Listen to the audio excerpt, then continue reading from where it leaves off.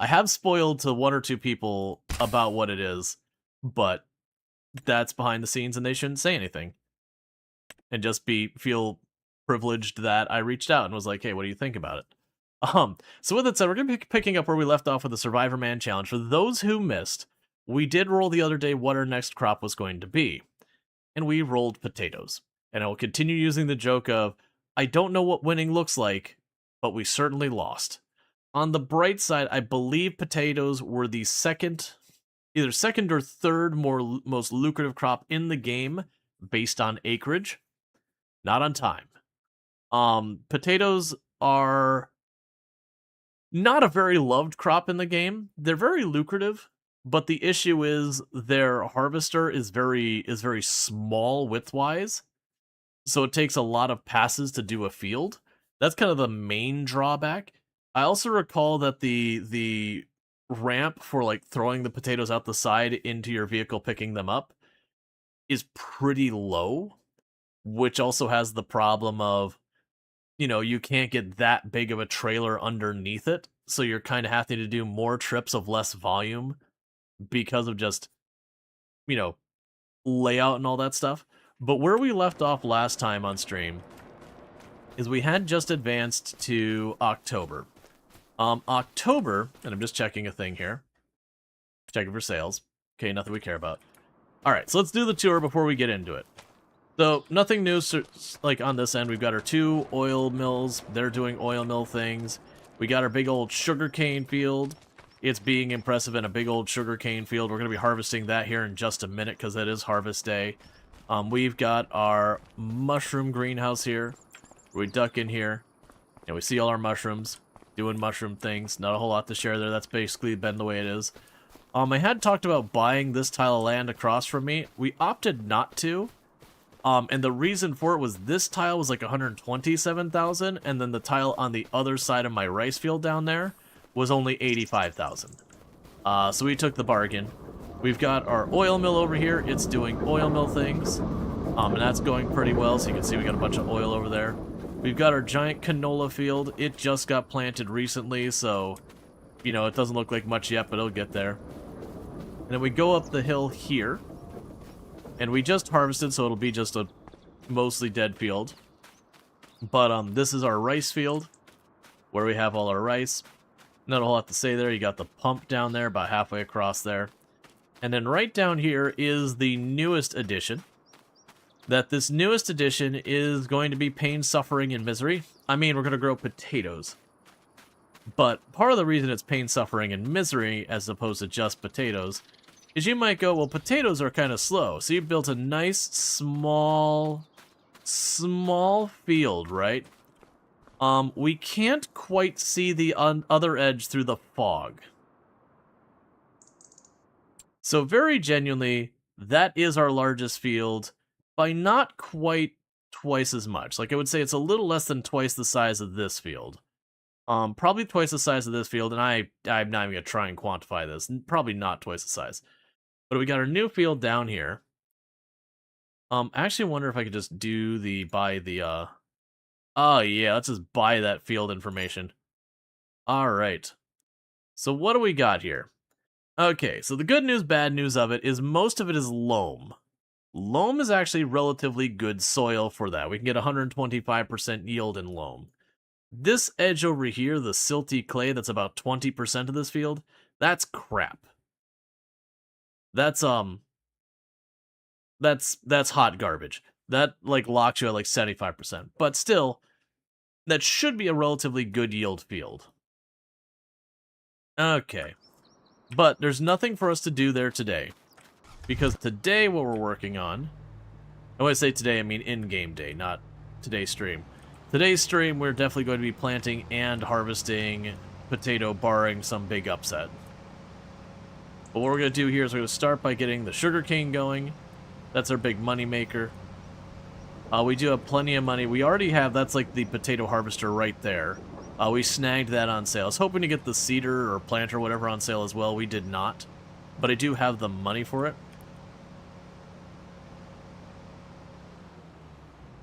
Does this simulate things like potatoes not needing great soil to grow well enough?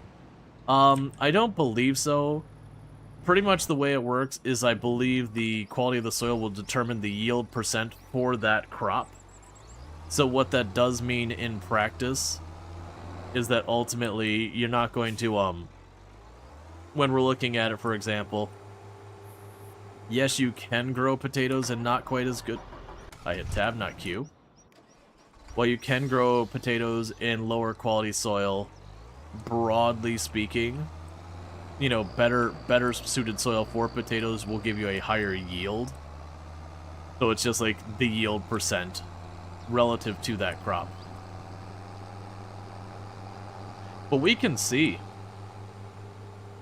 I anticipate it's still just going to be a percentage thing, and it's not going to be some hidden advantage or something like that. Otherwise, then the argument be is anytime you get like the silty clay, you'd want to just... Let's meet it on the other side. It's not going to have enough in here for me to care. Let's go to this side and meet it. Otherwise, like, anytime you had silty clay, it'd be worth making your field of silty clay to be potato, which, honestly, I'd be on board with. I would be on board with the idea that you have your different soil types, and that, you know, there would be potentially a strong benefit for growing certain crops in your poorer field types because they're more resistant to bad soil, versus then you have other crops that be far more sensitive to bad soil. That'd be something I would be definitely on board with checking out and all that. All right. Meanwhile, let's look at how much was our potato harvester. Or not harvester, planter. The one we want is about 200,000.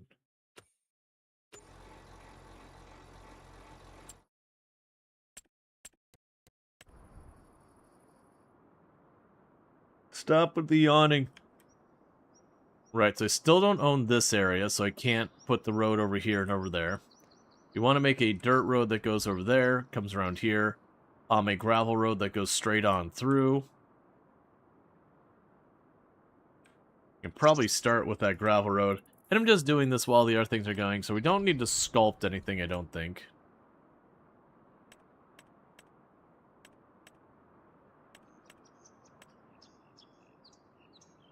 There we go. Yeah, so I don't own that land, but we do own the land over here.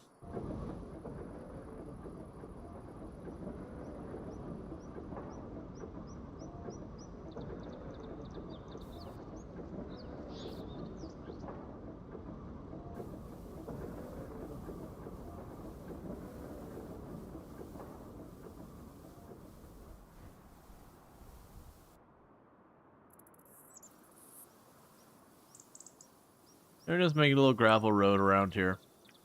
I can clean up the imperfections later.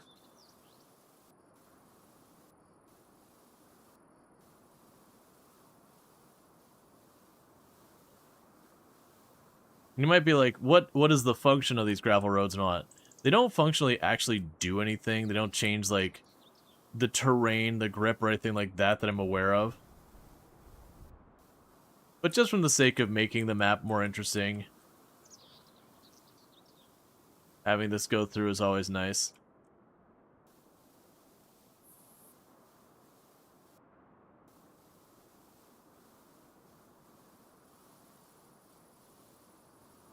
Okay.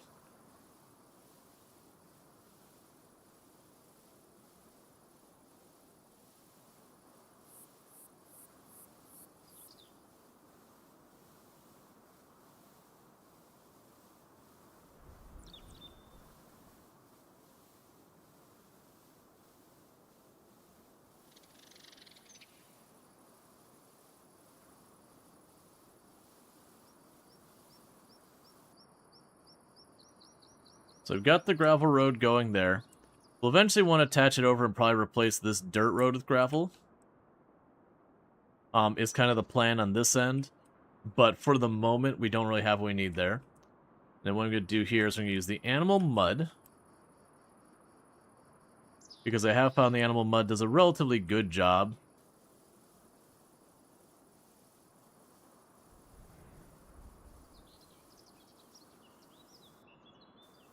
of kind of mimicking where a tractor or something's like torn up the grass and all that.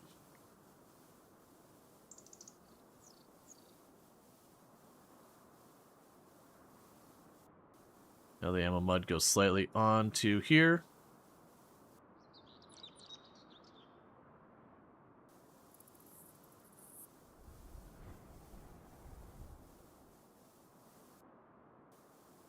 And we're just trying to go through here. Make a mildly convincing, like, here's where the tractors have been running along here, tearing up the grass. You know, as they go to and from the field and yada yada.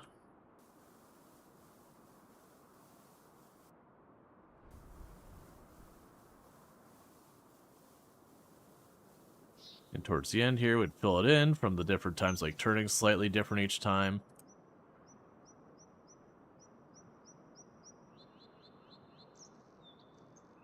Yeah, I decided I wasn't going to have it go along there.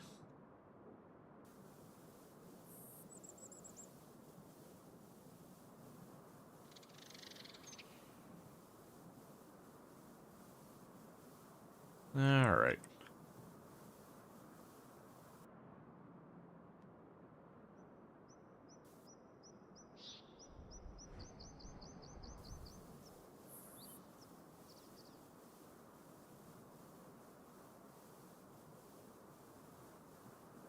Pretty soon I should stop this and check on it because the sugar cane might be filling up.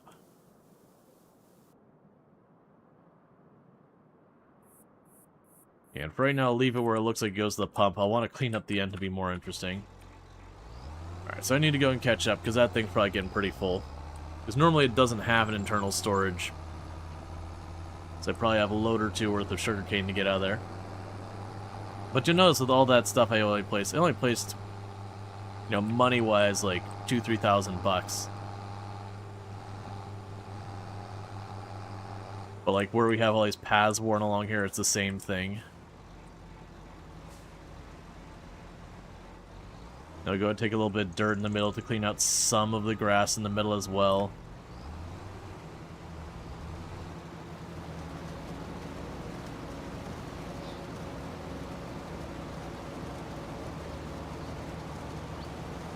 Alright.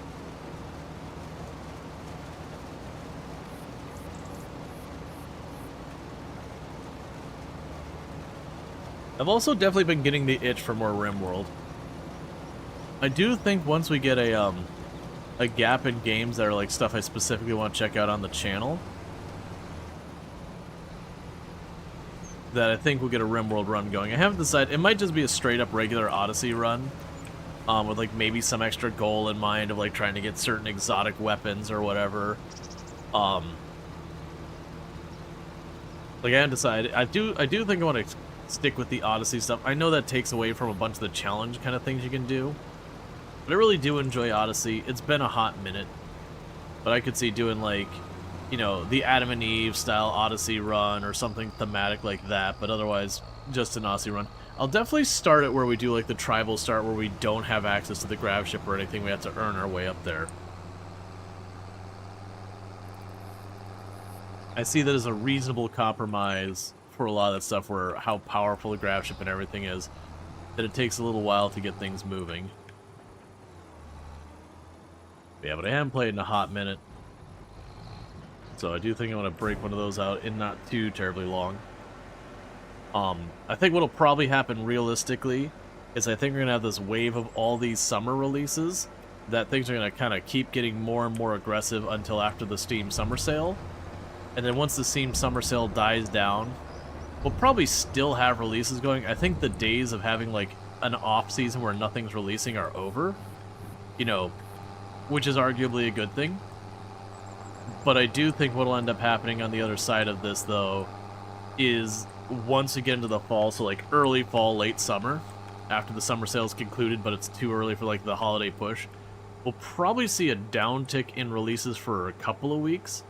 I think that'd be a good time to jump into like a RimWorld playthrough or Vintage Story or one of these games that we're definitely going to be, you know, burning some time in.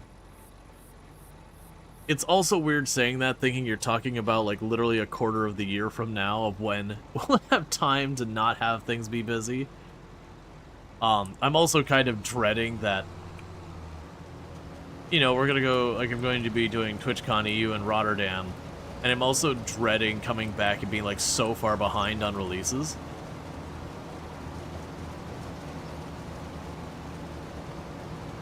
I could get behind that. That's actually not a bad idea. So Burning Sun's saying, Odyssey run where every landing is christened with a void provocation ritual. I can get behind the idea that as the requirement, before I am allowed to leave a location, I must do a void provocation and face the consequence of that void provocation. Whether it's, you know, a zombie assault or juggernauts or whatever. Hey, Rabubu, how's it going? But I could get behind that as, like, the stipulation. Because, like, the big thing that kind of eliminates the challenge with Odyssey is when you face a threat that you're like, this threat is too much. You could just hit the GTFO button and then just leave. And, you know, you effectively get a chance of, like, skipping one threat to potentially have a less difficult threat to face.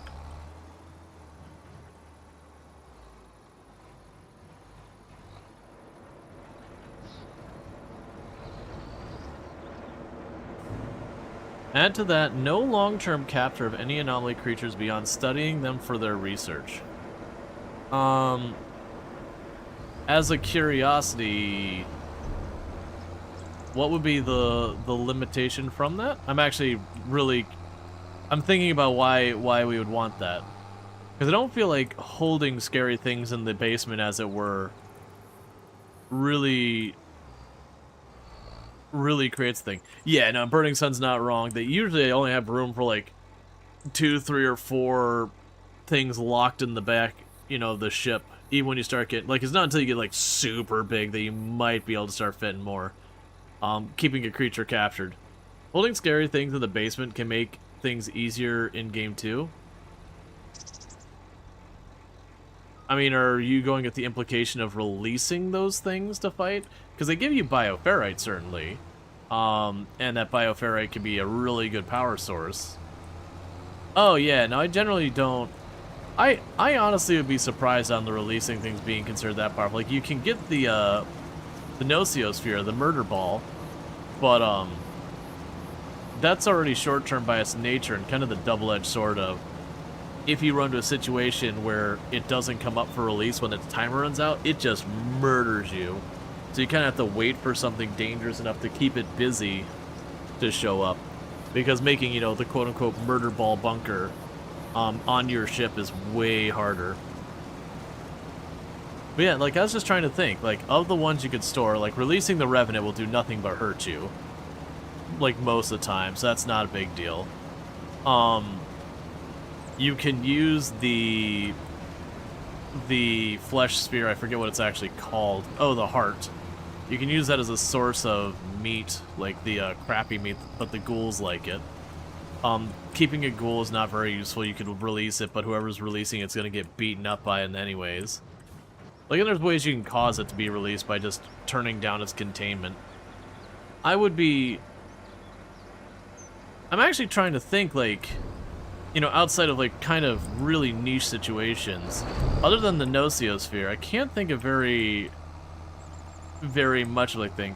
I was thinking the scenario where you land a spot, that has high negative energy as an RP thing and have to summon to activate the ritual. Call it, concentrate, defeat it, hopefully, and then the area's safe. I mean, that's fine. Yeah, no, that's the thing, is, like, the capturing them. Like, don't get me wrong, there's definitely niche things, like leaving a Juggernaut there kind of in the way. Or was it Juggernaut? What's the big worm one? It doesn't matter. But, I could definitely see, like, putting that in the way for when a raid happens, like, in your actual fighting room, and deliberately damage its, containment to unleash it to tie up an enemy. But I feel like at that point, I don't play that way anyways. I generally have rules limiting the kind of cheese strats like that for myself anyways. It's also why I don't play on 500% naked brutality in the first place, is because that's when you kind of have to start leaning in a lot of the BS cheesy stuff, which this isn't a judgment for anyone who uses any cheese strats, by the way. When you're playing 500% naked brutality, that kind of nonsense, that's how you gotta play. You gotta take what cheese you can get your hands on.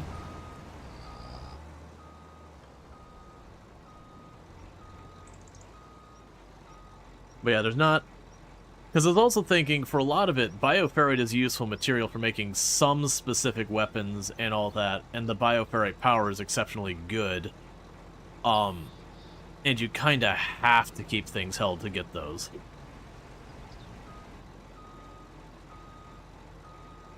So for me, I guess personally, I don't see holding on to them as a particular thing. Because, like, as Burning Sun pointed out earlier, there's a cost to holding those things as well. When you're doing the grav ship, until late game, you have very limited space to go with. And I think the smallest you can make a room for one of those things is 5x5 for the exterior size. Because I can't remember, I think the...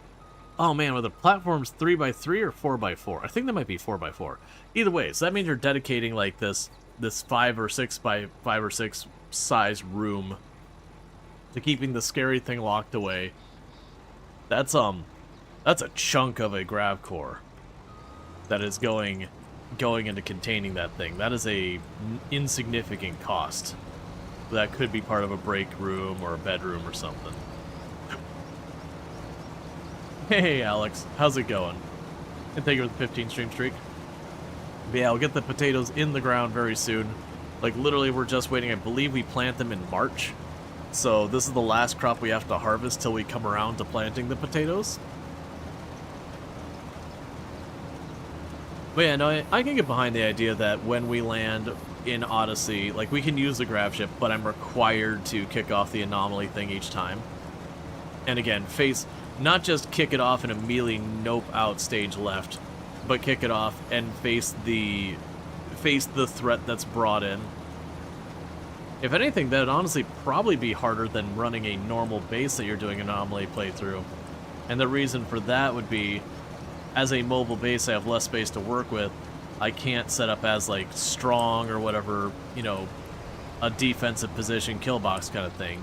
Because with a permanent base, you can do the thing where you have, like, 2 or 3 different paths through your base defenses. You know, and you can open the one, bait some of the enemies in, slam the door closed, force them to route around, to split them up, stuff like that. With the grav ship, it's not that you can't do that stuff, but with the limited space, it's way more difficult to do it. The ship becomes a flying kill box design. You do have to do that stuff. You're also provocating more than you normally would. Well, that's kind of one of the things that becomes the balance there, Burning Sun, of you can move around to get new resources faster, to get away from, like, other threats if you really wanted to, but the consequence is you then have to provocate when... I'd even say you'd have to provocate when you land. Not even just once before you leave. When you land, basically the moment everyone's not melting down, you gotta provocate. Because obviously sometimes when you land, like, people are hungry and need to sleep and whatever, so it'd allow for that. But, like, the next moment they're not actively in either a fight or dealing with their garbage, just fire it up again. Because also with some of the threats, they just take a little while to start cooking. Like the gray flesh one just takes a while to go through its stuff. The heart takes a while to go through its stuff. They'd want to kick it off, you know, pretty early on. So where I was going to say there's the balance there is, like, you would have to go, okay, I'm staying here dealing with stuff. Maybe I've burned out the resources on this tile or whatever. I don't get to leave until I deal with this. The only thing that would suck is with, like, the legendary weapon, sometimes you don't get much time to deal with it. But that, of course, then becomes its own balance thing of, okay, these people are like, oh yeah, there's this legendary chain shotgun over here if you fight these people. And you might be like, okay, well, you know, the heart's here, and I can take my time about this and do this safely, but I'll miss out on the legendary chain shotgun. but I really want the legendary chain shotgun. So maybe I take a far riskier and aggressive play. Let's see, you can build a temporary base around the grav ship and incorporate it as part of the base while you stay on the map to complete anomaly. Yeah, you could definitely do that. You can't recall, can you find asteroids to land on randomly? Asteroids do show up, yeah, that you can detect and land on. There's not a whole lot there. That would be kind of the caveat with what we're talking about, is mechanically anomaly stuff doesn't really work on the space platforms. A lot of them just won't even spawn. So we would definitely allow for the landing on the platforms and all that, because none of them have like any real amount of food or whatever. But like, we would definitely end up popping up there, because usually you go to the platform, you mine really fast, and you leave. Or, you know, you beat the base really fast and you leave. So I think those would be like the only exception to this anomaly thing, because otherwise half the time we'd do the anomaly and nothing would happen. It'd be like, okay, do we just go now, or did I get gray flesh? Like, what do we do? Because the Juggernaut things won't show up at all. The Sight Stealers won't show up at all. The Shamblers won't show up at all. So I think in the case of like the stations, we just ignore the rule. For subscribing for 28 months. Hi Rual.chat. I hope everyone is having a good day. Hey Harry, how's it going? Thank you so much for the tier 1 sub. That's 28 months. You've been subbed to the channel. I do appreciate it. Roll.chat. Great website, that one. Not really, it doesn't exist, but yeah. If we trigger the anomaly right as we land, have to make sure we healed and are ready to set down for sure. Yeah, no, that's what I was thinking. I feel like that adds enough to it to make the whole dodging a threat by just hitting the Odyssey button, like hitting the grab ship button, it makes there a consequence there. Because then it leaves it on the table as an option for like regular stuff. So you get like a mech raid shows up and there's like 20 enemies, you're like, oh, we are not ready. But then it becomes a decision of, okay, I can push this button to dodge the immediate threat, but then I have to face whatever the anomaly throws at me, you know, and presumably you'd be dodging the threat because, you know, your team's still roughed up from the last fight or whatever the thing, or they're dealing with malaria or whatever. And you're going, okay, do I take the known significant threat or do I take the unknown threat? Which, you know, there's a chance the threat could be a big nothing burger. There's a chance, you know, everyone's got malaria and you're trying to treat them all and all that. And then you roll gray flesh and you're like, crap, well, I can't stop treating these people. I just gotta take my chances of potentially killing myself with metal horrors. Yeah, you think the asteroids might be safe spot to land in between if needed without requeuing the ritual? Yeah, and like I said, the asteroids would end up, again, by necessity of mechanics, being not the safe spot, but like the anomaly thing we wouldn't trigger there, because like I said, 90% of the anomaly stuff doesn't even work there. Or you roll an obelisk and just shrug. This is true. You just roll an obelisk and be like, well, I mean, I would say we have to deal with the obelisk. I would say for the rules you have to deal with the obelisk. Either you have to, like, do the event in the case of the maze obelisk, or, like, disable it in case of the cloning obelisk, or whatever when you leave. I would still say we have to deal with it. But yeah, no, in the I'm super beat up and awful, you land and the obelisk hits and you're like, well, that's an easy, that's a win. But that's the whole thing, is you're taking a gamba. Very good, Harry, on their 85 stream streak. Thanks so much for that. I think that's a reasonable thing. That's a good idea. I like that one. I like that one, Burning. I also like because people are like, what about asteroids? Like, oh yeah, you know, the asteroids, the anomaly stuff doesn't really work there. But that's also becomes a strategy. You're all beat up, roughed up and everything. You're like, all right, well, I can go to an asteroid to give me some breathing room, but I can't really get much food on the asteroid. Like, there's some good resources there, but it's usually like one kind of good resource and everything else is kind of garbage. So like, you can use it to give yourself a little breathing room. You still get your normal raids and all that kind of stuff happen up there. Your mech raids and whatever.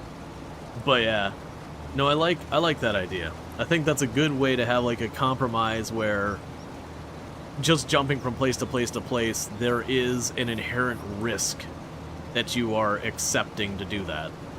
So you don't just want to constantly, like, you know, up, that's a big raid, get out. Up, that's a siege raid, get out. Up, that's a breach raid, get out. Up, that's a shambler assault, get out. Like, anytime you just don't want to deal with a threat, you can't just nope out It's like, all right, you're gonna nope out on this one. Just that means you're basically accepting an unknown threat. So you want to be very careful about the noping out.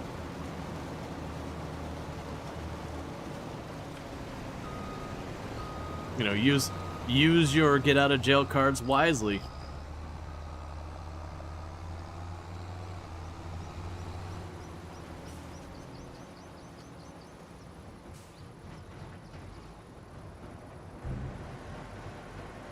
I can get behind that. We're still talking about this from, like, probably a long time down the road with all the stuff coming out. And then for all I know is, like, next week, Tynan will be like, by the way, new DLC coming out. Underwater's now a thing. Get wrecked, nerds. And then all of this will become moot.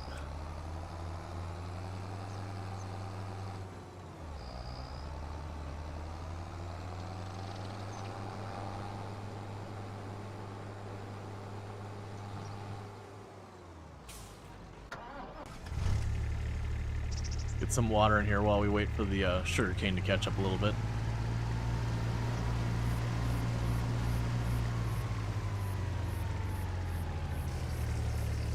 RimWorld Atlantis, I could see stuff like that. I still low-key, I still want some kind of update that gives us something like relics that are a pro and con kind of thing. So very, very roguelike kind of mechanic where you can go and find the relic that's in, you know, whatever hidden facility or whatever, and then you can get it, goes, okay, cool.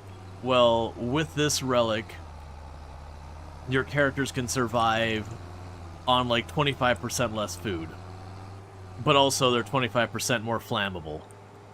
And you go, ooh, okay, so like food need massively down, but if I fight imps or like certain mech clusters, I am going to get absolutely demolished. We're like, okay, this permanently makes the entire world like 10 degrees colder. You're like, okay, well that makes the tropics far more manageable, but also that makes the polar ice caps far more dangerous. And that using it would also, like, you use that one, it would piss off everybody. You're kind of trading your reputation down for the entire world to, you know, get something to be, like, selfish or whatever. But do they need to have bridges and roads in the world map first? Well, the assumption is if we did some type of, like, underwater thing, then yeah, you'd get either some equivalent of boats. It probably, my assumption, we did something like that, it would be effectively, there would be the grav ship, like an equivalent of it, or maybe even just straight up the grav ship, that you could make a submersible. But I could see interest there. I just throwing something out there.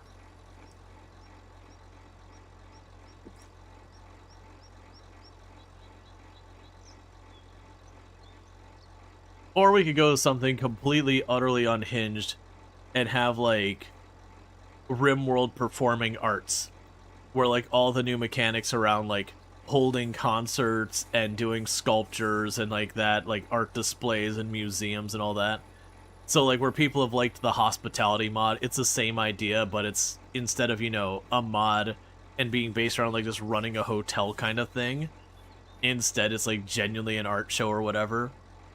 And so the pro-con there would be, you know, a source of all sorts of cool stuff, and maybe the art stuff has, like, interesting effects on your people nearby and all that. But on the other hand, they're high value, so you overinflate your colony's wealth very rapidly.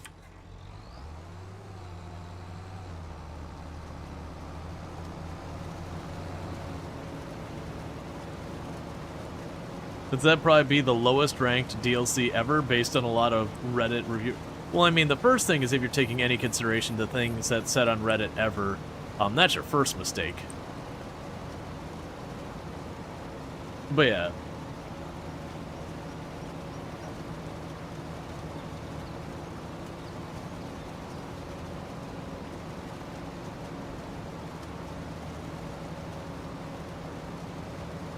Honestly, some of the best things I've seen come out in games have done horrifically bad on Reddit. It's like, that's fine.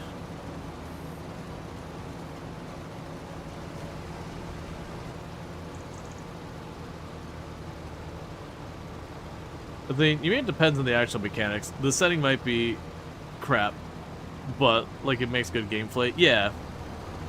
Well, I like the idea, so, part of the things that make stuff like biotech and ideology such good DLC for RimWorld is the fact that you do stuff that effectively mechanically changes, you know, changes the way you run your colony entirely.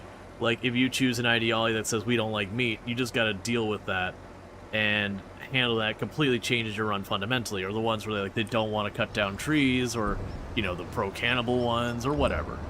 But, like, they can mechanically change the whole thing. And then you go to biotech, it's the same kind of thing. Like, what your makeup is of your group can dramatically change everything. And that's part of why I think those are such, you know, popular DLC. So I like the idea of, instead of, like, at the beginning, you're like, I'm going to be a bunch of impids. Here are the implications of that. Or, I'm going to choose an ideology who wants to eat mushrooms. Here's the implication of that. I like the idea of, like we have now with Odyssey, where you can get, like, the legendary weapons that have, like, okay, I've got more range, but less this and that. Using that kind of randomization mechanic and going, okay, you can find... Because we have from previously with the ideology where you could get your, like, your faction's, you know, artifact kind of thing, but it doesn't do anything. It just sits on a shelf and occasionally people show up and give you things to look at it. Like, I mean, it gives you a mood bonus or whatever, but, like, from all intents and purposes, it's just an inert thing. I like the idea of, like, you can go into, you know, temples and recover these relics, but they do something. And I like the idea that, you know, they're the kind of bargain with the devil of, like, hey, man, if you get this, do you want 5% more accuracy? It's gonna cost you. And it could fundamentally change your run. Like, you could be working on the colony, goes, hey, you see this one? What would you do for 20% faster reload speed? And suddenly you're going, wait a second, 20% faster reload speed, but, like, I take a hit to my accuracy or something. Okay, well, I can use this and switch to this weapon type, and it will dramatically improve the strength of my stuff. But, at the same time, there's consequences of that. I mean, that's not necessarily a good one. But I like the idea of stuff that will manipulate the entire world and all that stuff. What would you do for a Klondike bar? Yeah, but like, or like you could get one that goes, okay, this one, it'll enhance the defenses, and, like, again, I think it should even apply not just to your faction, but to everybody. So, like, you'd have that thing that you got, like, the Ultra goes, okay, well, now damage taken by people is reduced by 20 or 30%. You're like, oh man, that's ridiculous. Well, I got a high damage output group, so if I give myself more tankiness, it means I don't have to worry about one-shots anymore. And there's a much higher chance that my people survive. That's really good. And it goes, okay, also, it's going to increase the frequency of disease by 30%. You go, wait. Okay, so in combat, I get this incredible boost. It's going to mean I can capture more people. It means I'm going to survive fights way more reliably, and all that. But I'm going to get 30% more just disease hitting my people. Hang on. We need to have a long think before I push that go button.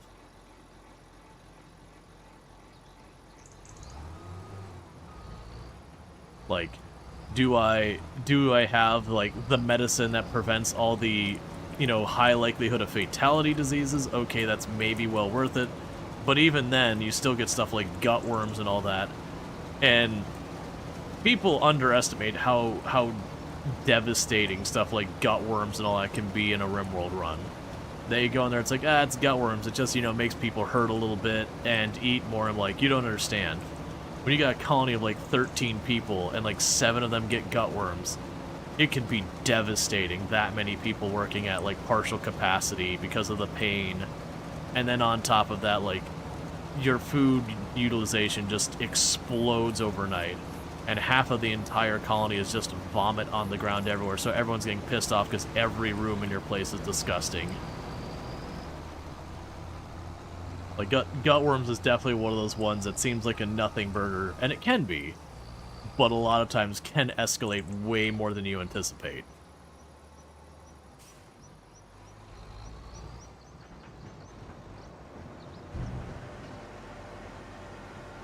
Because it always hits your doctor, of course. Every time it hits your doctor.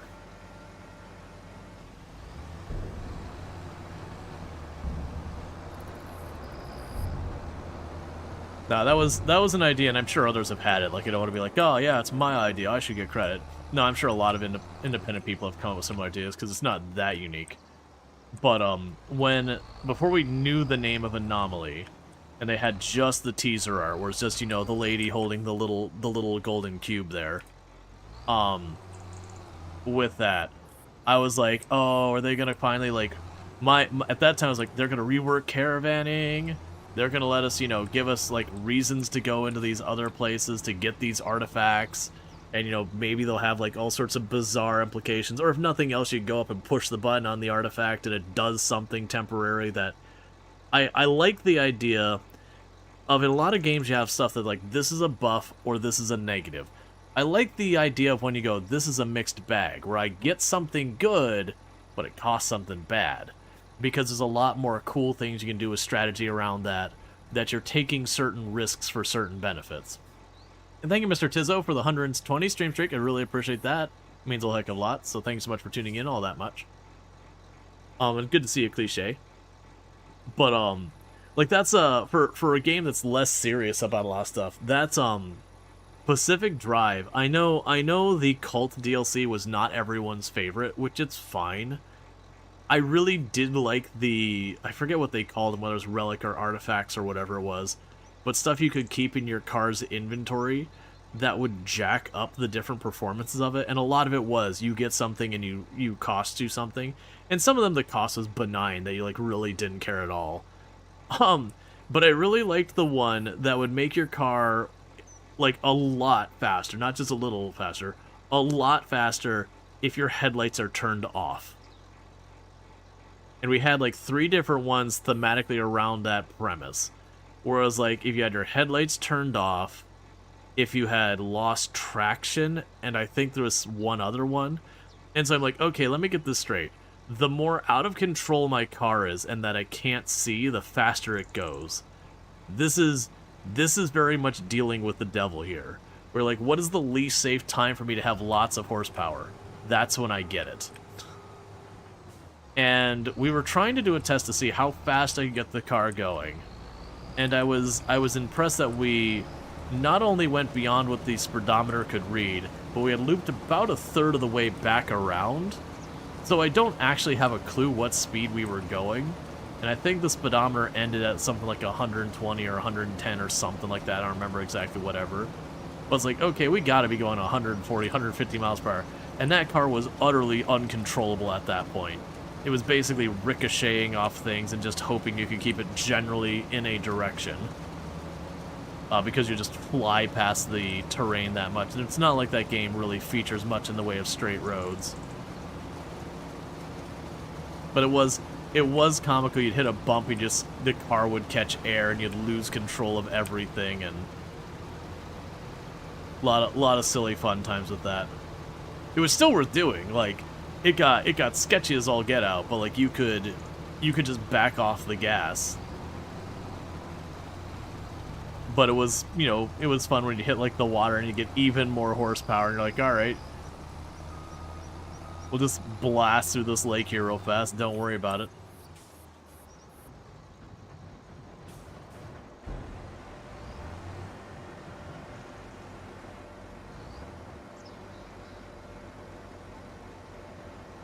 Yeah, a lot of people were salty about that Pacific Drive DLC.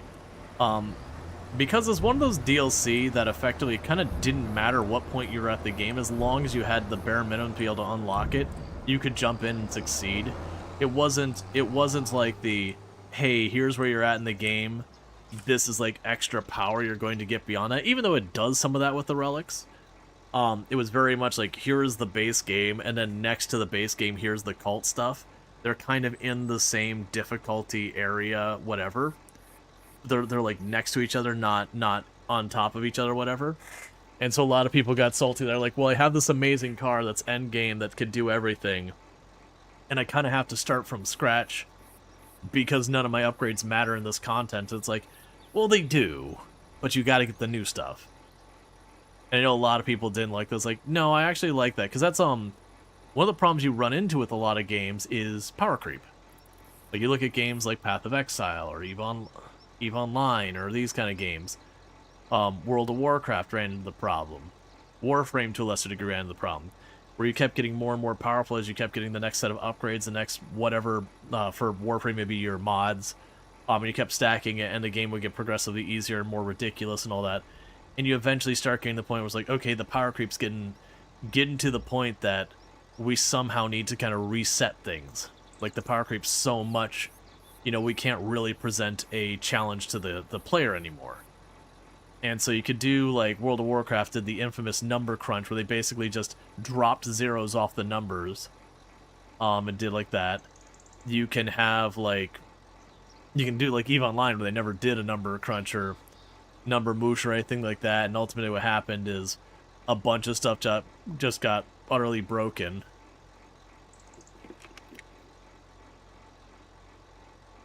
Twice, yeah. And then Path of Exile did the same thing, where it became more and more of a reputation with the game that, like, every update was, like, 90% nerfs with, like, 1 or 2 buffs. And that's kind of how they did theirs. Instead of just doing, like, a fundamental number crunch, they just kind of chipped away at stuff that were getting to be the outliers and bringing them down a little bit at a time. And that was very unpopular. Because it feels bad to lose strength. Like, because it feels like you're having progression taking away from you. Path of Exile, I feel like, is a little bit more durable to that feeling, because you are starting, you know, for most people, they're starting a new league each time, so they're starting a new character. So even though you have stolen power from their previous characters, broadly speaking, most people don't play standard, so that loss isn't felt as personally. Where, you know, like, if you're playing World of Warcraft and the new expansion comes out, and every expansion was like a reset on your gear, where, like, the first couple of greens you got usually replaced your legendary, or like your ooh, I'm forgetting the tiers, epics, usually replaced your epic gear from your last gear. It's only like the legendary gear, like the super duper rare gear, that tended to hold up past like a level or two. And then even then, like, the Hand of Ragnaros or whatever, you only got a couple of levels, and even, you know, what was one of the rarest and, like, highest legendary weapons of the previous one just suddenly went right in the garbage. That's what pushed you out to quit when the Burning Crusade came out? Yep. No, that's a thing. It's a feels bad thing. But good to see you. But yeah, that was, for context, for people who missed what brought that up, that's what happens when you do the stacking stats. Eventually you get to the point where, like, the stacking stats starts to get too much to be a problem. And like I said, that's kind of where I liked where Pacific Drive was like, here is our main game, and then, like, the tiers you go through, and then you go to this other set, which is the DLC, and we've got a new stat in the game that stat doesn't really help you on the main game any, but also you need that stat for the DLC. So it's effectively an alternative gear set. Major pack, grats, all your gear is trash. But yeah. You feel like too many devs are struggling more than they need to with balance? Could have someone design a DPS simulation, then just change the numbers until they're where they want. It's always so silly narratively when super legendary weapons of lore become the worst gear than some bandit robbing people on the road. Oh yeah, no, absolutely. Like, and I didn't mind the reset as well, but that's also keeping in mind I played plenty of games that had, like, some equivalent to, like, leagues or seasons or whatever that, you would get your resets and all that. You love City Hero where none of the powers are actually tied to gear, so you could use all you wanted. Yeah, I never got into that one. I knew 1 or 2 people who played it and spoke highly of it, but that was one I never personally ended up trying. I didn't hear anything majorly negative about it. Let's see, Double Squish in WoW had some fun side effects. Are the lowest health potions granting 0 to 0 HP? Yeah. Well, no, and that's like I said, that's power creep. Every game that has a strong progression mechanic to it usually has power creep, and it's dealing with the power creep is where you figure out. But like, there's different things that WoW ran into the power creep. You do have, like we were talking about, that they want every expansion to feel meaningful and all that, which means the numbers got to get better on your equipment. And yeah, that does mean like instantly all the gear you put hundreds of hours into getting to literally just became hot garbage. And that's a very feels bad, man. And that's definitely one that has like incentives that are kind of not great. But you get it. They want the new content to feel meaningful. And then you have the second end of the power creep that, as they make number bigger with each of these expansions, there's definitely a point where they're like, okay, these numbers are getting wildly out of control. Like, we've got to do something to like rebalance that. And a lot of times that rebalance is taking away power in some manner or another, which again can be very feels bad, man. But it was actually the first game that you could fly in as a power you acquired. Interesting. Let's see, City of Heroes was so bad for your Altitus. You had like 4 servers. Oh, alt Titus. I was like, what? Yeah, where you make just more and more alts. Yep. You had like 4 servers full of character slots. So many power combos to try. Did you know that the U.S. Mint has been violating the Constitution since 1932?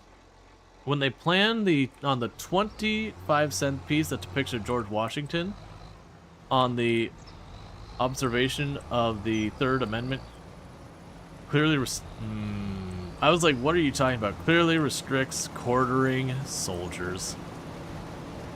Well, actually, he was a general.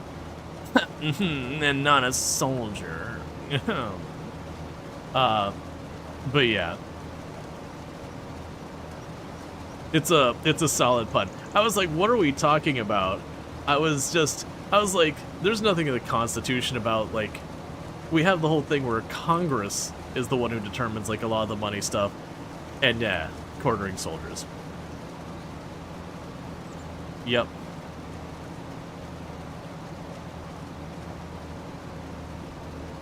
Yep.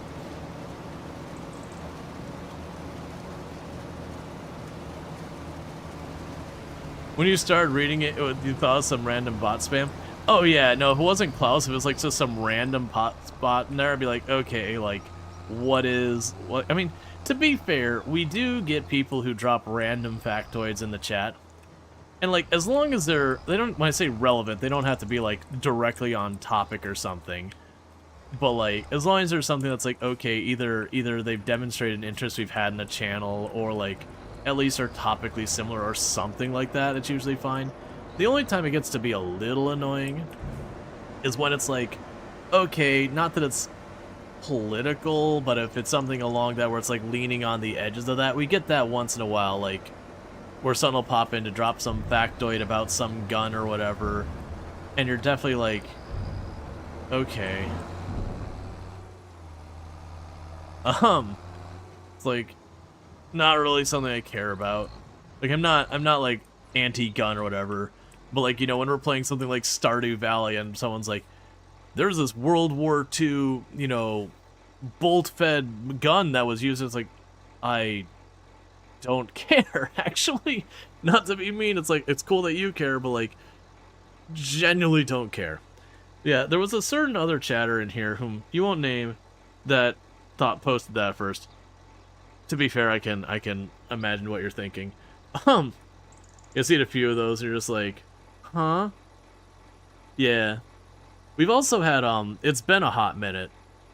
This is one that, like, once in a while when someone asks like a weird question, that there's a couple people bringing up, Burning Sun's one of them, that will have, so it was like, what do you think about, and it was like, it was some assassination that happened in like the 1500s or some nonsense. And just this person, like, first time chair is like, what do you think about the assassination of whatever the dude's name was, and it's like, you're sitting there, it's like in your head going, should I know who this person is? Like, was this the person that was assassinated that kind of kicked off World War One? No, that's not the right name for that. It's like, like what, like one, why would I know who this random person is? It's like, yes, in the 1500s, it was a very relevant historic event or whatever, but you know what I think about it? Not a whole lot. Like, it's one of those things that is only useful for, like, really esoteric trivia at, like, your local bar where someone thinks they're gonna, like, pull a gotcha by, they'll be like, who was the first, what pop star came up with this song in 1986? And then they'll be like, who was the person, assassinated in 1536 in Italy? And you'll be like, one of these questions was very different from the other one.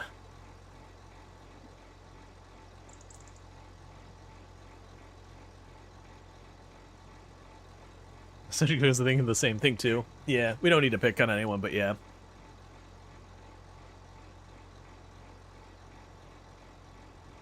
You love DC Universe Online? It's crazy that they let it die and didn't make a new one. Yeah. A lot of that, unfortunately, tends to come down to money. Money, licensing, all that kind of stuff.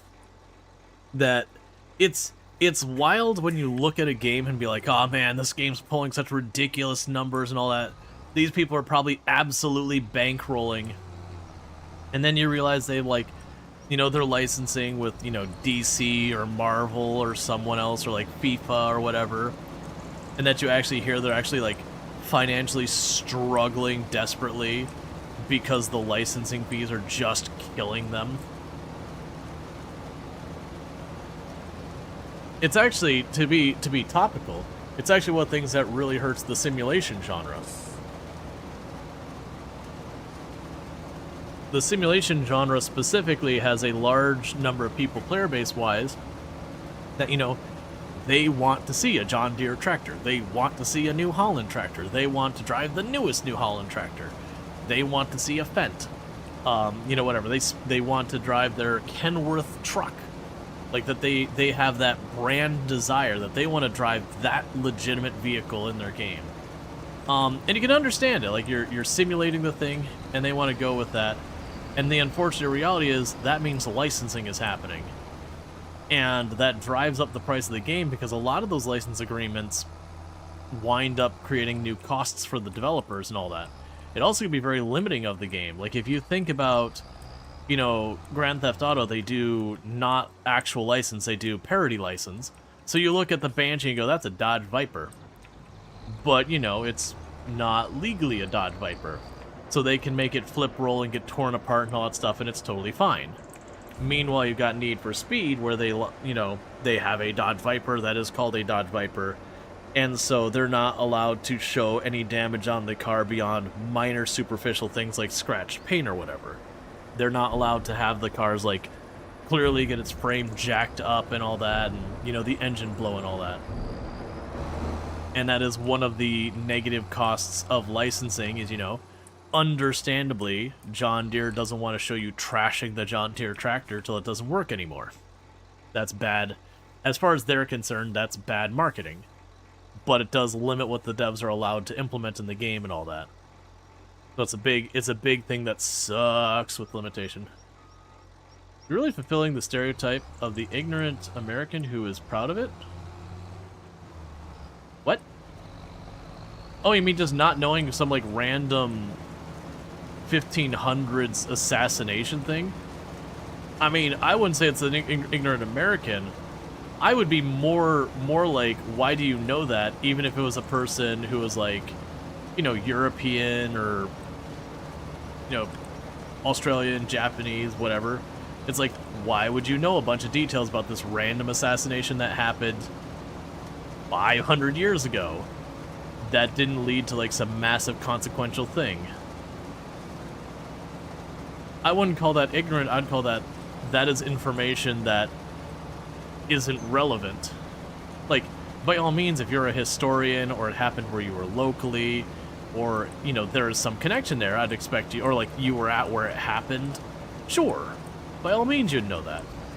But that is a very, very esoteric thing you just randomly have knowledge on. And then again, for some random person to pop into chat and be like, what are your thoughts on this? Even if you were aware of it, be like, probably not much, because, like, it happened 500 years ago and isn't really relevant. And you saw some games as well that the DLC was only temporary in sale because of the licensing. And it could not be activated after a certain date. Yeah, that's the one that gets me with Dave the Diver, where I kind of dropped off trying to get all their DLC or anything like that. As much as I enjoyed Dave the Diver, it is almost every one of their DLC. It's like, oh man, you gotta get this in the next 2 years or the DLC will never be available again. I'm like, I'm sorry. If that's the licensing agreement you had to do, that's a licensing agreement you should have turned down and just done something else. So I've definitely getting there. As you joined late, so maybe you missed it, but aren't more or less all games licensed? Oh, we're talking different licensing, the walking.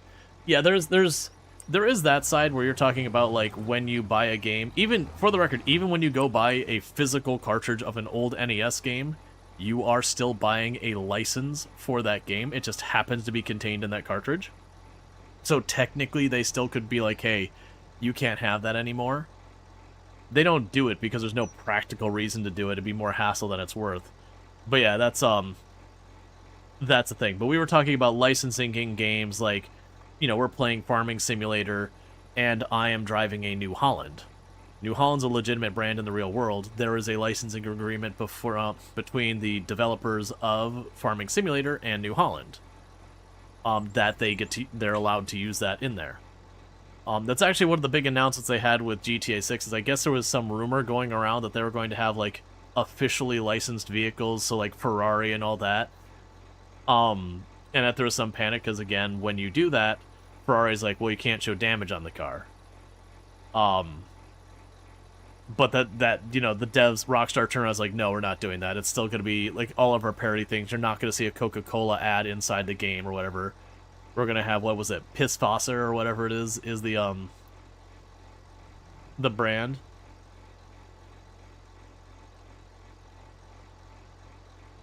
Okay. But yeah, nah, so we were just talking about, that's one of the struggles that the simulation genre has for stuff like this. So when you're doing, like, Forza and Farming Simulator and Construction Simulator and American Truck Simulator, all these ones where they, you know, like, they are simulating different things that people want to drive the actual thing. There is a very heavy pressure to do that licensing, and in a lot of ways that can be compromising as well as increase the cost of the games. There's a reason why when you play games like American Truck Simulator, Farming Simulator, and that, they seem to have, like, a little bit of an extra cost to them, and a lot of that boils down to licensing.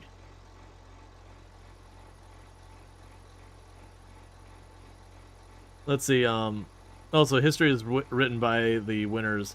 So you only know what the assassinators winners wrote at the assassination. Yeah. Well, it's just one of those things. Let's see, they completely remove their ability to do satire they usually do if they went that way as well. Oh yeah, no, absolutely. But that was the fear that people had, because like I said, it was just some baseless rumor someone come out with that, like, they were doing a bunch of official licensing deals or whatever. And then the devs were like, no, we're not. Like, that isn't a thing that's happening. It's like, okay, I'm definitely in the wait and see with GTA 6. It's definitely, I feel like the level of hype it's built up over these years, no matter what they deliver, even if it was literally the greatest game that has ever been produced in all time, it'll probably still fall short of the unrealistic expectations that have been conflated at this point, because it's just, you know, people have run wild with their expectations. But outside of that, it's definitely one of those ones you're like, okay, I'm gonna kind of sit back and wait. I've definitely found a lot of the games that, like, have this level of hype, a lot of times it's a whole lot of marketing effort, and then the game comes out and it falls short, which I'm really hoping isn't the case. I don't think it'll be the case, but it's definitely one of those ones where you're like, alright, I'm just gonna wait and see. And then plus in the content creation, you know when GTA 6 drops, that is going to be like 95% of Twitch. To say it will be oversaturated would be like saying you know, like, the ocean would be less oversaturated with water compared to what that's going to be.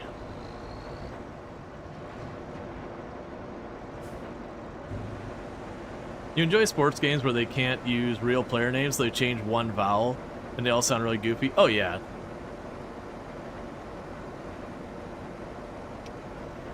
And I low-key like, that's one of the things that's fun with GTA, is you look at, like, so many of the car names and all that, and you know what the car is. Like, you look at the car and be like, man, I'm not a car expert, but I can point to that car, and I know what that car is from looking at it. It'll have some silly, ridiculous name. And thank you for the follow. Welcome to the stream.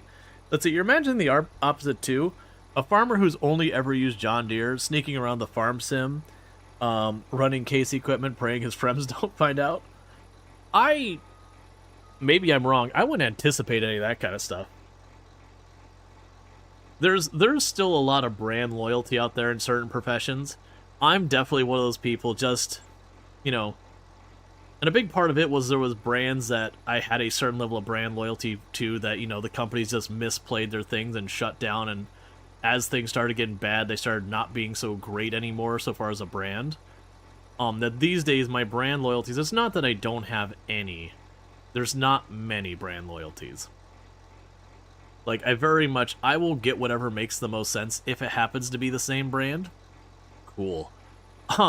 But I have been burned way too many times by a brand that had a good reputation in the past, and they just have, like, one tough year, or a new leadership, or whatever, and just really phone in that brand loyalty. Just burn that bridge solidly and completely on the way down.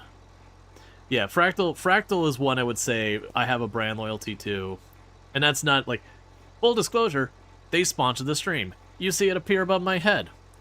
I've been using them for my last 4 or 5 computers. I don't have the count off the top of my head. But I've been basically using them for pretty much every desktop computer I've built since college. Which all my computers since college have been desktops. And so, yeah. Well, it'll appear above my head every once in a while, the command. And so, yeah, it's just definitely one of those things. I've done that.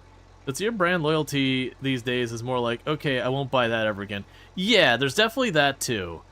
I'm definitely in the camp that, like, as a brand, if a company does something like really kind of anti-consumer, we're not talking like, oh, their price went up a little. Like, hey man, I get it.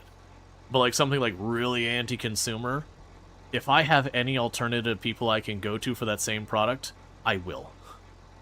And I will not go back unless we hit a point where, you know, I've got my 3 options and the other ones are worse.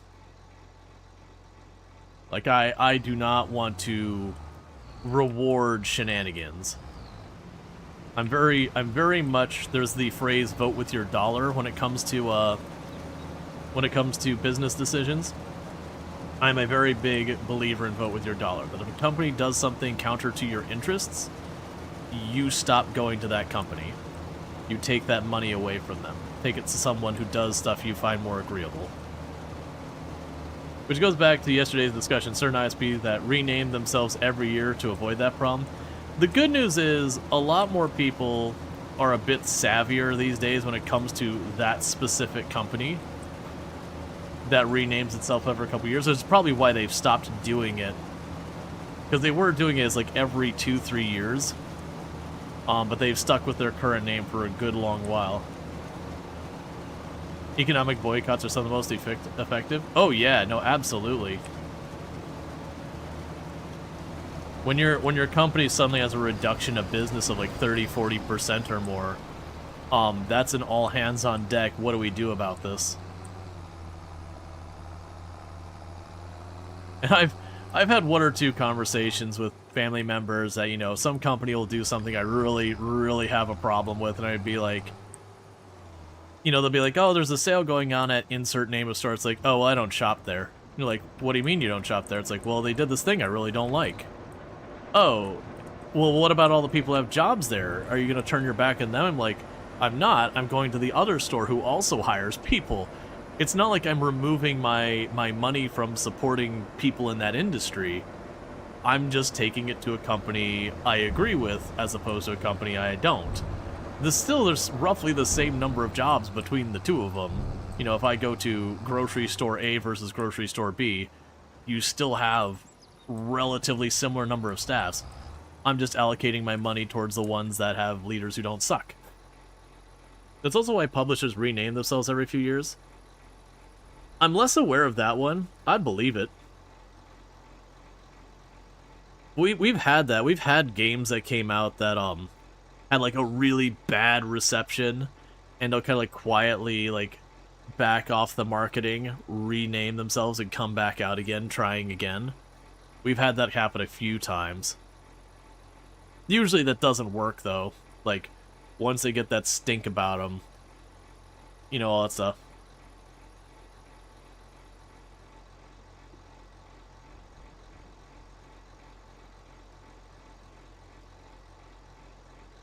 Once the Elawar did it, I'm not familiar with either of those companies.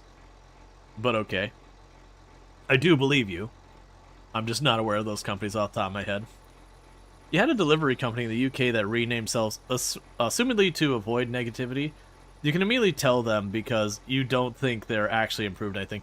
Yeah, usually when the companies do that, like the one that's infamous here in the US, and like I said, they haven't done it in a hot minute, was you had Roadrunner, Time Warner Cable, I'm getting the order wrong, but Roadrunner, Time Warner Cable, Bright House, Spectrum, those are all the same company. And they did like acquisitions and all that sort of stuff back and forth and all that. So to be clear, that was part of it, is like one would acquire one and they would take the name that's got the less negative side of it and that kind of nonsense. But ultimately it's this long chain of all these companies, but they're effectively the same company throughout all that history. And they're just Spectrum now. They've just stayed that way for a while. There's another name in there I'm missing, but it was for a minute there, they were changing their name every 2 or 3 years through whatever machinations they had going on. And it's partly because in the US, they were keeping a list of, like, in the US, like, the poorest rated for customer service and that kind of stuff. There was, like, a top 10, like, kind of crap list for that. And you had, like, Bank of America usually made its way on there. Several of the major ISPs and telcos usually made their name on there. Ticketmaster usually made its name on there. There's usually some of the airlines that often get their names on that list. But yeah, so they were constantly showing up in that first and second slot as like the worst customer service in the entire country. And so after a year or two of getting that, they would go through a rename. But it was kind of one of those things that like no one was really falling for it, because the vast majority of the time you had one ISP in your local area, and so you were sitting there with your one and only choice of ISP, and it goes, Roadrunner is now Time Warner Cable. And it'd be like, hello neighbor, let's, won't you be my neighbor, Time Warner Cable, Bright House, whatever their ad was. And it'll be like, yeah, it's that same effing cable company that I have no choice but to deal with. But these, Spectrum seems that they're more accepting their end of life, sucking up all they can until they can't anymore. You don't know anyone who likes them. Except Spectrum is still doing really good business, because again, localized monopolies. So even like, they've kind of accepted their reputation sucks, and they're just kind of going, shrug, who cares? Our reputation sucks, but we also realize we don't have to care about it, because what are you going to do? Go to our non-existent competitors in most areas? But you're so glad 90% of the time you get tickets replaced other than Ticketmaster in the UK? Yeah.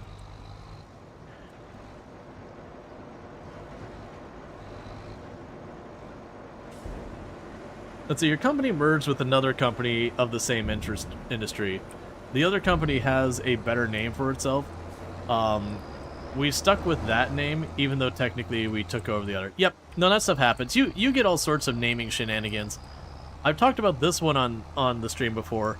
So you had, going back to like the early 2000s, so you had Sears as a company got acquired. That basically was one person who had money, figured they could make a bunch of money off of Sears, and they just bought it. They went through like a whole bunch of, like, I can't remember, it was not private equity, what was it? It doesn't matter. But basically, they went through, like, an organization to do it. But it was a person who saw, like, the Sears brands, like, hey, I can make a bunch of money on that. And acquired Sears. Now, at the same time, this person was also like, I can make a bunch of money with Kmart. And so what they wanted to do is right around then, Sears' image was pretty grim. Because, like, Sears had been kind of, that's, like, when Sears started to properly start spiraling the toilet, spiraling the drain, and was just hemorrhaging to, like, Amazon and everyone else, and Home Depot and Lowe's and all them. And so they're like, okay, I need to bolster Sears' image. Like, I need people to see Sears and not think, oh, this thing is just tanking. And so they did this, like, weird machination of moving money around, that they put money into Sears and then had Sears acquire Kmart. So the same dude over the top basically bought both companies. But he did through Sears to make it look like Sears had acquired Kmart, that Sears had all the money on hand and all that they were actually doing way better than they really were. And it wasn't that there was, like, any misrepresenting of finances or anything to investors or anything illegal, but, you know, just kind of nudge things along so that the optics looked better than they really were. And so bought Kmart as well. I will mention that there are 4 Sears left in the world now. That's what we're down to. And I actually don't know how many Kmart stores there are, but I know they're also all but gone as well. So that gambit didn't work out very well for him. But there was definitely people I had talked to when that had happened, and they'd be like, "Oh, did you hear that Sears is acquiring Kmart? Like, clearly, like, this guy took over and things are improving." It's like, no, hang on, you got to stop. It's like the dude bought both companies. That's what it is.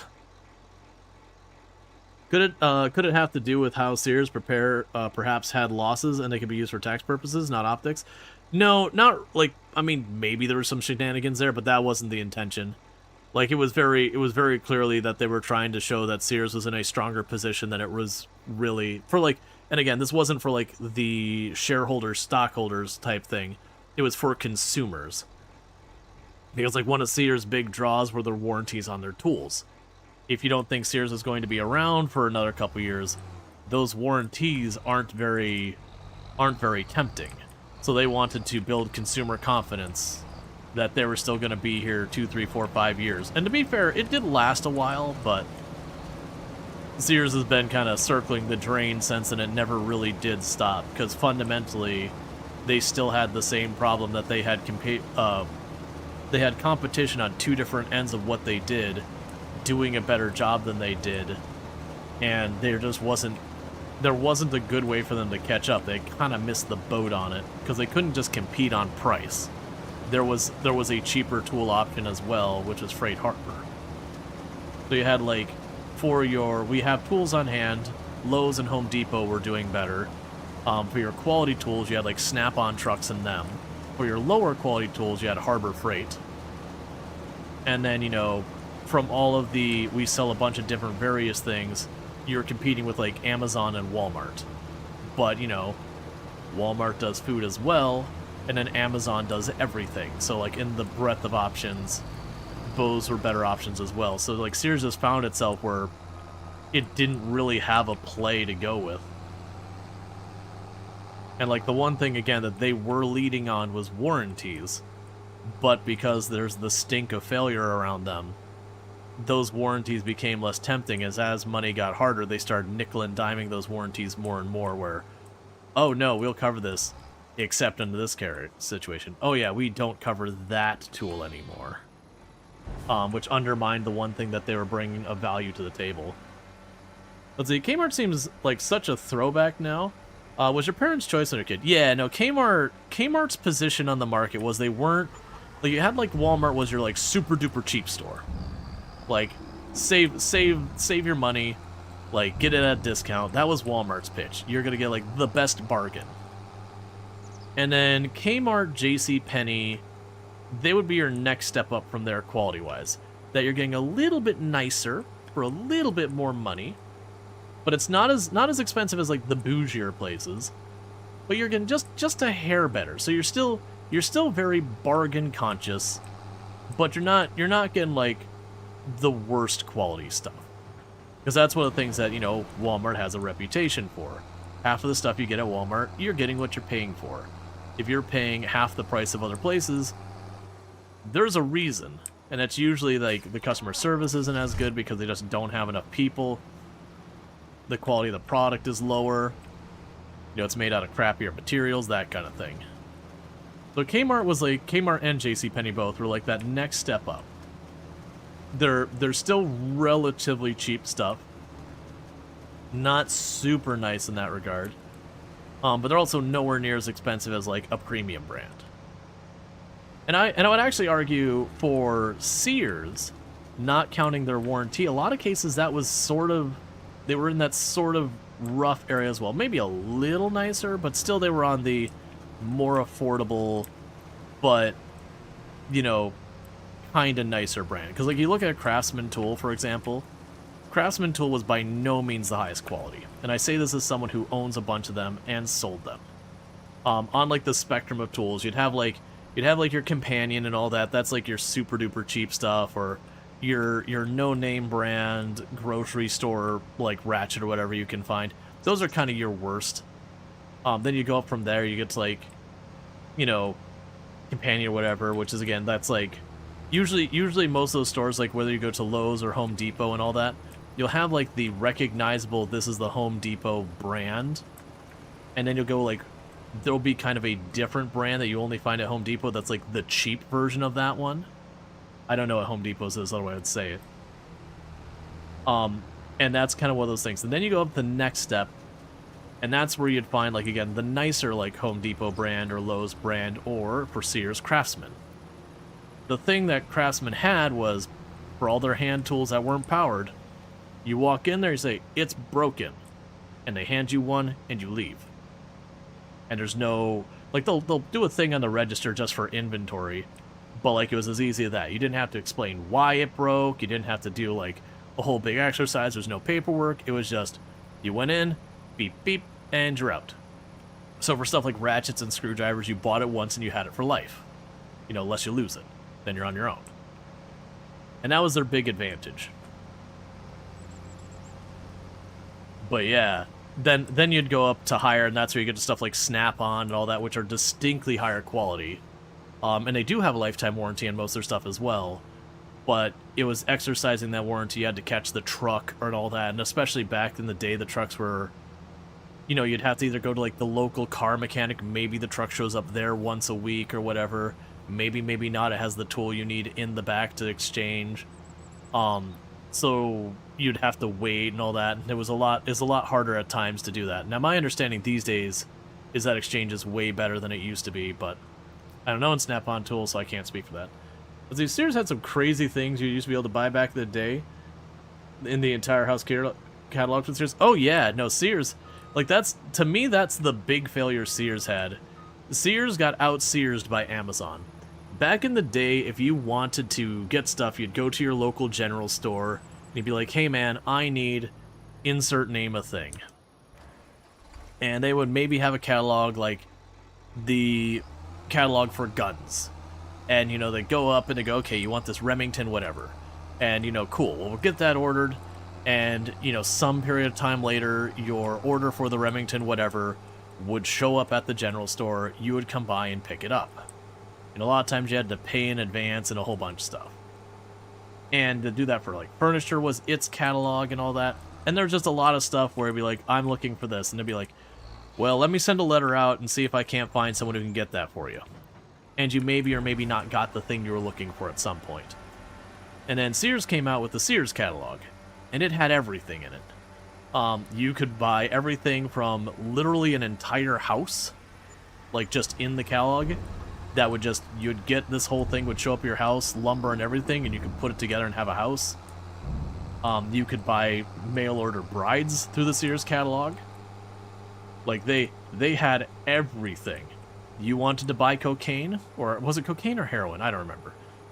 It was in the Sears catalog. You could just buy it.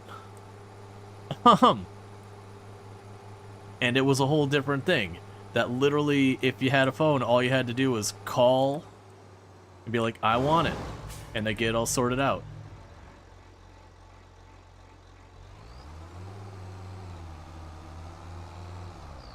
But yeah. But then what ended up happening, like, you know, Sears has brick and mortar store, that kind of became their main business. And they started being like, well, we don't want to be in the food industry. We don't want to be in this industry. We don't want to be in that industry. And that's fair enough. That's reasonable. But what ended up happening was, you know, Amazon's first started considering doing like the other store and all that.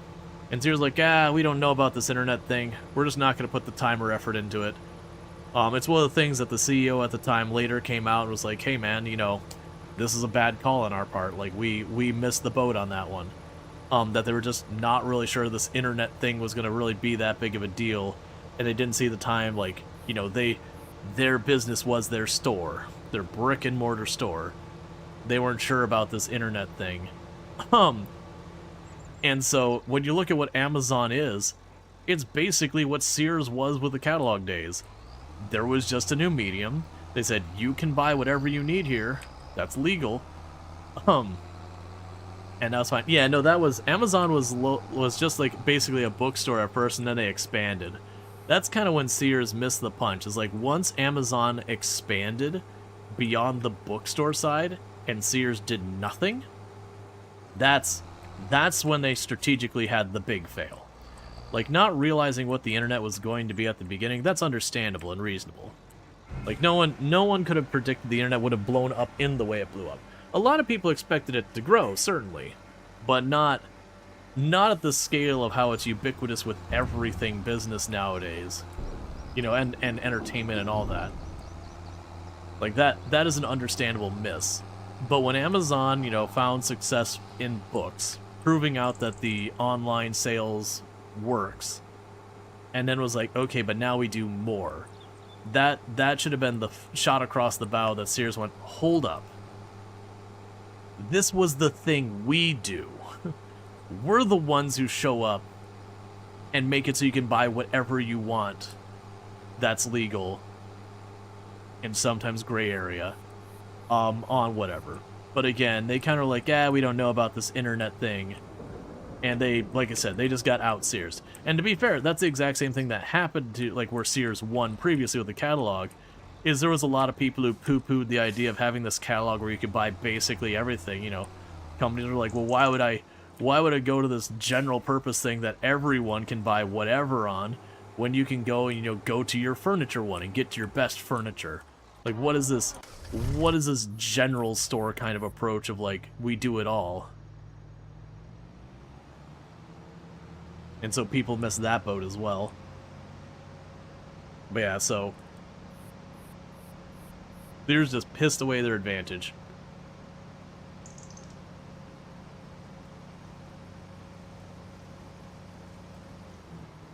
Let's see, hang on. So we have all these warehouses and new infrastructure to drop ship books anywhere in the country that we invest in.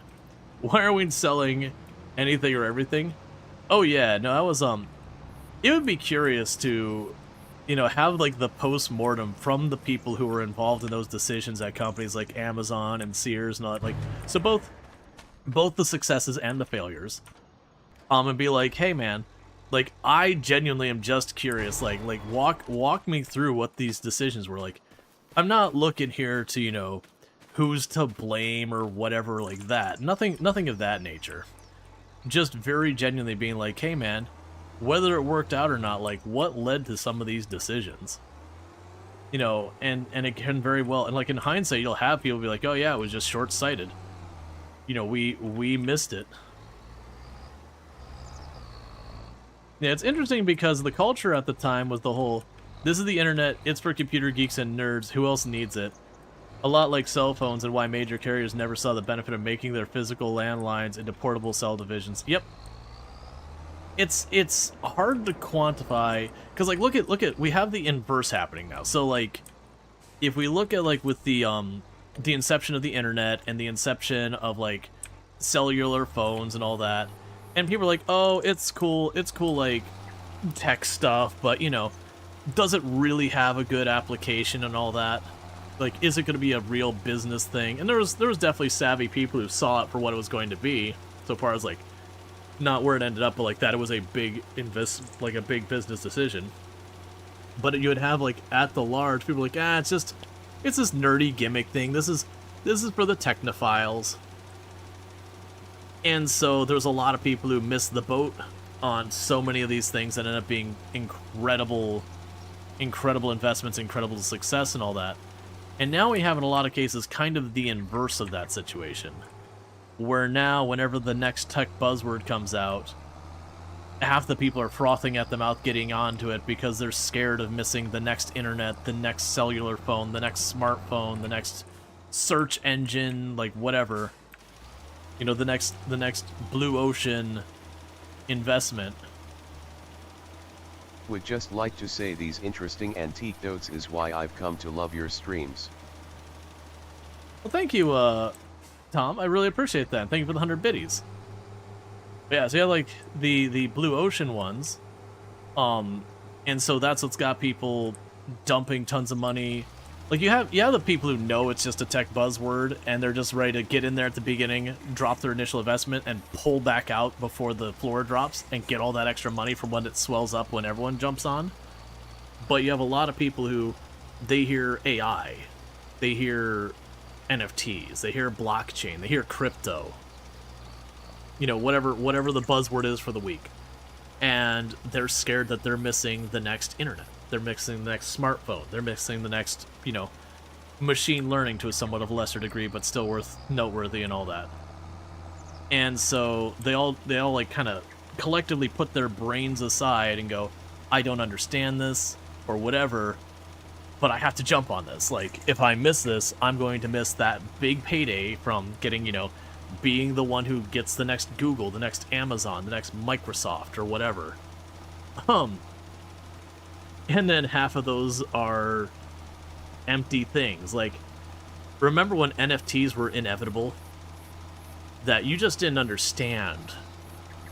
Look, man, you're missing the ship. NFTs are the future. Where are NFTs now? They still exist out there. There are still NFT websites and everything.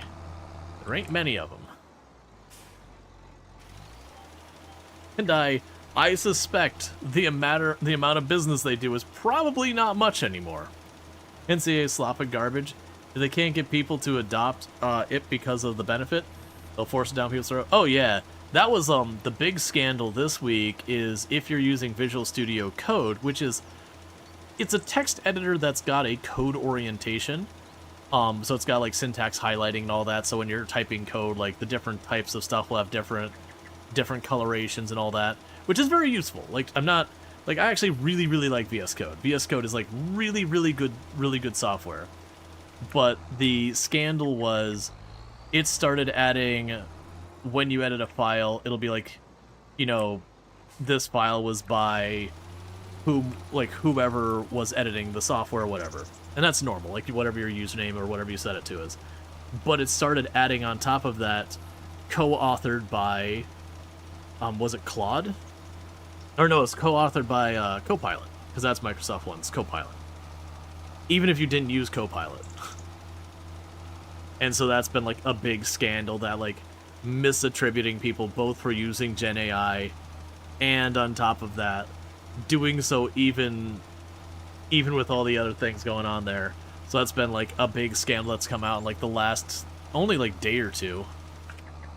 But yeah, it's to that end that there's so much money that's been invested into the whole AI, Gen AI thing at this stage, that companies are doing anything and everything to justify the spend and all that, and to hopefully manage to convince more people to get on board. Because they've invested so deeply, if they can't get people to buy in on it, they're going to be in just a real bad way.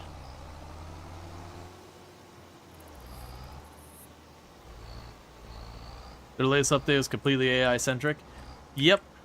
Like I said, they've just overinvested, and at this point, their only hope is to try and get people on board or else. And I think the reality is they're just going to take a loss. And the more they keep putting it off, I think the reality is it's just going to hurt more and more and more. Though it has one slightly hidden to setting to disable AI completely.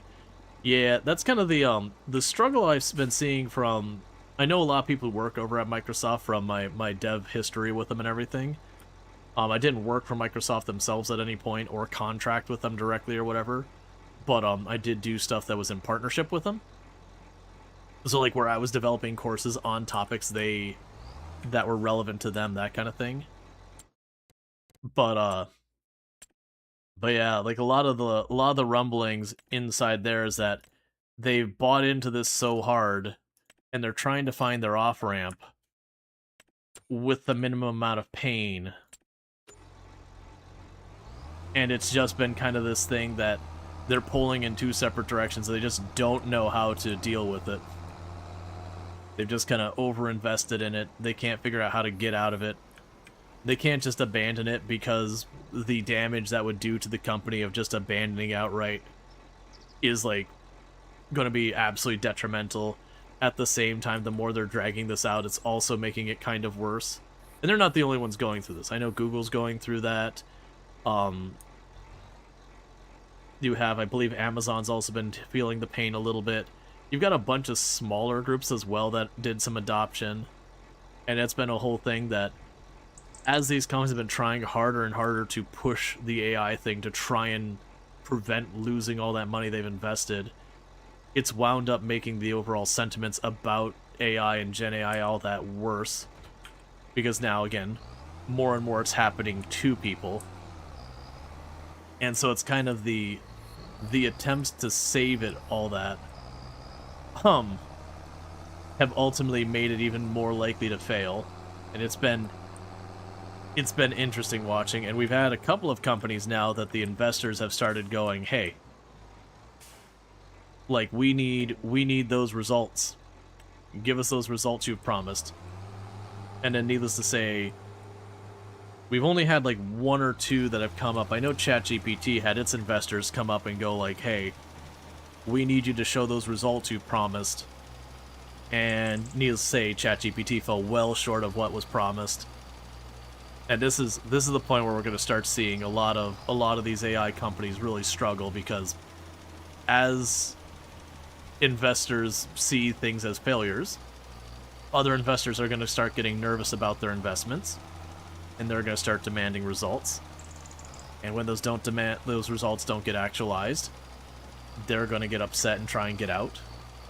And you kind of keep repeating that process, and that's, that's the bubble pop. And that doesn't mean it's going to happen this week or anything like that. But that's just the reality. Once the investors start demanding results, or else, if they could get the results, they would have gotten the results. So yeah. And it makes people more scared for their investments and all that kind of thing. And this isn't investment advice or anything like that, because I wouldn't touch that crap that didn't look like it had a reason to exist in the first place. And it didn't. Surely next week, man, I'm ready for it to pop.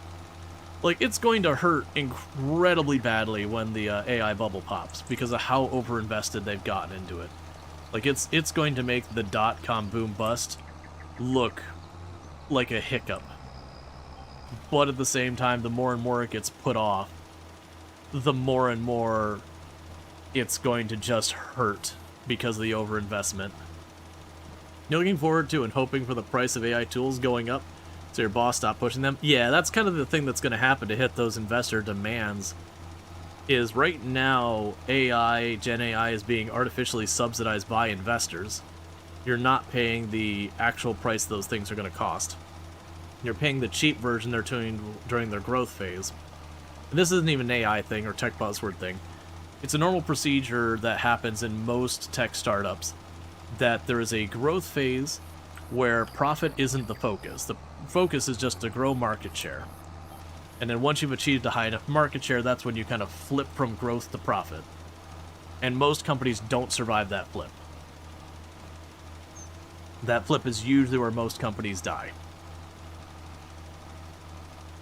Let's hope it's not, let's hope it doesn't throw everything into recession like in 2008. Well, I think, unrelated to that, right now the US is not officially in recession.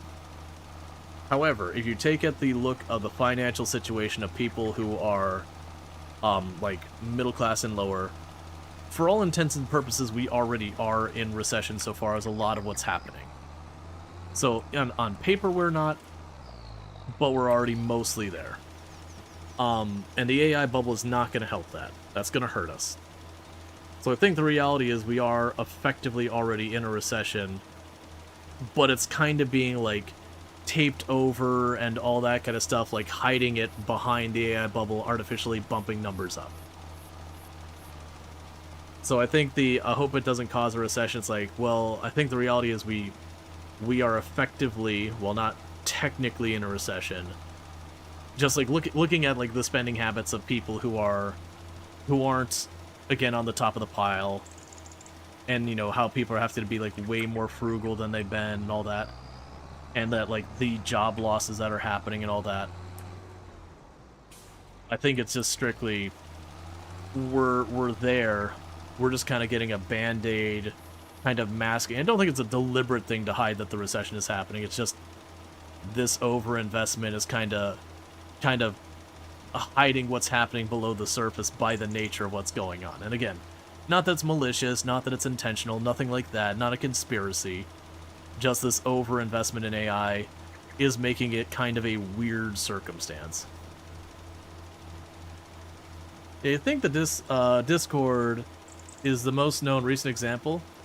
I'm pretty sure they're still trying to find profit. Oh, that's yeah, that's so usually when you start getting to the size of like Discord and all that and whatever, usually you can find a path. It's whether or not you can find a sustainable path. But yeah, and you don't even need to be a big company. Like even little startups, it's the same thing. You go from the growth phase to trying to switch over to the profit phase, and when you've been providing a service to your customers for cheap to free for a very long time, and you go, hey, now we need you to pay more for it or pay for it at all, that's a very different pitch. But again, for the company to continue operating, it has to pull that off. And like I said, that is where a lot of companies die, is that they know they can get some number of people to buy their product, you know, for a price, but it is one of those things that they can't convince you to spend enough on it. They have to have more customers at a higher price, and you get the idea. It can be very, very hard to find that balance that you can keep the lights on. And companies do that, for the record. It's not like all doom and gloom. Companies do that. But it is within the tech sphere that's where a lot of companies struggle. Oh, it's a little different for like restaurants and all that, which it's getting the initial customer base is the struggle there. That's where most of them fail, is they open their doors and they just never manage to actualize the customers to keep the lights on in the first place. And so they just slowly burn through their reserves until there's nothing left in the tank. And then they got shut down the moment the first hiccup happens.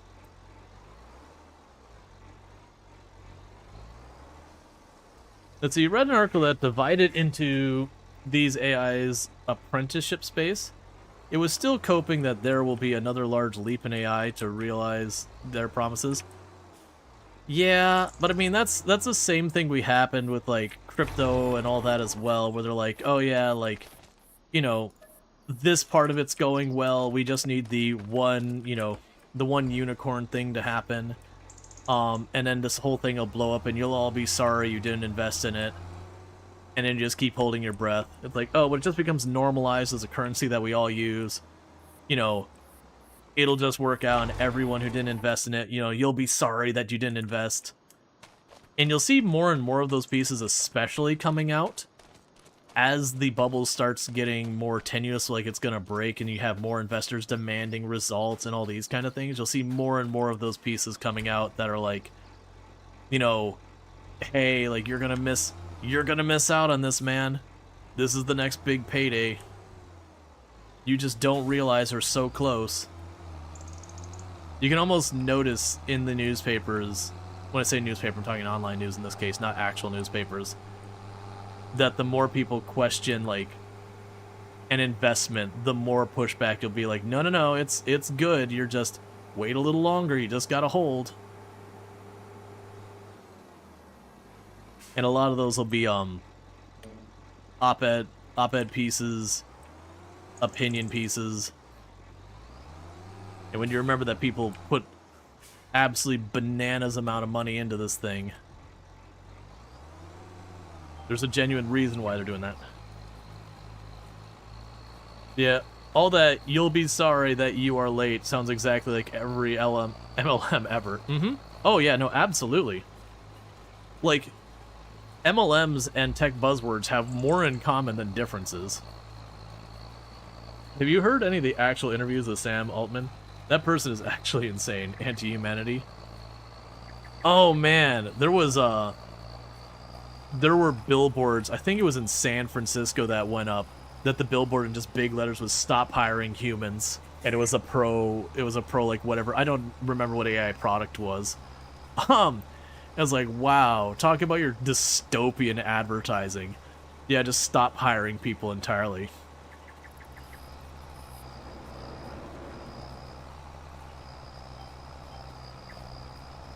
Let's see, considering the current AI has already scraped the entirety of the internet and still mostly sucks, you're not really confident about it graduating from the apprenticeship phase.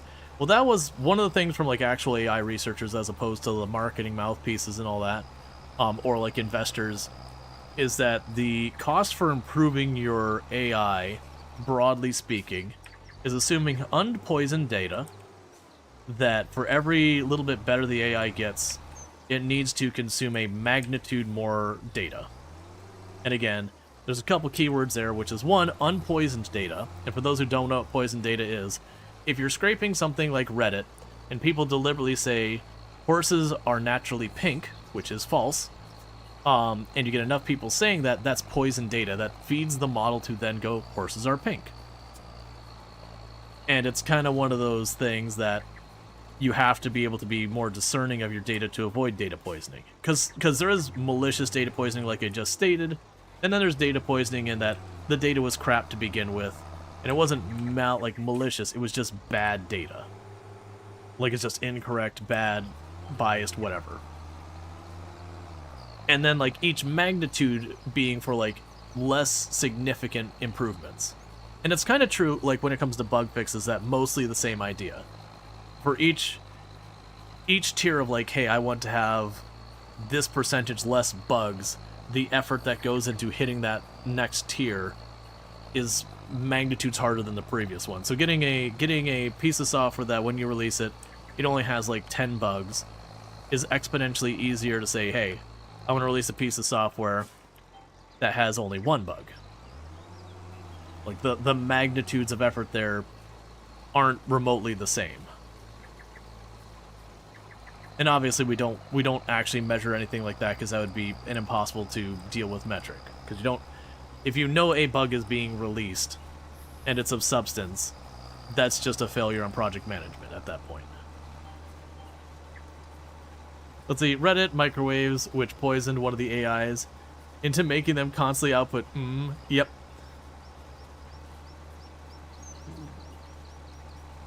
You need a new copy to wash down the sadness. Well, here's the thing, like, don't stress on that side. We're talking about that AI bubble is definitely showing its cracks and all that. And that's going to be a messy thing. We don't know what the future holds with any of that beyond the AI bubble is going to burst in some capacity. How soon, who knows? How detrimental it, who knows? There's lots of predictions and all that, and, you know, some are far worse than others. But ultimately, like, I kind of look forward to when that bubble is burst, because then we can't, you know, stop all pretending AI is like the next big thing that's going to change our world, and that all these companies who, you know, have gone into mass layoff after mass layoff after mass layoff because AI is going to magically boost everyone's production by a factor of 10. You know, Thank stop you, having to deal with that. 1998 for subscribing for 27 months. Hey Rual, can't believe it's 2 years and 3 months, damn, where did that time go? Hey Darth, thank you so much for the tier 1 sub. 27 months you've been subbed to the channel. And yeah, no, we had earlier, was it 4 years we had a sub for? And this isn't like comparison or whatever, but it's definitely one of those things like, nah man, that's not time. That's not true. Twitch just doesn't know how to count. It clearly hasn't been that long. But yeah, so it's definitely one of those things. But again, thank you so much for that support before I forget. I really do appreciate it. But yeah, no, it's one of those things that, like, once we rip that band-aid off, where it's like, okay, AI isn't going to solve all the world's problems, we could start actually putting effort into trying to improve the things that AI is effectively hiding, obscuring, / band-aiding. Again, not maliciously.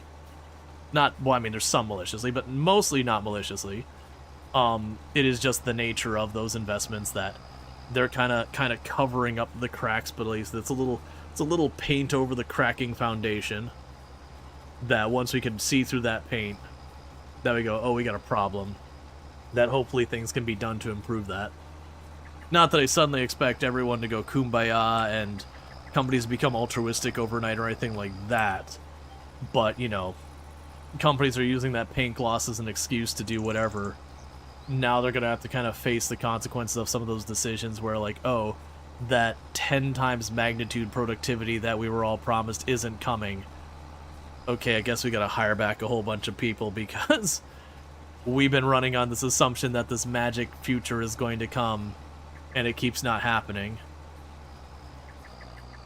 Not that I think everything's going to magically go back to how it was before AI either. Still. It gets worse the longer it goes is the big key.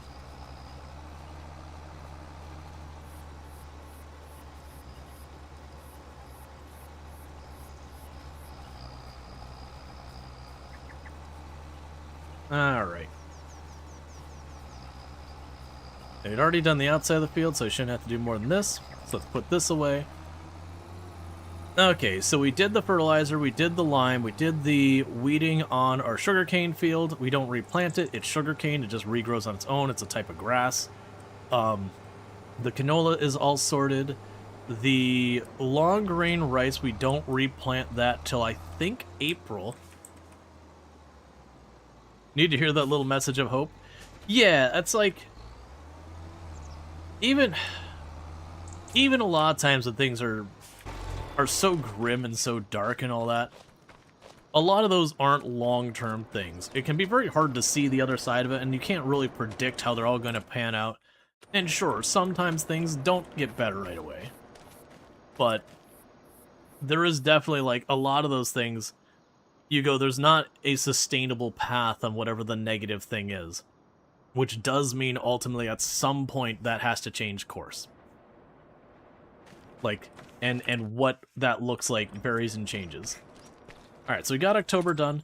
But for stuff like tech buzzwords, usually it's a whole bunch of investors lose a crap ton of money. That reduces investments for a little while, and that can cause negative economic stuff to happen. But broadly speaking, most of that negative stuff is short-lived. Now, it obviously doesn't help you if you're living paycheck to paycheck and you're caught in the crossfires of it, as it were.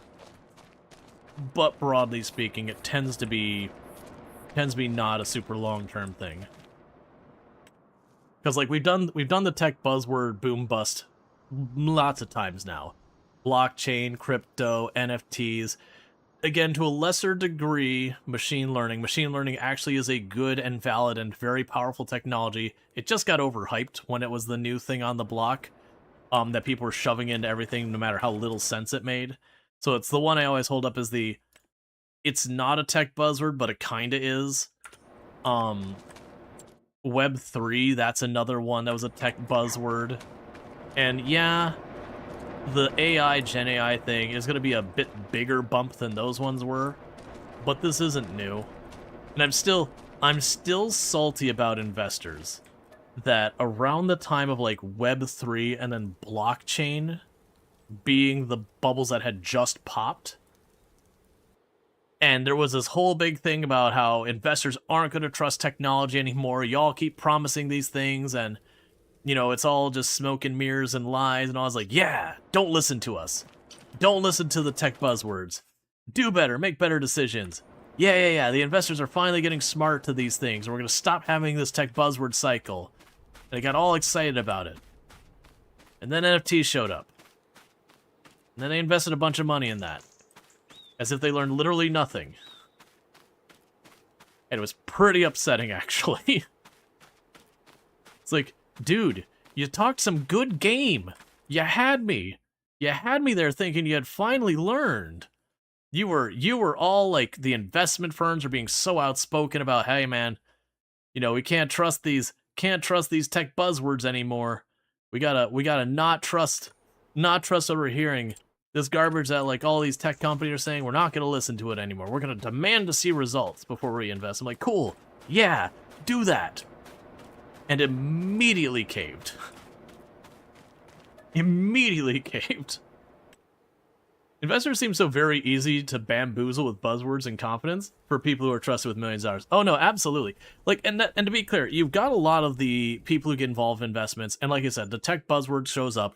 You do have a lot of people who throw a bunch of it right in at the beginning, a bunch of money, and they'll wait a little while and immediately pull their money back out. And they usually make off like bandits. Because all that hype builds up, they get their money back out. And it's all the other people who they worry they're going to be missing that big investment, their big get-rich opportunity and all that. And so they put, a crap ton of money. The more hobbyist investor, those are the ones who usually get left with the bag. Now, in this case, we do have some pretty big companies who got roped into it as well, who are going to be eating crow on it as well. And that's going to be a whole thing. And that's a little bit of an outlier. Like, a lot of times there are some big companies that eat a little bit of a loss with the whole thing, but a lot of them make out really well as well. And in this particular case, it is looking like there's going to be some pretty big names who are going to be taking a nasty hit on the other side of this thing. Which I think is half of why it hasn't burst right now, is so many of these companies trying so hard to have, like, this thing actualize, because they're just in too deep. But we'll see. I don't think. Since you are a translator or movie speaker, you are by now learning for a new job. Some jobs are more affected than others by the AI stuff. Oh yeah, no, absolutely. Yeah, no, definitely there's some industries way more impacted by AI, Gen AI, that kind of stuff than others. Like, tech has been very, very dramatically impacted. Creative pursuits and, like, art and movie making and music have been very dramatically impacted. Meanwhile, I would imagine, for the example of our farming, I don't imagine farmers have particularly suffered under generative AI. I'm willing to bet it's a pretty negligible impact. You will have some people, like, tangentially been related, impacted by AI. The more AI actually helps, the more it is impacting, I guess. Well, that's one of the problems, is the deception of being helped. That's we talked about the whole thing in software dev, where we had a bunch of people who self-reported that AI was massively improving their productivity, and there were studies they were doing along the lines that they would say, how long do you think it'd take you to do this task with AI? How long will you take this task if you don't do AI? You flip a coin, depending on heads or tails, on whether or not you use AI, and then how you actually aligned with this task or not. Did it take the amount of time? How much were you off? Was that time better than what we've seen on the average of the other time? And where people were measuring that those tasks, they were doing them 30-40% more, the reality was, in a lot of cases, not only weren't they seeing a benefit, but they were actually seeing a deficit in productivity because of having to do all the checks and all the bug fixes and all that from the AI. What are you? Okay, it just wanted to put a weight. I was like trying to see what that was. Okay, we have more than enough horsepower. So it is time to get our potato seeder. Planter, whatever. AI tools have been decent. Oh god, no. There have been lawyers who have lost their licenses over using AI. Like, there's kind of nothing things. But yeah, no, like, very specifically, legal is one of the places that's been getting hurt the most by using AI, where judges have thrown out cases entirely because it became apparent that a lawyer was doing that. That, because AI just hallucinates, that lawyers are going and doing these, and they're citing cases that don't exist. I still stand by, for me personally, when it comes to, like, the AI, I liked the analogy that was brought up, that, when it comes to AI and its use and all that stuff, you generally, like, would you trust an unsupervised toddler with this? That's what you're good to use AI for. Otherwise, a lot of the times, the double checking and making sure everything's on the up and up ends up being more costly than doing the initial work yourself. But yeah, broadly, I agree with JD that, generally speaking, AI gives you a lower quality result at a faster speed.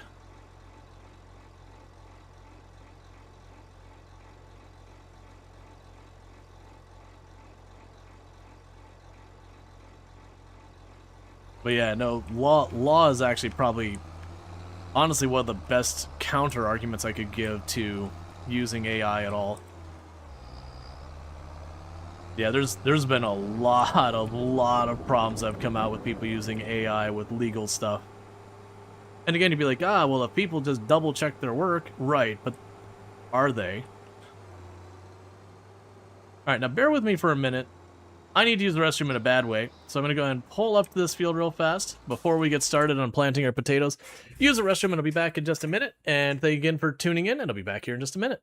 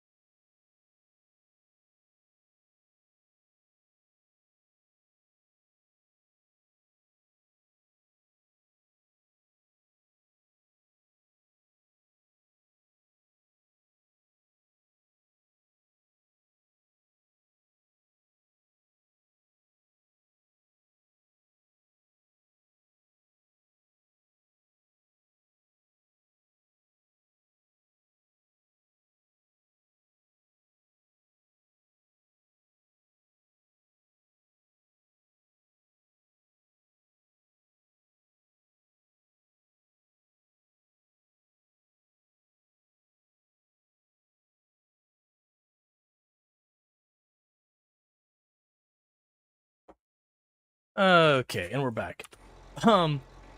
Let's see. Attorneys who have been sanctioned have been used at case research, which is not where it's useful in law. Yeah, no, there's mundane things that like AI can kind of go with, where it's very predictive. But like it's definitely one of those things that you got to be really careful. That's your boss's argument, but you know people didn't check their code before AI, and you highly doubt they're gonna check it afterwards. Right. Okay. And it is time to potato.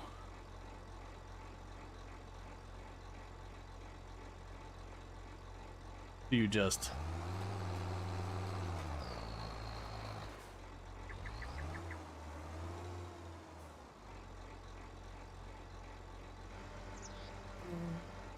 So the planter lowered. It appears there is not an activate.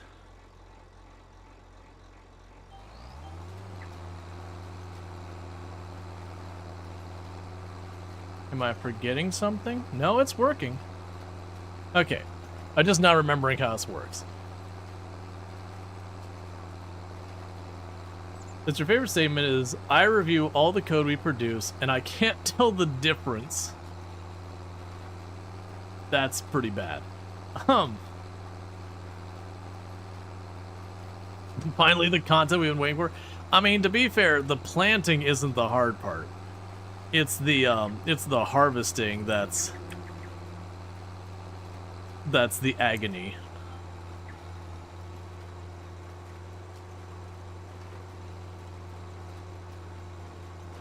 Is that what they call vibe coding?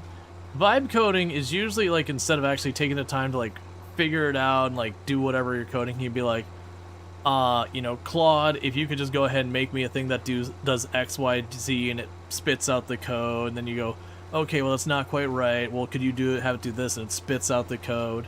Well, that's still not quite right. And you kind of go back and forth until you get a product that you're like, okay, well, it technically works. But ultimately, with that case, a lot of times the people don't know what it's doing. It does a lot of stuff that don't necessarily make sense. And it's a thing that, like, if you're not someone with any code knowledge, you can produce a working application with that, which is the deceptive nature of it. And that's not deceptive like it's deliberately misleading. It's deceptive as in you come to unsafe conclusions. So, you know, imagine you're, you know, someone who's making decisions. You're some upper manager, C-level, whatever, and you're going, okay, I need a application that could do like X, Y, Z. And the person goes, okay, well, that's going to take us 2-3 months to develop. You're like, okay, well, I don't think it should take that long.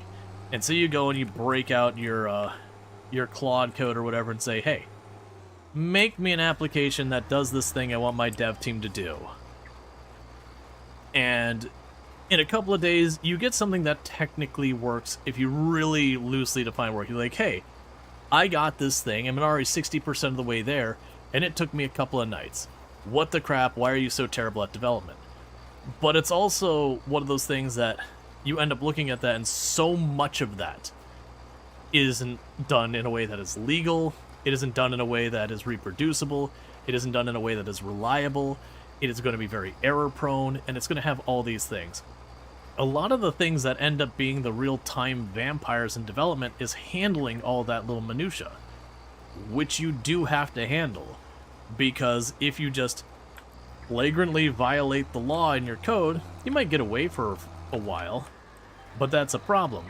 If you write this, like, code that is very unalterable, unreliable, slow-running, poorly optimized, and all that kind of stuff, sure, it might complete the task, but the moment you start throwing more than 10 users at it, the whole thing buckles and cracks. All that finer getting it to work well is where all the things work. That's where you get the comment, it takes 90% of the time to do 10% of the work, and 10% of the time to do 90% of the work is. All that, like, just structuring it out, you can knock that stuff out super fast. You can make something that looks like what you're trying to make really, really quickly at times. And then there's that last 10% that makes it so you don't have, like, as JD's mentioning, having egregiously big security flaws, or scalability problems, or optimization issues, or reliability stuff. That's the thing that takes 90% of the work, even though you look at the website and visibly it looks like nothing changed. And it's you're just going in the back end and being like, hey, well, we got these stored procedures. Those are now running 30% faster. Okay, we got this database call here. We have now taken these 3 database calls and we've got them down to just 1 database call. Therefore, like, it's going to work a lot better for multi-tenant purposes. Who needs polishing? Well, and the other thing is, when you're looking at a lot of the AI things, so say you built this website and it's working, it's doing its stuff, it's good, and you go, okay, well, a little bit of time's passed, our business needs have changed just a little bit, this new law passed, we got to do this a little bit differently to accommodate that law. Hey, Claude, I need you to take this thing you made for me before, and I need you to make this one change. And Claude doesn't know that. Claude doesn't remember what the thing was before. You can feed it that text and whatever. And a lot of times it'll just come up with an entirely newly different working one that now you've got other stuff attached to and connected to. And the bigger the application, the worse it gets, because Claude's not going to remember your, like, giant multi-tenant, multi-service application and all the bits and pieces of it. It's going to be able to work on that one segment of it. And so it becomes more and more and more pain points you get, which gets into the term technical debt. Technical debt is as your business stuff changes, or you take shortcuts, or whatever, you have things that don't work quite the way they should. Or they're not organized in a way that's easily adaptable. There's a bunch of stuff that goes into it. And the idea with technical debt is each of those little oddities ultimately mean that it takes more effort to do the work to get it done. When it comes to a lot of these AIs, the moment there's any technical debt, the whole thing just collapses in on itself. Like, it can't be taught how to accommodate for all these little, like, weird inefficiencies you've got around here. And just the same, when you make stuff using generative AI, the vibe coding stuff, it basically comes with technical debt out of the box. Like, it starts with technical debt. It is legacy code by default because no human being wrote that code. So you had a project that went live in January, and every time you open the code base to tackle another problem, you cry. Oh, it was like vibe coded in the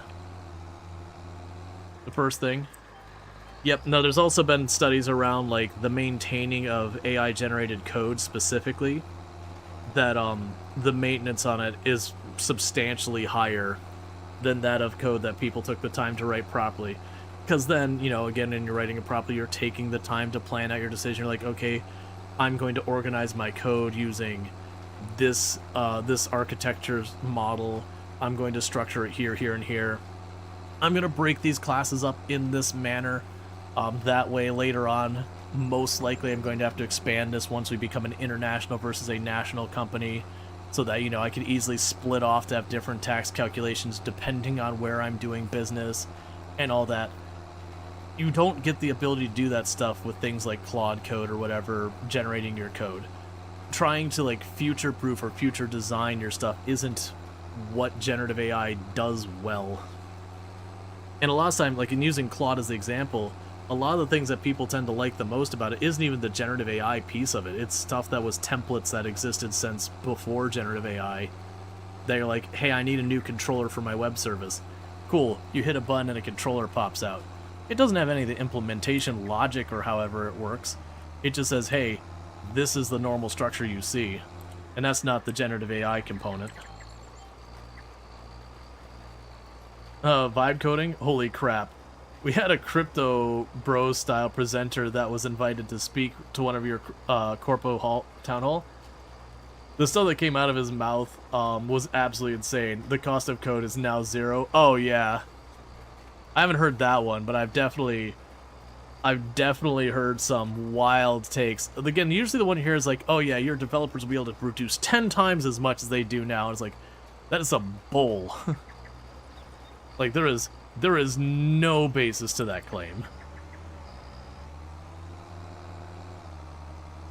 I too like the snake oil.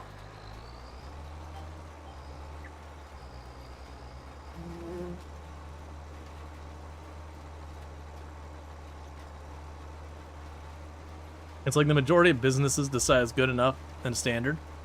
Well, the problem is, a lot of the people you have making those decisions about whether we're going to use this tooling or that tooling aren't the same people who are going to be working in it. And that's not a thing that they tend to be very knowledgeable on. And I don't even blame them for that.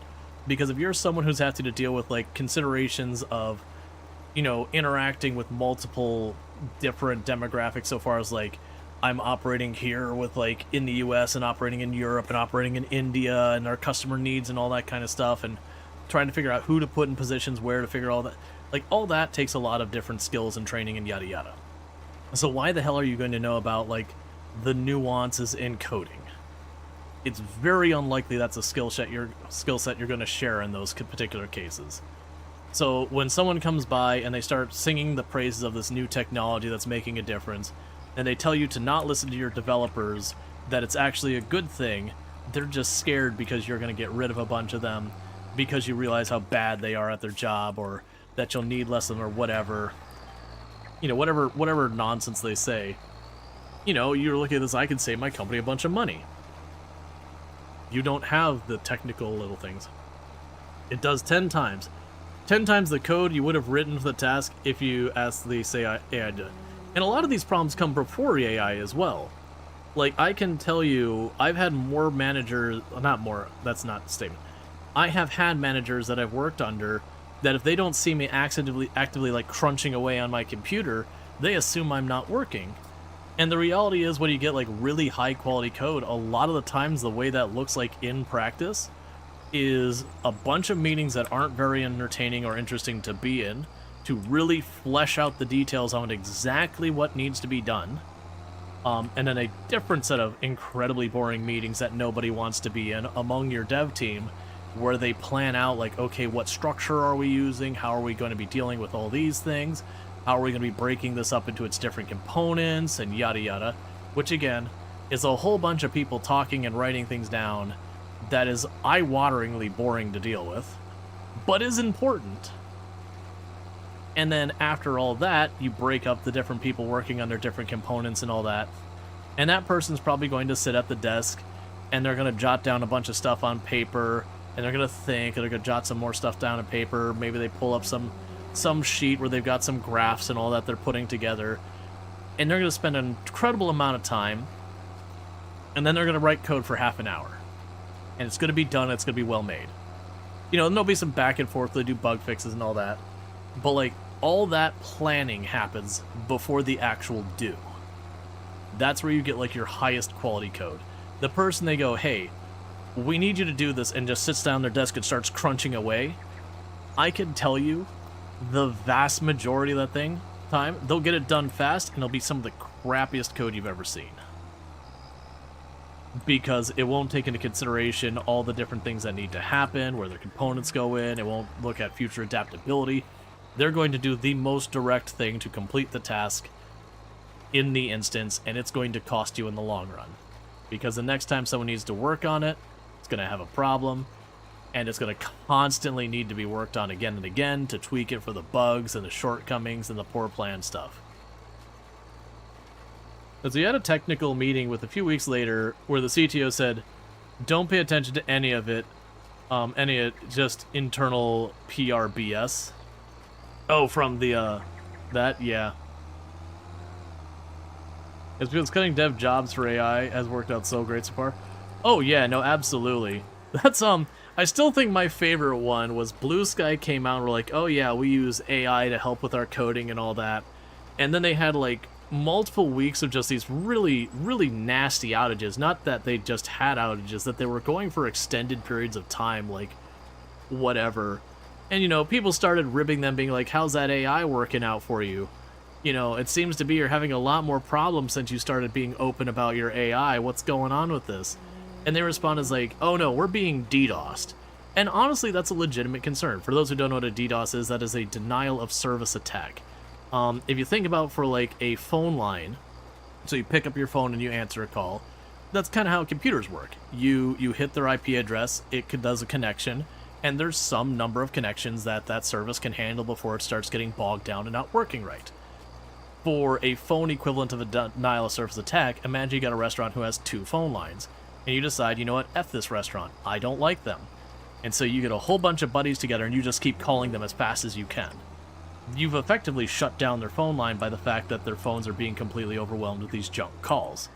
That happens with services like games where people hammer their servers in multiplayer so the multiplayer servers don't work by all these fake connections. It's like, okay. And then it came out, and I'll give them credit for doing their post-mortem and sharing it. So their post-mortem was technically both things were correct.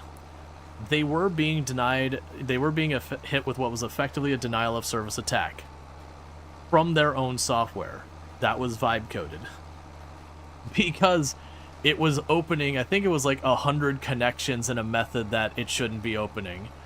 So it's like technically both things were true, but it was also because poor quality code. And for the record, self DDoS has happened. That isn't like, and that's happened before AI as well. Like people underestimate They'll have some method that's being called thousands of times per second, which isn't even necessarily bad in its own right. Especially in games, you have cases where some simple calculation method might literally get run thousands of times in a second. But when that method being run thousands of times in a second is making a call to a web service or a database or something, it'll drag no matter what you're doing to its knees. Because of just how many connections it's spinning up. Yeah. It's all about speed / good enough, despite the fact that the next dev will have to wrestle with the code to make fire changes. Yep.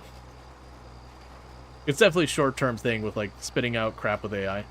Only issue is trying to explain to some higher-ups that it works is not a sufficient bar, so people who work the first think later sometimes the credit they should. Yeah, no, absolutely. Well, that's like...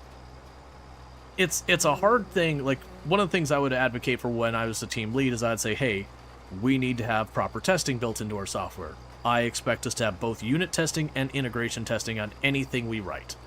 And to explain what that is unit testing is I will take one tiny piece, the tiniest little piece of something I wanted to do, and I will test it in isolation. And you will do this for every single piece of the process. So if we're playing something like Kerbal Space Program, I might have a test that says, when I push the button, does the rocket ignite? And I might have another test that says, okay, when I increase the throttle, does the thrust go up the expected amount? Okay, when I decrease the throttle, does the thrust go down the expected amount? Okay, when it runs out of fuel, does it turn off the way I expect? And you get the idea. You're testing each and every possible scenario you can reasonably come up with and all that. And it's not as bad to set up as you think, but it takes a little bit of time.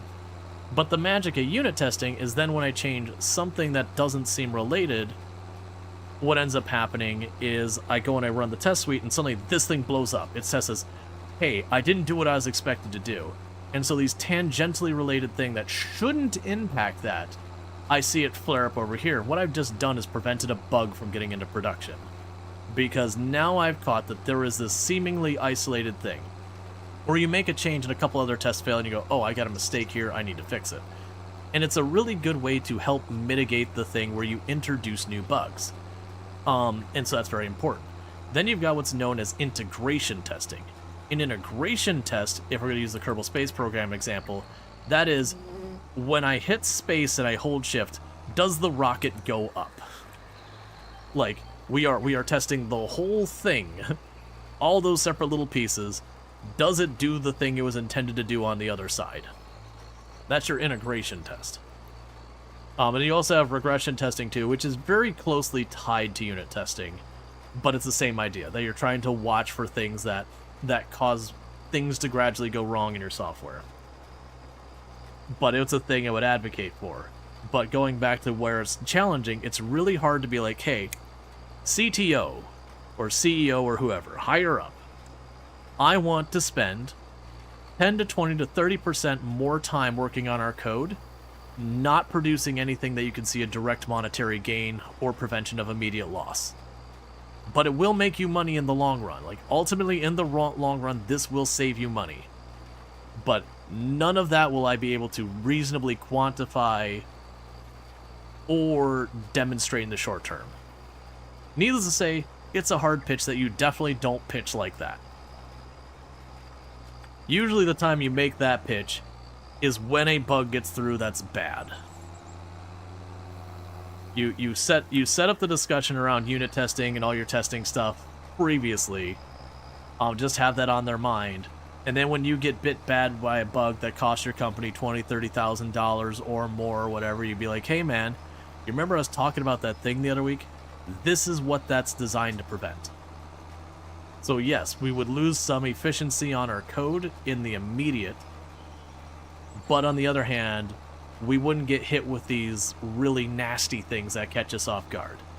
And ultimately, in some cases, it will speed up your code in the long run, not in the short run, because it will make you have to consider how you design your code and plan it and all that kind of stuff, which does make it a lot easier to work later and scale and more adaptable in the long run, because you're already thinking about, okay, how do these pieces go together so that I can both test it independently and all that, and then, you know, all that, because that also means there's a concept of division of concerns in software, where basically I want to take my things that do stuff and put them by themselves.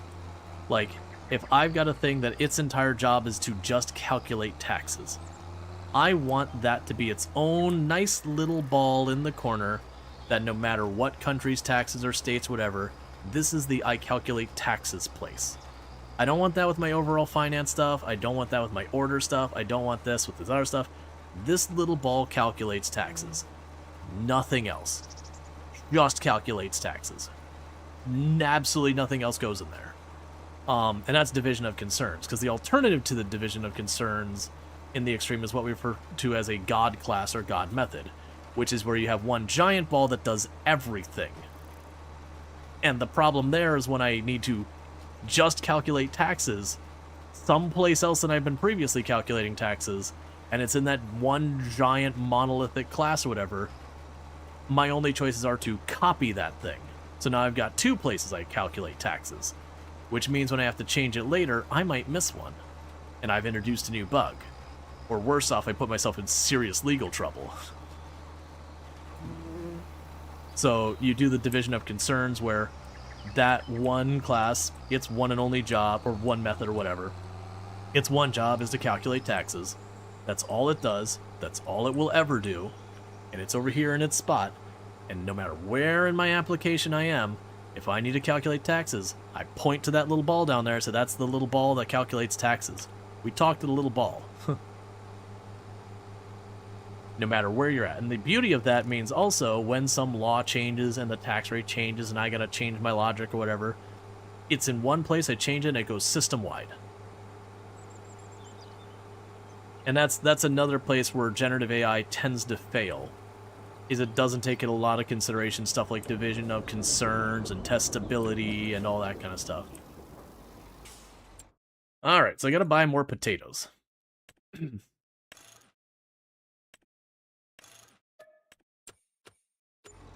Because we ran out of room.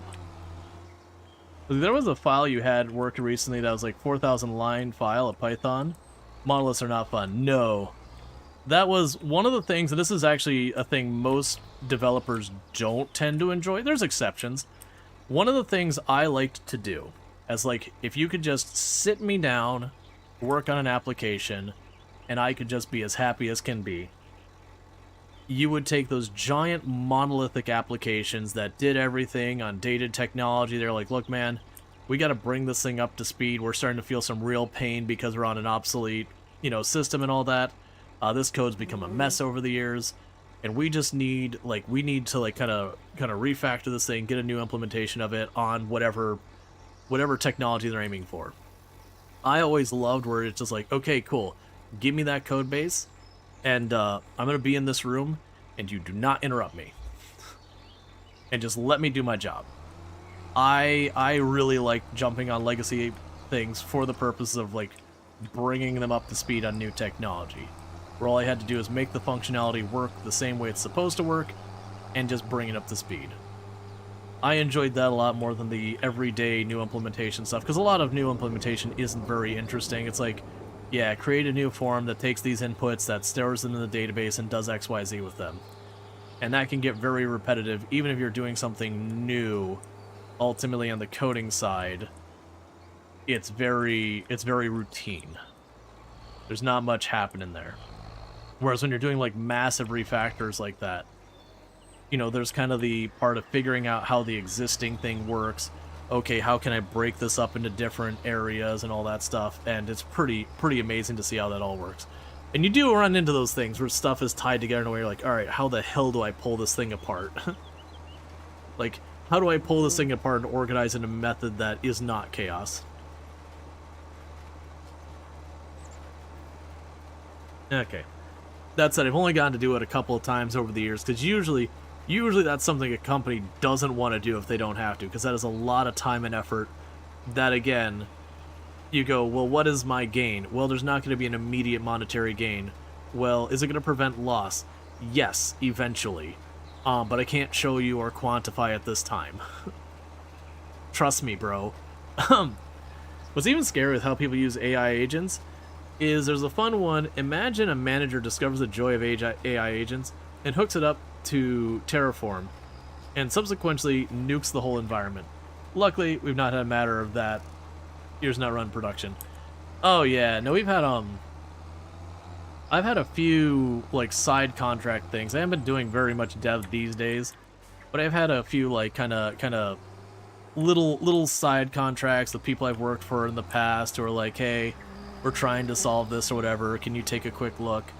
And I've definitely seen where a lot of them have brought in people who are just like, you gotta understand, a lot of developers, and this isn't a criticism of the trade or whatever, there's a lot of people, it's the day job.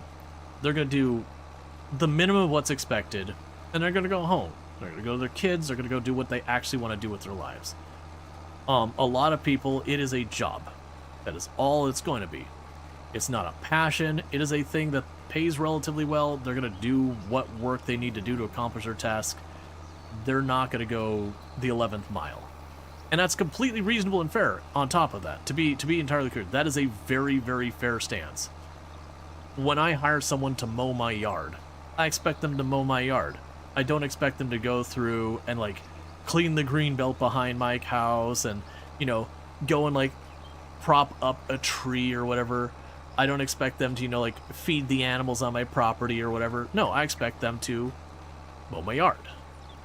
That's why they're there. If I wanted someone to do all the ancillary stuff like a big old landscaping operation or whatever, I'm talking a very different salary and a very different person to do that work.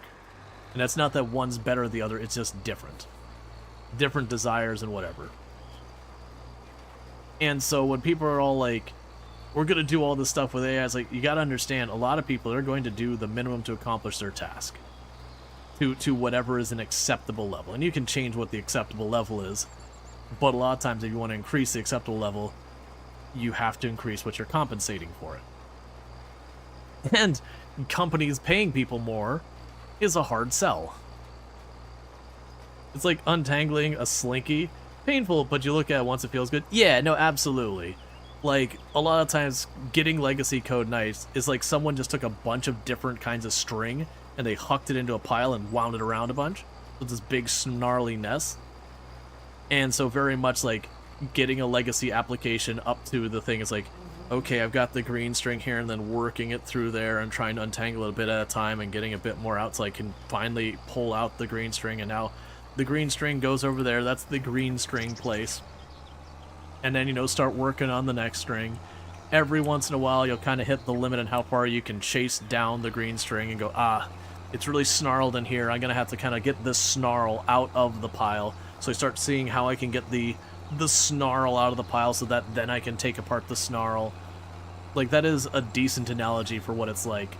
But it can be one of those jobs that, again, you're spending a lot of time just looking at your screen, clicking the thing to go to the next screen, and you're typing nothing. Like, no coding is happening. You're just kind of figuring out how all the pieces go together, and then you start planning how you're going to take those pieces apart and organize them and all that, and then put those scattered pieces into their own little, nice little silos by themselves to then all tie it back together in a more organized and manageable thing. Let's see, question, since you haven't played with precision farming in 25 yet, are cash crops actually worth it? Cash crops? I assume when you say cash crops, are you talking like soybeans, or what do you, or do you mean cover crops? Sorry, like I'm not familiar with the terminology. Because the cover crops, they do give you more in precision farming. So they can be worth doing. Is it worth it? They're better. The way it works in precision farming and Farm Sim 25 is if you do the what is it? The something radish. Oil radish, that's the one. If you use the oil radish, what happens is as long as you have it planted in a location for over a certain period of time, you get paid a nice little bonus. But it is one of those things that you'll make a tiny bit extra money, and then it's a matter of going, okay, but was it worth the time and effort? And it can be worth it for just your own personal enjoyment if you like doing that. if you're talking strictly like, is this an efficient use of my time for like maximizing my money or whatever? No. Most of the time you're better off just skipping months and then planting your crop and moving on. Because it is taking the time to like plant the crop and then, you know, start the process of doing the next thing when that's done. They're not bad. I don't remember the amount, but it's like a couple of $1,000 for like a decent sized field. Like, you'll make more money than you'll spend.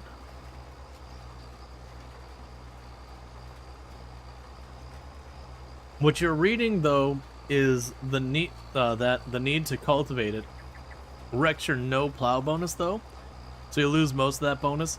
Yeah, no, I don't know about that one off the top of my head, because we only did it once or twice to test it, and bonus or not, it still was one of those things that it just takes time, and unless you were doing a challenge where you're saying, hey, you have n number of in-game years to accomplish whatever, or n number of in-game months to do whatever, where you're sensitive about the in-game time, it's almost always going to be better to just not bother and just skip to planting your next crop. But yeah, no, I don't know about the no plow thing, because I wanna say that you get a different like cultivation rating, and it's like the plowing gets you the worst rating for the environmental impact for your bonus. Cultivating I don't think was too terrible, and then the direct drilling was your best, if I remember correctly. I mostly direct drill because I'm lazy and I only want to go over the field once with my seeders and all that. Which I'm not going to be able to do with this situation. Potatoes you can't direct drill. So we are going to have to cultivate between seasons, and I'm not going to get the maximum possible for the environmental score. But yeah, even though you got to consider at your maximum, your environmental score for a field in a given year is not going to be that much money. A couple thousand, maybe like 10,000, you're talking a real high value crop or something like that. You know, over a bunch of like a giant farm, sure. But I don't imagine if you're running a giant farm, you're going to want to oil seed all of your fields or whatever. I think that amount of time would be pretty obnoxious. But yeah, generally speaking, you do the cover crop because you want to simulate doing the cover crop. You don't do it for any strategic reason. Would be my stance on it. I don't think strategically it's worth the time.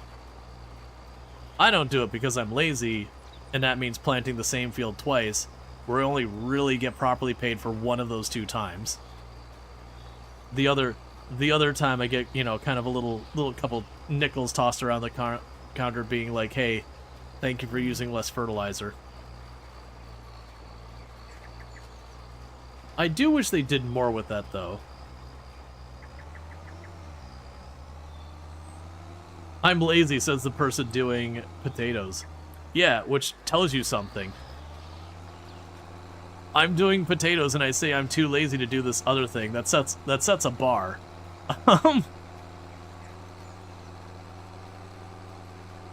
That's people have talked about like, oh, why aren't you playing whatever game? And I'll be like, oh, it gets really tedious. And they'll be like, but you're here playing this game where you just spent like the last 4 hours putting this crap in the ground. I'm like, yeah, that tells you what my tolerance for tedium is, and that other game is too tedious. And they're like, oh, I see. I see what you mean, that you have a very high tolerance for tedium, and this was too much. I think I'll pass on the other one. That hasn't happened very much. And to be clear, when it comes to like tedium in games, it's very subjective. Like, there is stuff that I enjoy doing in games that very much I enjoy, that someone else will look at and go, that looks like the most boring thing I have ever heard of. And you're like, you right. I definitely like slow games. But there's slow games where you have like a visual feeling of progress, you are rewarded as you go. And like, that's one thing that Farm Sim does. The progression is very visual. Like, I can look at this field and be like, I am 80-90% done with this field. It took a while, but like, the progress is very tangible. And then you have the game where you're like leveling up and you're putting so much effort into it, and you've got that tiny little XP bar on the bottom, and you're like, I know that is more full than when I last looked at it, but the hell with me if I can see it. Like, I can go to the other screen where it might give me the actual number, and I see that, you know, the number has gotten bigger. But the only reason I know that is because I can stop there and look at the first number, compare it to the second number, and be like, yep, the second number's higher. Speaking of new games, thoughts on Hum Oldham Era? Is that was that the Hooded Horse? I'm blanking on it. It's something in Magic. Heroes of Masters. Yeah, Heroes of Might and Magic. I admittedly have not played Heroes of Might and Magic. It is by Hooded Horse, and I like Hooded Horse's stuff, but is not a game I've touched. So my thoughts on it are, I don't have any. I've just not looked into it meaningfully. There's too many other things coming out that I just haven't given it its time. Low-key, and I know I mentioned this before in the past, there was a game way back in the day called Masters of Magic. I believe that was the name of it. We're talking right on that era of like DOS and Windows 95. And I loved that game. Entirely too many hours on that game. And I know it was one of those things that, like, they did make a remake that just didn't land as well. Low-key, I could go for, like, a well-polished, modern take on Masters of Magic. Like, to give you an idea how much I like this game, I have not seen or played that game in probably 20-plus years. And I can pretty much, word for word, beat for beat, go through the entire intro of the game, where it's like, Old man, you seek the spell of mastery, but you have come too late.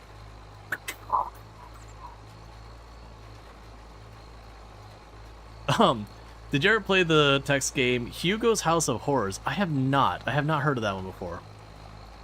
The old SSI Gold Box games were your weakness? SSI Gold Box games. SSI Gold Box game. Can you give me an example of one of those? Because I just might not know him by that name. But yeah, no, that was NDN. You're gonna have to drop the acronyms. SSI Gold Box games, Pools of Radiance, Secret of the Silver Blades.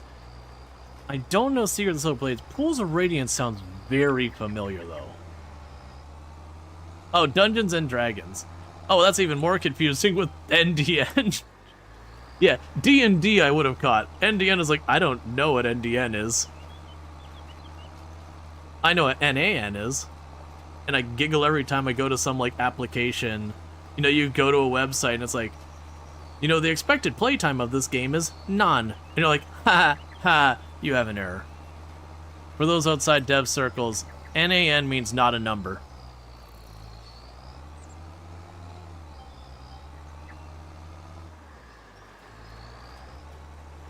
D&D was that, you're trying to, your fingers fail to cooperate. Yeah, that's all good. Hugo came out in 90 and was a DOS-based game. Gotcha. Yeah, no, it doesn't ring a bell. But I mean, there was a lot of games I didn't end up playing and all that. Alright, so I got one last strip over here of doing the potatoes. Then I need to fertilize the field. Because unlike my other field, or my other planter, this one does not fertilize as we go. They did a Buck Rogers game, also Dark Sun. Oh yeah, I played Dark Sun Shadowland. Yeah, that's one I know. I played a lot of Dark Sun. Yeah, so we're talking where you'd go and you'd be like, you've been playing this game for a while. Alright, well you need to get out your code wheel and match the moon, the star, and the sword, and give us whatever number or word or whatever the crap it would be on a given game.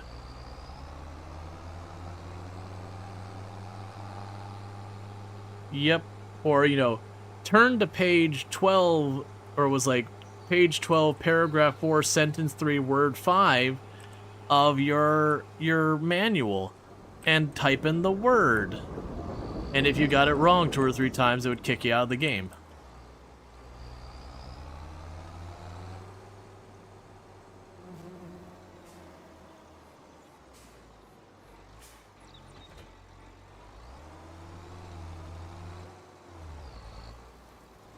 Alright, so let's do a quick check of that field. I'm suspecting we'll need to lime it, we'll need to fertilize it, and then we'll need to weed it. So let's... Oh, I need to switch off of that so I can move over. Yeah, so nitrogen, bad. pH, okay, we'll probably still do it anyways. And then we'll need to weed it.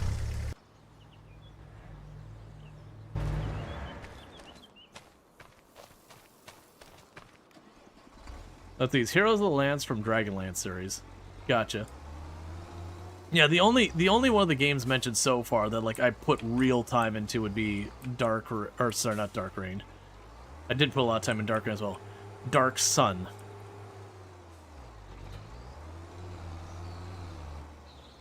I think that's fertilizer over there. What were the 6 boxes though? Were the 6 boxes my lime? Yes. Because I remember way back, I got a box, and it was like 4, 5, 6, or 7 games. I don't remember how many games were in. And I remember it had Dungeon Hack, it had Dark Sun, and it had a couple of other D&D games that I do not for the life of me remember what they were. Because I remember out of that box set, the 2 I liked the most is for like your turn-based D&D kind of thing. I liked Dark Sun. And then Dungeon Hack was one of these ones that it was like a dungeon crawler where you would you'd sit there and like go from like room to or not room to room. You go like, you know, you'd move forward, you'd see an enemy, you'd hit it with your sword or cast a spell, and then you'd like work your way through. You'd find like a green key that you'd then move and put in the other one. And this one was like first person, but it wasn't a first person shooter like, you know, Doom, where you like walk and your camera bounces or whatever. You'd like jump forward segments. I really like that one as well. That was I want to say Dungeon Hack was effectively a remake of NetHack, but like a lot of features were missing, different features were added, and it had a actual UI versus being ASCII characters.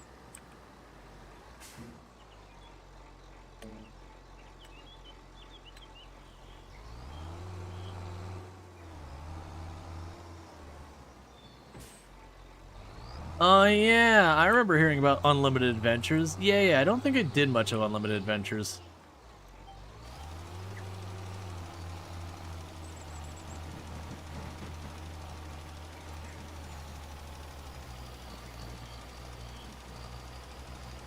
Alright, so let's fix the pH. At high school, you played a ton of Caesar 3 and Wolfenstein 3D. Oh yeah, no, in high school, the ones that we did is, in class during hours, we could get away with stuff like, SimCity 2000 was kind of the big one. After hours, or like, when the teacher is willing during certain breaks and all that, it was stuff like Counter-Strike.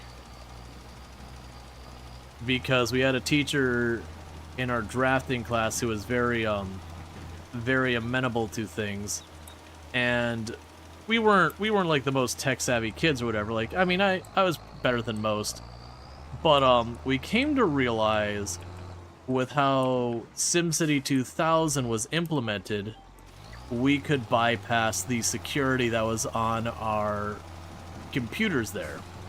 And so our drafting class, you know, we were just allowed as one of the things that we could do in the class was to play SimCity 2000 when we didn't have another exercise going on. And so what people figured out is because it didn't obey any of the permissions from like whatever their software was that the school had to keep us from opening stuff you weren't supposed to, we could use that to open up the executable to install Counter-Strike and then open up Counter-Strike itself. So you'd boot up SimCity 2000, and then you would go and navigate to where you want to open your city to the other executable, and then open it up through that window, and then you'd play Counter-Strike and you'd close SimCity 2000.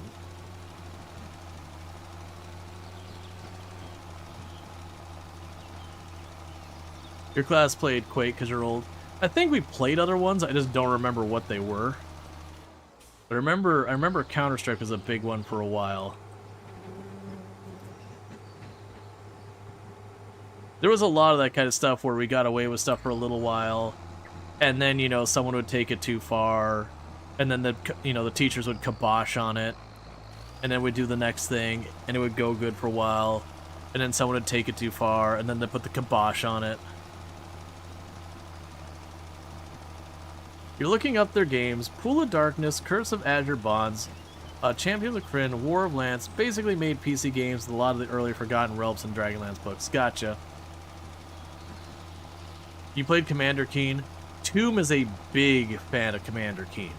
Tomb really likes Commander Keen. Like, obviously hasn't played it in a long time, but when we talk about games we grew up playing, that's like the game that comes to her mind most of the time.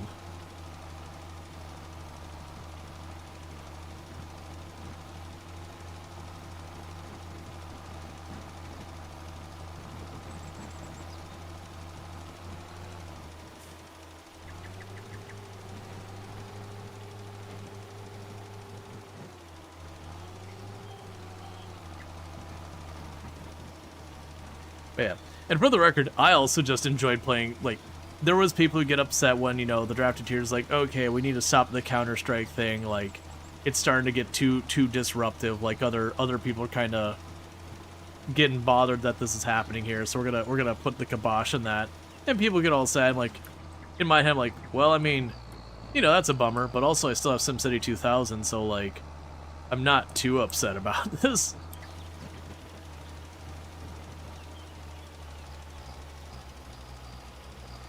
To help with the computer security stuff in school, the instructor for a materials processing, no, I'm sorry, that's wrong. Not the materials processing class. What was that class? Engineering tech class. The teacher for that class, we were allowed to try to bypass security on the computers. But the rule was, once we did it, we couldn't go and mess with anything. We had to let them know immediately and then show them how we did it. That way they could work on the security stuff. And that went fine until someone brought a keylogger into school. When someone brought a USB keylogger into school, that's when that got taken away from us.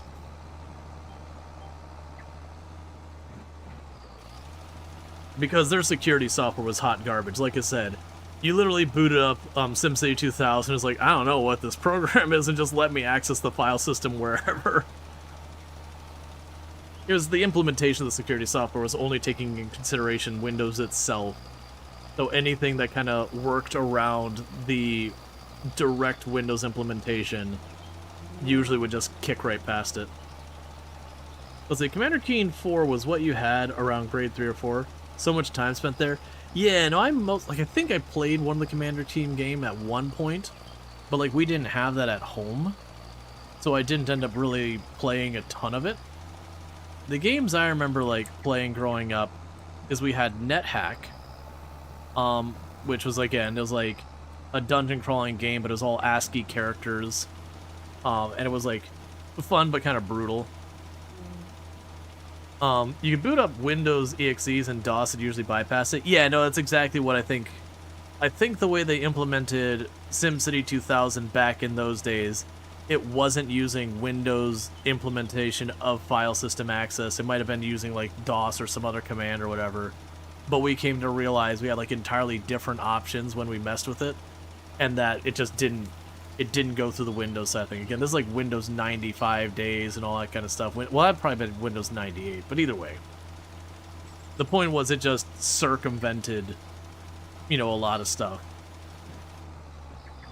Because you had a forum with all the CS students talking it. See, one of the friends figured out you could inspect an element, edit other people's posts, that the forum didn't last long. Yup. But yeah, so like I remember playing NetHack, where again, like you were an @ sign and you'd move around the maze and you'd have like a lowercase d was your dog, an uppercase D was a dragon, and you did not want to mix those two up. Because one of those is your dog. The other one is your death. And you could just stand outside the shop and your dog would run in, grab an item from the shop, run out and give it to you. And it wouldn't count as stealing. And all sorts of stuff like that. It was a cool game. Let's see. I remember my father got a laptop. It was one of the first laptops available. He got it for work. And it was this Mac laptop that was like this thick. The thing was like seriously like 1.5 inches, 2 inches thick. You know, and its screen was maybe like this big and all that. But it had, I don't think it was actually Missile Command, but it was a very Missile Command-esque game. And I remember how that I had a Gateway 2000 as my first computer as a kid. So not counting like my dad's computer or whatever, but we had a Gateway 2000 made in 1995 as our first computer. And yeah, it had like the cow pattern box and all that. I think it was a Pentium 1, if I remember correctly. Oh, is that one of those CRT? No, it wasn't a CRT screen laptop. At least I don't think it was. But no, it is only 2 colors. The light green and darker green is like looking like a Game Boy screen. But yeah, and I remember that. Later on, I got X-Wing, and then later TIE Fighter. Yeah, monochrome.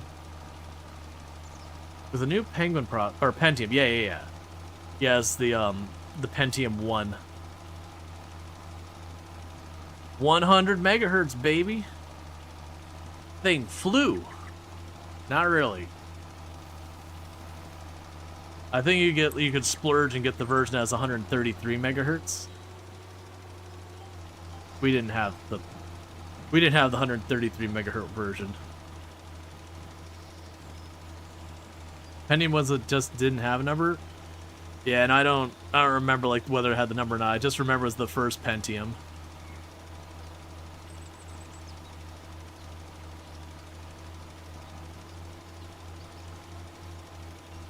I'm trying to remember, what was it like?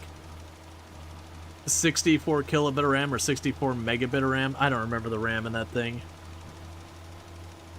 It's been too long. Your hard drive was like 100 or 200 megabytes. Remember loading Transport Tycoon in the Pentium in your old, from your old 486? It was like seconds versus minutes faster. Yep. The first you had was the 386SX, and then we made it jump. The Pentium 2 was huge. Oh yeah. So I had that that Pentium 1 for a while, and that was like the computer shared between me and my brothers. And then I got a bit older, and we ran on that thing for a while. And I had gone into the computer gaming side of things because we did have a Nintendo and everything, like the NES and then Super NES and all that. And, you know, it was always fighting with my brothers. Like, and I don't mean like in a bad way, but you know, you shared your time playing the games. And I tended to like a lot of the single player games, and so did some of them. So it's just a thing that like you were trying to get your game time in on limited time between multiple people and all that. And there's like lots of competition for that time and all that going on. And so I got into the computer gaming side, because that was definitely a lot harder to do, like set up and figure out than just like booting up the Nintendo or whatever. But I didn't have to share with them because I didn't want to do it. And so I played a lot of games. And then a little bit later on, when I got the money, I bought my own computer, which was, I couldn't even tell you what Dell it was anymore. You know, like, the model was nothing impressive. It was like your baseline Dell kind of computer. I couldn't tell you what the CPU in it was or whatever. It was just a cheap Dell. And I used that for a long time. It's also where I learned a lot of stuff about electronics, much to the chagrin of my father, as I tore open that case and I started, you know, vinyl dyeing pieces of plastic on this case and like adding lights to it and all sorts of stuff. And this is before a lot of that was like, you couldn't buy a kit back then. Like, so if you wanted to put a window on the side of it, I remember taking a Dremel and cutting out the window and like cleaning up the edges of it, getting like the rubber stuff you'd put like for sealing around car windows and like using that to cover up the rough edges from where I'd cut it, putting a piece of plexiglass in there, using to put lights in there because you didn't again have these light kits like RGB and all that nonsense we've got nowadays. So it'd actually go to the like auto parts place and you'd get the light for like putting down by your door or whatever that had like the built-in strobe lights and all that. You would get one of those that was sound sensitive and put inside. And it was very funny with that because it was vibration sensitive. And so I remember having that thing. And with like the subwoofer and all that I got from my computer eventually, like it would beat with the music. But also, if I was playing a game like Unreal or something that would get that CPU fan going at full speed, the light would just turn on bright because the whole case is vibrating inside. I imagine looking back, that thing was probably an absolute piece of junk that I just hacked up another thing. But I learned so much. It had a second, I put a second power supply in it. Just like in the bottom of the case. Oh, wait. I gotta detach you, then reattach you. Kind of reset the size. Because it was like, one, it wasn't an impressive computer to begin with. It was like very low end. And then I as a teenager hacked that thing apart with nothing I had experience in. To, you know, getting it to look all cool and all that. And then after that, I built a computer that was like actually a nice computer. And I remember that next computer was a Pentium 4. Because like at that point I had like an actual job that was paying me good money. Well, good for a teenager money. Was it a teenager? Man, when did I build my first computer? I was still in high school. Because I remember building it out part for part. So it had to be high school. It must have been when I was like 19 or something. Like towards the end of high school.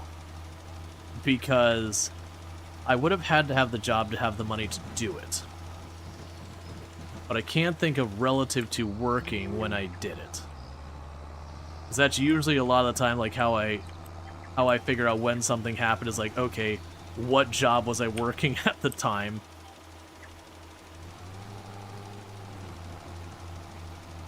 Your first computer you built to play Diablo and then upgraded it to play Diablo 2? You had to replace the power supplies all the time. Yeah, no, I was fortunate, and I did play both Diablo and Diablo 2. I think my computer was just able to handle them when I had it. But, I was always leery about stuff like overclocking and all that. Like, I had buddies who were super into all that kind of stuff. But broadly speaking, I almost never did it except for like when I was going to get rid of a computer. Sometimes I'd see how far I could push. I never burned up a processor or whatever. I definitely pushed a few pretty hard in those like, hey, I'm getting rid of this computer. Maybe I'll take a quick peek to see if I was able to get there. But I had buddies who they get a brand new computer out of the box, like latest tech or whatever, and the very first thing they do is they'd boot it up, they'd go to their system settings, and they would increase the voltage to the CPU to overclock it. And I definitely had one who burnt not one, but like two of his CPUs, like within a week of building the computer. And it was very much like, it was very much just, you know, being like masculine, like gotta be biggest number, all that kind of stuff, and just pushing it too far. And I was like, nah, man, even if I can overclock it at work, I'm still shortening the lifespan of my CPU. I'm not gonna do it.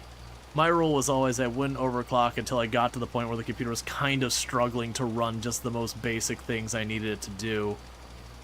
Oh, in the olden days, you overclocked a lot, as long as you had a big enough cooler and a good power supply unit, it was not too bad. Never cooked a CPU. Yeah, no, you could do it safely. Like, that's kind of the thing. It's like, you could probably boost a processor up like 10, 15, 20% if you had a decent setup and probably be fine. But it was real easy to take what was probably fine and overdo it. And also, like, I didn't push it as well because, my father always liked the house really, really hot compared to what I found reasonable. And so I was always sensitive about the fact that I'm like, yeah, this is running in a hotter space and, you know, they probably intend you to run it constantly. So I gotta kind of factor that in. They used to sell video cards for overclocking design. I mean, these days, a lot of your video cards come and they overclock quietly themselves. And it's actually one of the things that when I get a new computer these days, I will go out of my way to disable a lot of the automatic overclocking stuff. Because again, if I do need that tiny little bit of a performance, like later on things start getting a little bit pokey, I'm not against going in and overclocking at that stage. But even you know, quote-unquote safe overclocking will still shorten the lifespan of your electronics. You know, maybe not by much, maybe by a lot. Really kind of depends on, like, how overclocking are we talking? Are we talking, like, a little overclocking or a lot of overclocking? But, you know, broadly, I'm not someone who's worried about getting, like, the absolute maximum top graphics. I would much rather have a steady frame rate and a stable... you know, a stable frame rate, like in a stable game, sorry. So like your frame rate's stable and you don't have as many crashes. And broadly speaking, even safe overclocking, usually you are not going to be as stable as if you didn't overclock. And usually your frame rates will be more spiky. Like, your overall frame rate will most likely be higher, but you'll end up having spikes up and down. And yeah, so I'm definitely on the team is like, nope, I'll take the graphics down one notch, get that solid, steady frame rate. I don't need 180 frames per second. If I can hold steady at 60 and it not spike up and down at all, I will take that over 180 with the occasional dip down to 45. But that's personal preference. But to date, I have never had a CPU fail on me.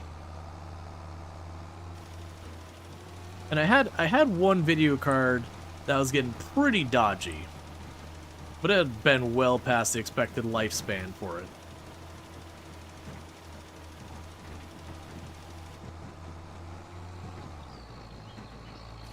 I certainly went through my share of hard drives, but that's honestly, especially back in those days, the two components you had the biggest, like, well, three components you had the most common failures were hard drives because they were mechanical and they just wear out. Fans, they break, that's what happens. And then power supply units. Back before the hurricanes, where we got hit back to back to back by 3 of them here in Florida in like the early 2000s, our power grid was hot garbage. And so brownouts and power dips and all that were very regular. And they would just murder power supplies over time. It was like everything you plugged in, you wanted a surge protector on here. And then if you could afford it, you wanted a battery backup. That way you'd toast your battery backup as opposed to like whatever your computer, your TV, whatever you cared about. Alright, so now I just got to deal with the weeds on the potato field.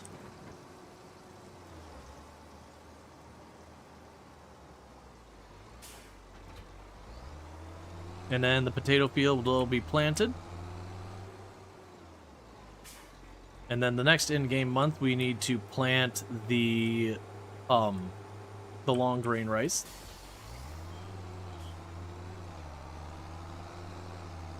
Yeah, let's see. Back when you lived in Eastern Europe, but you almost always ran your PC stuff through the UPS, or else it was too risky. Oh, yeah. No, like I said, it wasn't... I always forget the years, like 2005, 2008, or something like that. Our power grid here sucked. Like, it was constantly having issues. But it was around then we got hit back to back to back by, it was like 3 hurricanes in the course of like a month. And I think two or three of them were all majors, and I think we had one later in the season. It was like an outlier for just an extreme year. But some of the hits were like really bad direct hits. And as a result of it, you know, our power grid got absolutely devastated.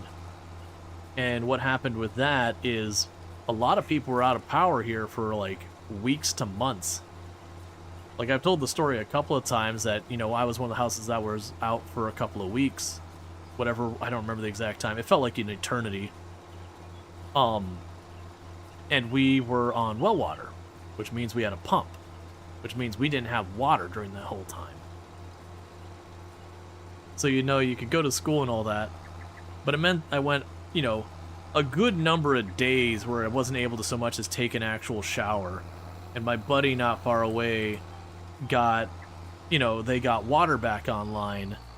And I was like, okay, like, this is non-negotiable. I'm going over to your house and I'm taking a shower because I feel disgusting and I need a shower. Like, for the people who go long periods of time where they don't bathe properly, I don't understand how anyone could do that, man. By day 2, it's just like, because we didn't have AC, it's summer, it's hot, it's humid, I felt sticky, I felt gross, there was no bath to be taken, no shower to be taken, like, it was just unpleasant and gross and uncomfortable, and nothing I could do about it.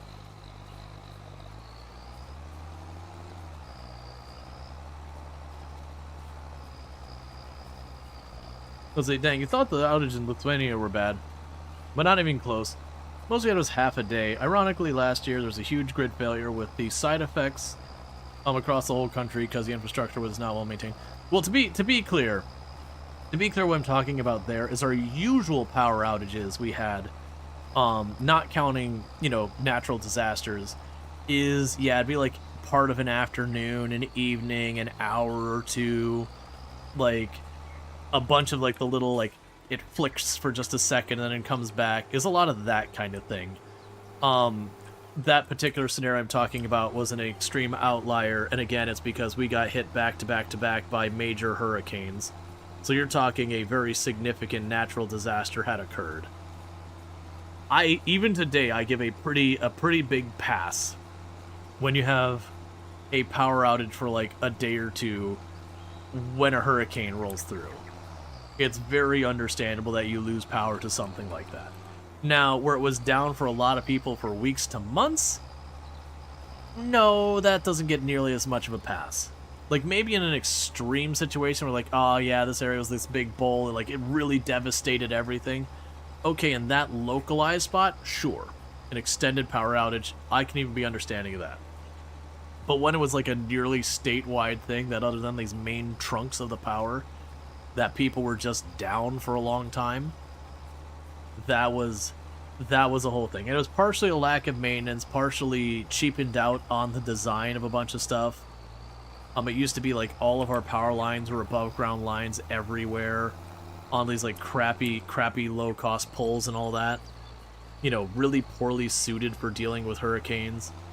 But again, it was one of those things that with what happened, like, it was a very politically heated thing that the constituents in the states, not having power that long, were ready to put heads on pikes, as an exaggeration. They were upset. They were livid. And it got pretty much everyone in positions of power to like really take the screws to the power company for like the first time in forever. Because they're like, if we don't look strong, like, our seats are gone. And so it's one of the few times that, like, bipartisanly in the state, they absolutely just went at the power companies. You think if you didn't have power for a month, you might consider literally putting heads on pikes? Yeah, no, some of the people who lived, like, way out in the boonies, those are the ones who got that. Yeah, like, don't get me wrong, their power was always dodgy and unreliable, even worse than what we had, you know, where I was at. I wasn't like city or whatever, but we were like, we were like, if you look at like, here's city, here's the burbs, and here's rural, we were kind of in this zone. We weren't quite burbs, we weren't quite rural, we're somewhere in between. We were in this like weird pocket of county in what was considered city. So it was like, people be like, "Oh, you live out in like out in the like really rural area." It's like, no, that's not fair. Like, I don't want to imply that I'm like way out here, that I gotta travel to meet my neighbor or anything like that. It wasn't nearly that bad.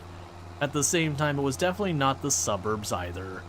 It was like in this weird, not quite one, not quite the other area. But we were without power for a little while. But yeah, no, that was very, very much, if you got like, you were out of town, like where, you know, you'd have like, you know, a horse farm on your property or something like that, you were like way out there, or you maybe have like a citrus farm or whatever on your property.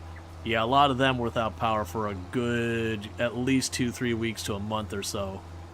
And they had a couple like really extreme cases that were several months without power, but we're talking, you know, the cabin in the woods by itself. Like, I mean, in this case, it wouldn't be the cabin in the wood, it'd be the cabin in the swamp.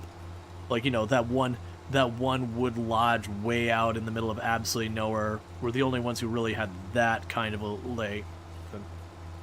Wait, you can weed before crops appear? Yes. It shouldn't work that way in real life, but yes. A lot of what you're looking at in Farm Sim is, think of it as like you've opened Microsoft Paint and you're just taking the marker and you're just running it back and forth over it to change the texture.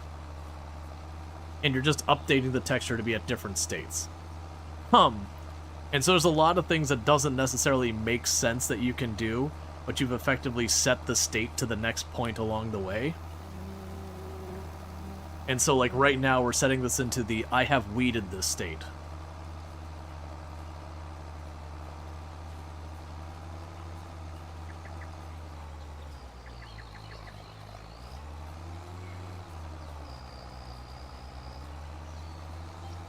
Let's see, Ash saying, and we had a terrible windstorm in late 2015 near city, and portions of the city were without power for up to a month. In your opinion, it was only that bad because of bad infrastructure and the non-native pine trees with weak root system falling over? Yeah, no, absolutely. Like I said, where we were out of power for as long as we were in Florida, it's because our power grid sucked. That, like, you have to have the bad infrastructure to be that impacted. Like, by all means, even with a really good infrastructure, when you have a bad enough storm, you'll have an outage, but usually they'll be short-lived. It'll be like, oh, that one transformer blew over there because of the short. Okay, you replace the transformer and you're good. Maybe this buried cable got snapped, and maybe it takes 2 or 3 days because you've got to, like, get the traffic diverted, get underneath the road to then fix it. But that's only a couple of days. But, like, for widespread damage that makes it really drag out, usually you've got to have a couple layers of failure that have happened to get you there. And yeah, I don't know what type of pine trees we have in Florida, but we do have pine trees that grow really, really tall, and they suck for dealing with storms. They just fall over. Like, their strategy for storms is they grow fast enough and there's enough of them. But during storms, they fall over. And then we have oak trees. They're a bit of a mixed bag with the storms, that they're durable, and as long as they hold up, like they don't hit like a certain threshold, they're fine. But once you get to a certain point, the whole big chunk of a tree will fall off, and they're so heavy, they're just going to destroy what's below them. They've got no flex, they've got no give. If they give at all, they break. The trees that do really well are the palm trees, because they could practically go sideways and then just whip right back up to vertically and be perfectly fine. Which is why they're in the tropics. They can take some serious abuse, and then the palm tree's gonna go. You know, maybe the leaves are all torn up or whatever, but it's fine. They'll come back. Yeah, see, up until that year and since, I've never had a power outage last more than maybe a night, and the pine trees are about as rare as rocks here in Washington. But apparently a lot of pines in the city weren't native, so they weren't well adapted to the soil. Gotcha. Yeah, I believe the pine trees we have here are native. But like I said, it's kind of their evolutionary success isn't really to weather the storm, it's to just produce faster enough that they get away with it. It's kind of like the rabbit strategy of surviving. It doesn't matter that you're weak, small, that everything has you on its menu or whatever. It's that you just make more rabbits so fast that they can't eat you faster than you're making them.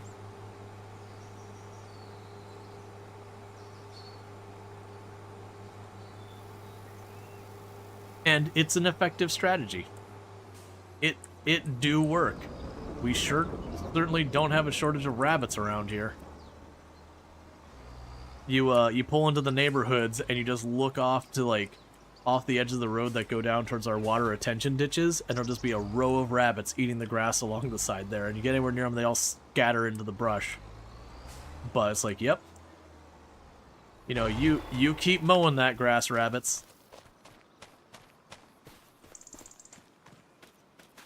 Okay, so you're good here. And the other field should be good as well. Yep, nothing to complain about here. And so with that, we can hop out real quick. And get ourselves to sleep.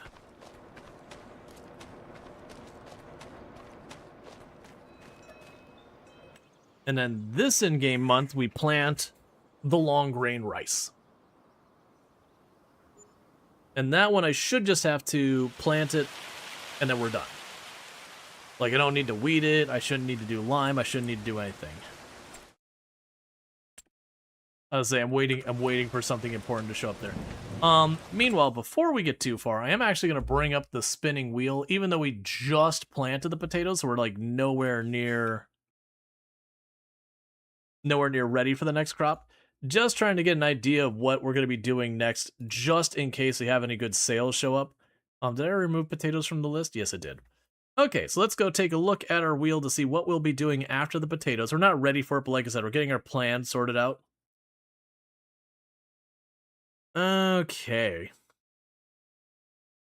And the next crop will be... just one more pixel is all I needed. Spinach is bad enough. Why would you do me like this? Sugar beets.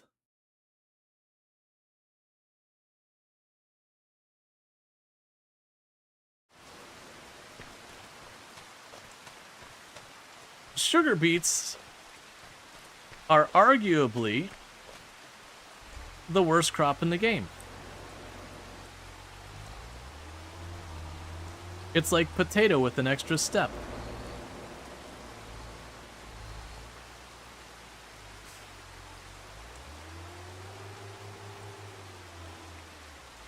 I did turn off display capture, right? I did not. There we go.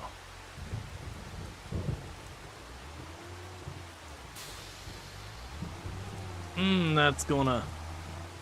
the wheel giveth and the wheel taketh away. When is the wheel giveth? I'm waiting for the wheel to giveth. When does this happen?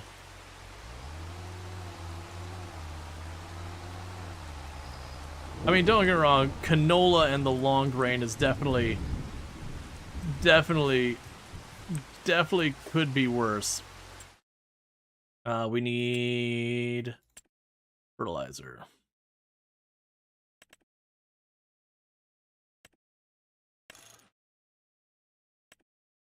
The wheel shouteth die.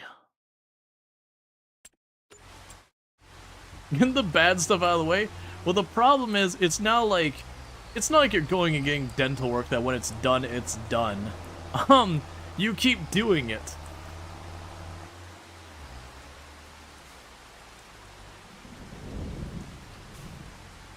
Alright, so what do the sugar beets cost me to get going? Oh, it's gonna be so terrible. Okay, so we've got the beets harvester.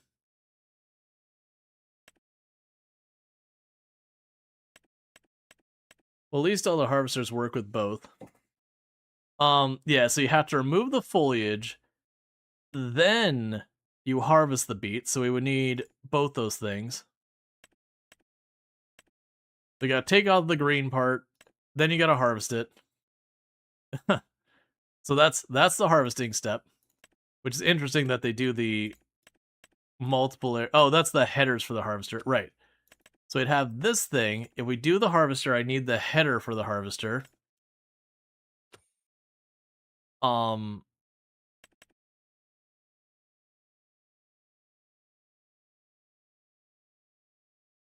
got a collector potentially. Do you just use a regular planter? Is that what I'm forgetting? That's the thing that's got me confused from it. Where was the sugar beet? Okay. Right. So we have to take the green part off, then we have to harvest them. Okay, yeah, so it just uses a straight up, it's a planter, not a seeder. That's the catch we're gonna have to catch. So the problem is, I have a seeder here. The seeder cannot do the sugar beets. Yeah, the wheel doth declare, F you. I don't know what I did to offend the wheel, but I clearly did.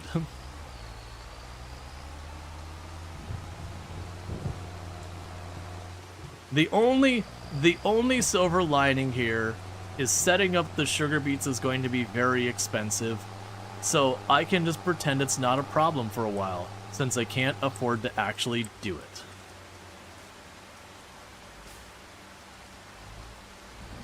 So that means to do the sugar beets, I need the planter, I need the, I believe it's a defoliager, and I need the harvester. I believe that's the minimum. 'Tis a day ending in Y. Ah, yeah, I forgot. Those days ending in Y, those will get you. All right.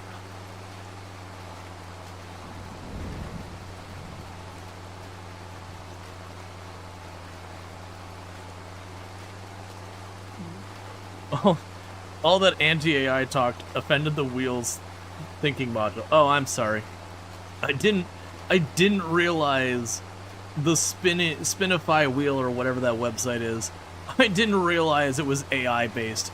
That's my bad. I shouldn't have used such offensive language by calling its work slop and all that. You know what? It is my party foul, I guess. It's also still true, but, you know, I shouldn't have told it to its face.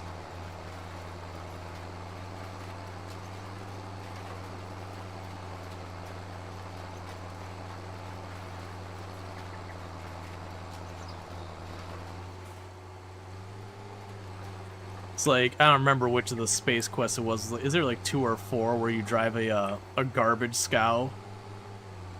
And your mechanic gets really upset and offended by people and gets into fights because they call the ship a garbage scow. So it's like a reoccurring joke in the game where, you know, someone will call it a garbage scow, he'll get all upset in a fight. And you're like, but it is a garbage scow. It's literally what it is. Like, yeah, he doesn't need to say it. But thanks for the nice place to hang out, by the way. Dealing with a bad case of insomnia. It's almost morning here. Yeah, I can understand that. You know, as an adult, I've been diagnosed with ADHD, and I've lived with insomnia my whole life because it is a common symptom that goes with ADHD.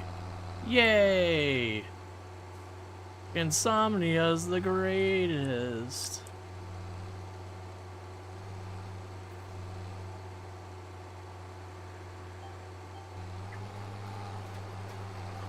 We have a lot of people in the community who deal with chronic insomnia, which is part of the reason I offer the type of content we do. Just watching the sunrise here. I got a while yet to the sunrises. We're on like a weird schedule right now because Tomb got pulled into work and all that kind of stuff. I'll have to catch up what on earth's going on there. Yeah, when is Tomb supposed to actually be home tonight? Oh. I'm gonna wrap stream before she gets home. Ah, it sucks for her. Yeah, she had a coworker call out, and there's like a little bit of, not, when I say emergency at work, it's not like some big tragedy, just like there's a lot going on. Thank you for the follow. welcome to the stream. So yeah, she's basically double shifting today. And yeah, she's getting home late. And thank you for all those follows. I really do appreciate it. You develop frequently occurring insomnia when you hit your 40s. But also, almost sun right here, already getting bright. Yeah, and I mean, I basically pull what I consider like third shift where I'm at. Like it's the overnight shift. So yeah, around the time that I go to bed is around the time the sun comes up. Alright, chat, I need to use the restroom because I'm drinking too much soda. So I'm going to do that, and I'll be back in a minute. And thank you again for tuning in. I'll be right back.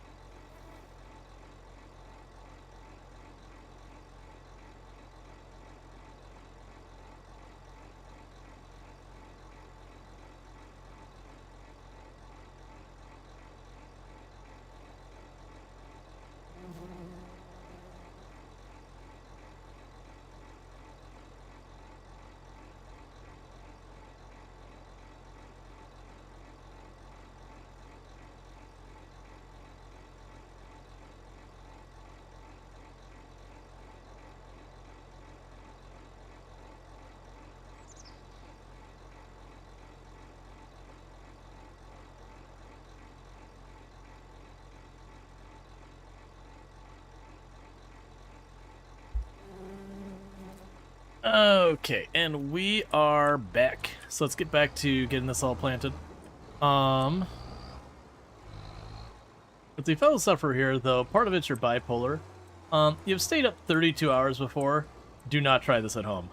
Oh yeah, no, I definitely remember, like, again, high school, college, from a whole bunch of stuff, having those days that, like, you basically stayed up for almost 2 full days, and yeah, it's, don't do that. Things start getting weird and trippy real fast. It is not a healthy or safe thing to do. Like, there's one thing about being like, oh yeah, you know, I missed a night's sleep and I'm going the next day. But like the straight up not sleeping for like 2 days and all that is not good times.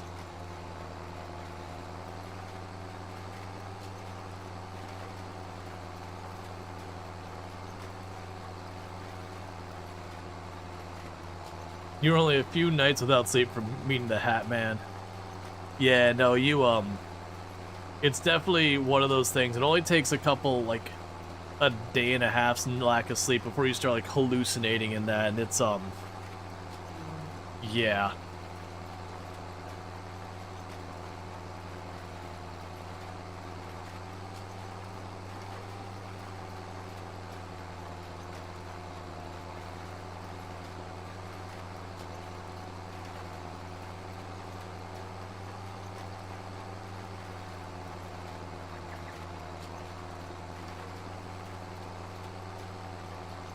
What a pretty screen. What a pretty green screen bottle. Yep. Yep, that was running grocery shopping. I didn't have time to, like, get a lot of other stuff done, so I was like, I need something to drink. What's something quick I can get food-wise? Like, you know, just doing grocery shopping, all that kind of stuff, because we're out of a bunch of stuff. Like, the plan had been, you know, get some grocery shopping and all that done with Tomb today and kind of split up and do some different errands before work kind of stuff. And her getting called into work, which is fine. But it did kind of screw with that, so I just had to run and do the errands.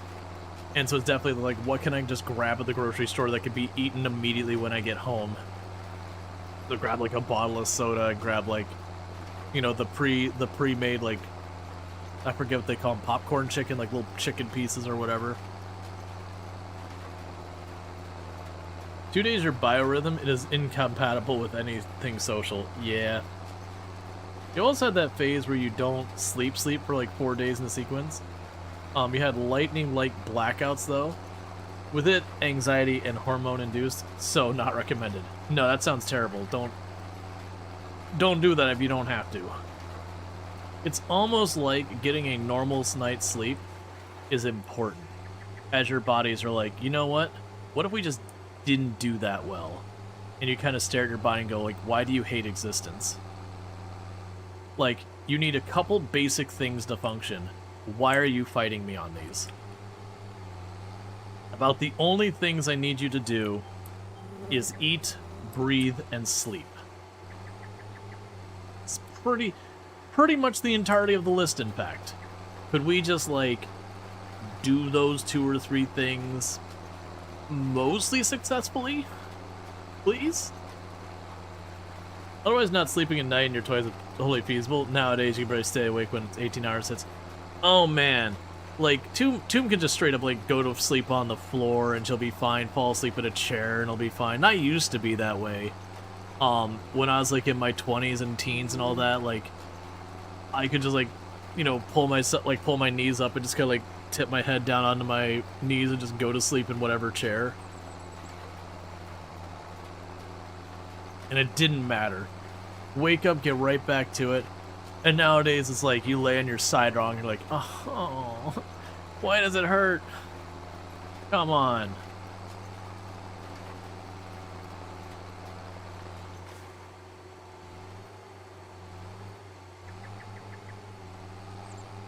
Could not put it better, yet your bodies refuse.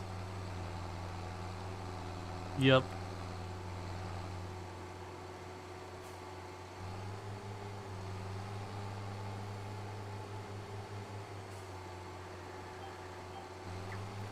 There's a system for making every day 28 hours sleep for 10 for each of 6 days a week. Basically, you turn a 724 hours into 628 per week. Works for some people that can manage it. Yeah. Well, that's the for those who don't know, you have the circadian rhythm, which is like your sleep pattern. Human beings, for the most part, your sleep pattern is not 24 hours. Because if it was, it'd be crap. Because imagine just each day getting tired a little bit earlier and just how bad that would be. So the reality is, the most people's circadian rhythm is actually longer than 24 hours. That's why it's so easy to stay up a little bit later each and every night and just get into that cycle. Because your body naturally goes that way. So they do find that if people don't have something that's strictly pressuring your time, i.e. your alarm clock in the morning or whatever, you know, or kids or whatever being your time pressure to like keep you on a schedule, that people will naturally have a schedule that has a tendency to just keep working its way later and later and later until, you know, whatever your limiter is, you know, work schedule or whatever, kind of forces your hand. And yeah, it's a whole thing. Yep, you slept wrong should not be the most common explanation for why you're sore in the morning. So you got a gamer chair that can have a particularly wide, flat angle, specifically so you can rest sleep in it. But that's maybe best 50% useful rather than 25%. Oh man, that's Tomb will have a tendency. There's a beanbag chair in the back here, and sometimes when Tomb gets tired, like she'll fall asleep in her chair over there. She'll get up and then she'll walk over here and she'll go to sleep in the beanbag chair, and she'll do that a couple nights in a row. And then she'll be like, I'm so tired. It's like, well, yeah, the last like 4 nights you couldn't possibly have gotten good sleep because you're sleeping in the beanbag chair where you're all like mooshed up in it. Like, it's not, like, you might be sleeping, but it ain't good sleep.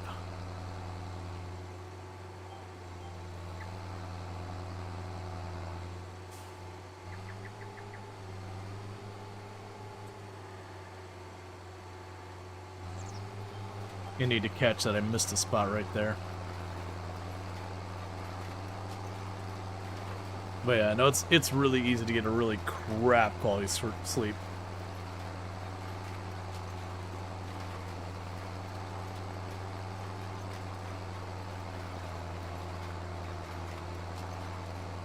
No, it is interesting people experimenting with different sleep patterns and all that sort of stuff.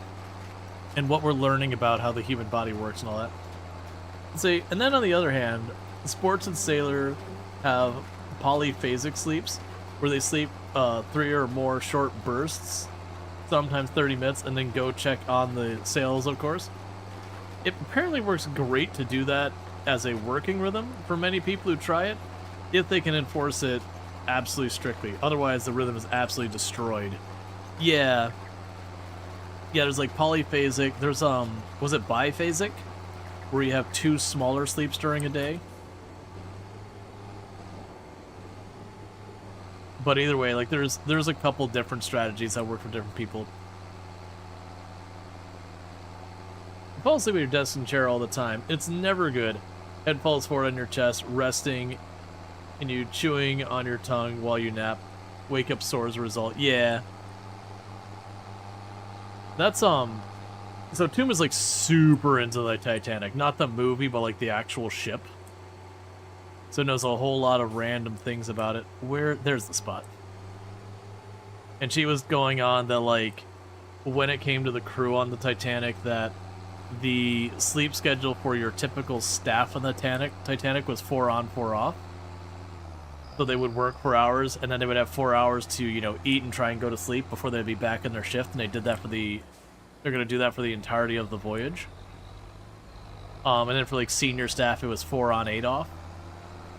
Which is like, okay, realistically, what are your chances you get off shift and you immediately get to sleep to get the full 4 hours before going right back onto shift? And it's like, that can't be good or sustainable. But then you have like the senior staff and like, okay, so you do 4-hour shift, and then you could basically have enough time to get a night's rest.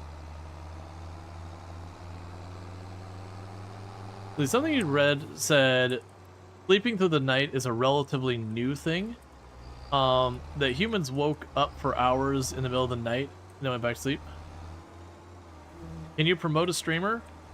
As a first-time chatter hopping in asking if you can promote another streamer, the answer is going to be no. Because there is a lot of discouragement around self-promotion on it, and while I'm usually pretty lax about that, again, first-time chatter trying to promote another channel doesn't feel like that's authentic or whatever. Okay, just asking because he's bad. That is even more suspicious.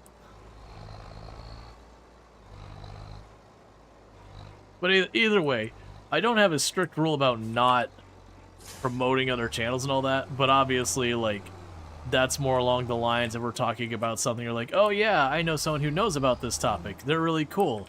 And, like, we're usually on board with that. But just randomly popping in. Yeah, I mean, credit to asking, like, to be fair. Yeah, Royal. I'm just gonna say, like, let's not take it farther than that. Yep. This is not how you grow a channel, though. To be entirely clear, and I'm gonna give you the benefit of the doubt, if you are trying to help your friend find success, these kind of things, that broadly the way to approach that is not to just jump into random channels, especially doing something completely unrelated, and be like, hey, can I promote my friend? You're going to want your friend to be actually involved in whatever communities are appropriate, so, like, if they play tabs, they should be active in the tabs, you know, community and other creators' tabs channels and get to be known there and genuinely add that. Is that against TOS? It's not against TOS, but it is against, like, the formally written, like, streamer etiquette. Now, if he was saying, hey, my friend is garbage and he's, you know, terrible and he's awful and you shouldn't follow him, there is rules in the TOS about disparaging about other content creators. But yeah. Yeah, no, you stream, you do your own thing, but like I said, for actual growth advice, generally, like, if you say like you're going to be playing, we'll say Farm Sim. Say you're going to be playing Farm Sim. Not only be like active in farm sim, but like on the rest of your time, be a genuine, meaningful, productive member of other people's content creation in the farm sim category.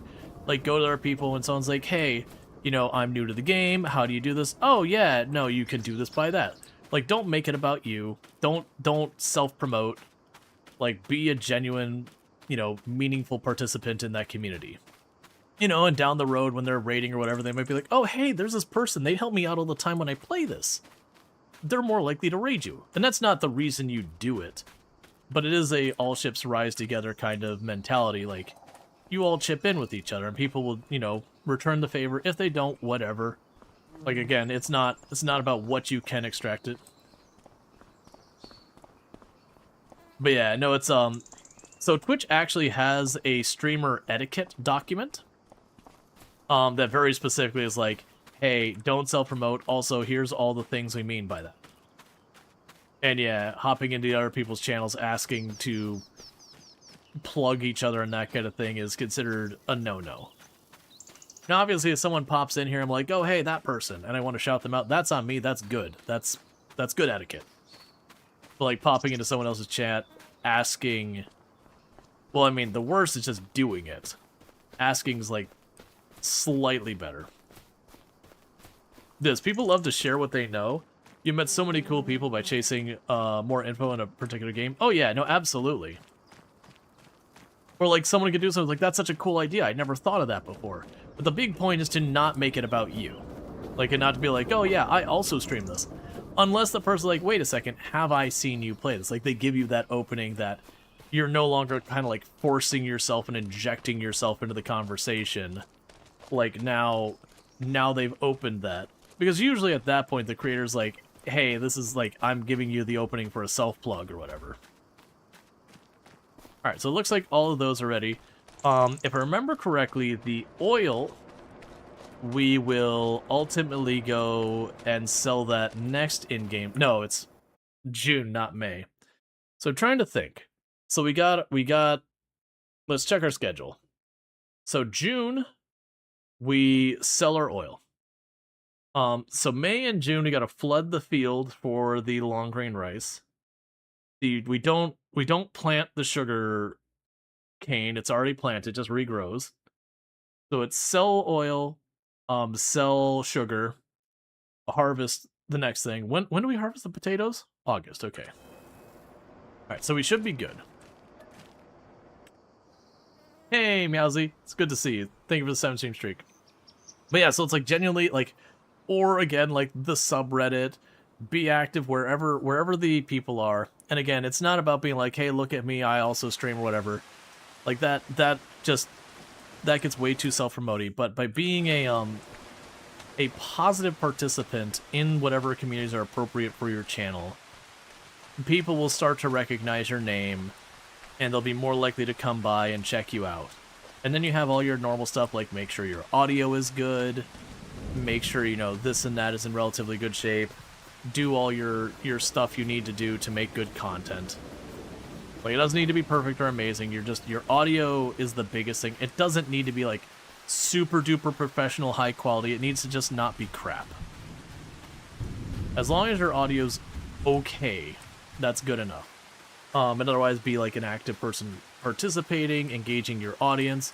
Do not call out lurkers. Yes, you will see, like, some creators got big who are like, hey, when someone joined your channel for the first time, even before they say something, welcome them. Give them that personal... Don't do that. When they say something, it's game on. You can say whatever you like to be, like, welcoming and all that. Until they do something to interact, don't call them out.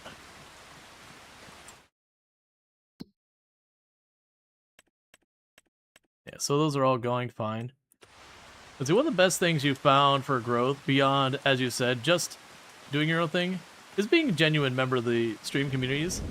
Not because you get anything from it, but because you actually want to be part of the community. Often those communities are extremely supportive if when you start streaming. Yes, exactly. That's what I'm trying to get across, is like, you participate in other people's communities not because of what you can gain for it. The fact that you are likely to gain something from it in the long run is cool if you're being active in all those. But at the same time, if that's the only reason you are there, people will catch on.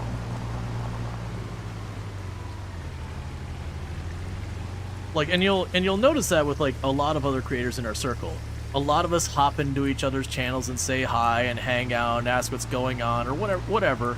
Like, you know, oh, we're playing this game, and so I was like, hey, I don't know exactly how that works. Like, would you like to know? Okay, well, here's how it works, and all that kind of stuff. And it's not because like, you know, I need to self-promote here or there. You know, we genuinely enjoy hanging out. You know, develop actual friendships. Whether they're professional or, like, you know, when I say real, like, personal friendships, you can have a professional friendship that's strictly professional, that's too. But, like, again, it's very all ships rise together. It's one of the reasons I don't get it when you have these people who, they'll get lucky and get some early growth, and then they'll be like, oh, why would I raid someone? Why would I share my community with someone else? It's like, okay, I mean, if you never want to be raided in return, that's kind of how that goes, man. Alright, so we're just waiting for the field to flood. There we go. Because that is, for rice, they flood the fields as a weed prevention and pest prevent. Okay. I don't know why I bounced into the sky there, but fair enough. Sometimes you just need to bounce into the sky. But, you know, you'll see them pop in and say hi and hang out and be like, oh, hey, that's really cool what you're doing there. Like, whatever. But is that appropriate? Or they'll trash talk and banter, but like in a fun, everyone's having a good time kind of way. But whatever, but they're active in those communities. If you're happy and you know it, jump 6 feet high. Let's see, when you eventually start streaming, you'd probably promote Halcyon Frequency members because they're the ones who you love to watch. And the ones who turned you onto some games that you had never looked at twice before they streamed. Absolutely. Well, that was like, for me joining Halcyon, like, I had been streaming for a while. I had started to see some success. I hadn't gotten partnered yet, but I had gotten affiliate, and, you know, the channel was growing well enough. And it kept being one of those things that, like, I would wrap up stream, and there would be one of them on, like one of the affiliate members of the Halcyon Frequency stream team, and I'd end up tuning into them because I liked their content. And then before I would stream, I would do the same thing. Is like I would watch one of them, and a lot of times they would end up rating me, and I would end up rating, you know, some of them, just because we happened to be in the same games, doing the similar stuff and all that. So none of it was like a planned and deliberate thing. We just kept crossing paths pretty constantly because we were just like in the same circles, in the same things. And I had gotten to a point where, like, you know what? I am kind of considering trying to get involved in a stream team. This stream team, like, I like everyone I've met in the team, and there'd only been like 1 or 2 people I hadn't really interacted with. Like, I would say, like, Blind was one of the ones I got introduced to quite a bit later, just because of schedule stuff. And then Bellinar, just our schedules, we very little overlap with Bellinar. But and again, like, that's fine. That's before I got introduced to the team and all that. And so eventually it was one of those things that I, you know, after a bunch of time, like, okay, well, I'm considering a stream team because I think it would be good to have other people in the industry to interact with, to work with, to bounce ideas off of, and you could do that without being part of a team. But, like, you know what? I think this makes sense. Like, I'm already, you know, collaborating with some of these people. I'm already constantly, like, you know, rating back and forth with all these people. Like, we're having all these connection points. You know, while I'm not a member of this team, it feels like it fits. And while it took a little while for that to actually turn into something, just because of, like, wanting to maintain a certain team size and yada yada, ultimately, you know, I met a bunch of them at TwitchCon. It wasn't like an interview, like, I don't want to make it like this big formal process, but we had, you know, talked to each other, and you're like, you know, and the people are like, yep, now that you've met again, I had met everyone, but I think at that point, one of them I'd had, like, a proper conversation with, that, like, you know what? You know, yep, let's do this. You know, and I ended up joining the team and all that. But again, a big part of that was we were already constantly in the same places. that there's still more oil in there. Like, a lot of us are playing Rimworld like at different times. There's lots of collaboration. A lot of us were playing like Project Zomboid and yada yada. But even if we had like I hadn't joined the team, those are already connections that, again, I wasn't in, you know.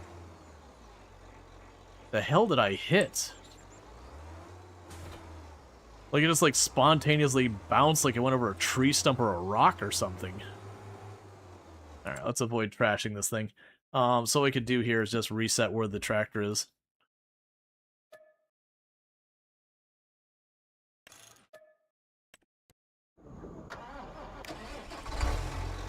Yeah, it's just like, it's like I hit a tree stump. Like, if there had been trees, I'd be like, oh, I just missed a tree stump and I caught it, but like bounced up real hard. But yeah, what I was gonna say is, like, I didn't hang out with them because of any, like, oh, I could grow using them. It's like nothing like that. It was just a matter of, like, we were doing a lot of the same things, and again, because they're doing lots of the same things, we ended up raiding back and forth a lot. We ended up building up a lot of, like, shared audience. Like, a lot of people that were watching me were also watching FG Squared, because, again, like, after I would wrap stream, it was very common for me to raid FG. Oh, you much harder to lift than the sugar. There we go. Okay. But, and then just the same, like, you know, me and Sui interacted all the time. It was just, we were enjoying the same kind of stuff. And then the fact that turned into, like, mutual growth for us, that's just the nature of how streaming works. You know, I'm still very happy to be part of the team and all that good stuff.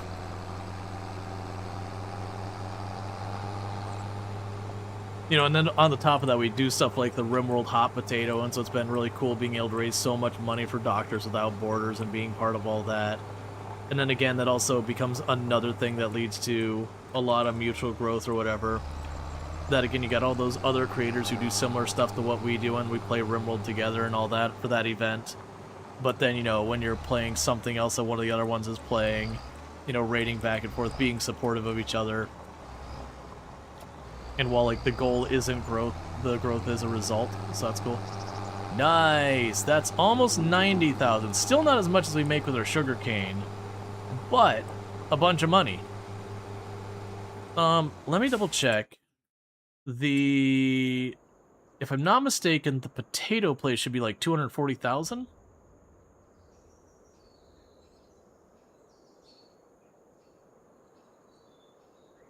$360,000. Alright, so at 360,000, we get the potato place. And how big are you? So you're way bigger than our other building. I kind of figured that was the case. We'll have to figure out where this is going. It honestly could go over here, because this is probably not a very useful place for consideration of farming because the wood's right there, but I could fit this reasonably well here, depending on where the pickup point and drop-off point are. We'll have to figure that out. But with that, I'd be able to grab the oil from the other side of the road, bring it over there, and then grab the potatoes from right there and drop them off too.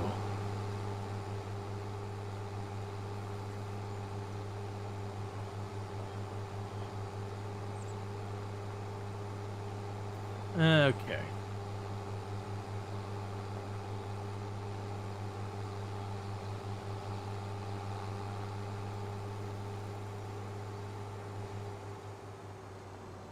We're just going to drop you off here for a moment.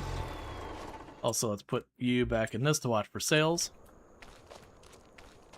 Right, and I got to keep in mind, for those who missed, we did roll our next crop, and it's sugar beets.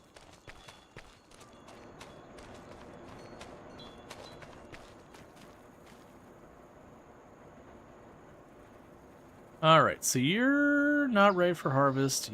So, October, September, August, I believe. So let's get the sugar to this in-game month, and we sell that.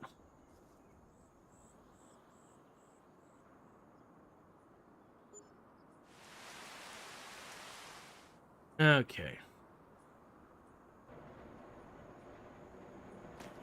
Boy.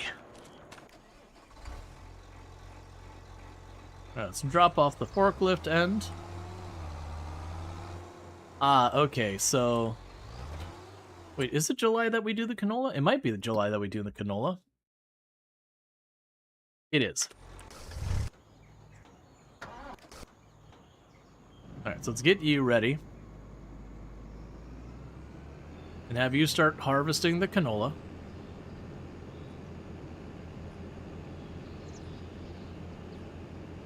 We should repair you really fast.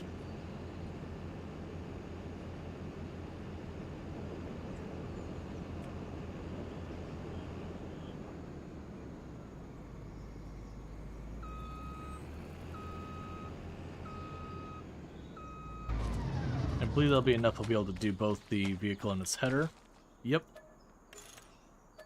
And the reason why we're being careful about making sure it's repaired, for those who haven't played Farm Sim, you do take a significant penalty to different vehicles depending on their state of repair. So the harvester, if it's too damaged, you'll take a penalty on the yield, which means you'll just get less crop. Like the seeder, the fertilizer, the lime vehicles, you'll take a penalty that they'll use more materials to do that. If your tractors are damaged, it effectively penalizes their horsepower if they're damaged. And there are certain vehicles that there's not really a reason to care very much, like the forklift thing there, it getting worn out doesn't really impact anything to care about. Whereas stuff like the harvester, it's really important you keep that thing repaired. That kind of deal.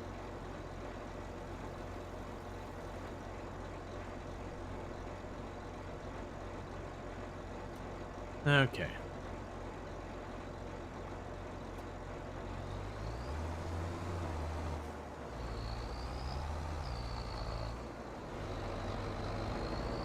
And one thing I might do here in a minute is we might put on a poll on the stream. And it's totally fine if we just keep playing Farm Sim, but I'll put a poll up and just be like, hey, what do you want to see? Do you want to keep seeing Farm Sim? Do we want to switch it up? Like that kind of thing. Every once in a while I'll do that, and like in the middle of the stream, it's just kind of the vibe check and be like, hey, people still enjoying what's going on? Would you rather see something else? And a lot of times people be like, yeah, I just want to keep seeing what's going on. But every once in a while you'll get that surprise where you'll be streaming something and like no one votes for it, and you're like, I get it. I get it, it's time to put that away for a while. It can also even be that there's nothing wrong with the game you're playing, it's just there's something else people are super hyped about or whatever. But it's been kind of hard to decide what to stream, because a lot of the games that I would have a tendency to stream that are longer playthroughs, with everything dropping this coming week, like the sheer volume of games coming out and updating in like the next week, week and a half, I don't want to jump into something like Vintage Story or RimWorld where, you know, a run is going to take a while, knowing that I'll start it and then immediately have to bail to, like, you know, check out the new thing because I want to do the new thing. And so kind of the reality with all that is it's like, okay, it's got that weird thing about like, do I play that one or... I'm going to actually slow down time, which I normally don't do. And the reason I'm going to do that is I got rain coming up on the calendar. And I'd much rather get the harvesting done before the rain happens, because you take a severe penalty. And what that does mean is for the rain. And I just about forgot. Let's double check. So we did flood the field in June, I think.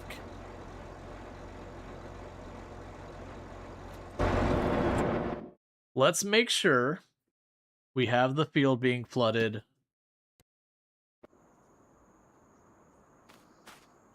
for this if it needs it. There we go. Because if we don't flood the field, it reduces our yield for the long grain rice.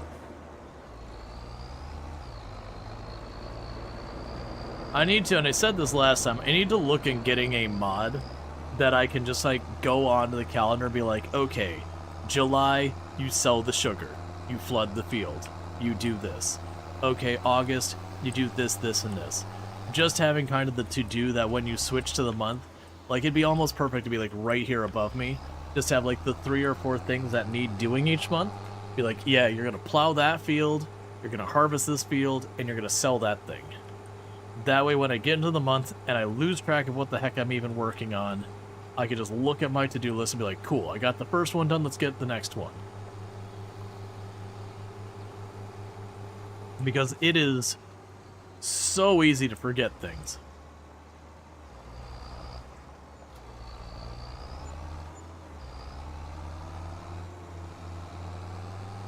Alright, so now I need to get my trailer to empty out the canola. But yeah, it's so easy to just lose track. And unlike real life, like say you're like, okay, well I need to do this and you forget. Most of the things, like if you forget to do the process in real life, missing one day is probably not going to make that big of a difference. Whereas in Farm Sim, missing a day can be, you literally don't get anything now because the whole thing got screwed up because you forgot.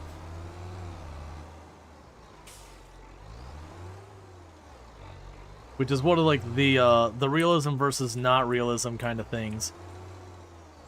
Is, you know, for this to go wrong in real life, you'd have to forget about one of these processes sometimes for weeks at a time. And like, don't get me wrong, I know in reality you're like maximum yield out of your field as a farmer. Like you got a very narrow window on some crops that's like, okay, we need to harvest this week or we're gonna start seeing like a loss in overall yield and yada yada. But then you gotta wait for the humidity to be a certain amount and all these other things to be within a certain tolerance and yada yada to really maximize that. But even then, just the idea that you forget to harvest your crops for the year is a little much. Not saying it couldn't happen. I am saying though it's pretty unlikely.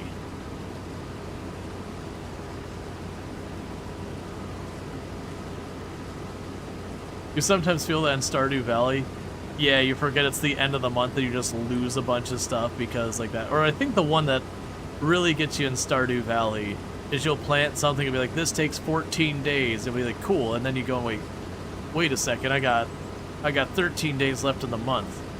I'm not gonna get this crop.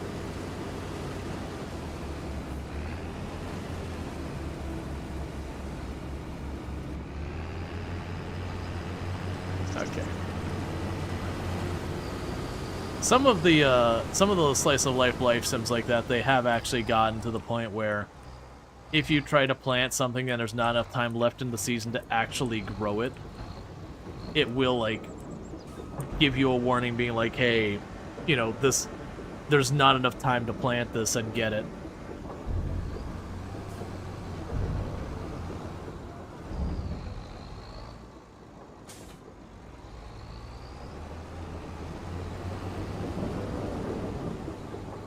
I am looking forward to tomorrow. Coral Island has its new beta update. I'm not going to play the beta. I'm going to wait for it to actually be out. But there's a lot of cool stuff coming with it that I think will all be good news for the game and all that I'm looking forward to. One thing I've been appreciating that Coral Island's been, for those who don't know Coral Island, it's the same type of game as like Stardew Valley, but it's tropical. It does take the model that Stardew Valley sets up and does kind of expand on it, so you've got like this whole thing where there's the under ocean area where you're cleaning the ocean. Like there's not an equivalent to that in Stardew Valley. It does take stuff that other games do, like catching bugs and all that sort of stuff, and having a museum that includes fish and yada yada. That it really takes that model going, what if we add more to it? But and then just the cast is just a ridiculous number of people. Like it's like 28 or something dateable characters in the game. It's ludicrously high. But one of the things they've been doing that I appreciate is like when you play the games in like that genre of like Stardew Valley, you get married to the character and a lot of times their personality ends. That character just kind of stops having an existence beyond occasionally they give you something to eat in the morning and occasional dialogue. But otherwise, like their entire story and personality kind of just vanishes from existence. They're kind of just window dressing at that point. And it can be a feels bad, man. Like some characters like behaving that way are like, oh, okay, like this person, like their personalities, they just wanted to be a good spouse.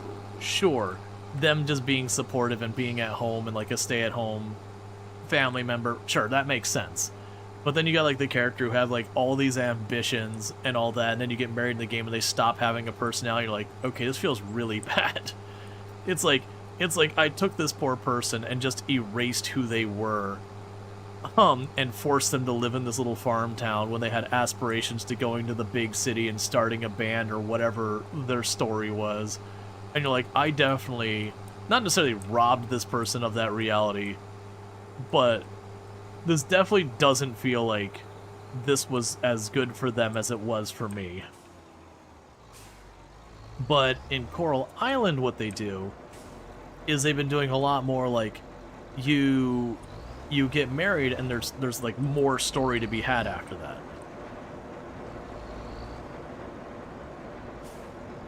And thank you, Randall Thor, for gifting a tier 1 sub to Kravik. Kravik, you got yourself some nice advertisement-free viewing as well as access to the emotes, whether you wanted them or not.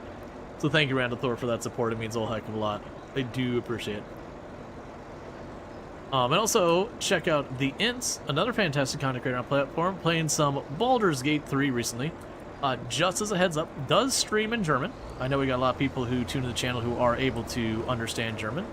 But I just make that clear because they do stream in German. They do understand English, but they do stream in German. Just as a heads up. It's good to make sure, you know, when you're crossing languages that people are just aware of it. So all that. Let's grab this trailer because that thing's getting full.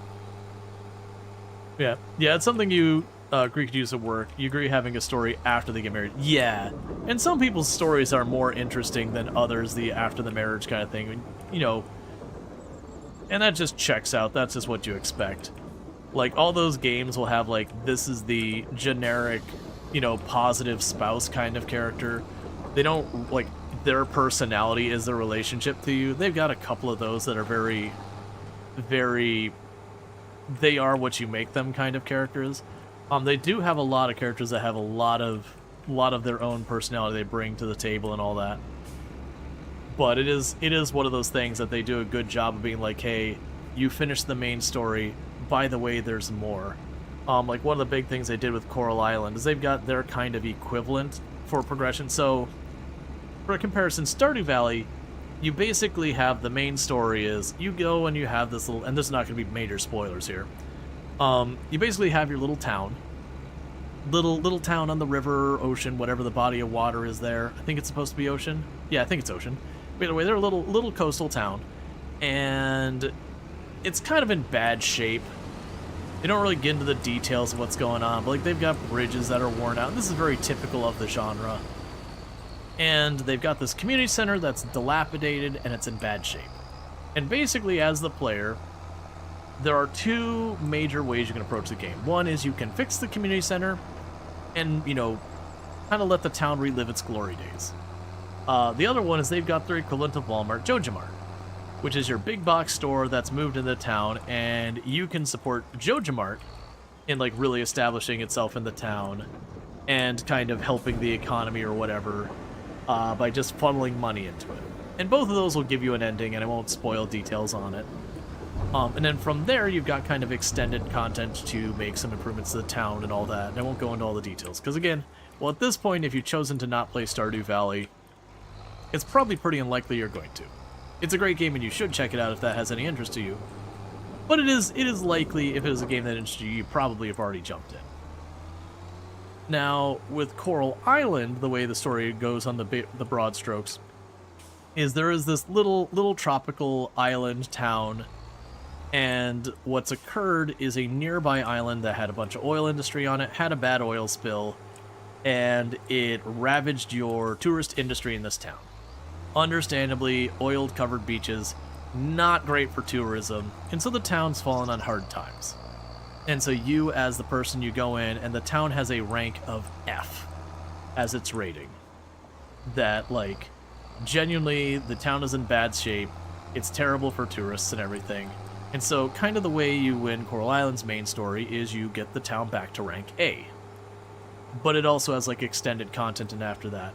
And I think the extended content is one of the things that's really cool about Coral Island, and, like, you do lots of town improvement stuff and all that, and it's really cool around a lot of that stuff. They do actively make it seem like the townies, the other people in the town, do meaningfully chip into making the town better.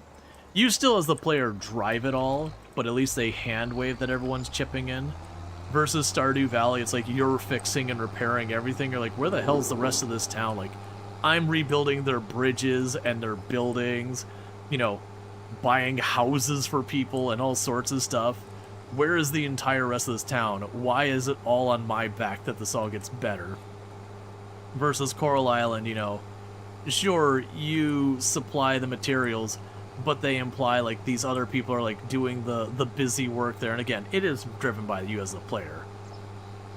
Yeah, no, Coral Island is great. It came out fully released last year, and they've had 2 major updates to it since then. They're getting ready to do a major update that I believe the ETA is going to be probably the end of the month. They're doing a beta at the beginning of the month, like tomorrow, for the new update. I wouldn't worry about the beta. It's got some content that's deliberately held back so it doesn't spoil the story. But it is, if you like Stardew Valley, it hits a lot of the same beats. It is definitely one of those games that it gets compared to Stardew Valley very fairly, but people will call it a Stardew Valley clone, and it doesn't do itself any favors there when you first start playing. Because when you first start playing, the opening cinematic is like beat for beat one of the Stardew Valley open cinematics. The whole thing with like Robin where you show up at your house, like it is like nailed to head, almost beat for beat exactly the same as Stardew Valley. But it very quickly deviates from that point and does its own thing. But yeah, so it doesn't do itself any favors for being accused as being a clone at that stage. But that's kind of where like the commonalities go. Like your progression has entirely different mechanics. The way you tackle a bunch of stuff is different. It still has sprinklers and all that. But yeah, there's a lot of cool stuff there. And you can romance merfolk, if that's your jam.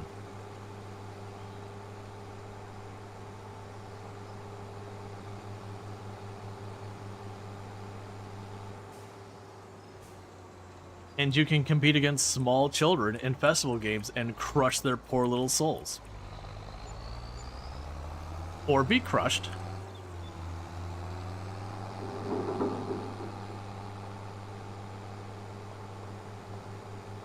And there's like 28 people to romance.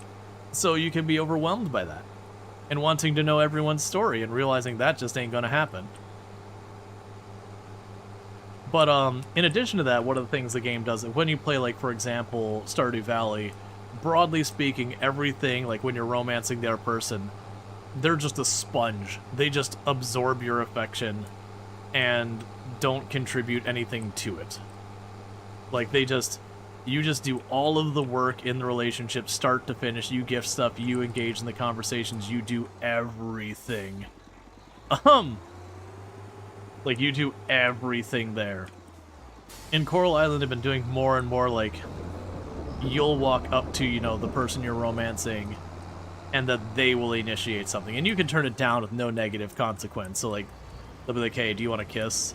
Like, that kind of thing. And you can be like, nah. And it's like, okay, that's cool. But, you know, it's nice to actually have them initiate as well. Because it can feel pretty weird when you're playing games like Stardew Valley and you're supposedly married to this person and like you're doing all of the work in the relationship. You can go on dates and feed capybaras in Coral Island. 10 out of 10 games. Fact, you can do those things. I feel like you do that in the Egg Hunt with Stardew Valley. Absolutely.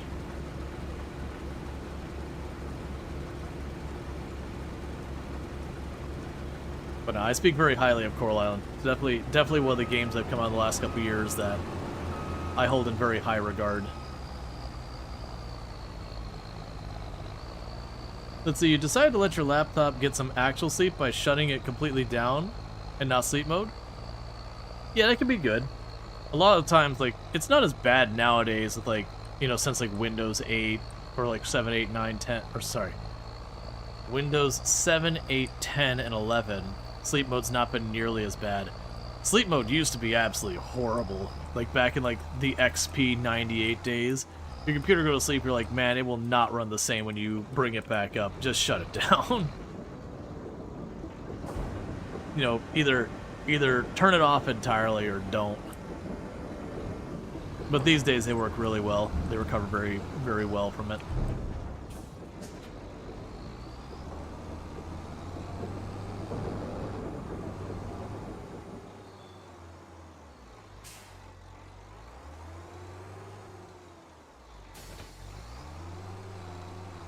Have you tried My Time series, My Time Portrait Sandrock? And how do you compare those as Coral Island? I have played both. I enjoyed both My Time at Sandrock and My Time at Portia. I didn't finish either of them. Like, I kind of liked what was in there. It just, I don't know, for whatever reason, I didn't end up sticking with them nearly as much. They are same genre, but you don't have like the whole mining for artifacts kind of thing, like in the Portia and Sandrock series. I would say I found the characters way more engaging in Coral Island, which, to be fair, I will say I got far more attached to the characters in Stardew Valley than either of the other games. But I got more attachment with Coral Island than I did with My Time at Portia or Sandrock.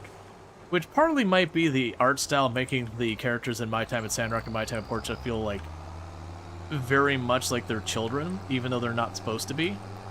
They just weirdly look very, very, very young due to the modeling. So it doesn't quite hit the same. Like I said, I enjoyed them. I would definitely say Coral Island is more Stardew Valley and like the farming, the chickens, like even the bug catching and fishing and all that really reminds you more of like something you would expect to see in Stardew Valley than My Time at Portia or Sandrock. You don't have like the crafting machinery to fulfill orders or whatever, because that's kind of the core component of those two games is you build the machinery to accomplish the goal, then you get to the new area to get the new things, to get the new machinery, to give to the town, to do whatever, you know, repeat. That's not negative, that's just the nature of the model. But yeah. But I would say Coral Island is way more Stardew Valley than My Time at Portia Sandrock. All those games are the same basic genre, but My Time at Portia, My Time at Sandrock is a lot more around the building machinery. If you're looking for something along that line, it's not quite the exact same thing, but there is My Little Rocket Lab. It's more about automation, but it's sort of like Factorio meets Stardew Valley. It's not a super long game, but it's a pretty fun game. But it does have kind of that, get this set of materials to make the thing, to progress the story kind of stuff, except you just don't make the machine, you shove it into the rocket. But vaguely it's similar there.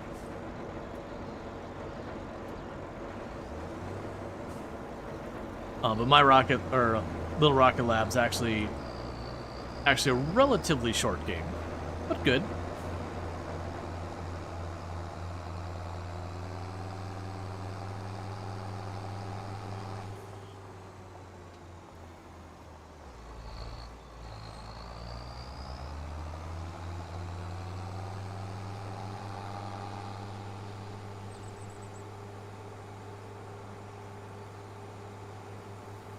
Oh yeah, yeah. The both hibernate and sleep mode back in the older versions of Windows were very unreliable.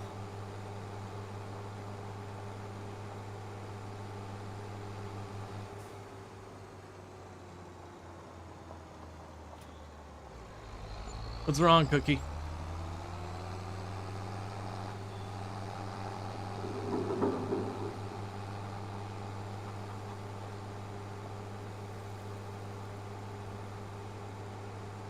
That's why 10 is very paranoid, because it's between Windows 9 and 11. Hmm. Hmm.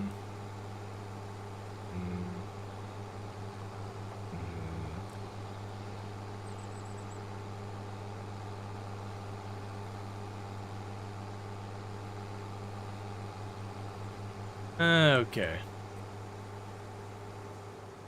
Let's go ahead and get the trailer. Get the last of the canola loaded up. Oh yeah, hibernate mode, forgot about that. Yeah, that's a blast from the past. Or sometimes you try and bring your computer back up from hibernate and just sit on a black screen for a while and you're like, oh, well, I guess we're shutting down anyways.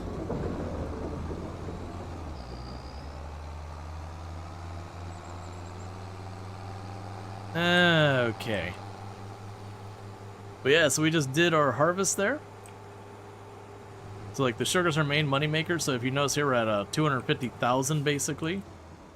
I got just a little bit more canola in here to drop in the oil. Yeah, been there often. Yep. That was one of the first things I would do when I got a new computer or like had to reset up Windows on a computer. I would just straight up turn off hibernate and sleep mode. That was back in like the 98 ME those days. XP was also pretty bad about it. Actually, I don't think 98 had those modes. Either way, like I said, it wasn't until like Windows 7 or Windows 8 that those finally started actually working mostly well.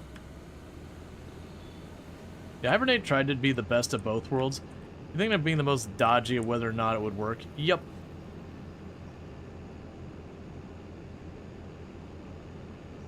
Alright. Yeah, and as soon as the ad break's done, like I said, I'll go ahead and I'll do a poll. And like I said, we can continue doing farms if that's what people are feeling. This isn't me trying to dodge it, just very much I was running late today, so it's just like, what can I jump into really fast? Sure, farm sim. We can put up some ideas, see if people want to see more of this, see other things. Farm sim will definitely be coming back to the channel plenty of times. It is one of those games I keep in my back pocket, where if I don't know what else to do, and I'm just looking for a relaxing day, most of the time we end up in farm sim. It's just a really easy game to jump in and out of without having to stress too much about anything. And also, once it gets going, like, progress is relatively fast. Because you think about it, like, each one of these streams, you want to do a half stream, we usually either get, like, a new field, or a new building, or a new major piece of equipment. Like, there is some kind of visible progress happening, and that's with us on hard economy settings. It's the control you used to have to edit what was actually running. You hate that today all this stuff is running and you can't turn it off. You can usually turn off most things. There's some stuff that by all means, like, I don't disagree, or they're a little bit buried. But usually by getting into the services and startup applications, all that, you can shut down most things. Now that said, there's definitely the crap, like, where the start menu has, like, the things where it loads different web garbage and all that. That, yeah, I find that frustrating as well. Alright, I'm gonna actually snooze the ad for one snooze. I'm just gonna do the poll now. Alright, so let's go ahead and do the poll. And go, what are we doing now? And I'm gonna put Farming Simulator 25 on the list, right at the top. So if you're just like, hey, I just want to see more what you're already doing, that's all you gotta do. You gotta vote for that. What else do we want to do? I can put Busbound on here. That was that new game that we played the other day where you work on just driving people around town in the bus, doing all that kind of nonsense. That was fun. What else do I want to put on the list? We're not going to put anything that's like longish as a game, like not Vintage Story or RimWorld or whatever, because we do have a bunch of games coming out relatively soon that, you know, I don't want to jump into a big thing that's not going to do that. We'll put Shapes 2 on there. That's a factory automation game. You can put Star Trucker on there. That had a major update that added a bunch of different new mode kind of things. That it'll still mostly be the same game, to be clear, but they added a bunch of stuff around, like you clean up billboards and graffiti and wake up truckers that fell asleep at the wheel and yada yada. Like space trucking nonsense. And let's see, one more for the list. What is going to be our last contestant for the list? I did see where the other day I made a comment about campus life doesn't look like they're being updated anymore. Apparently they do have a major update being cooked, but it's been like 6 months since their last update. So we'll see. I hear it's in better shape, but that was a game that released and had a really rough release because of the very buggy, unpolished game, which is a shame. I don't even know what I put in there because it's entirely like a game I could jump into that's relatively jump in, jump out. I don't really feel like tackling American Truck Simulator right now. I'd probably just keep doing what we're doing rather than that. And we did some of the Planet Coaster 2 a couple days ago. We had fun with. I'll put it back on there. Yeah, the star trucking across the universe. Let's see, we can go ahead and do Planet Coaster 2. Alright, so we got a poll here. Now my one ask is if it ties on its own, that's fine. I do ask when we're specifically doing polls around what game we're going to be playing next. Please do not deliberately tie it. This is not me being like humorous, not trolling, whatever. It is a thing that when that happens, you can artificially inflate a game that people genuinely don't want to see. And what ultimately happens then is that means a bunch of people end up bailing from the stream once we finish whatever we're playing because it's a game that didn't interest them. And so I see it as kind of like actively bad for the channel when we do tie polls around what we're choosing game-wise. Alright, so it looks like Farming Simulator is solidly winning, which is a good thing because that's what we're doing. But yeah, so this has been mostly, like I said, a vibe check to kind of get an idea.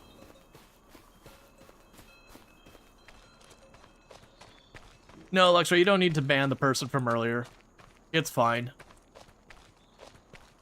They didn't keep going after we asked them to stop. So I would just say leave it. If they come back and they drop it and be like, check out my friend, then we'll ban them. Because you never know. People just don't realize it's bad etiquette. It'd be like the double down, that kind of thing. That's when I'd be like, alright, don't let the door hit you kind of thing. Okay. Been playing Farm Sim since 08, 09 when you were a kid. And played ever since, played everyone since. Love the series. And having it on stream here. Yeah. No, I do play variety, but Farm Sim is definitely a game I come back to with a fair regularity. Usually it's like every time they come out with an expansion or a pack or whatever, I very typically come back. Yeah, no Luxray, even it could be a bot, it could also be someone who's well-intentioned. Like I said, we don't need to ban it. Like, obviously, if we looked at it was like new account made today, then it'd be get out of here. But yeah, if it's been around for 2 years, it very well could be that, you know, someone has been hanging out, their friend is genuinely starting, and they want to be a supportive friend, and they don't want to punish that. Like I said, if they had kept pushing that one, you guys the only one who got bus bound? Well, not necessarily. It could just be since you only get to choose one option, that they just happen to want a different option more. Alright, so I'm thinking. So we did just harvest the canola. Next month, I believe, we harvest... When do I harvest the potatoes? Next month. Alright. Yeah. I do try and give people a chance to, When do you get your bones? No, we do fish heads. We don't do bones.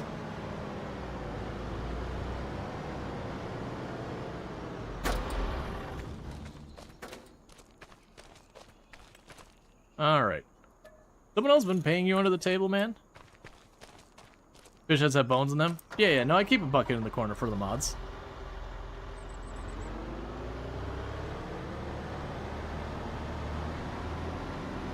Yeah, no, I basically, I would say, most likely, I think people probably did enjoy Busbound, but I think it's kind of one of those things that Farm Sim has more going on than Busbound.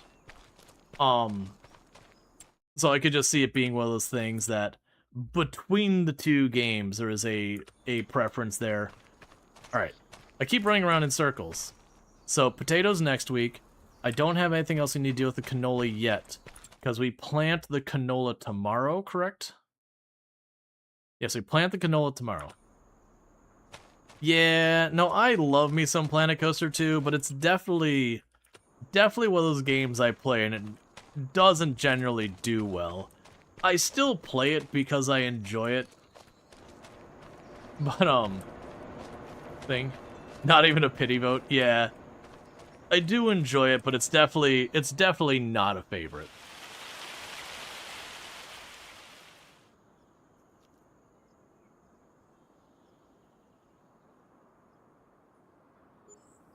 Sure, people want to see the sugar beets, understandable. Well, I'm gonna try to get the sugar beets going up this stream. We'll see how much money the potatoes get me. Ooh, okay, wait a second. Are you the director, Link? So you're not the direct... Oh, no, you're not the planter I thought you were. I got all excited thinking this is a different planter. Never mind. I thought I had just gotten, like, the big planter to show up and be like, oh, heck yeah, we'll get that planter knocked out.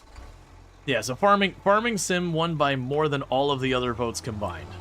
So we're going to definitely be switching over to Planet Coaster 2 now. I'm teasing. Okay. What are the things I need to be doing?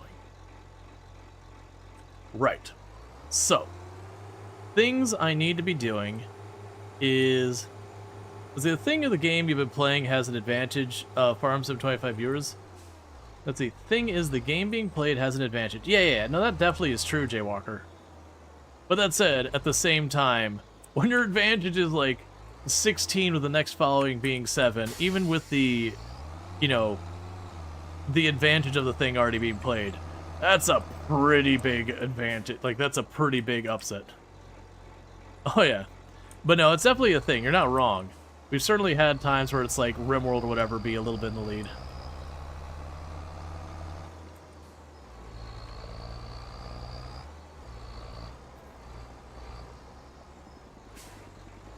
A couple of those words were accurate there, Cookie. You did say sugar beets are. And that's accurate.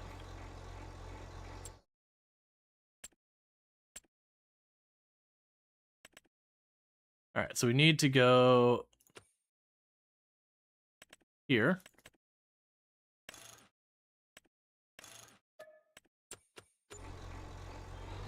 Oh no, you're all good, Jaywalker. But yeah, no, it absolutely is well, most of the time, there's definitely an advantage between, like, what is the game already being played, because the idea being is people interested in that game have most likely tuned in, and people not interested in that game have most likely tuned out. And, like, there's definitely truth to that. Alright. So the catch here, that I'm not sure exactly how we're navigating, is this field needs to be planted. And then we've got the potatoes to harvest.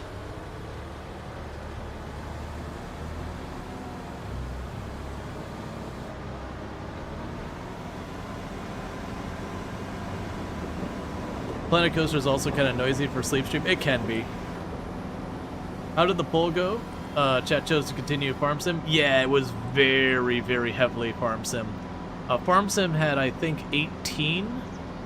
I don't remember what was at 7 per second, and it was like, I think third was Star Trucker, with like 5. 18, 16, yeah. Either way, it was a very, very significant uptick.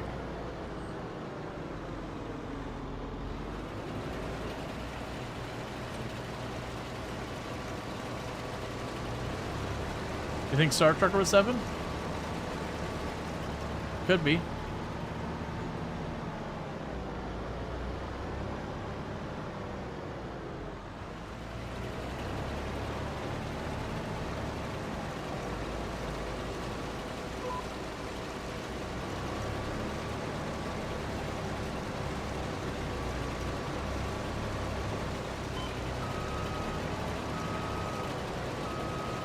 Oh, it is. It is working. Okay. I wasn't seeing the number go up and I was like,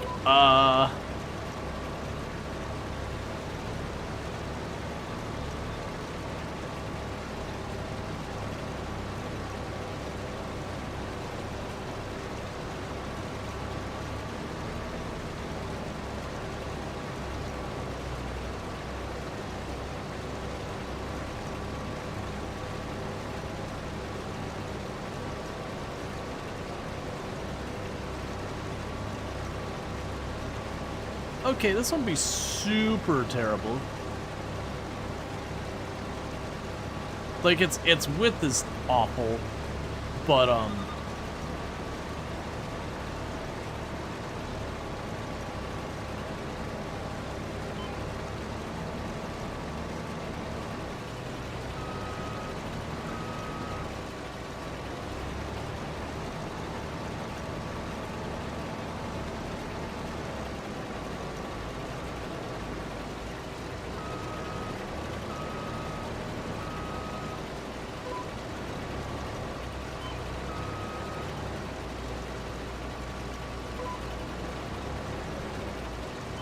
just go straight.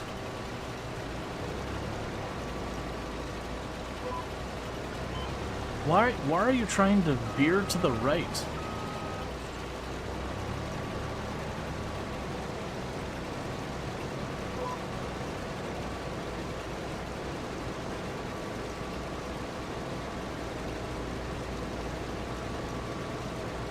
Oh, it is a potato harvester.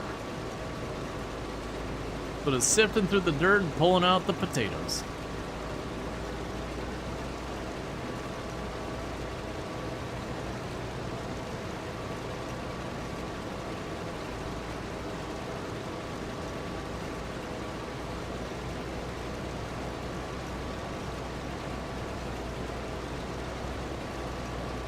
Thank you, very excited. We're gonna hit this tree, aren't we?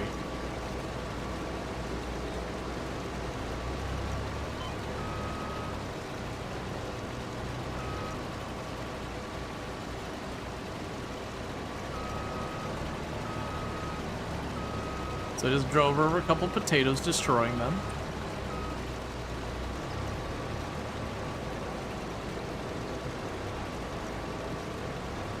Okay.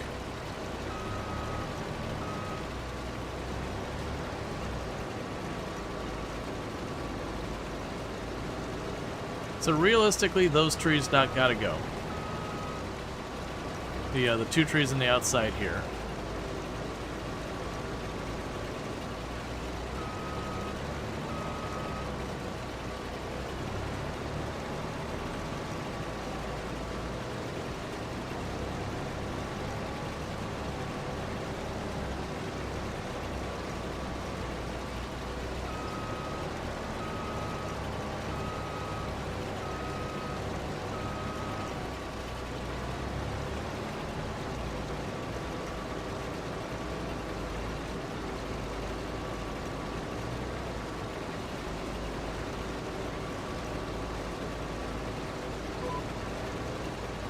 I don't... So it definitely seems to really want to veer off course when I try and use the GPS on these curved hill lines. I'm not quite sure why that is, but it is pretty annoying.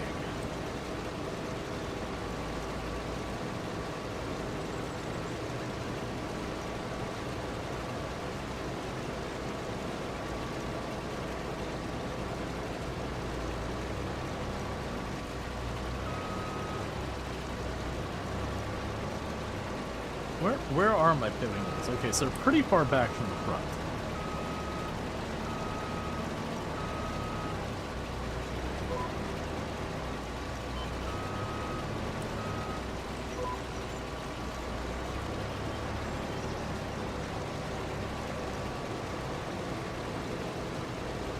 Okay. And meanwhile, we have our tractor is planting our canola. We're probably getting pretty close to the point of getting a lorry. Or, you know, semi-truck. Because with that, then I can start running around where I have the lorry deal with, you know, loading up the crops, and I can have the tractor doing tractor things. Because that's going to become a thing I'm going to need to do to keep the pace pretty soon.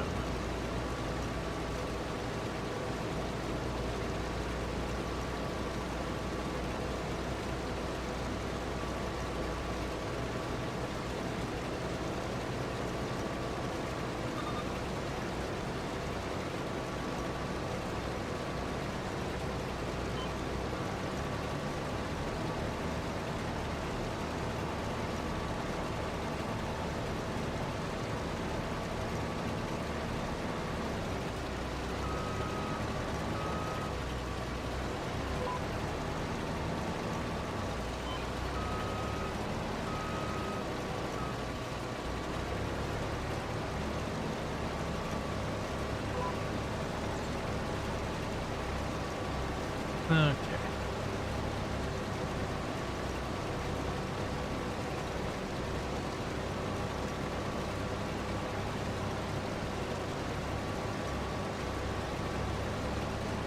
There's also a possibility here, if we get just a bit more money from these potatoes, which I'm just going to have to sell them right now because I don't have anywhere to put them otherwise. If we get enough money from the potatoes, I might be able to get the building for making our potato chips.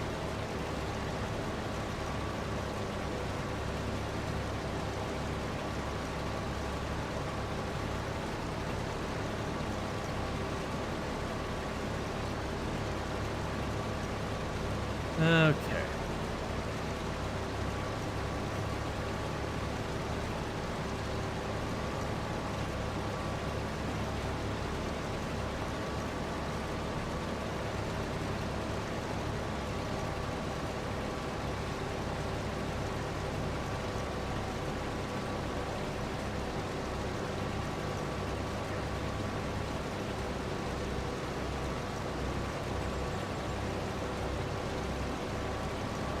Yeah, so you are making pretty good progress in getting that all done.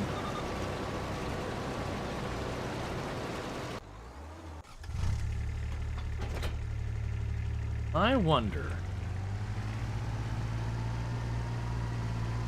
The answer's probably no. Oh, I don't think you can lower enough.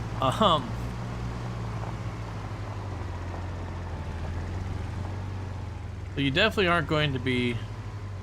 Yeah, and I didn't think it was gonna work when I saw how high that hitch was. It was worth checking, because I just wanted to move the empty trailer over there. So even if it was a struggle, that would be okay. No, it's not even close.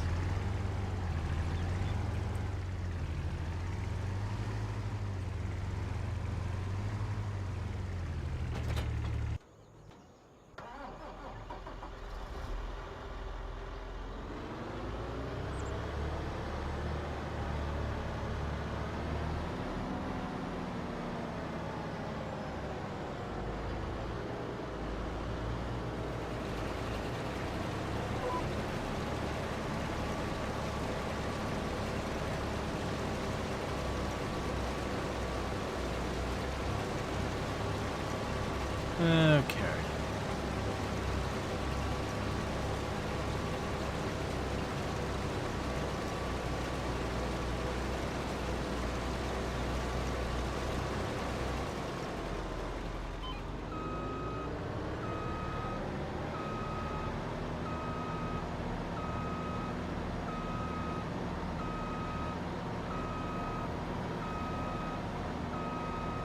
This is when we need another tractor.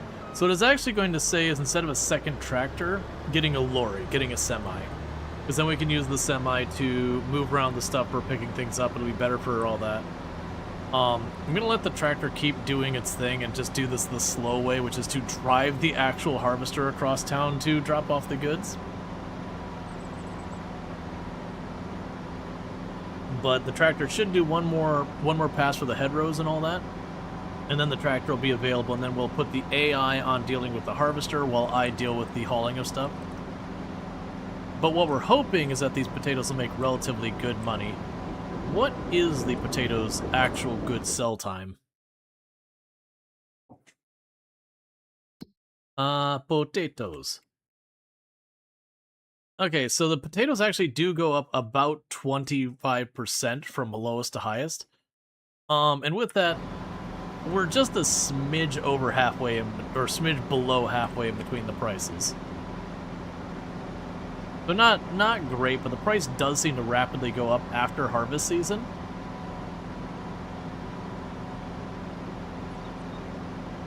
But yeah, so that's not going to be a ton of money. But I want to say the potato processing plant was 340,000. If we can make that happen, that'd be really good. But until we have the potato processing plant, all I could do is sell these as potatoes.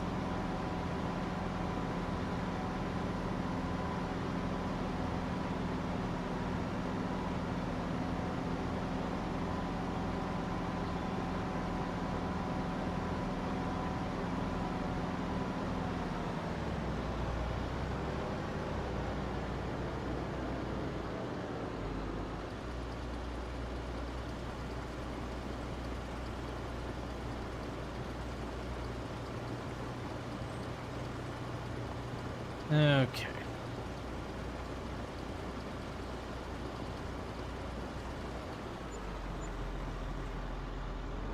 So it's about 5,000 bucks, what was effectively one row.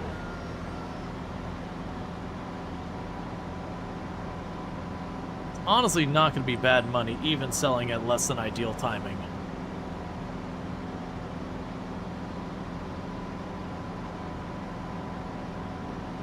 Stupid sugar beets. Oh.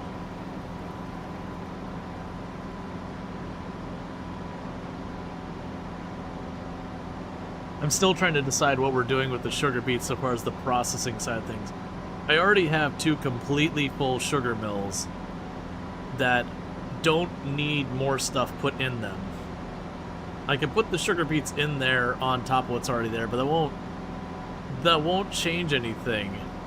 So it's a question of, for the purposes of the challenge, do I back off my rule of I'm not allowed to build more of a building just to accommodate the sugar beet production, and like maybe make 2 more sugar mills that we just split the sugar cane and the sugar beets between the 4 of them?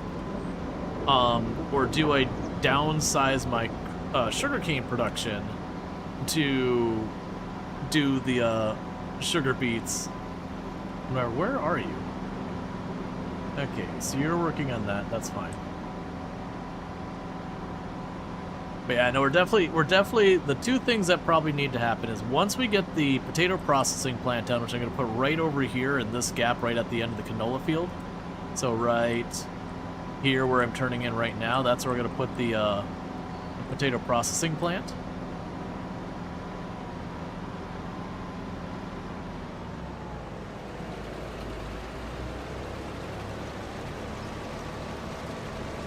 Two buildings per type of crop, maybe? Well, to be fair, the only reason I have that 2 building rule is so I don't build, like, 8 greenhouses and just use that as effectively passive income. That's the reason I introduced that rule in the first place.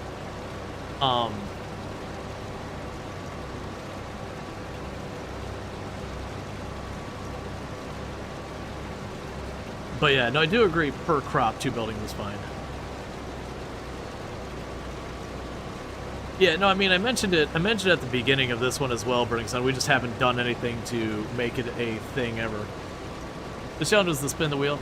Yeah, no, I do think for the sugar beet, since you rolled that, I do think we build 2 more sugar mills when that comes up.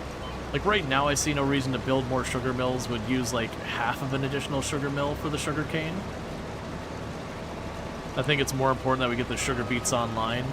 But once we do that, I do think it would be worth maybe we just shove 2 more sugar mills down that way. Yes. We do use oil for the potato chip / crisps. I'm just gonna destroy my crops turning that way.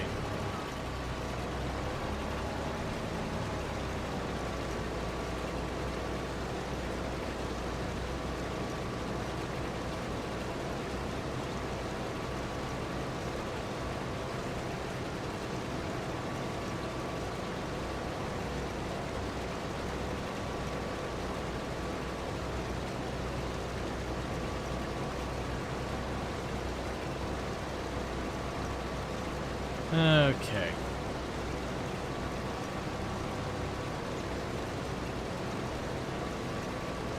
I'm kind of low-key hoping that, I'm not looking at the viewer list, so if you're here, I'm not trying to call you out. But I'm kind of low-key hoping that, like, Ultra pops in here, just so I can mention what crop we got next. Because I do think she's going to get a good chuckle out of the fact that we rolled potatoes and then sugar beets back to back. And I still stand by low-key. I consider this not as bad as olives and grapes, because at least this pays.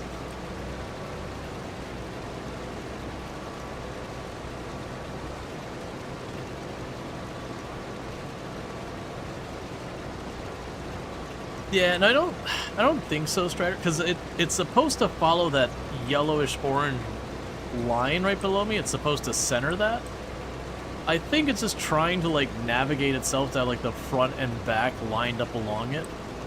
And just, it's not taking consideration that I'm already on it, so it just has, like, a way it resets itself to line up, and in the middle of the road doing that, it just messes things up. So it might be one of those things, if I start far enough back, it does it fine. I just don't have really enough room to start far enough back.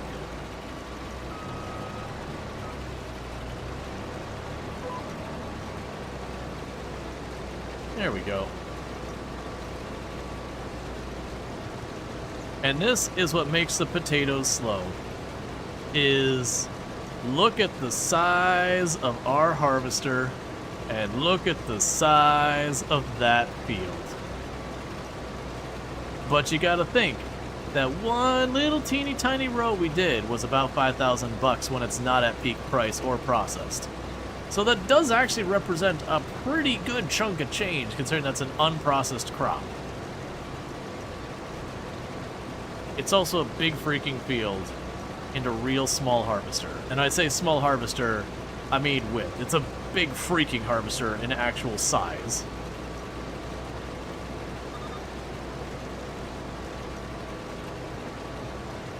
And I believe there is no larger. I think this is as large as it gets. I'll have to double check. There might be one larger one. I believe there is a harvester here that I think does the sugar beets and the potatoes,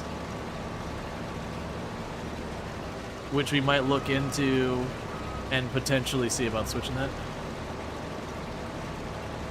Takes a lot of torque to move those buds. Well, that's kind of the difference between this and a lot of the other crops in the game, is a lot of the other crops in the game, you know, you're hacking off the thing that's sticking up out of the ground. All the really awful harvesters to deal with, the carrots, the parsnips, the onions, the potatoes, the sugar beets, they all have something in common. They under the dirt, which means you gotta shuffle up that dirt to get them out without damaging what you want to get out of the dirt while you're at it.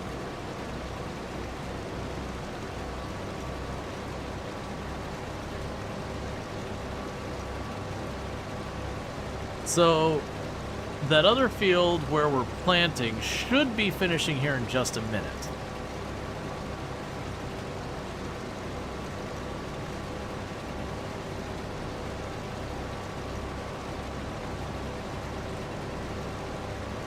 And I really appreciate this thing has an internal storage. Because if it did not have an internal storage like the carrots and all that, this thing would be utter agony.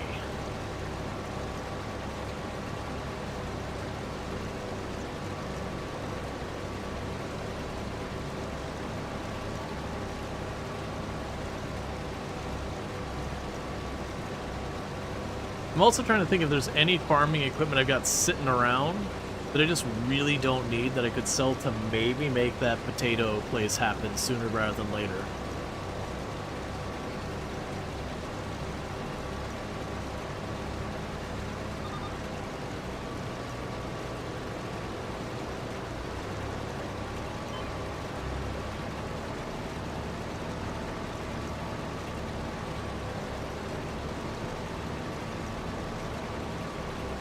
There are so many hedgerows I've got it set up to do.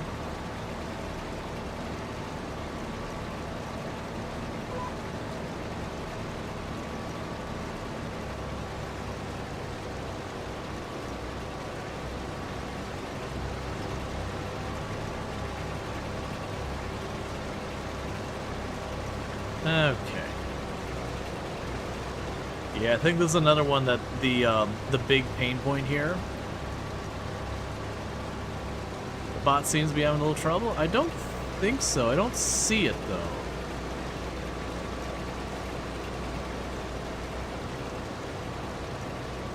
Hey, Fistful. Thanks so much for the 120 stream streak. I do appreciate it. We can check in that bottom one. I think it's just turning around in the far area there, but we can take a little peek.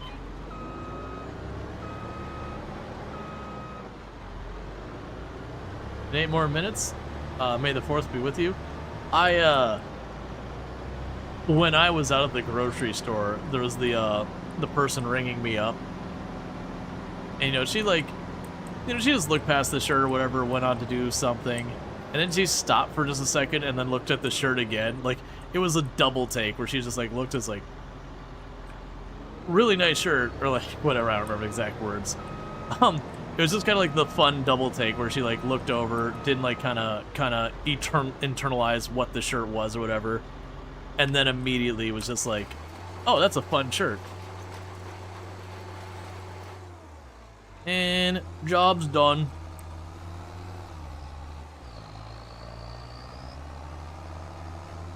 So let's put this away.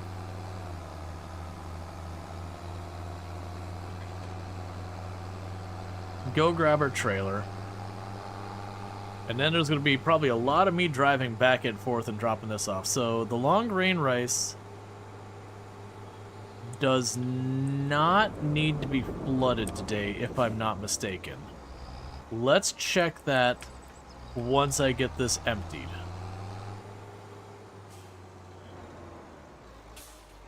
I'm pretty sure we don't flood it today.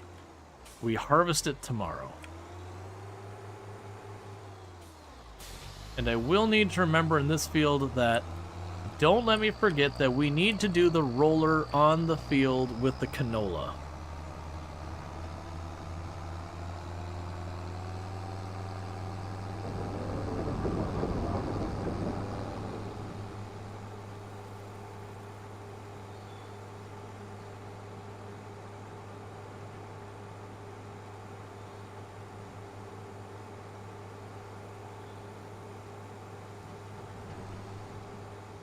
I'm sorry, not roller.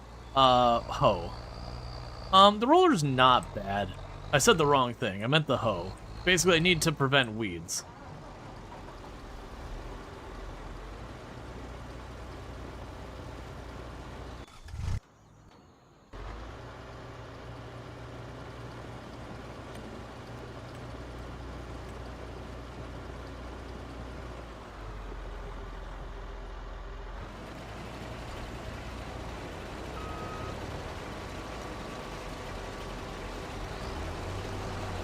Okay.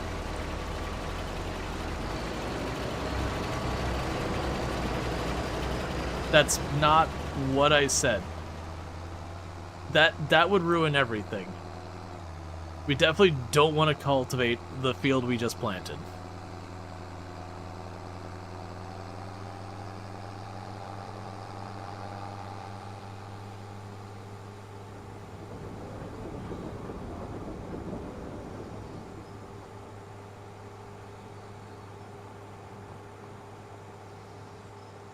And we're almost out of time to get potato chips.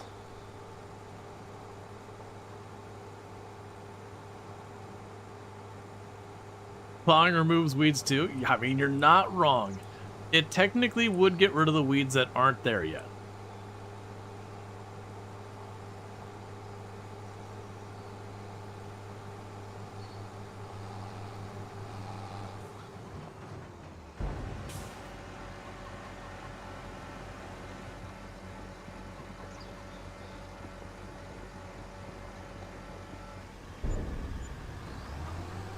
Yeah, so it looks like each haul is going to be about 5,000 bucks.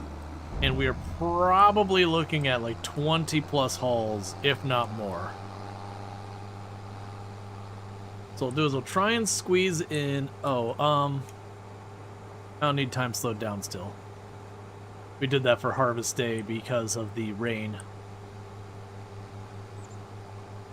I mean, we're still on harvest day, but we did that harvesting for the canola because of the rain. So what we'll do here is we're going to run this trailer over there. And there's going to be some back and forth between working on the weeding and working on dealing with the potatoes.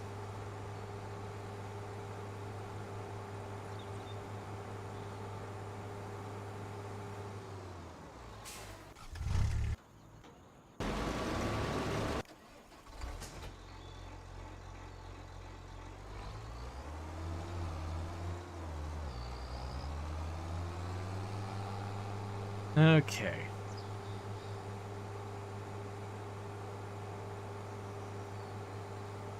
Do I happen to have a lot of sugar sitting out here? We probably don't, right? No, there's a little bit out there, but probably not enough to matter.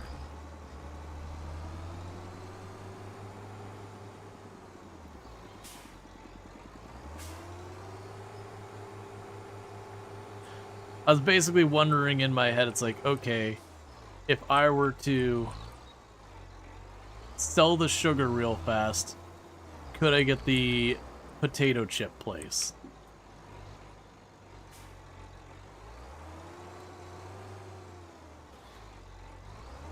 I'm just doing everything wrong, don't mind me. In all reality, I am going to sell the sugar to see if we can't get closer.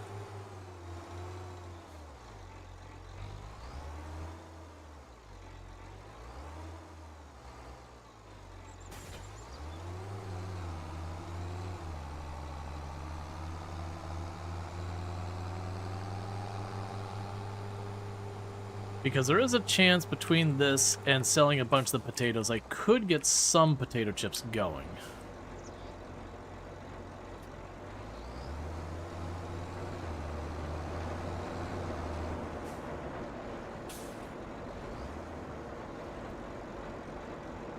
And then one thing to be gauging at that point is once I get the potato chip place going, like, with the potatoes, how much do we fill up the potato chip plant relative to how much the oil fills it up?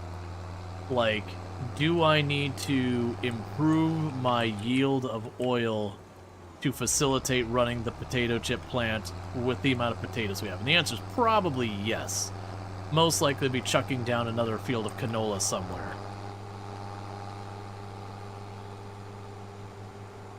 But still, we don't want to sell the oil. I need that for my potato chips.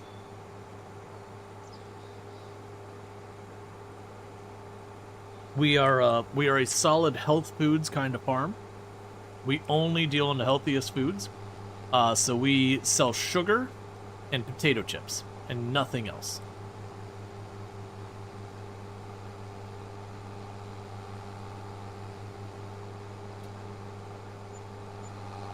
I mean, that's not quite 14,000.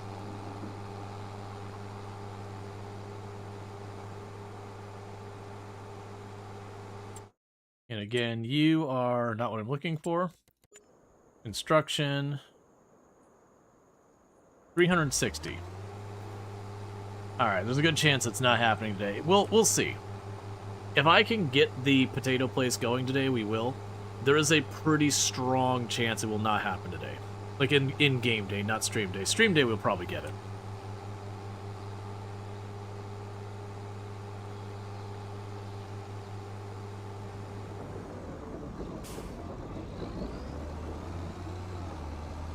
Every time you cut over that green strip, it angers you irrationally. Cut over that green strip.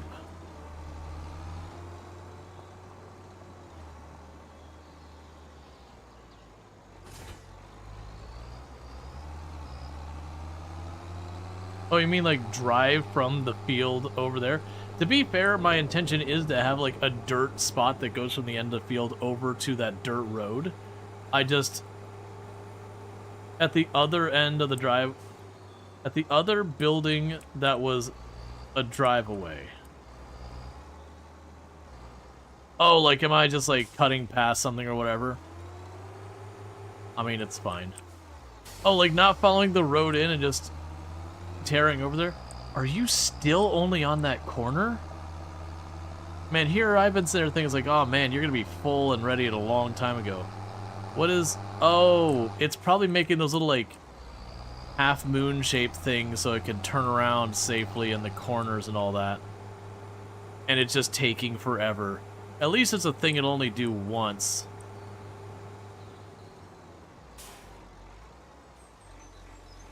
Yep, so the AI is doing that half moon so it can turn around without leaving the field.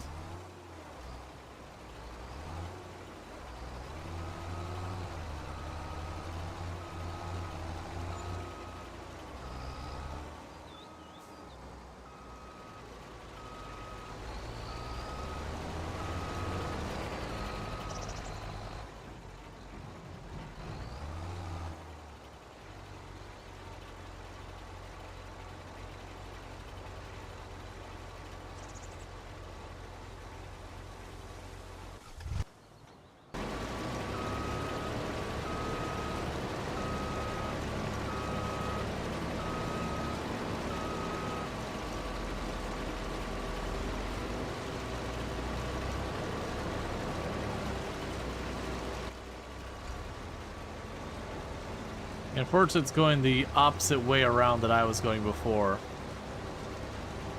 So I can't get my trailer to where it empties out until it finishes this row or switches or whatever. But that's fine.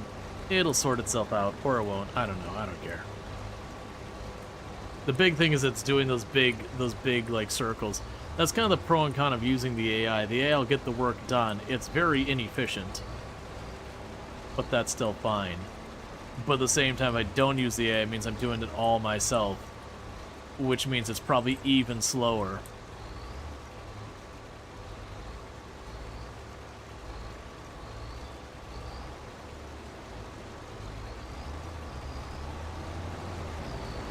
Yeah, so somewhere over here it should max out its fill.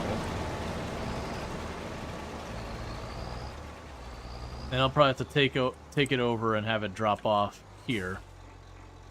But then soon as it starts going up and down the rows and not doing what it's doing right now, at that point I should be able to just hand it off.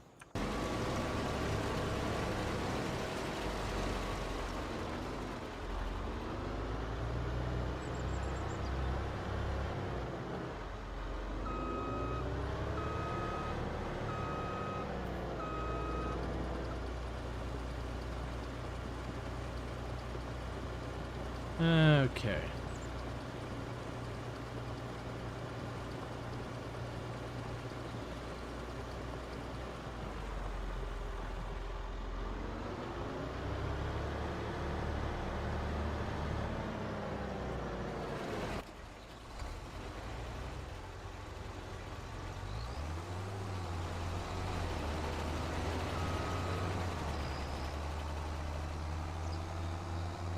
And we just run this over.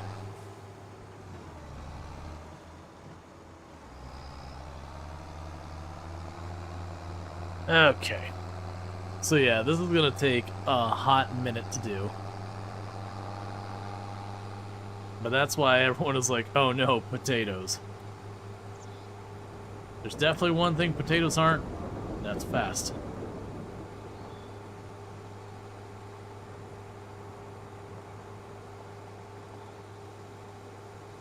Like I said, we'll probably want to take a quick peek and see if there's any of this tools we got laying around that we can just get rid of for a little nudge in money. I don't think there is. Nothing that I'd want to, at least. Even if I don't have an immediate use. Because, yeah, I could go through and get rid of the sugarcane planter and just go with it as is. You know, knowing I wouldn't get the yield over time, but I don't think that's a good move. I think we just keep it. Yeah, so we look here at our list of tools. Alright, so we got the water thing, that's our lime thing, that's our trailer, that's our harvester, that's the other harvester, cultivator, trailer, planter, harvester, seeder, That's the thing for serving. Even if we got rid of it, it's only 7,000 bucks. That's the header. That's our tractor. This is stuff for dealing with the logs. Yeah, I don't think there's any reason to get rid of that. Alright. So you're saying this green spot over here deeply upsets you. Well, they should have given me a more efficient turn.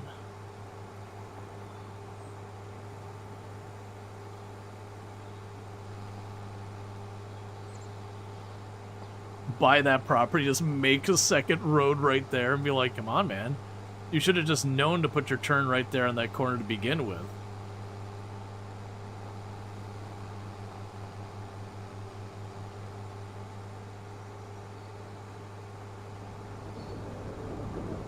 Okay.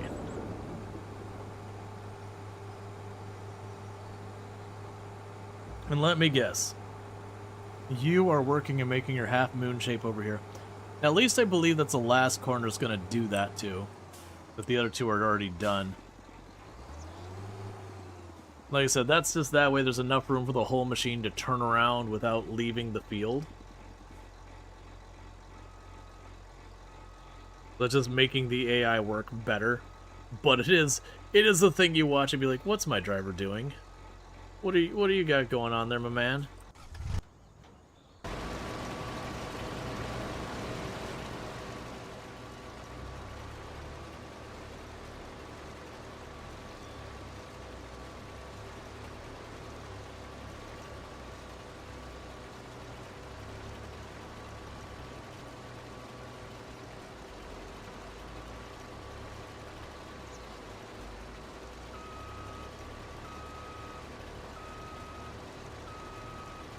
Alright.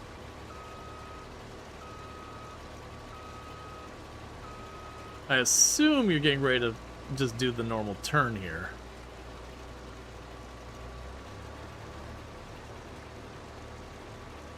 Because we definitely want the AI to handle this job so that we're free to do the other job.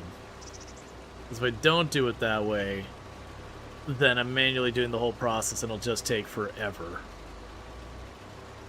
But with this way, once we get it all sorted, the AI will do a lap, I run back, drop off, and it probably won't be exactly the same speed. I'll probably be a little bit faster than it can get a round done, but it will be a thing that'll be doing the back and forth relatively quickly.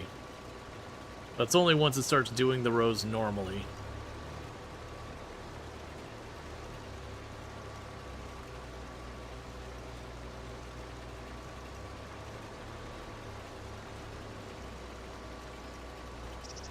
Any Neanderthals in the tree line, or are you being tricked by the music? That doesn't necessarily need to be an or. Yeah, now we're listening to RimWorld for the music in the background. I've got the OG vanilla RimWorld playlist going.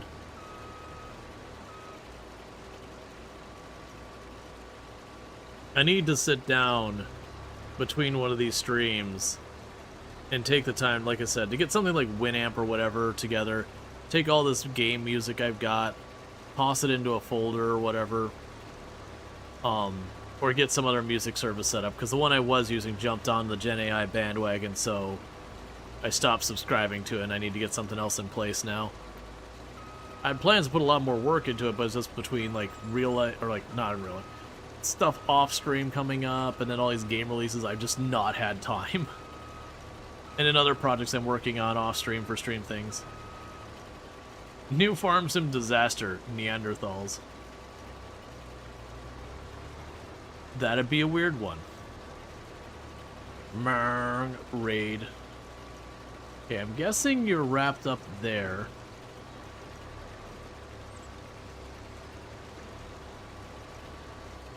What you're doing is so weird, man.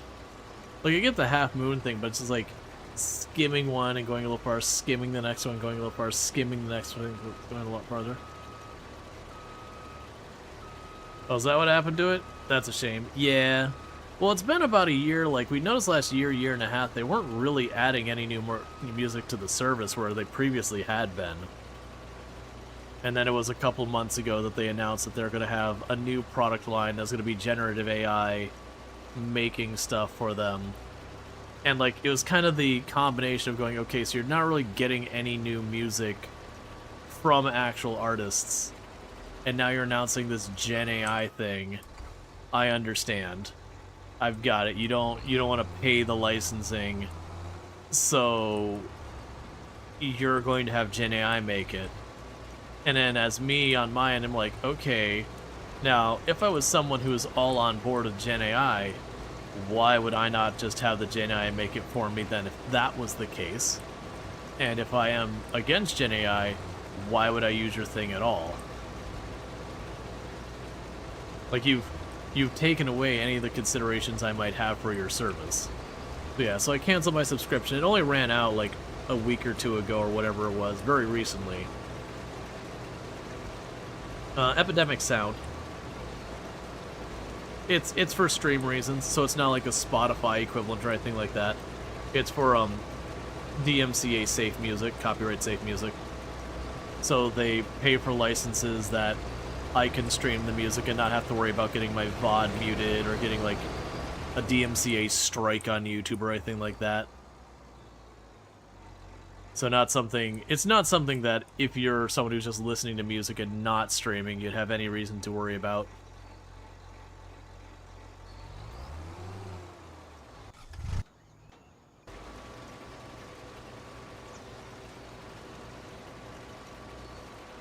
Are you gonna start this whole... Alright. It's probably gonna start working in that whole, like, making that half moon shape thing again, I think. Or maybe not. We'll see. And you already did it on the other side. That looks like it's just going. The downside is, even though I started it facing the other way, it's gone this route. And so I can't pick up the potatoes as it drives along until it finishes the head rows. So there's going to be a thing that once it fills up, we hop out of it and worry about the next thing.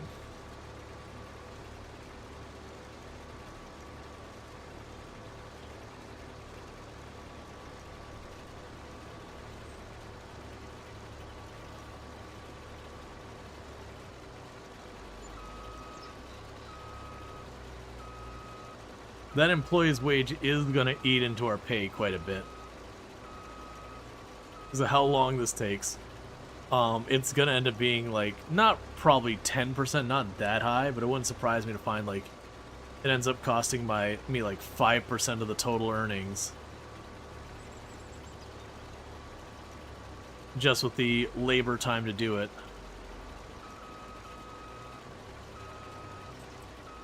It's actually... have you empty off now before we start that next row.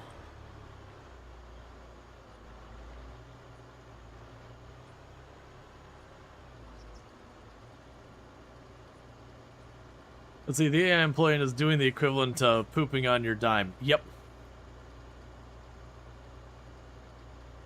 They're gonna get it done, but they're not gonna make it fast.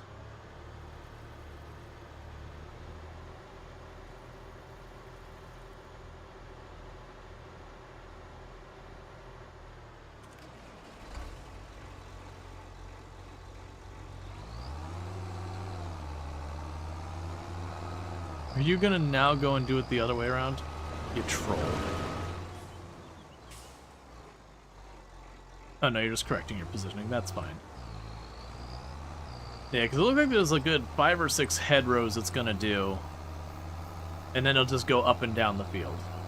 When it's up and down the field, it'll be a lot easier for me to just kind of follow along. And this is where the difference between, like, you know, human player versus the AI is, you know, if I was playing with someone else, I could be like, hey, go the other way around so I can, you know, pick up at, like, without having to make you stop.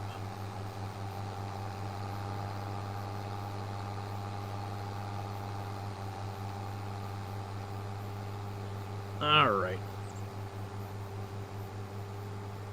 I still need to weed this field. Let's see, you got the 3 little cutouts. What bugged you about is, they left uncut pieces in the middle of the cutout area? Yeah, it does seem to go by and fix them over time. But yeah, no, it's a whole thing, and it has to do with how ridiculously long that potato harvester is. It's a little weird, but it'll get it done eventually.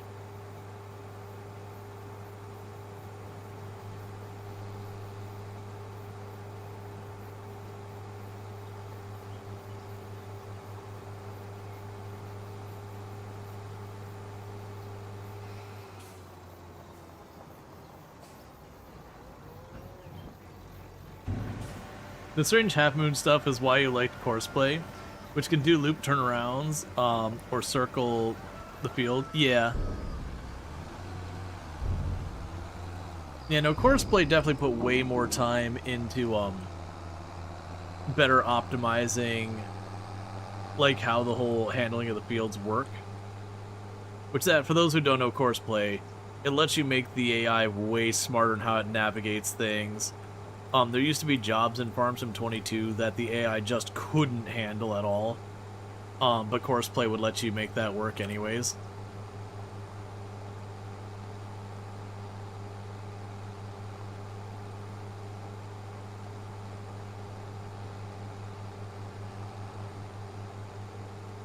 So probably do is move this over by the field and start trying to weed this other field.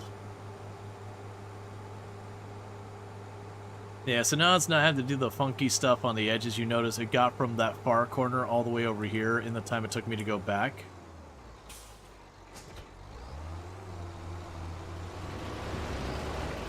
Which actually means I probably don't.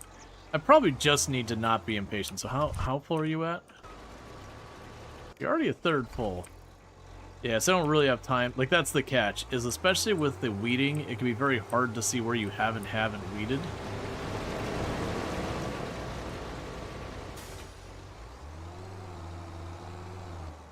So if you're a third full and you've gone about halfway, so let's not worry about this corner. Let's get to that far corner up there and be ready to pick up on that end.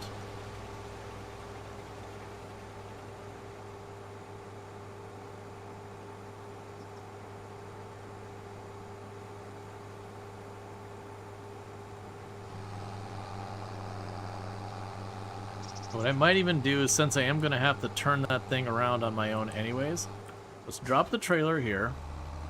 It'll get this tractor to start weeding that field we were just at. And then it'll take over doing the harvester for a while. That way we can keep stuff moving. Because by the time... Yeah, because I could put about 1.5 loads worth of potatoes into that trailer before it's full. There's a good chance this could get most of this field done in that time, and if it does still end up being more, I could just do another run manually. But yeah, we're definitely at the stage here where we want to keep an eye open for getting a semi-truck purchased, and then trying to get ourselves a decent trailer for collecting crop on it. The catch is it needs to be a relatively low trailer. So we're not looking for the highest volume, we're looking for one that's not very tall.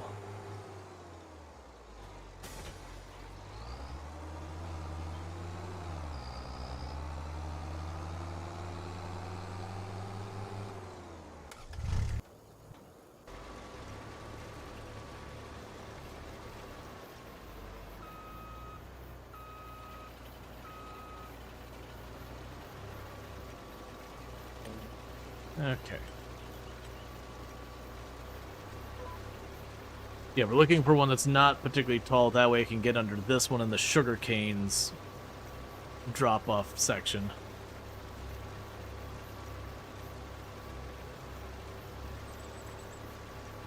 Okay.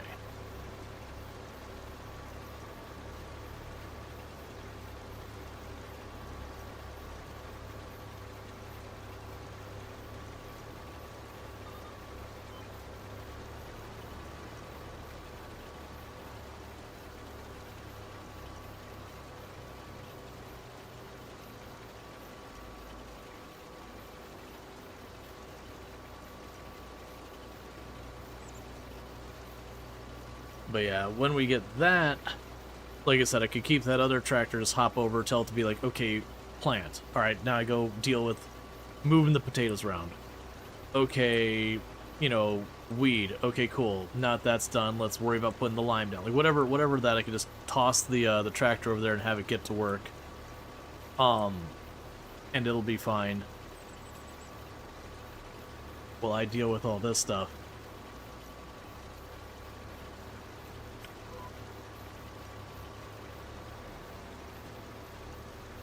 Alright. Yeah, so it looks like we have one more head row after this one. And then after this head row, it'll be just up and down the field. And then all I have to do is I can just drive the tractor with the trailer.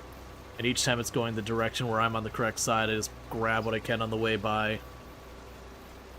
We'll definitely need to clean up these rows that are a bit of a mess. But usually with a lot of these fields, I just take the harvester at the end, and usually you can just go kind of the edge of the field and just trim off a bunch of these little ones. They usually don't end up being enough to really care about. But it is worth, like, you know, just cleaning up here and there to make it look nice and not have, like, weird little tufts of stuff withering and all that.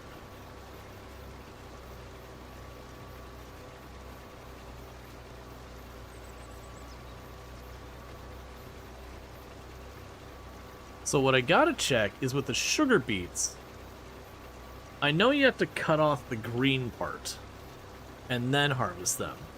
And I know with the little harvester, you just do that where you have, like, again, you have your tractor, the front half is the thing that cuts out the green thing, and the back half so it pulls up the sugar beets. What I don't recall is if you get the big harvesters, does that only do the second part of the process, or does it do the entire process? Because it has been a long time since I've done the sugar beets. I feel like it doesn't do both parts of the process. You still have to have someone go through and take the foliage off of it.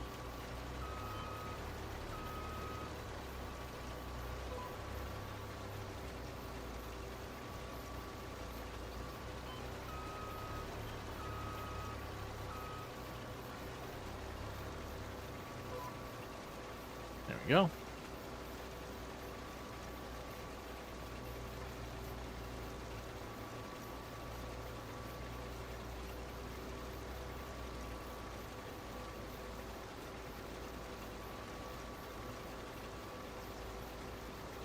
Yeah, so we're definitely going to get a lot of potatoes. Like I said, I don't think we're going to get enough potatoes that in this harvest we're going to get the potato building. But I do think we will be able to get the potato processing this building money-wise this season. That between the harvesting of the sugar cane, the long grain rice, and all of that, we'll get plenty of money. And then ultimately, we will take all of the oil and any potatoes we can.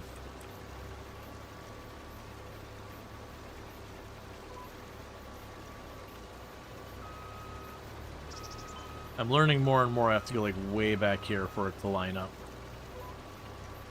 That'll do all sorts of weird things if I don't.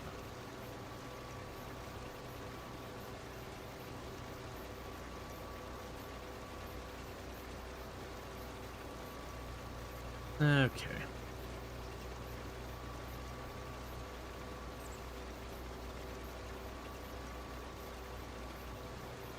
Yeah, that'll be a lot of back and forth. Yeah, but you're just cruising along back there with the tractor. That's part of why I wanted to hand that off. Is as fast as the weeding goes, because it can almost go nearly full speed. It should be able to finish that field really quick. So in the time it'll take me to do kind of 2 laps around here, it'll probably have most of that other field done, if not all of it. And then technically I could do almost a 3rd lap before then this is full and the trailer is full. I do still really like the idea, and this wouldn't be the cost-effective way. There is a Volvo semi that has like a hydraulic arm on it, that what you can do is like leave the trailers behind. And it's not like the trailers on wheel, they're like these kind of ones you just drop on the ground. And they can, like, you know, hydraulic them back up. I kind of like the idea of getting a bunch of those and just leaving them by the different fields as almost like localized storage. and then just kind of work it through that.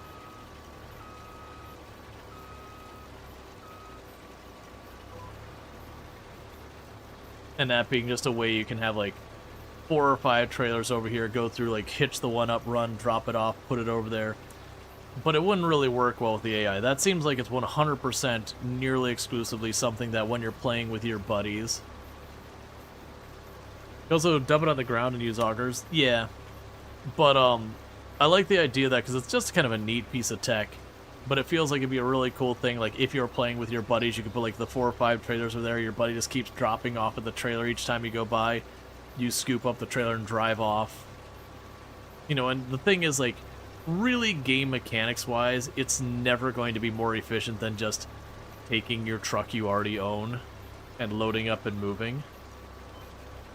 The only benefit might be gains from just the fact that they don't have to like time the drop off or when you are nearby or whatever.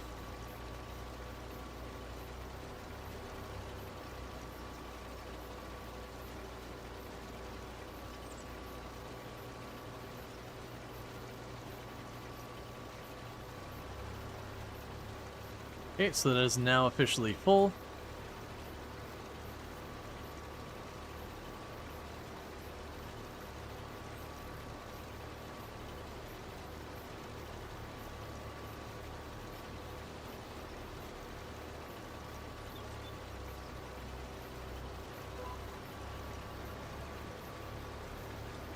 So when we fill up this time, basically I need the tractor back. But the hope is by the time I finish this lap, it'll finish with the weeding and it'll be good to go.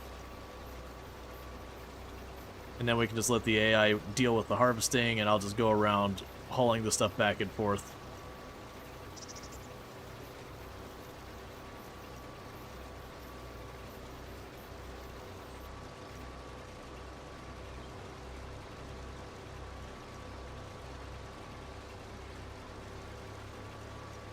It'll also be interesting because most likely 2 to 3 passes the lengthwise of this field. So when I say 2 passes, I mean there and back. You know, that'll be most likely over half. That literally I'll have to catch it each lap to avoid it overfilling and getting stuck.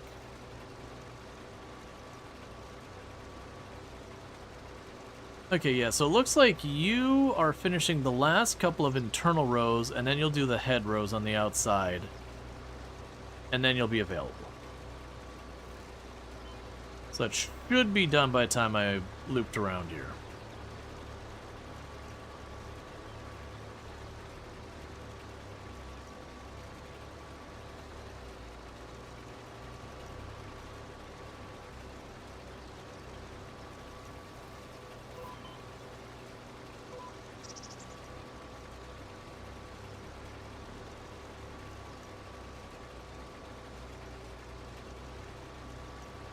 Okay.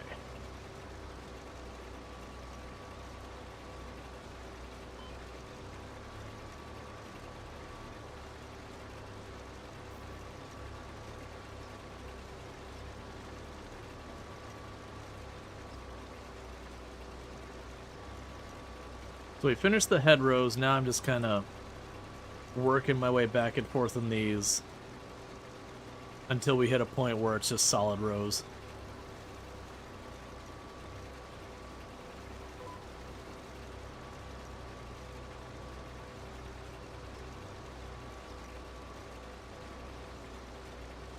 Okay. So you're finishing the last row there.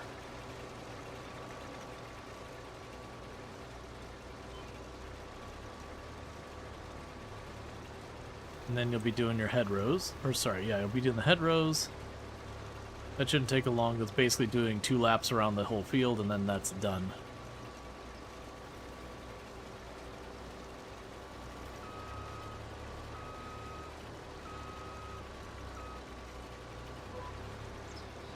Okay.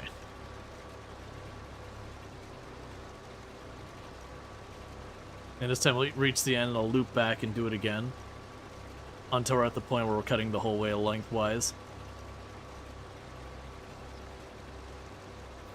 And those would be stuff the AI would handle a bit more efficiently.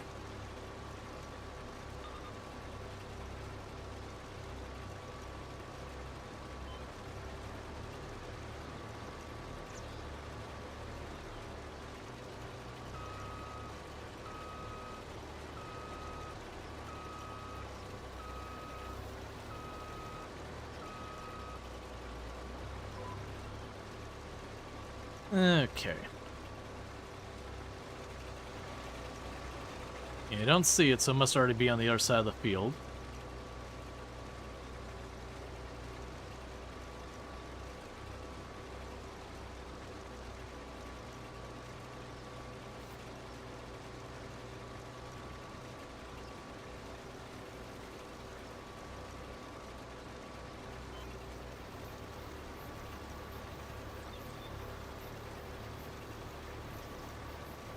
Alright.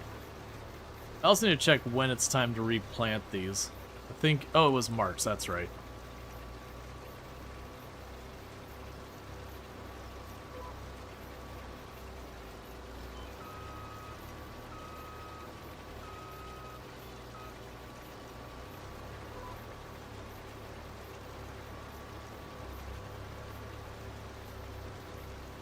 Okay.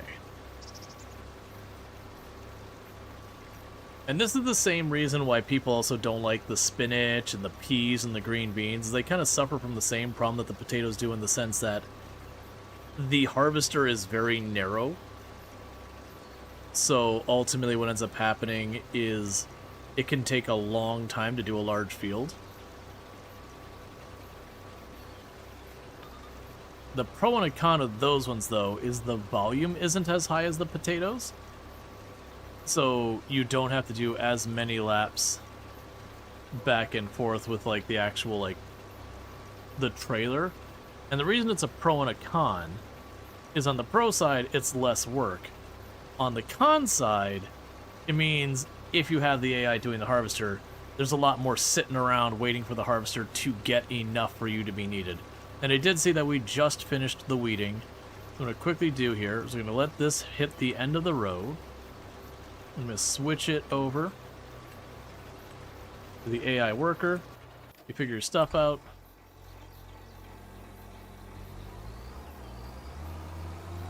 So you're going to drop off the hoe, then we grab the trailer, and most likely the harvester will have filled up again by the time I get over there, which is fine.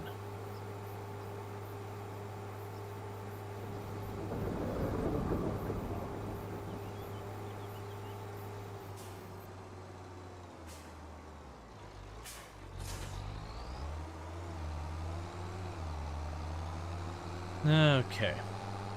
And also just seeing the gradually growing pile of equipment over there is also satisfying. The fact that we're doing sugar beets next. I cannot get past the fact that we got potatoes then sugar beets.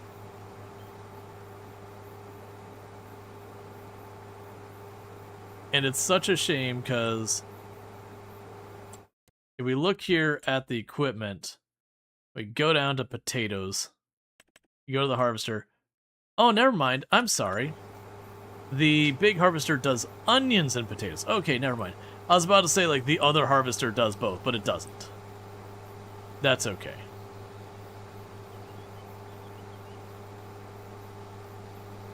Yeah, so most likely we'll end up being stuck with a relatively small harvester for the sugar beets to begin with. And going from there.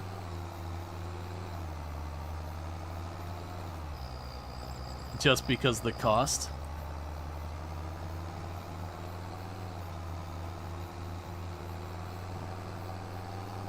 I gotta remember how it all works, though.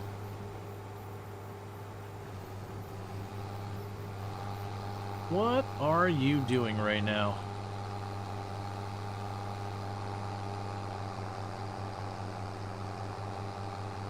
Okay.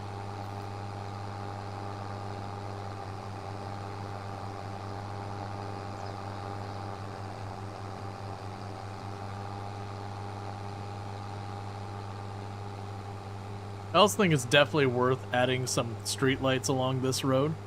I'll probably do it on the left side versus the right side, because if I put on the right side, I'll get in the way of like turning around in that field a little bit.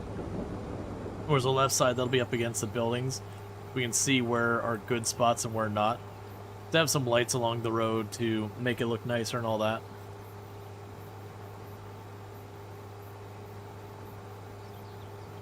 Alright. The other advantage of if I get a lorry is they can get going like 50, 60, 70 miles an hour with a load on them. So that's basically like twice as fast as we're going now. The back and forth is faster.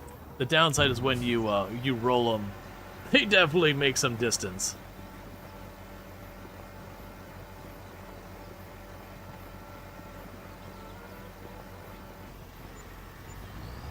All right, about 7,000 bucks.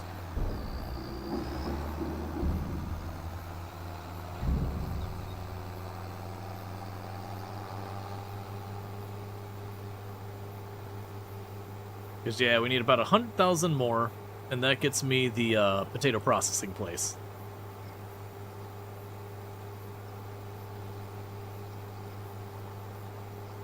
Yeah, I look forward to buying this area, turning this into more of a field. I think we put the farmhouse over there by the trees. Tucked away, like, a little ways into the trees. I could see if we need more oil, potentially building another oil plant right here next to the other one.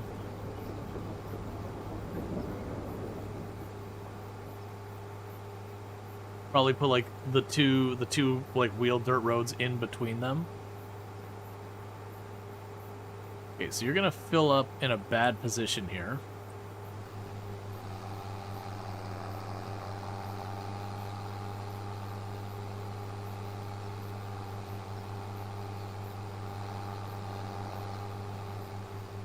You're probably very close to full. I don't think you make it to the other side before you fill up.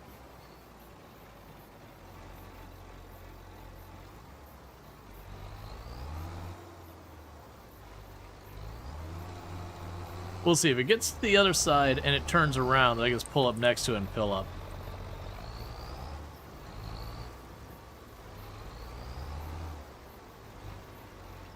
Yep, nope, there it goes.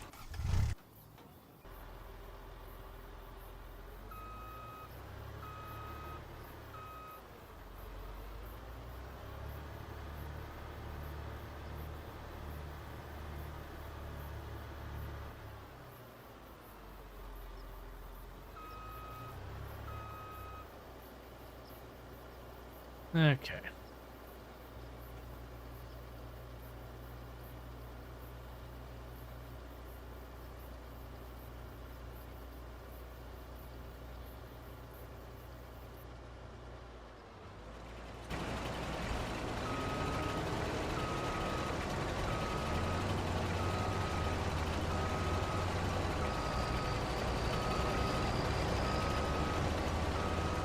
I was gonna wait and follow it along, but I'm like, you know, it's gonna take you a minute to get yourself positioned. We'll just go ahead and drop this off and try and get to the other side where we can get all sorted.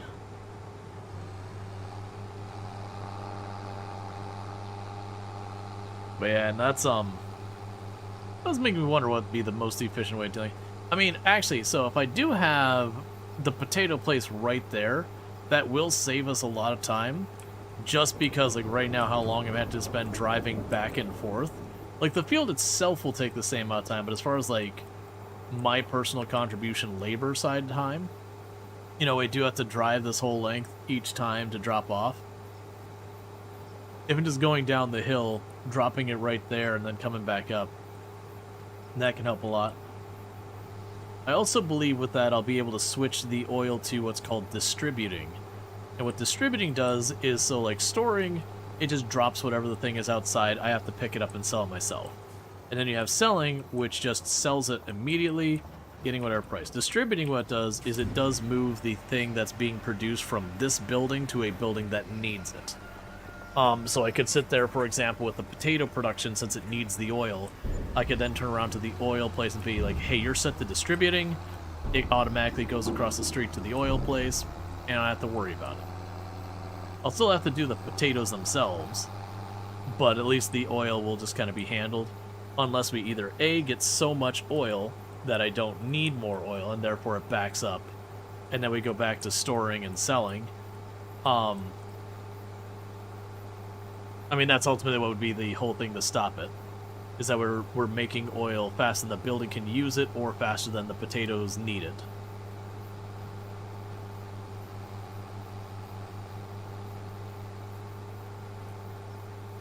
Alright.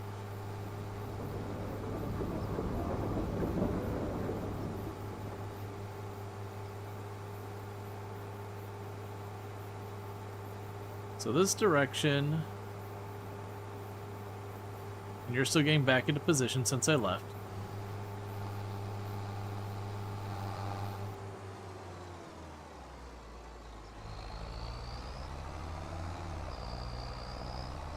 Okay.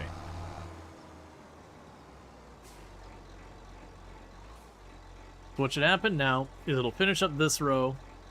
Then when it turns around to go the other way, I drive up next to it. We just follow underneath it.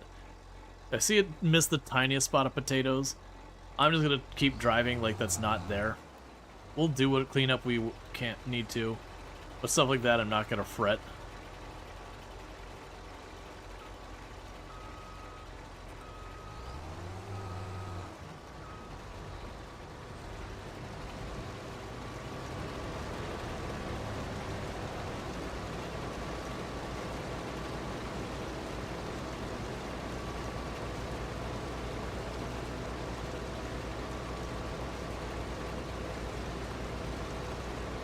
Okay.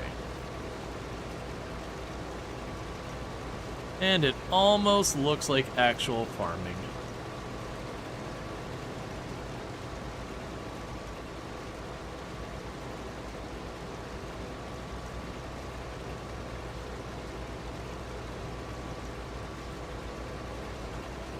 But yeah, so this way, if just each lap I pick it up on the way across this direction, we just keep this going until we're basically full. We run back, it makes a lap or two without us while we're doing it, and then I repeat the process. And it means the whole process goes faster because then the harvester never has to stop. Like, it doesn't have to stop, pull over and empty, or drive around anywhere. It's just go back and forth the rows as fast as it can.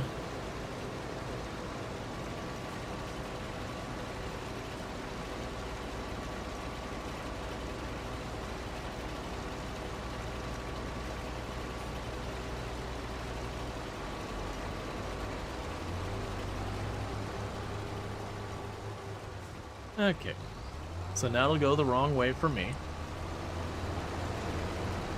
So we go back to this end of the field, so we can meet up with it again to go that way again.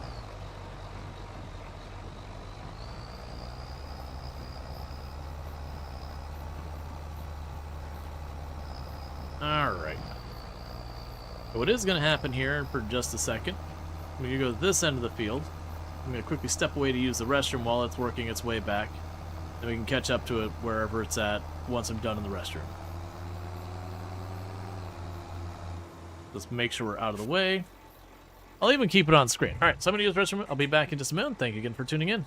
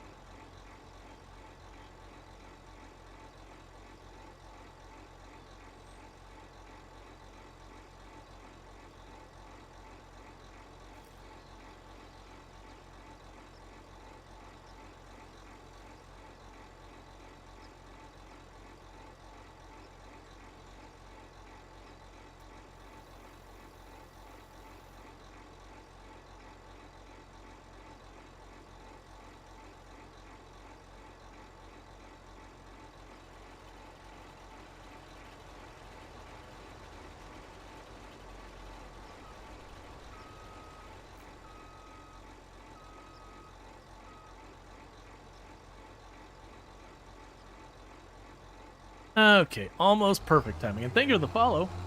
Welcome to the stream. Yes, almost perfect timing to just go right back under here, get in position, match speed, and cruise.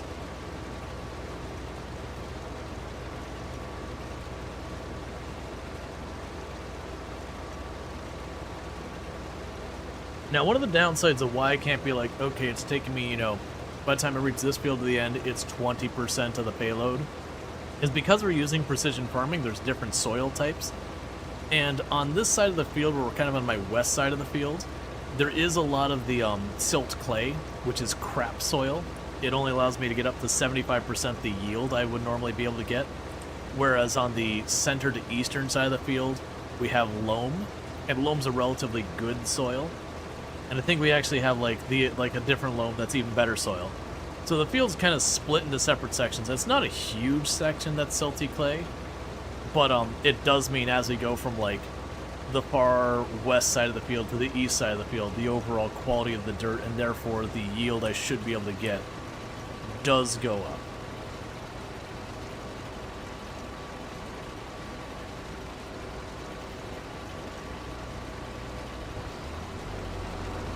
All right.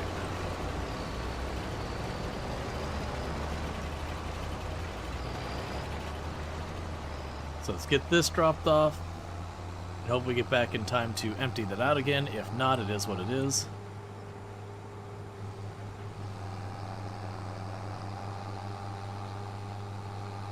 Okay.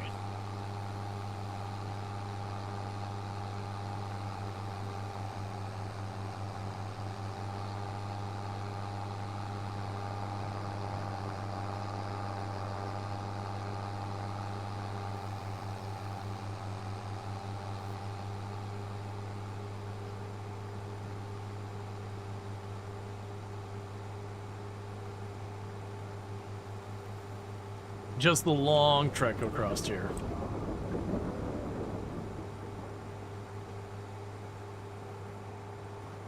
Okay.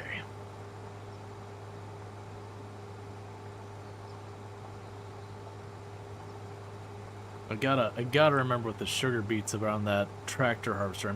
We can actually check, because the tractor harvester, if it has an internal storage, then that handles that. I don't think it does. I think it drops them back in the ground, and that you have to then clean it up with a foraging wagon or a foraging harvester or something like that nature.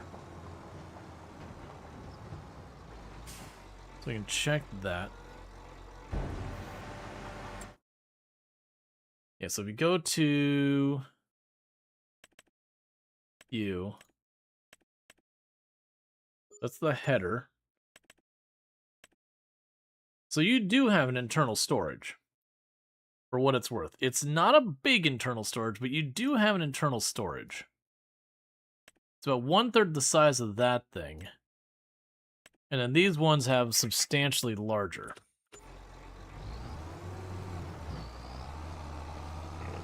I would need to check to see if it has a way to empty out, because I gotta watch. Because I know, like, the carrots, they have a really small one that's got an internal storage, but if you look at it, it gets you, like, a little wood box, a little crate, that only carries, I think it's like 100, or it's like 1,000 liters or whatever. And so as a result of that, you drop your little boxes, and then you have to separately go through and pick them all up, and you have to pay for the boxes one by one, but you do get your money back when you sell it then. But it ends up this process like dragging all of these palleted things of carrots everywhere. It's truly awful. It is certainly like the worst possible experience you can have in the game is if you're not using any mods, doing that where you crate all your carrots and then have to take the forklift one by one and picking up those crates and then moving them where you need them.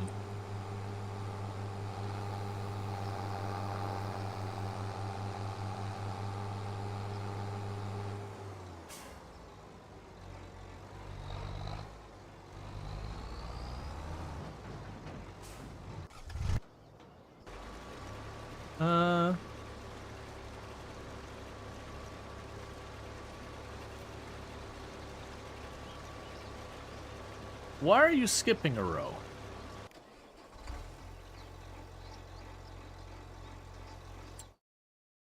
Meanwhile,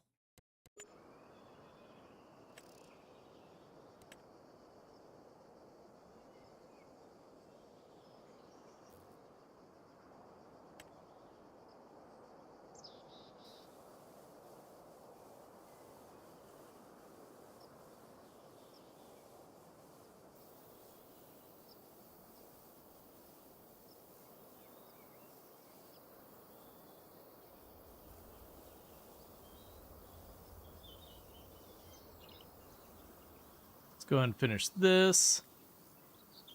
We couldn't do it before because it didn't own this edge of the field. It's not really important, but it makes it look better.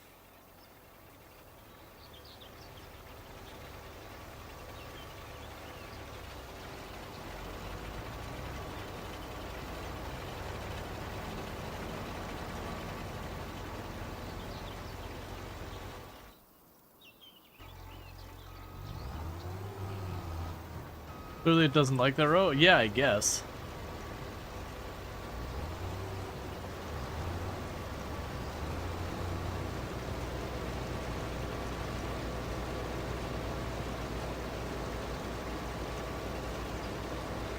Okay.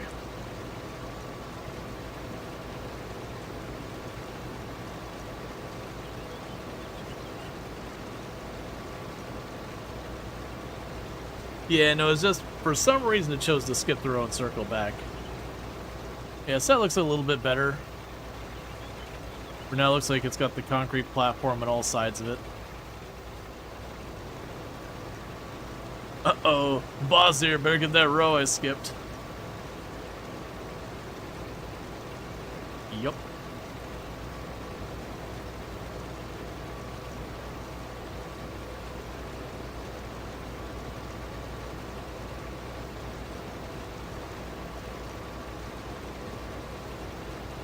Alright.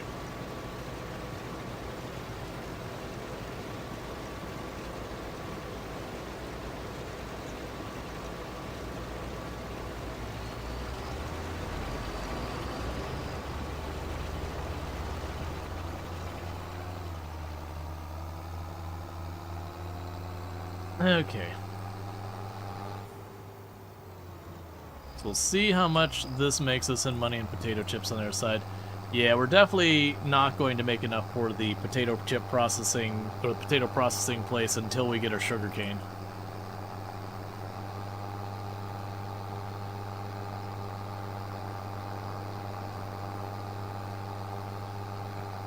Now, one thing I'm kind of hoping is if we're lucky, then we'll have the potato and the sugar beets will be a similar harvest date. Because if that's the case, since they both have specialty harvesters, it very well could be a thing that I chuck the one harvester on one field, chuck the other harvester on the other field, and we just, you know, switch back and forth between them. For the sugar beet, I keep saying that, sugar beet harvester. Oh, that's not where I need to be. Alright, let's go to the calendar. When do sugar beets get harvested?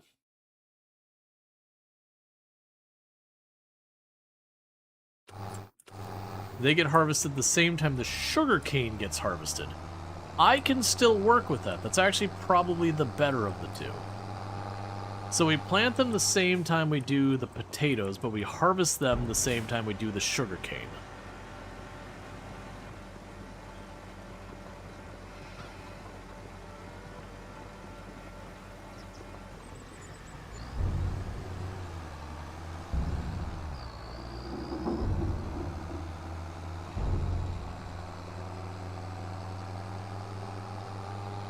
Okay.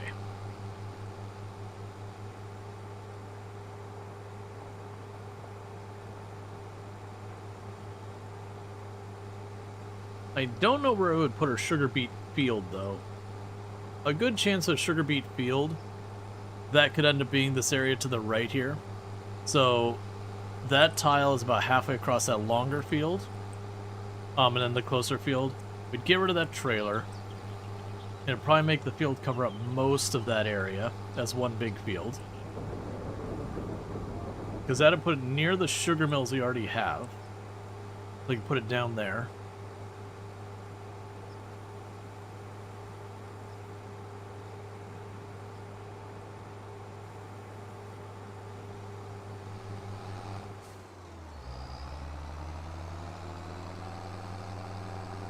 Yeah, I'd probably go over here at the animal mud and clean it up a little bit.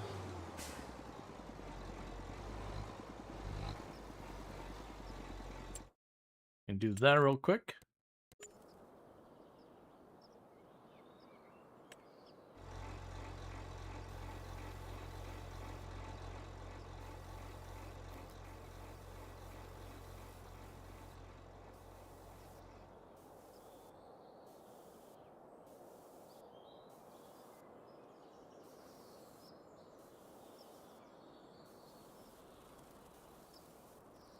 Kind of sucks the way it sprays up the side a little. All right.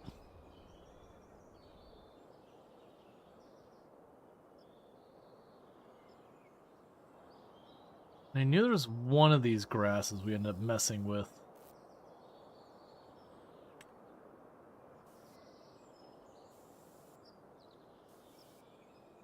This we're not looking to make it perfect. You just want to take a bit of that grass up, so it looks more patchy.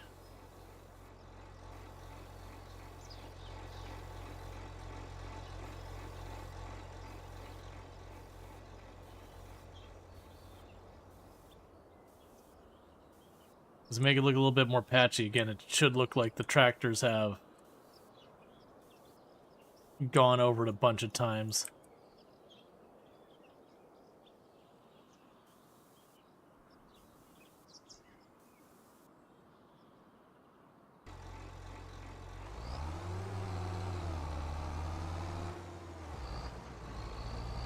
I'll probably need to clean it up more.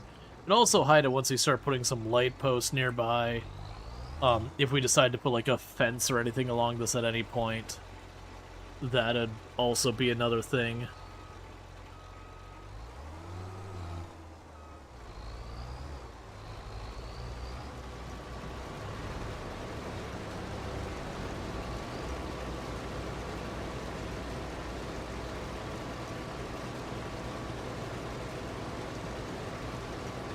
Okay.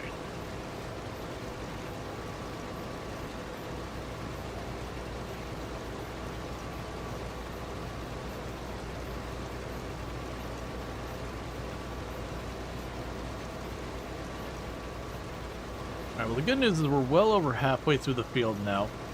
Pretty close to 2/3. And the other added nice thing is now that it's just back and forth, it's much, much faster for the harvester versus when I was having to circle and do the hedgerows and I had to do like all the weird turns and all that stuff.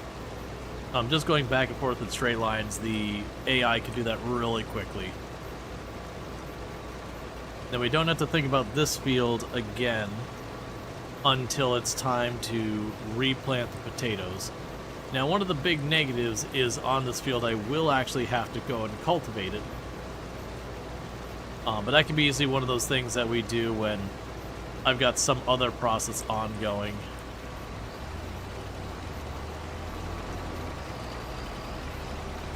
We can cultivate it. But yeah, Jaywalker's not particularly wrong from earlier where I mentioned like it's getting to be time that we might need a new tractor. Honestly, that's probably not far off as well. I think the lorry is probably the higher priority. So I think genuinely we might be looking at is for our next investments, getting a lorry, getting a semi-truck and a trailer to do this job.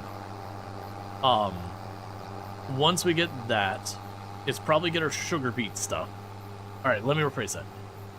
Potato processing plant, then the lorry, then the sugar beet stuff is, I think, the order of operations right now.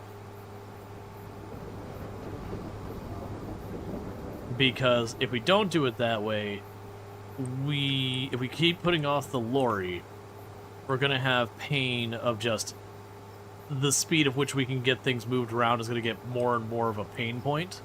We definitely want to jump on that earlier.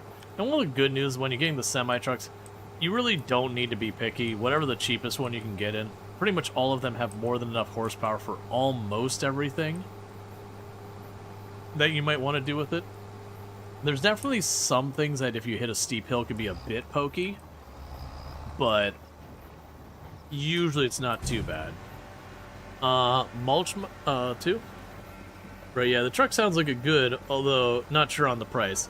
The truck, if you look at the semi-trucks here, so you do have some really cheap ones. There's like the one for 45,000 there. And there's a bunch of the others. So, worst case, we grab that one, but realistically, we catch one on half off. You know, we're probably talking 50, 60, 70,000 or so. So not super expensive. And then you'll get the trailer. So this trailer, I believe, will work, but it has the tendency to roll because it's just the regular hitch point. I want to say a decent trailer for it ends up costing like 50,000. But again, the advantage there is by being a separate vehicle, I can have the tractor do whatever it needs to do while I just drive back and forth. And then that semi-truck can go just about twice as fast as the tractor can. So it'll help a great deal.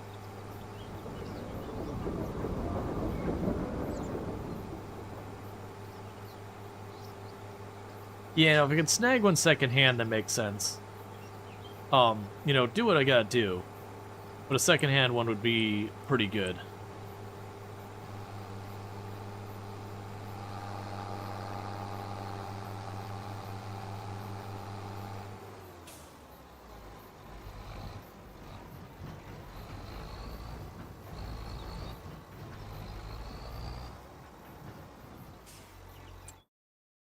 Put you back here.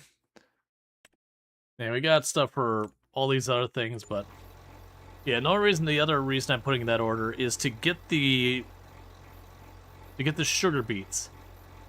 I have to get the harvester, I have to get the planter, I have to get the thing for cutting the green part off.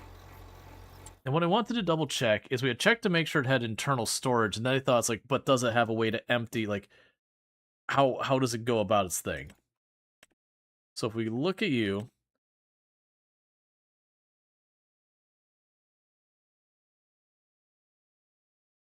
okay, it does have the conveyor belt to send it off the side. So this would raise up, and then you can put a low height trailer along this side to grab that. That'll be a tricky one as well, but I think that should be manageable. You require 280 horsepower. We should be okay for that. Because I have a low-end large tractor. Was it you I have? Yeah, I think I have this one. The T8000. So like I said, I think I have it at the 365 horsepower model. Don't forget you need power for the harvester and the header. Yes. But if I recall correctly, that power isn't a linear thing. So like, if the header requires 100 horsepower and the back thing requires 200 horsepower, it's not 300 horsepower I need. There's some fudgery around that.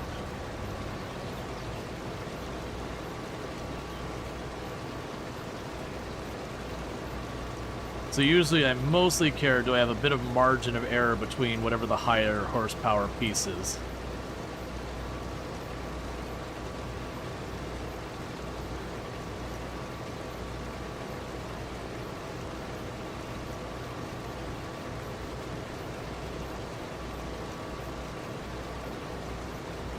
So like using our analogy of the 100, 200 horsepower situation I just mentioned, I'd probably want to land in like the 240 horsepower area.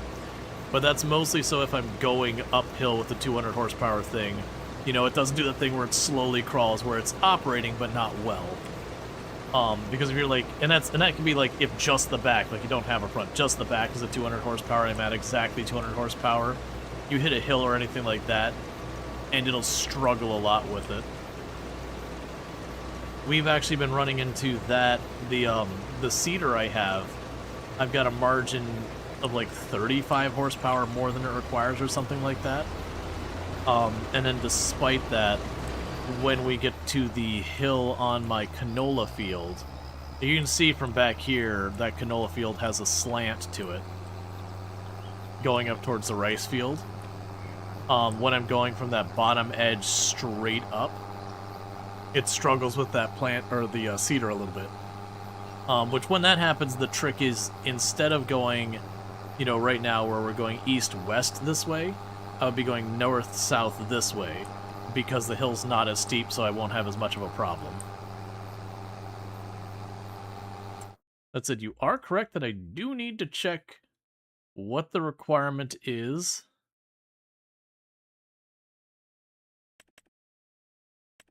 Yeah, so the back part's 280. Yeah, either way it should be fine, because it's 280 and then like 120, 160 or whatever on a tractor that's 345 or whatever. Well, it should be more than okay. That'll definitely not be the best harvester we can do by a long shot. We'll definitely want the bigger harvester, but step 1, make it work. Step 2, make it work well.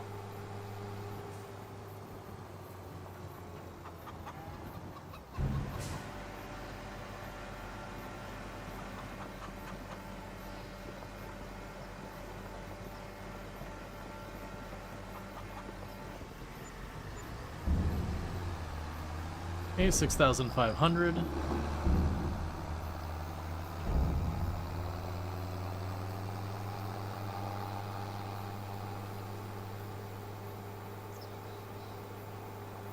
I'm going to slow down time again because it looks like it's going to be raining soon. Step 3, sell your farm to Big Agriculture and retire. No, step 3 is Monsanto shows up, claims that you're using their copy-protected seeds and all that, or patented seeds, lose the court case against Monsanto, and have everything taken from you. Wait, that's not the process I want to follow.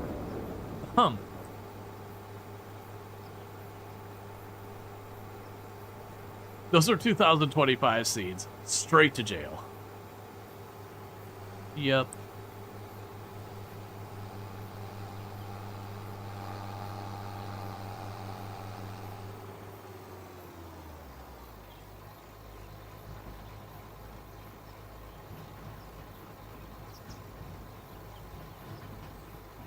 Okay. And it works its way back here, and we do another round. We're getting pretty close to done with the field. Or seeds are blown from your neighbor's fields, so those are our crops now.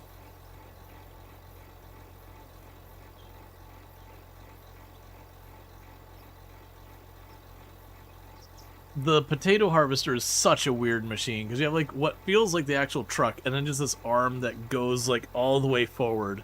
Which it's fine, it makes sense, it's not a bad machine. But like when you see it turn, you see that arm like sticking all the way out like that. You're like, this is a weird layout, man.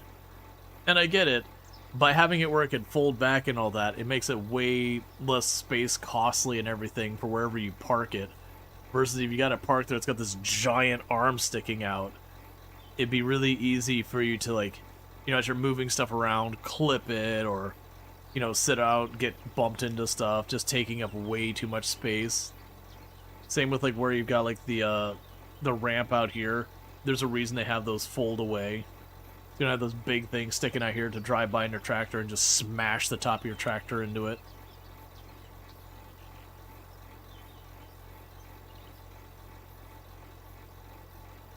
Alright.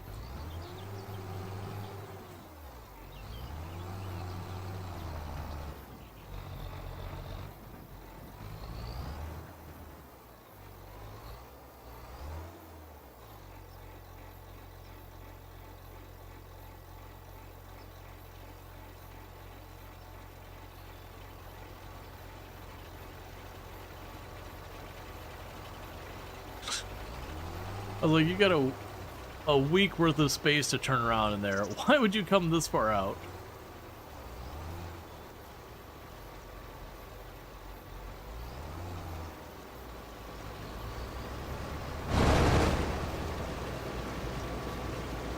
All right.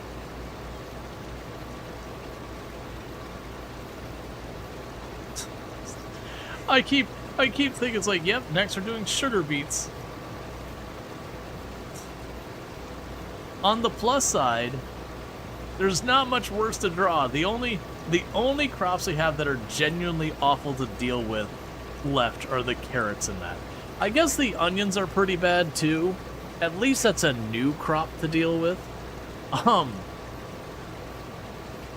But like if we roll any, like we have not rolled any of the grains. I just realized that. Like I'm not counting long grain rice even though it is a grain because it's not the same as other grains.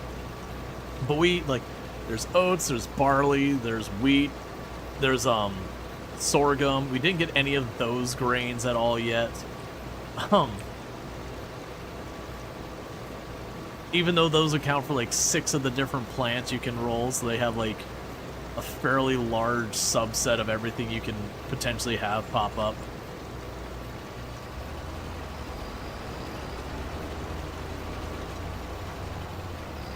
I'm still waiting for the grapes and olives to come up. Honestly, with what we've got now, the olives wouldn't be too bad. Yeah, like to be fair, a lot of these crops that I'm making the comments about are actually really well paying. With the sugar beets, we have literally all 3 of the top 3 paying crops in the game. Sugar beets are number 1, potatoes are number 2, if I'm not mistaken, and number 3 is sugar cane, if I'm remembering correct. No, actually, was number 2? Either way. But I remember, like, the sugar cane and the sugar beets are, like, in the top 2 most paying. Like, they're in, like, that top 3, there are 2 of them. I think potatoes is the 3rd. It could be carrots. But they're up there. And that's, again, not counting processing. That's strictly raw crop. And so, a big part of that is the volume. Sure, each lap I'm only getting paid $5,000-$6,000. But, like, if we consider, like, this versus canola, the canola, I fill this up about twice for the entire field. Versus this thing, we fill this up, what, like almost 10 times? What plants do we have so far? So far, we have sugarcane, canola, long grain rice, and potatoes. And then we have, like, a small mushroom greenhouse.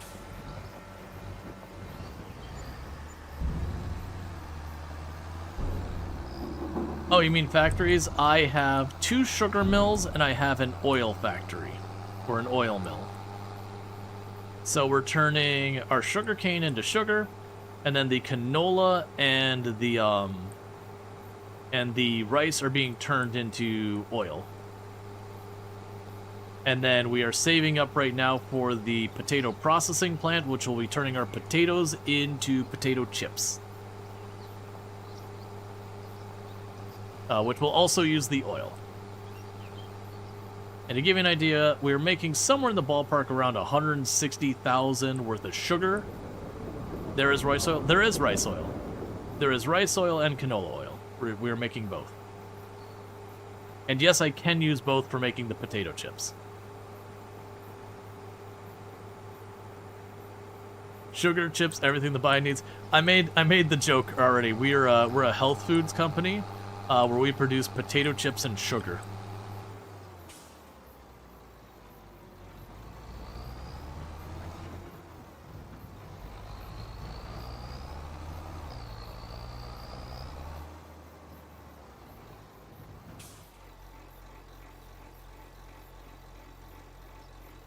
Are we organic?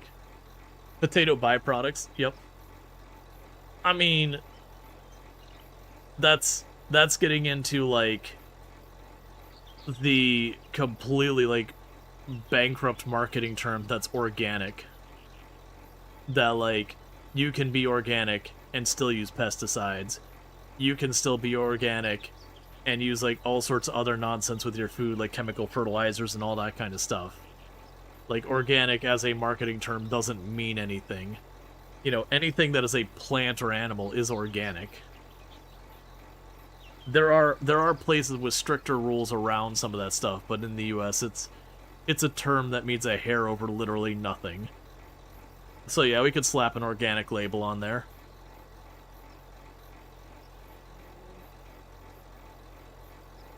There are no laws against owning a clone of a prehistoric animal, which means we can put a T-Rex to work in our fields. Fact. Yeah, never assume the organic, and you make a point not to buy organic because of price. So when like they first started pushing that organic thing, that was originally at the very beginning. It was a lot of like smaller operations trying to push it, like, hey, this is like, you know, no pesticides, like hydroponic kind of thing. Like, and it was very much going for that angle where it wasn't, there's no regulation around the term, but it was originally a thing that like, hey, it's organic, like, we're not blasting stuff with all these chemical pesticides, we're not blasting with all these chemical fertilizers, we're using relatively natural processes. And, you know, very broadly speaking, the risk of like additional contaminations and all that is better with that. Is it relevant? I don't know. But like, you know, that was around a time where we were starting to catch that some chemical pesticides that we had been using, even on food, even after washing, might still be causing health problems. Yeah, no, exactly what Harry Paul's like saying. It started as a genuine niche, that it was like a genuine niche where you pay a little bit extra to have food that wasn't, you know, as heavily processed, wasn't as heavily hit with a bunch of, you know, again, chemicals and all that stuff. And then absolutely turned around and got completely hijacked, where everyone just started slapping organic on their stuff. Because again, it's a term that didn't have any regulation or anything around it. You could just call it organic, and most of the time didn't matter. I know some places set a couple of rules around it, but again, what you can call organic versus the intended like marketing thing originally are not the same. So these days it basically doesn't mean a whole lot. So let's see, major organic verification labels here are still good, genuine. Nice. Here in the US we don't have like a certification. You just go to your package and you go organic. Like it's not like there's some like USDA organic certified or whatever. You literally just slap organic on the name. And I think there's a couple things you have to have true, but it's pretty lax. To a point, it kind of doesn't mean much. But yeah, so that gets in there. You're still amazed this game has esports tournaments? Oh yeah, like the yeah, like the whole like bailing races and all that. It tickles me as well that they'll do these races around, you know, loading bales effect. Organic is protected in the US, it's just easy to get around. Gotcha. Yeah, I know here in the US, like I said, it's kind of become a devoid term. You always loved how they hyped plant-based foods not having cholesterol. I mean, yes. Like, I know like there's good and bad cholesterol, and a lot of plants have the good cholesterol, and like, but not all of them. There are ones that have things. USDA certified organic, but is it worth the price? That's kind of the thing, as Burning Sun's saying. There's enough you can wiggle around. It generally doesn't mean a whole lot. Cholesterol is produced by the livers. Plants can't have it. Okay. Right.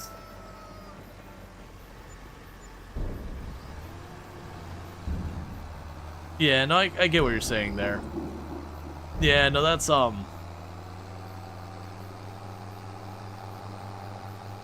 I've definitely seen things labeled as, you know, water not having sugar. Is there a game suggestion thing for? There's not a forum. If you go to the Discord, there's a game suggestions channel, and when people drop, you know, game suggestions in that channel, I do go through that list, and a lot of games I do end up either I end up playing, or I'll put up like for suggestions for people to vote on. Like sometimes if a game is like too far a departure of like my normal content or whatever, I'll tend to avoid them. But broadly speaking, like if it seems to be relatively aligned, usually at some point I'll circle back to it. Or if, like, again, I don't play games with generative AI, it's my own personal stance. And there's a lot of games that get suggestion, then you look it up, you're like, ah, that has Gen AI, so. Like, the trend you have seen some foods, no high fructose corn syrup. Yeah. To be fair, I'm on board with not everything having high fructose corn syrup. Mostly because I don't need everything to be sweet. How much is the potato factory? About 360,000. So we're not going to get it from this harvest of potatoes, but the sugar makes me about 160,000. The extra sugar cane I have when the sugar factories are full, it's probably another 20, 30,000. The oil has been making me around 60 or 70,000. So the point is, while I'm not going to get it from these potatoes because I'm selling them as raw potatoes, it is going to be a thing that like the next cash out on those things should get me what I need to get the potato factory. So for like not this harvest but my next potato harvest, we should be solidly on board. Like I'm going to try to avoid selling the oil this time for purpose of tossing in there. Let's see, bottled water, cholesterol free +1, sugar free +1, gluten free.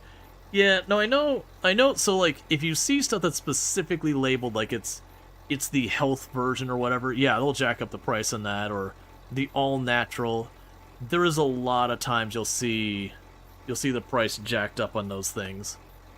And you'll look at the label and be like, this is the same item between the two of them. That does happen. There's definitely also some health stuff that's genuinely healthier, but yeah, it's definitely one of those things you gotta look at your labels a lot of times. Because you'll be like, Vita water, what is it? It's water. What else is it? It's water. Are there vitamins in it? No. It's water.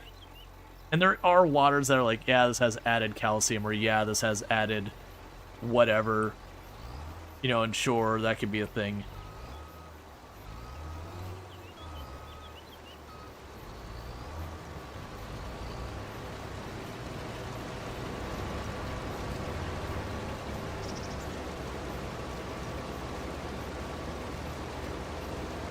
Diet water, aka alcohol?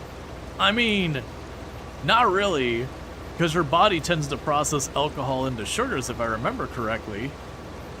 It's one of the things that makes so many alcoholic drinks so high in calories on the other side. Like I've known people who are trying to take a diet and they're like, oh yeah, you know, I eat all these healthy things and salads, and then you're like, what do you have for like this? Like, oh, you know, I might just have a drink or whatever. And you look at the drink and go, oh yeah, that drink is like 800 calories.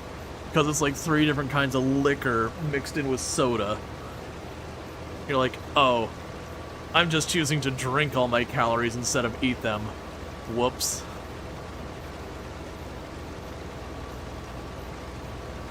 That was an old joke, calling something diet water meant it was alcoholic. Oh, interesting. I hadn't heard that one.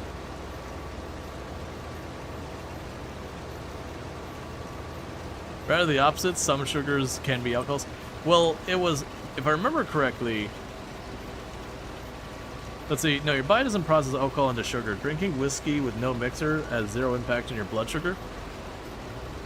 Gotcha. No, that was, I remember alcohols tended to be very high in calories.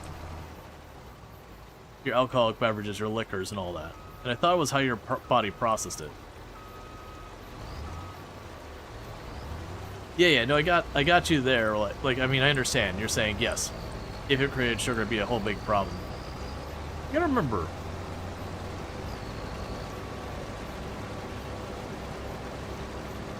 Let's see, posted there now, Library Cleanup Simulator, with fun titles like Vein of Restro. Oh, I see. So it's kind of like Retro Rewind kind of thing, but, you know, library.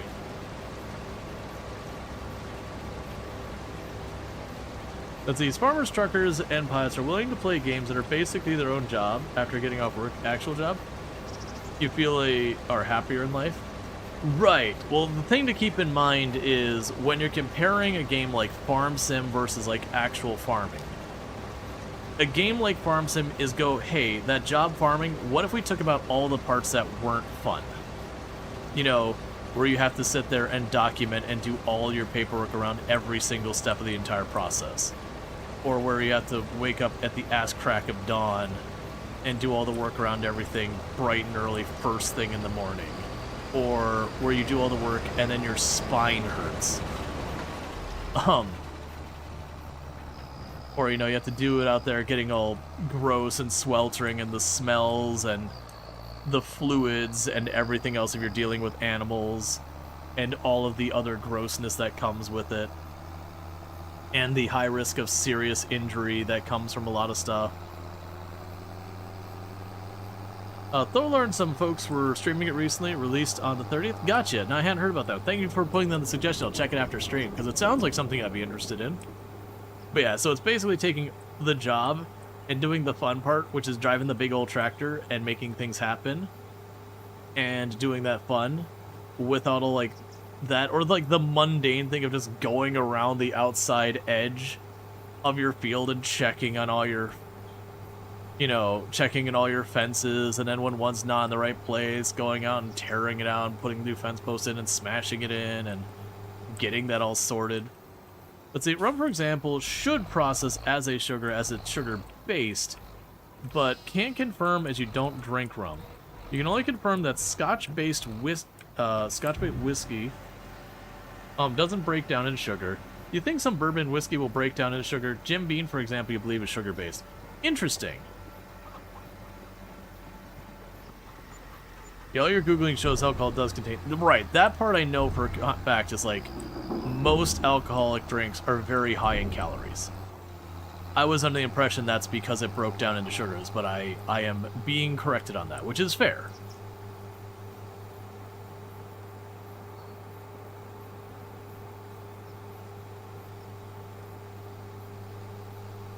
All drinking alcohol is ethanol? Why would that break down differently? Well, this assumes I know how ethanol breaks down, which is not a safe assumption to have. Let's see, ethanol provides about 7 calories per gram, sitting between carbohydrates, protein, 4 calories, and fat, 9 calories. These calories are not metabolized exactly like glucose, though. Gotcha. Right, the bigger point was I was just aware that alcohol was higher in calories. I was just under the incorrect assumption that it's because it broke down into sugar.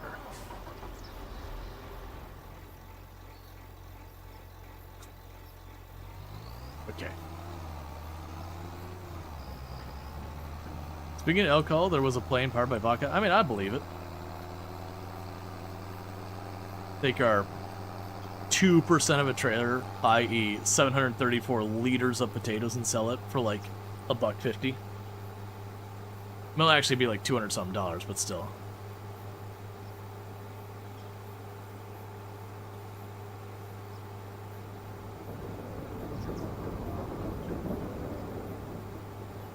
Sorry I had to step away for a bit. Potatoes done. What did you miss? We are just taking the very last little bit of potatoes and dropping it off. From there, is what I think. Ethanol is where most of the calories originate in those drinks. Yeah, and that makes sense. Let's see, fermenting grape wine produces a lot of sugar, while the process to make scotch is almost completely sugar-free. Yeah. Right. My bigger point was that it was just one of those things that, you know, you'd have friends that'd spend all their time and they're like, oh yeah, you know, I eat these salads, they're low calorie, very healthy. I eat this, it's very low calorie and healthy. And then they get like a rum and coke or whatever for dinner. Like with their dinner, not for dinner, with their dinner, you're like, you know that drink is like 600 calories, right? Depending on the size of it, it's like, you know that thing is just like straight up calories, right? All that saving you did all day. I mean, if you're saving so you can have that and not feel guilty, fair enough. But like, you're thinking, it's like, yeah, it's one drink, it's not that bad. It's like, oh yeah, no, there's a lot in there. Because during the fermenting, the yeast varies process usually eats up the carbs, lowering the actual sugar content.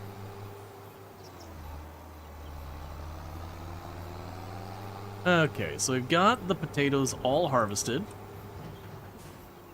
And next time when we harvest our potatoes, they're going to become potato chips.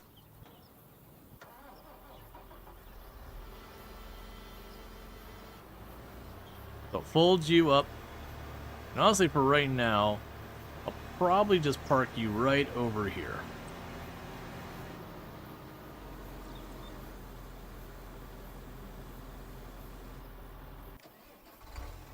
Okay, so let's see here. We planted our stuff here. Let's make sure we're not like bad lime or whatever. We are. So I need to lime our canola field.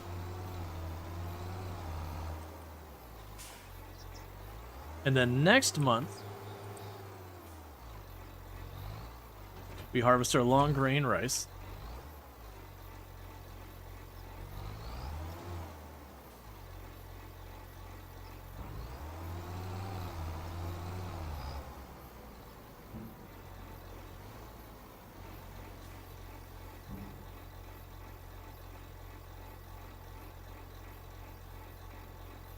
I see.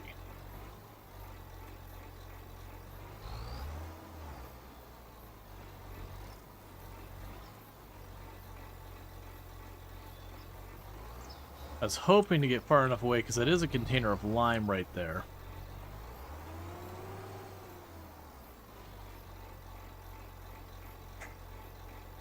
Let's see. You should care about calories more than you do, as losing more weight would help massively with your diabetes. But paying attention to the carb intake is better than nothing. Yeah. Okay, so now if I scoot forward, we got our container of lime. I believe I got a couple containers of lime over there.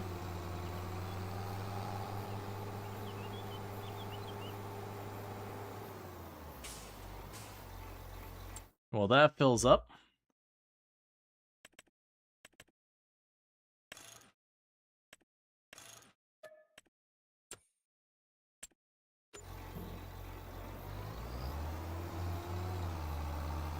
Let's see, so happy when the dietitian said, stay on whiskey rather than switching to low-carb beer. Let's see, your low-carb beer of choice, 3 stubbies, standard size beer, works out to a full meal worth of carbs for you. You're Australian, enough that 3 beers is barely even a pre-drink.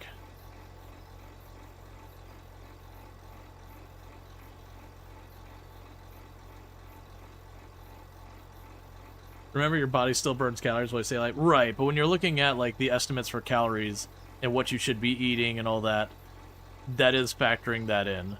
Because that's the reason why they come up with those figures like, oh, you need like 1,200 calories or you need this many calories.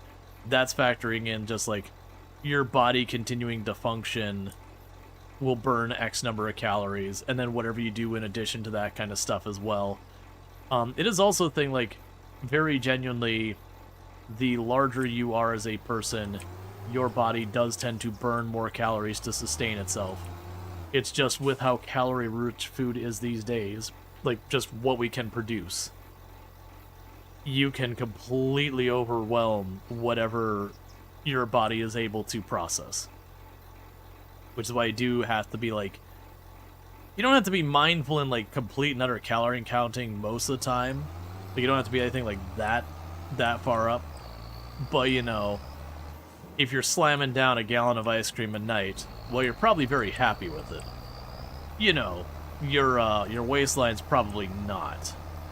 Which isn't the end of the world, but, you know, there is a lot of health problems that are encouraged by, you know, being overweight and all that kind of stuff.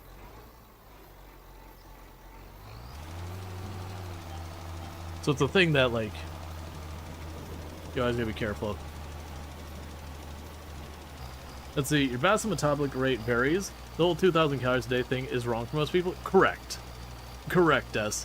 It's just the challenge of, without sitting down with each person and being like, okay, what's the appropriate amount of calories, that kind of thing, and doing the one-on-one base, it's usually safer to just give people a general number to shoot for. It's the same thing like when you're like, oh yeah, you need to have like 8 glasses of water a day or whatever it is.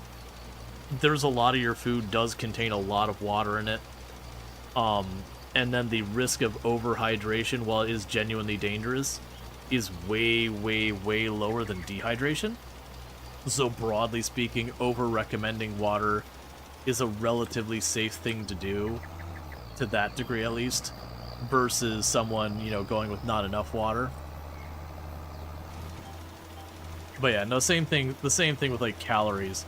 It's so hard to track your calories and all that, that it's better to kind of underestimate the amount of calories you're going to burn in a given day than to overestimate them. Yeah, you know, eventually a person could starve themselves, but like, the typical person, if they're shedding weight and they're getting to the point of underweight, they're probably going to back off whatever dietary restrictions they gave themselves. But yeah, no, ideally you talk to a, you know, a proper doctor, medical professional to help you out there.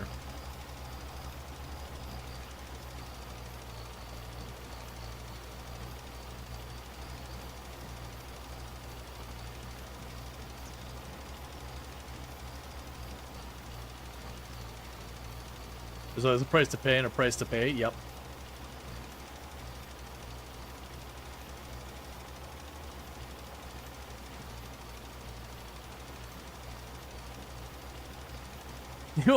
You obtained all your medical advice from Dr. Rual.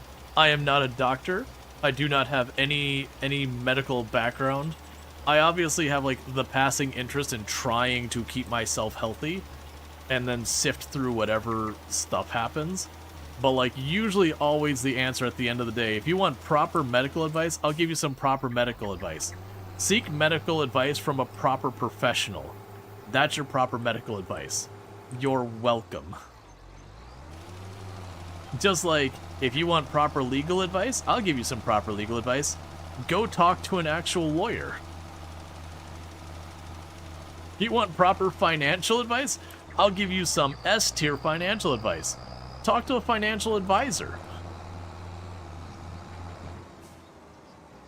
Yes, and none of these are any type of thing like ChatGPT or any of those other ones.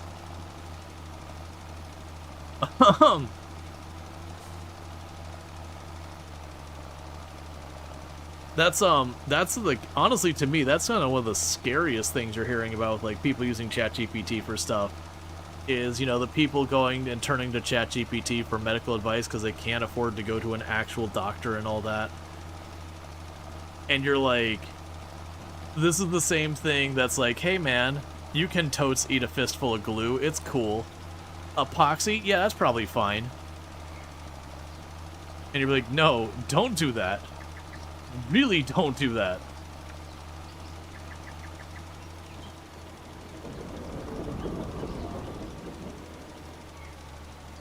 I do appreciate with precision farming, I'm just sitting here running this thing and I don't have to worry about wasting my lime or whatever. It makes the animation, but I'm not actually spending any if it's not needed. The funny thing, the whole 8 glasses was from a 1945 recommendation, but is originally 8 times 8 inch, which meant 8 8-ounce servings a day, aka 8 cups a day. Over time, they kept getting misreported as 8 glasses of water, which is like twice as much. I can see that.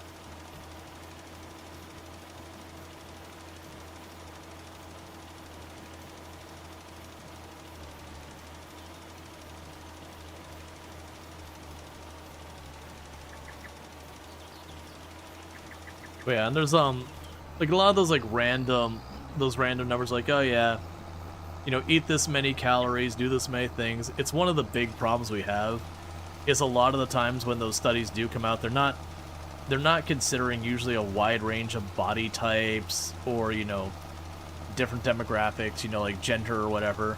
So you do get a lot of those studies that when you look at it, it's like, ah, this is the correct measurement for middle-aged white dudes. Almost exclusively. Cool, man. But actually, even that, it's usually wrong for them, too. You don't know because you're bad about drinking water, and you've had this fight with your wife a couple times a year.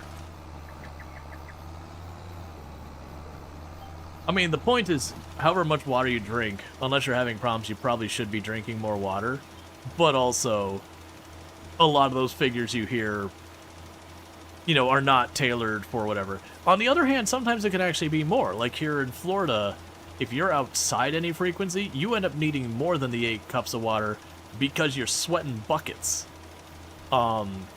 We have a very, very high frequency number of people around here who end up, you know, going into dehydration and all that despite drinking lots of water because they just grossly underestimate how ridiculous much water they're shedding. The argument usually starts with there's plenty of water in this coffee. Okay, I mean, that one's not so much a problem of the water in coffee. It's that the coffee within itself isn't exactly the healthiest beverage. I say, as someone who has no hill to stand on, as I'm drinking a soda. Because if we're gonna make the argument about healthy between coffee and soda, I will accept my losing position and acknowledge the loss. Because for the ills of coffee, it ain't as bad as soda. Most coffee is not full of all sorts of unpronounceable dyes. Some are. Some are.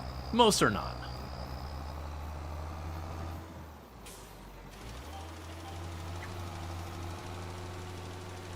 But I can acknowledge that what I am doing is not healthy and that I should do better. While also not actually doing better.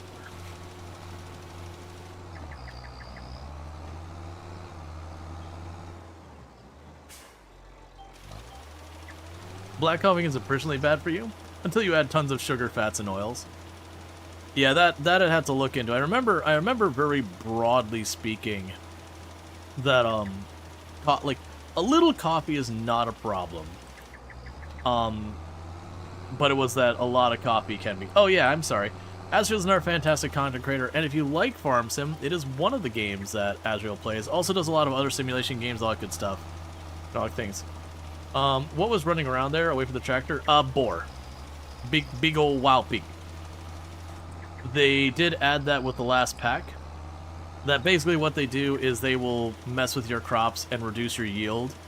Unless you put troughs along your forest edge for them to eat. I turned it off because it's a very boring mechanic. I'm glad they added it for something interesting and all that kind of stuff.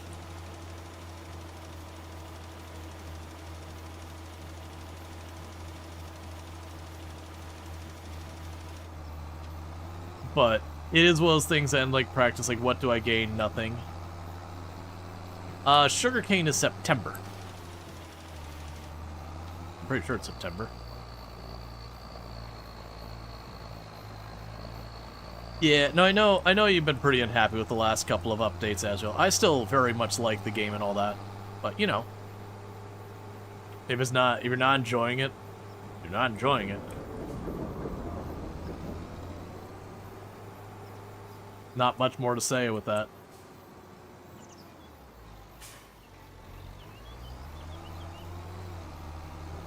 Okay, so we don't need to fertilize that because the seeder we used handles the fertilization.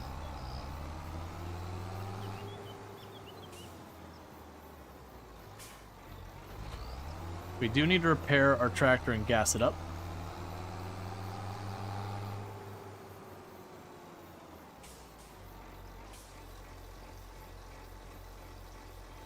Back to Tasmania makes the majority of the world's medical opium. I was unaware of that. Has to come from somewhere.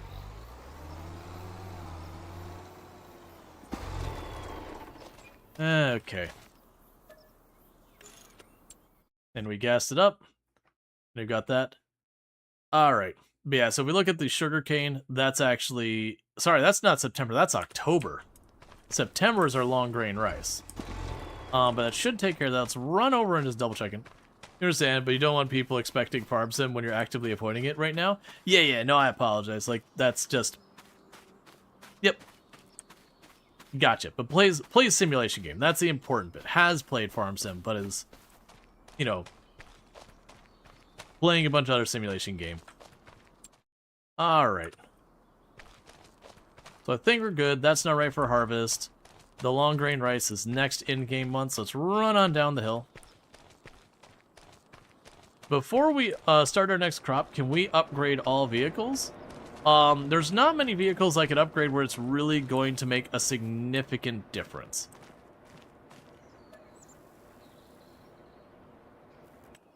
Like, I can technically get... Well, so the seeder, there is technically a bigger seeder, one, but that requires a much bigger tractor. So there's all that. I could get, like, a giant sprayer as opposed to the fertilizer wagon, but that's only for a couple of crops I have to deal with that.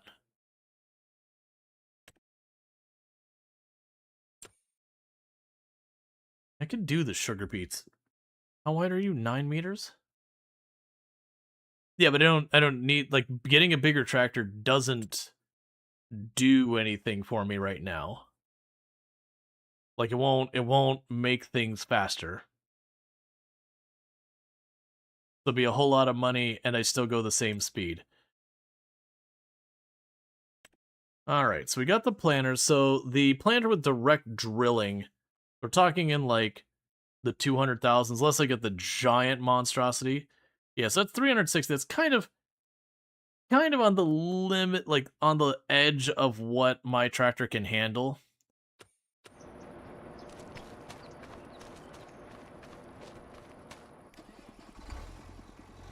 Yeah, and so this is actually, so with what Azriel's saying, this is actually one thing that me and Azriel don't agree on, which is totally fine and valid.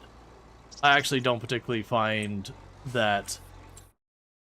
For me personally, I don't feel like the DLC has kind of lost value. Like, I actually really liked the last DLC, or sorry, the last, like, big DLC. The packs, they're whatever.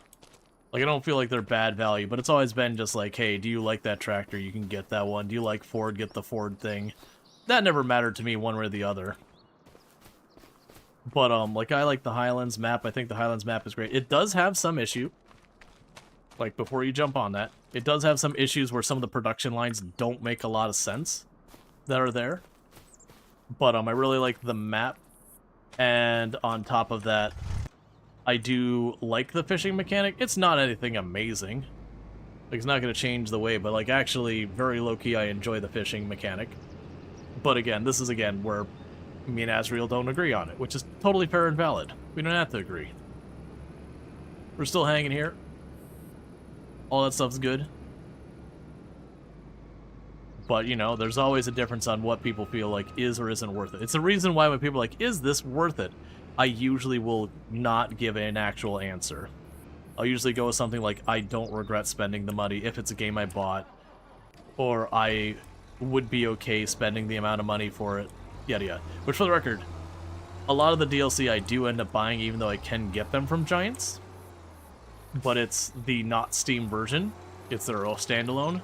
And so I end up buying them because I just like the game a lot. Or to be fair, some of the versions I get through, like, other stuff like Dare Drop or whatever.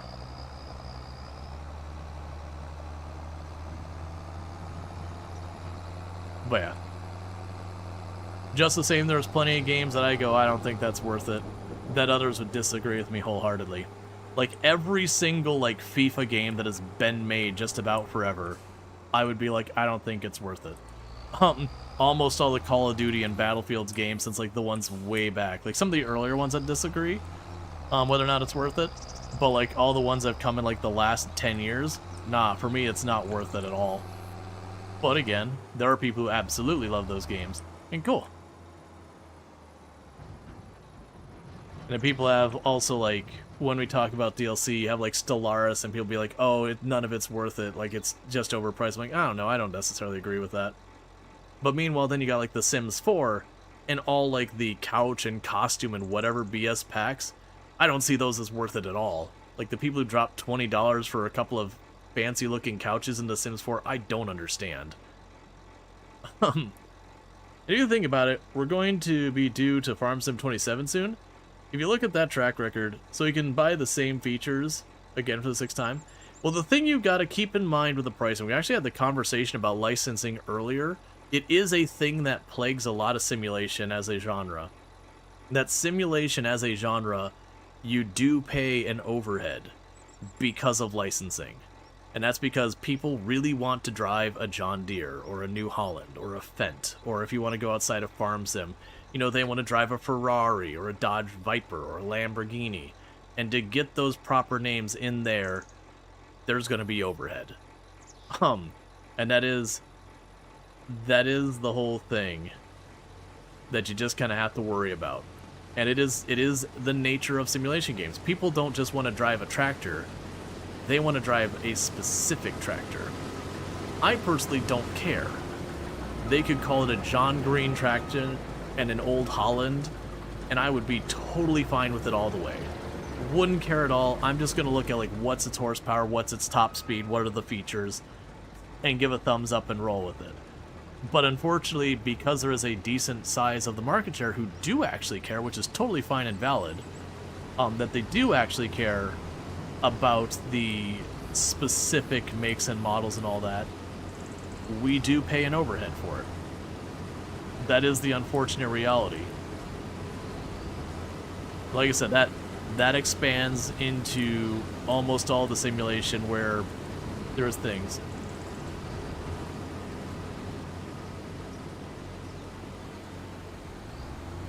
I'm a little concerned by the fact you actually got around that corner before you filled up. You didn't do that the last time.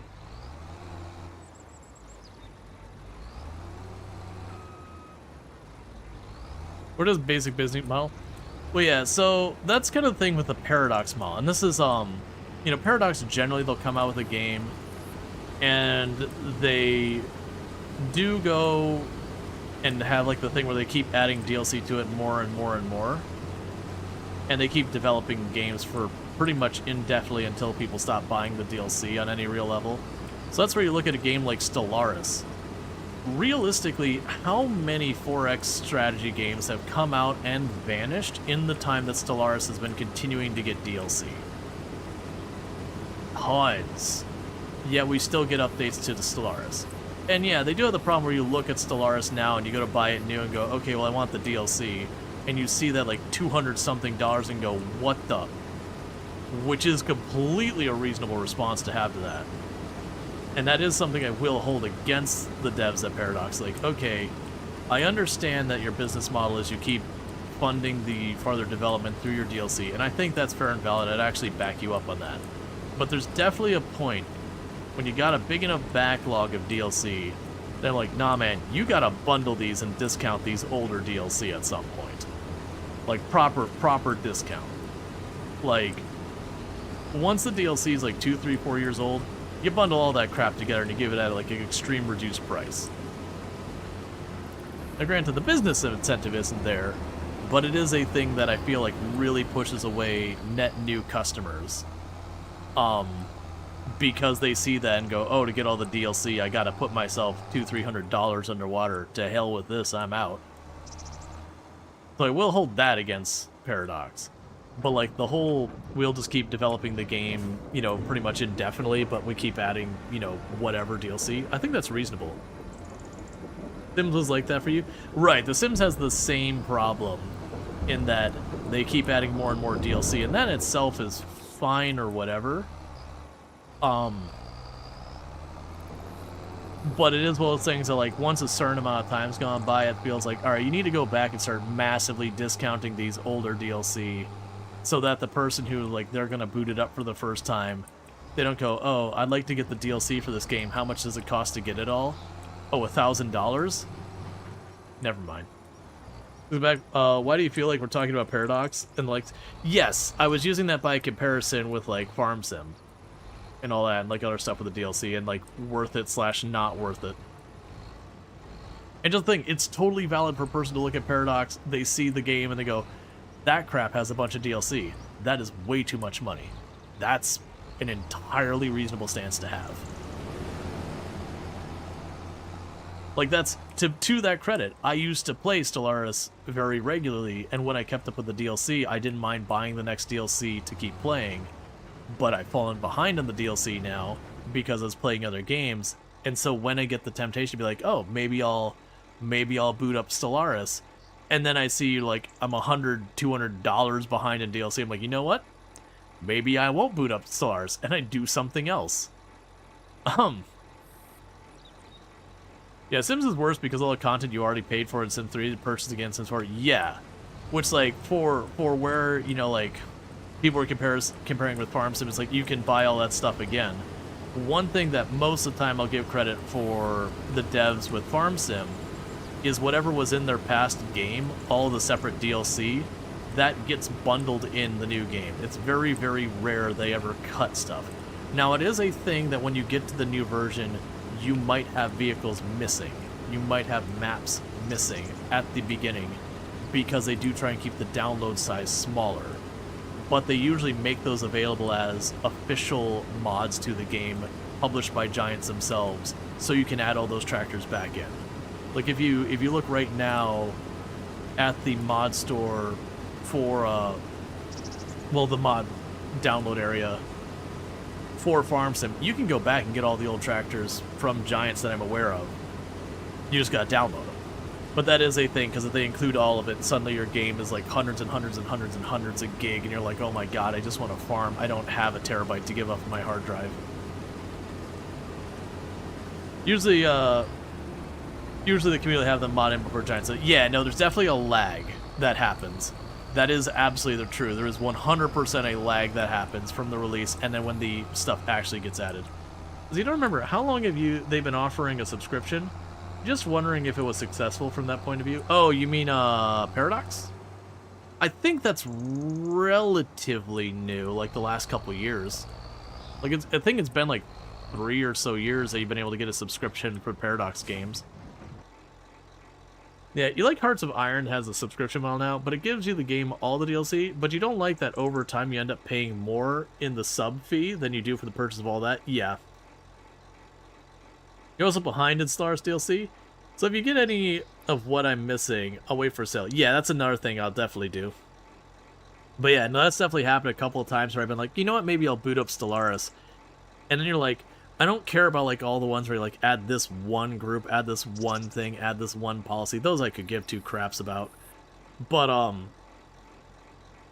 when it's like, oh, like you can now have mechanical empires, which I have that DLC, I just don't know all the new DLC. Oh, you can have like the corporate empires or whatever. Like those big sweeping ones, like you can be the big bad now. Those really big like functionality edition ones. Those ones I don't want to play without. So if I were to go back in, I would want those DLC. And again, you sit there and you look at the sticker price and you go, well, that's $100-something. I'm sorry, that's going to be a no.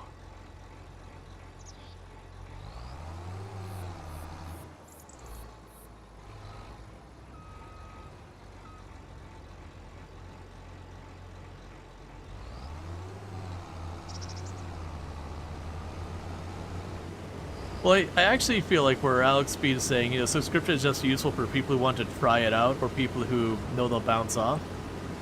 They want to play it once a year. Yeah, no, it's definitely one of those things that I think realistically a lot of people are only going to play a game for a couple of months at a time.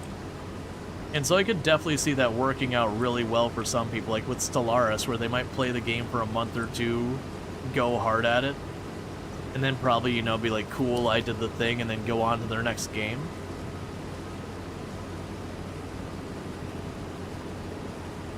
Let's see, Hearts of Iron, you're complaining about the price of their most recent DLC. Until you finally realized when it was released, that pre-purchase price was the season bundle, not the single DLC. Felt much better about the price at the realization. Yeah, now I gotcha. And that happens too. Usually with those games that do lots of DLC, most of the time, just getting the season pass and being done with it is the best thing to do money-wise. It's just the negative of that is there are games whose track record with DLC is a lot more patchy. Like some games DLC, they very consistently have a certain quality you expect. Like it's not that it's necessarily the greatest in the world, but like you're like, okay, you know, I know about what to expect from these people. Is that worth it? You know, to me. And then you have ones that are like really all over the place. So like to give you an idea, for one that's kind of all over the place, is recently we played War Tales, and I've been enjoying that a bit off stream. And I've really enjoyed War Tales. But from everything I've seen about the DLC in War Tales, it is a crapshoot. Where some of them are really good and some of them are really not. And so that's those ones that like getting a season pass and then you get like your 3 DLC for the year. and you got 3 like real stinker DLCs, you're gonna be pretty pissed off about that. But at the same time, you know, if you get like 2 good ones and kind of a you're probably not gonna be that upset. Let's see, you enjoy all your Paradox games on Twitch nowadays? It's much more affordable. I actually hold up Stellaris as one of those games that I personally really enjoy playing, and I cannot for the life of me stand watching. It's a great game, but dear God, is Stellaris slow to watch.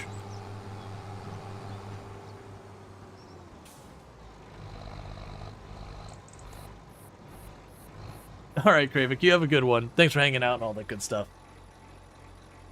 What was the name of that company? Sumo Digital? Don't know which one we're talking about. Do you wonder how much they make from people who forget to sub? It's a good old gym membership model. That is a problem, and that's also a thing you get conscious of as a content creator. Like, I've known content creators who stopped streaming entirely, and they do still get a bit of sub money from, again, that exact thing where people sub to them and never unsubbed. And it's kind of one of those things that, like, you know, it's mixed bag. That's a significant part of my income is people subbing to the channel. And I like to think most, if not the vast majority of those people sub and keep coming back because I actively see their name keep showing up. But I'm sure there's a non-zero number of people who sub to the channel and haven't been back in probably a year or so. I've never sat down and like tried to parse to see who it is or anything like that. Because that's a lot of time invested to be like, well, what am I going to do? Like, DM this person and be like, hey man, you're still subbed to me, are you sure you want to do that? Like, not even from like the potential lost revenue or whatever, but like just basically kind of cold calling this person to talk about, hey, like, you know, what about the money kind of thing. It feels weird. You get a tiny bit of sub money, and you very rarely stream much now. Yeah. When you also have some people who they still keep it, not even because of streaming, they just want to support you, that they think you're a good person, they want to chuck money over there. So it is one of those things that, like, I know there's a couple people who sub to the channel, and they show up here maybe once a year, and they keep their sub up. But they still pop in, they still use the emotes from time to time and all that, so it's like they know they're subbed. And like, I'm very thankful that they want to support it. But like, it was purely for the value they get out of it. You know, they're not, at least as far as I'm concerned, I wouldn't see that as getting the value out of it. They're just, you know, they're being cool and they're supporting the channel. And considering all subbing does really in the long term is you get your points faster, which is only Twitch interaction things. You don't see ads, which is the biggest one. And then, you know, you've got the emotes, which you hope people feel is worth it. But like, if someone's not tuning in or using the emotes, that's a harder thing to pitch as being worth it. You also like having disgustingly cute emotes to bribe people to sub. It would not surprise me with some of those things like that, you know, people deliberately just keeping the sub for the emotes. It's one of the reasons why I actually do put time into my emotes when I change them and all that. It's like, you know, there are a lot of people who see significant value there. So it's like, yeah, well, I want to make sure, one, they're getting their money's worth, and two, it is a whole thing there.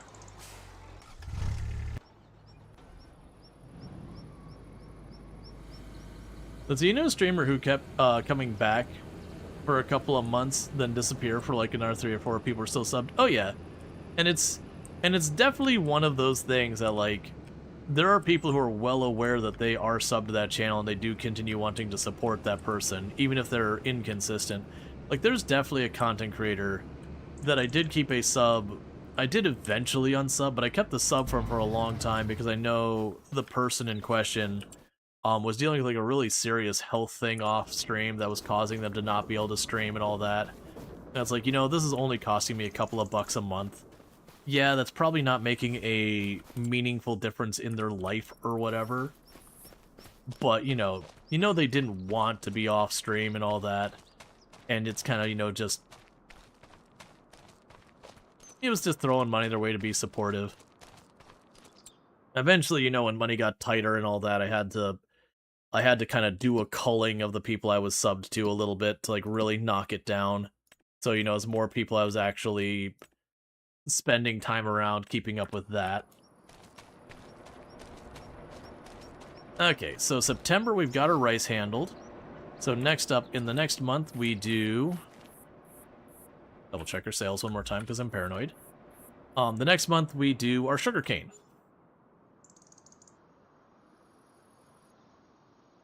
And then once we do our sugarcane, we kind of go back around and we start, from March, we start the process of planting everything and all that again. Canola is the only odd one out there, just because the canola is just a weird one. Excellent emotes. I really like that crab dumpy emote. Especially since it wasn't like any majorly planned thing. That was a solid ADHD brain had an idea and was not going to let me sleep until it was actualized. That, oh man, was it Penny's channel? It might have been Penny Meowie's channel. I could be wrong about which channel I'm attributing this to. But they were having a comment that, like, in the circle of friends we have, that there were a lot of them getting dumpy emotes. And the one that I kind of, like, really brought it to the forefront is when Sim got the Sim dumpy emote. If we got any Sim fans here who got your dumpy emotes, feel free to drop your Sim dumpies. But we got the Sim dumpy emote showed up. And for those who don't know, like, Sim is a very chill, you know, very dad, you know, kind of vibe, like a really good time over there with Sim. But like the dumpy emote was kind of just a funny thing that happened with that. And I think it was, I can't remember if it was Penny Meowie saying it in Sim's chat or Sim was talking in Penny's chat. I want to say it was one of the two of them. And just for whatever reason it came up, and I was just lurking. I don't think I'd even said anything. And someone had made the comment, if Rual ever makes a dumpy emote, we're going to take it as a cry for help. And my brain in that moment was like, challenge accepted. And I got the idea for the crab dumpy emote. And it was definitely one of those things that just being aware of like ADHD brain things like, well, crap. I am not going to be able to sleep until I do this. So I broke out, was it Sprite? I broke out, you know, image editing software, and I just slapped together this like really fast kind of MS Paint quality dumpy emote animation. I think it was Sprite I used. And I did that. And for those who don't know, the thing dangling there is not a penis. It is a scarf. Yeah, when you blow it up, you can see distinctly it is the gray scarf. Because have you ever seen like the follow animations and all that, you'll see like the crabs have like the big scarf on it and all that kind of stuff. But yeah, so thank you, Randall Thor, for gigantifying the emote for the people. But people got so much joy out of that emote. For the record, like, until I made that emote, Tomb Taps was the single most used emote on the channel.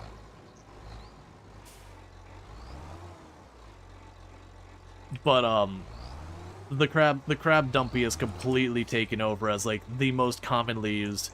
Oh yeah, sorry, the taps emote. The Tomb Taps is up there as well. But yeah, so that emote just was like utterly this rush job and has become one of the one of the most popular emotes on the channel. And it was just kind of this silly little thing I put together. So no, similar games are the dev behind from Nutmeg. What you're playing right now, and that's why it's stuck in your brain. You were meaning Wartales develop. Oh, yeah. Sorry, if I knew you were mentioning Wartales developers, I could have answered that was Shiro. But yeah, no, it's fun. And we've had a few emotes that have come out. Like there's like we've got the Evil Tree emote has come out of channel memes. That one I actually had that one I commissioned. I didn't make that myself. We have the beep emote. You can probably figure out what the beep emote is. It's beep from Kenshi.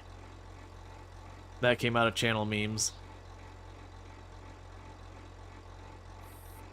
Well, people don't know, and for the record, Eonek made the beep emote. One of our mods / viewers made the beep emote.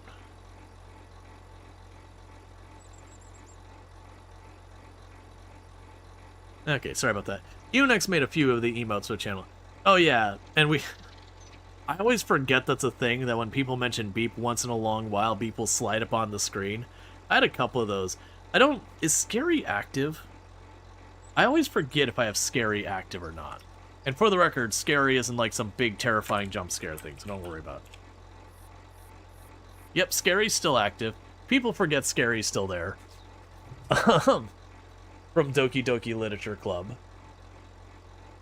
I believe that has a pretty long cooldown on it. Alright.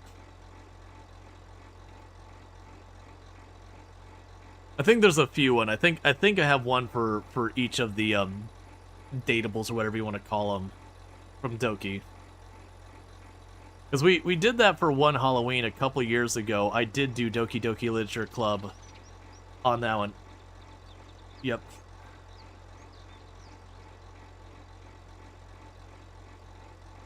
But you like that one, the Chaos? The Chaos is a classic. So the Chaos is one of the few emotes I had to actually go back to the artist to have them update it.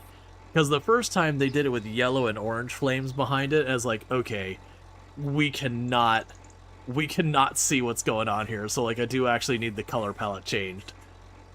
Sadly, I've not been able to reach out to our emote artist in a very long time. It's been over a year now. You know, I had found the artist through, like, I had a friend who suggested them on Fiverr that they did good stuff, and I've been very happy with their work, but they are based out of Ukraine. Hopefully they're fine and they just decided to do something else for business. I haven't been able to reach out in over a year, so I don't think anything happened to them. I think very genuinely, because they did update their Fiverr page and all that, that they weren't accepting commissions or whatever. I think it's just one of those things that it's not exactly great money doing that kind of art. Like, I always... Like, she'd always want to, like, give me some discount or whatever, and I was like, no, I'll pay the normal rate. Just be like, oh yeah, you've been reliable, I'll give you, like, 20% off. It's like, nope, the normal rate's fine, I will pay you the normal rate. Like, I want to make sure you're getting what's fair. Like, I understand you want to support me and everything. That's fine, I want to support you back. But I think she just got out of that. Maybe she got a full-time job or whatever, who knows. But yeah. And I've got a couple people I can reach out to that I know a number of friends who have really good emote artists that I've been meaning to do a refresh in some of the emotes, so get some of the emotes that are lesser used, kind of bounce them from the list and get some new ones in there.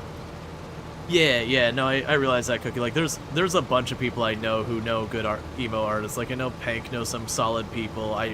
Yeah, you probably know a lot of the same people. You know, Hurley and a whole, like, Hurley and FG and Kiri, all that have good people they know as well. Like, I definitely am sure I can find between every one of them someone when I'm ready to commission. And I probably, very genuinely, if I sat down, I can probably come up with a list of like 8 or 9 emotes to swap in. It says usually when I have an emote that I'm like, that's the one, I need it. My brain needs it now and can't wait to commission someone else to it and just needs to make it myself. Oh yeah, the potato. Yep, that was another one that I believe Eonek made. Yeah, Eonek made that one as well. The adorable potato. We did that we do the Rimworld hot potato every year. And leading up into that, Eonek made that last year, I believe. I do, anytime I have an emote that's attributed to someone else who streams or has a Twitch account and all that, I will properly attribute it.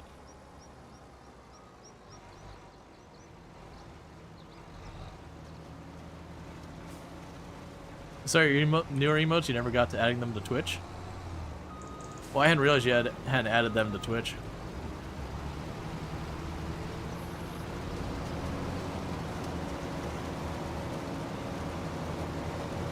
Eonek made emotes for you as well? Oh yeah, Eonek's amazing. I feel bad that Eonek's had like real dodgy internet for a good while now. When I say dodgy, like non-existent. I believe that's supposed to get resolved soon. That's one of those things you kind of feel bad for.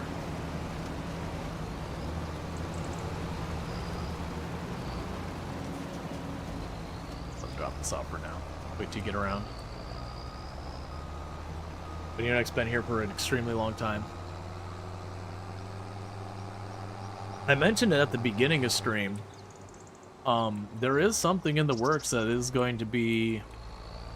When I say a significant change to the channel or whatever, that kind of thing, it's not like we're doing like a complete rebrand into a different, you know, genre category or vibe or anything like that. Not changing like the username to the channel or anything like that. So don't, it's not that dramatic. But there is going to be a bit of a re-theme that I've been working on for a while that I'm getting close to actually being like, cool. Like I've actually been doing proper work on it, which is the reason I'm feeling a little bit more comfortable. Be like, yeah, it's coming. Probably not soon. But I've been using the same starting, away screen, and ending screen for over 4 years now. And those are going to change. And they're going to change in a way I think people find really fun because they're going to be interactive. And they won't, and you don't need to worry, but there's not going to be like tons of noise and jingles and chaos or whatever. We're going to keep the vibe and everything, but I think it'll be a fun thing, and I'm not going to spoil too much. And you don't need to worry, Cookie. There will be craps. But I want to get it mostly implemented, and I say the word implemented specifically because I actually am using game dev software to make those interactive components and everything, so that it will technically be a game running in the background kind of thing, a very light one, to facilitate it all.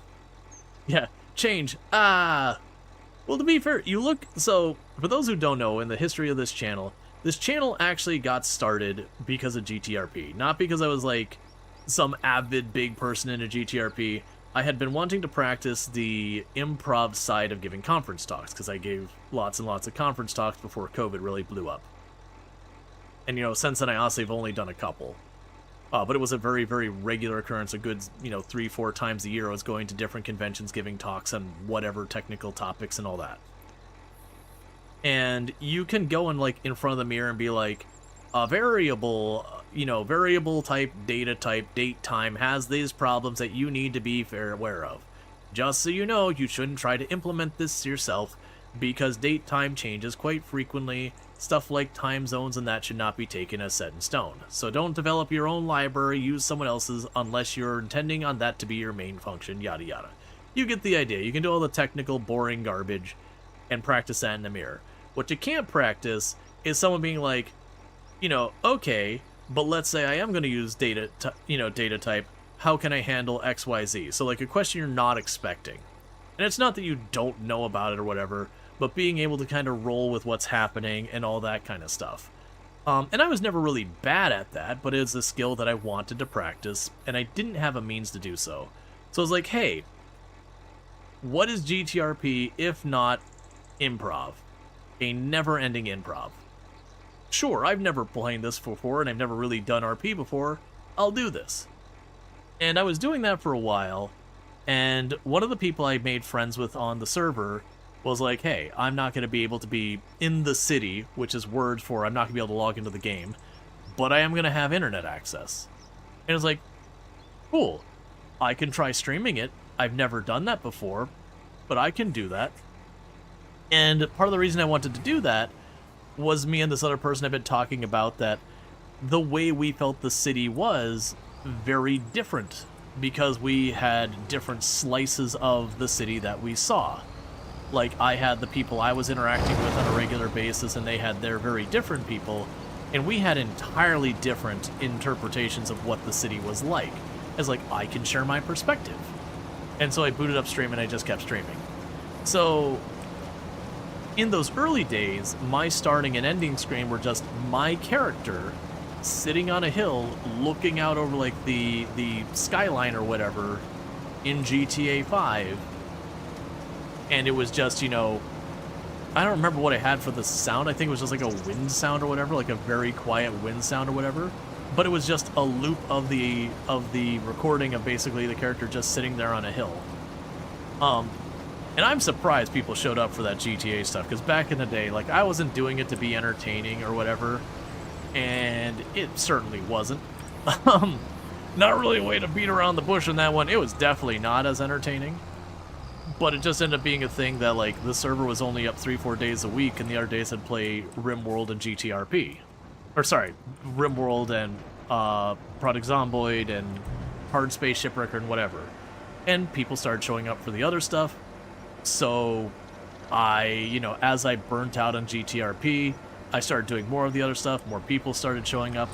And then at one point, as I kind of wanted to have a nod to where the channel started with that GTRP stuff, and so the background we have at the start and stop of stream is like a very kind of cutesy anime-esque version of that character, like made super young. Because the dude in the game was like late middle-aged looking dude, like looked like he was in his 50s or whatever, and all that kind of stuff, like little gray hair stubble going on and all that.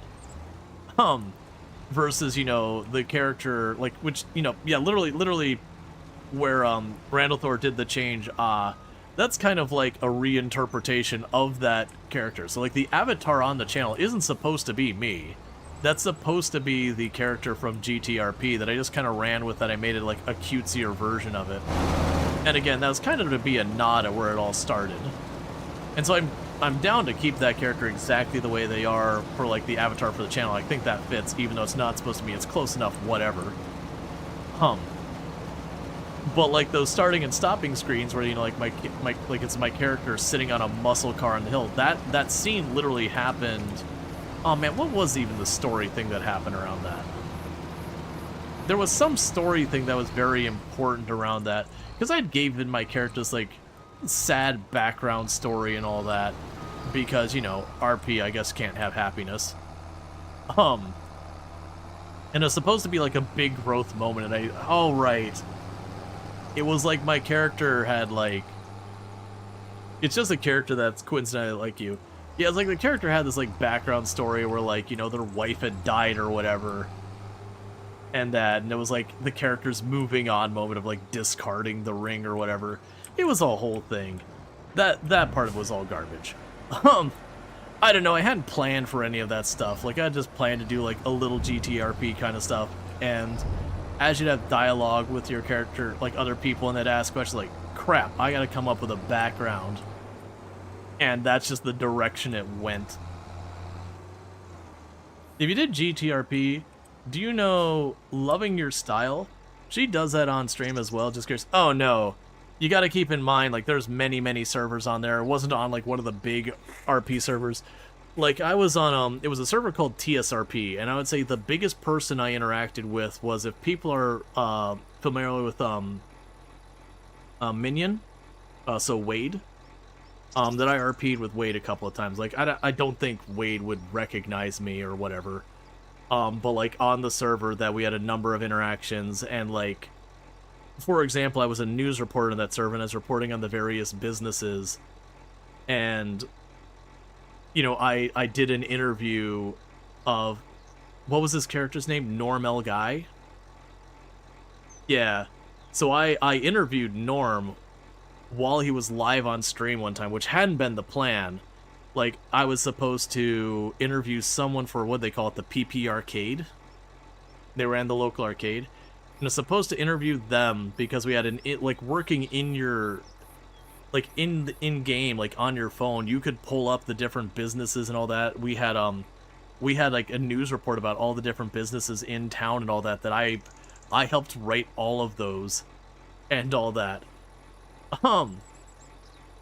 Like, I even ran the website side of it that would show up on your phone to do all that.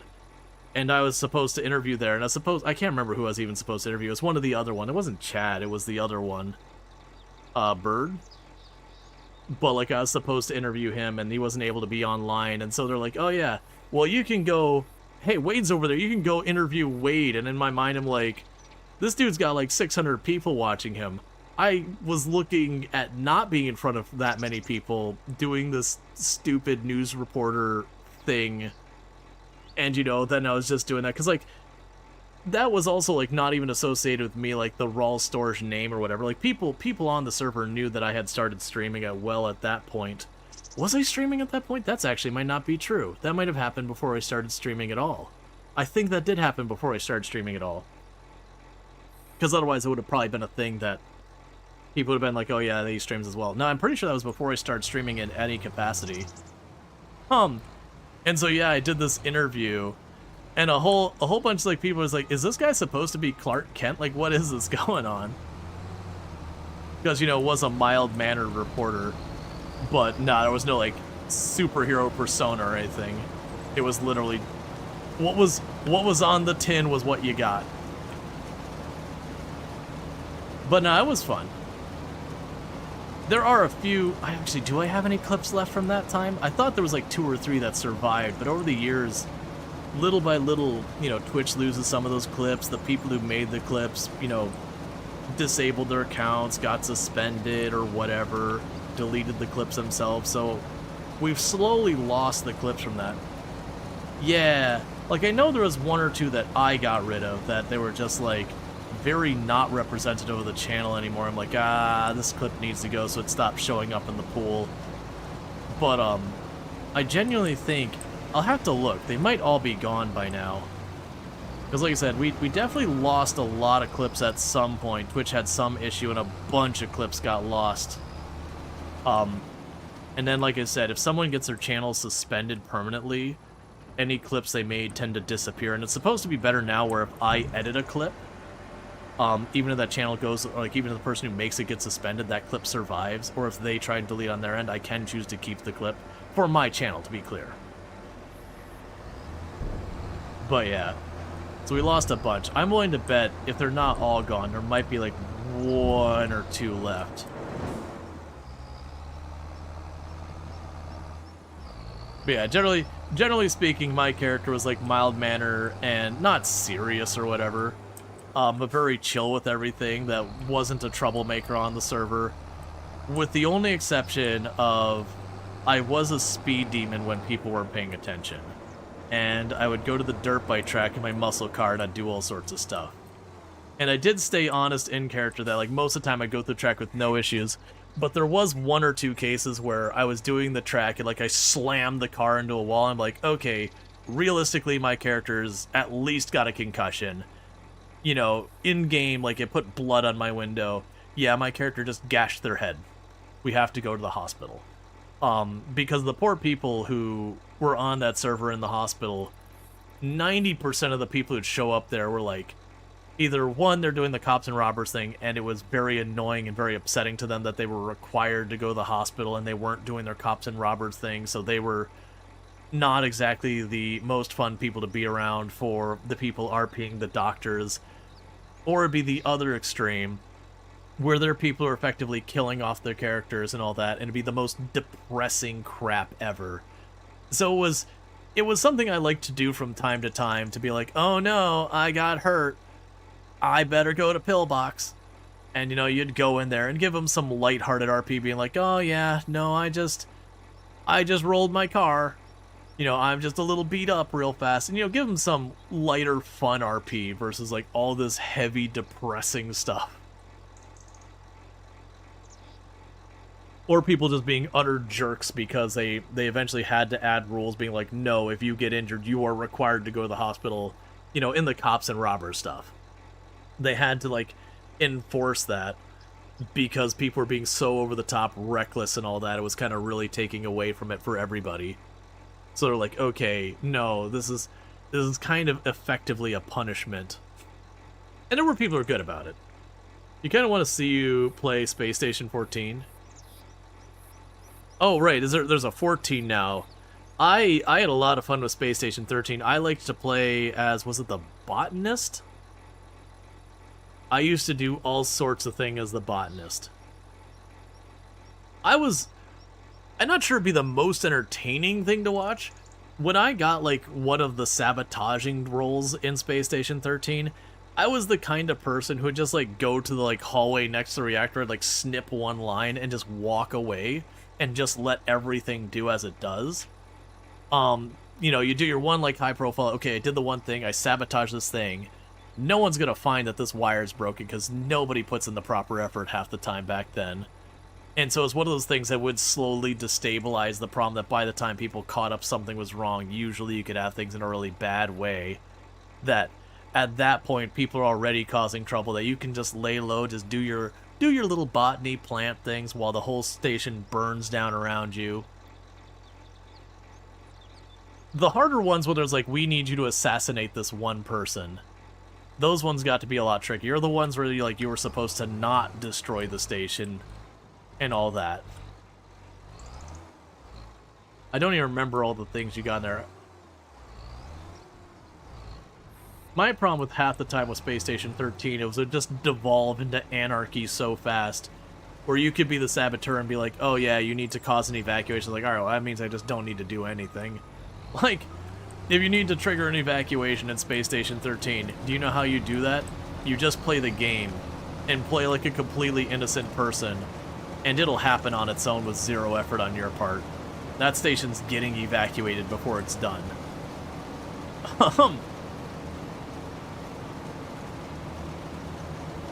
But yeah, so I used to do the botany thing. If I remember correctly, you could make like illicit stuff like psychedelics and all that. And it was one of those things that most of the servers were totally like, most people, even though security would be on your side about producing all like the psychedelics and all that. So you just need to produce the ones that weren't actually dangerous and no one would think you're trying to be like the saboteur. And you would just hook people up with all sorts of wild things you could get a hold of. And as long as you weren't producing the stuff that would just straight up kill people, like no one cared. And it was one of those things that you could be a source, like a relatively innocent source of chaos.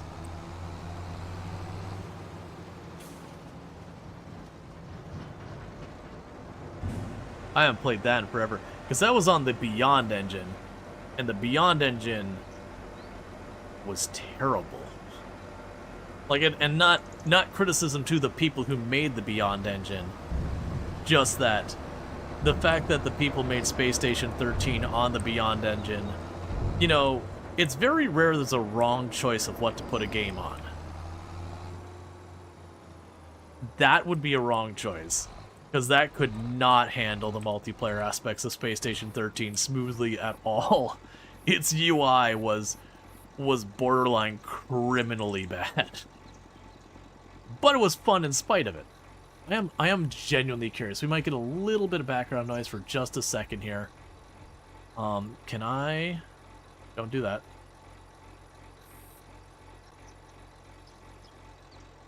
Can I actually look at the clips and see really fast, do I have any... Like, I'm not going to bother playing them. Do I have any GTA clips that have survived? Oh, I'll have to do this through manage clips, because I don't think you can sort it by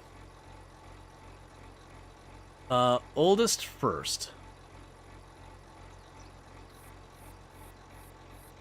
No, it looks like they might all be gone now. That's kind of a bummer. Like, again, I did remove a couple myself because they were just very not representative of the channel. But yeah, no, it looks like it was probably someone else I played GTRP probably got those clips, and I'm willing to bet they shut down their Twitch account or got suspended or banned or whatever. Or whatever, they just deleted a bunch of old clips they made. I don't know. But that's what I would guess. There's probably a handful of old clips that they had taken, whoever it was, and that their account is gone. And I'm willing to bet because it was only like a handful of people, I'm willing to bet I would be able to track down who it was. It doesn't change anything, though. Those clips are gone one way or the other, so... That's a bummer. It is what it is. The only clips we still had was there was the one of me going around the racetrack and then rolling my car. And just, like, out of character, like, not over the mic, is like, man, there's no way that Marcus, because that was the character name, like, Marcus isn't going to get caught doing this one of these days. That clip survived for a long time. What were some of the other clips that had been around longer? Because I know there was a few others. There was one where it was, oh, I'm blanking out his name. It's another content creator. I don't know if he's around anymore. I think he is. But there was just a bunch of like cursed jokes going around. I think the one that survived the longest was that car rolling on the racetrack. Because yeah, there wasn't many left. Like early on I had probably 24 or so. But like I said, we lost probably half or more of them to when Twitch just lost a bunch of clips. And it's just been like a slow tick down of the clips as, you know, people deleted their old clips, accounts got suspended or deleted. I wonder if renaming your account messes with things. It probably doesn't. No, there's no way it would, because otherwise people would lose so many more clips. Either way, that's a bummer. I don't think it's that big a deal, but a bummer nonetheless. But yeah, it looks like our oldest clip now is from RimWorld. It's the one where the person punches the anti-grain warhead. Is the oldest clip I was able to find. A classic. The audio quality is still garbage, because that was definitely during that same time frame where I was still playing GTRP. So we definitely have some clips from that relative time frame.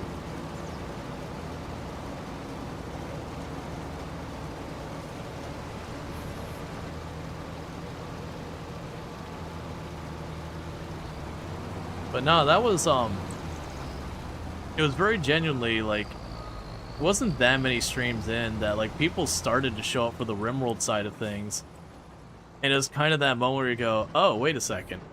People are actually showing up. I should, like, this might actually be a thing. Like, I should put, like, some more effort into this. Started putting, like, you know, an intro screen and, you know, background music and all these kind of things.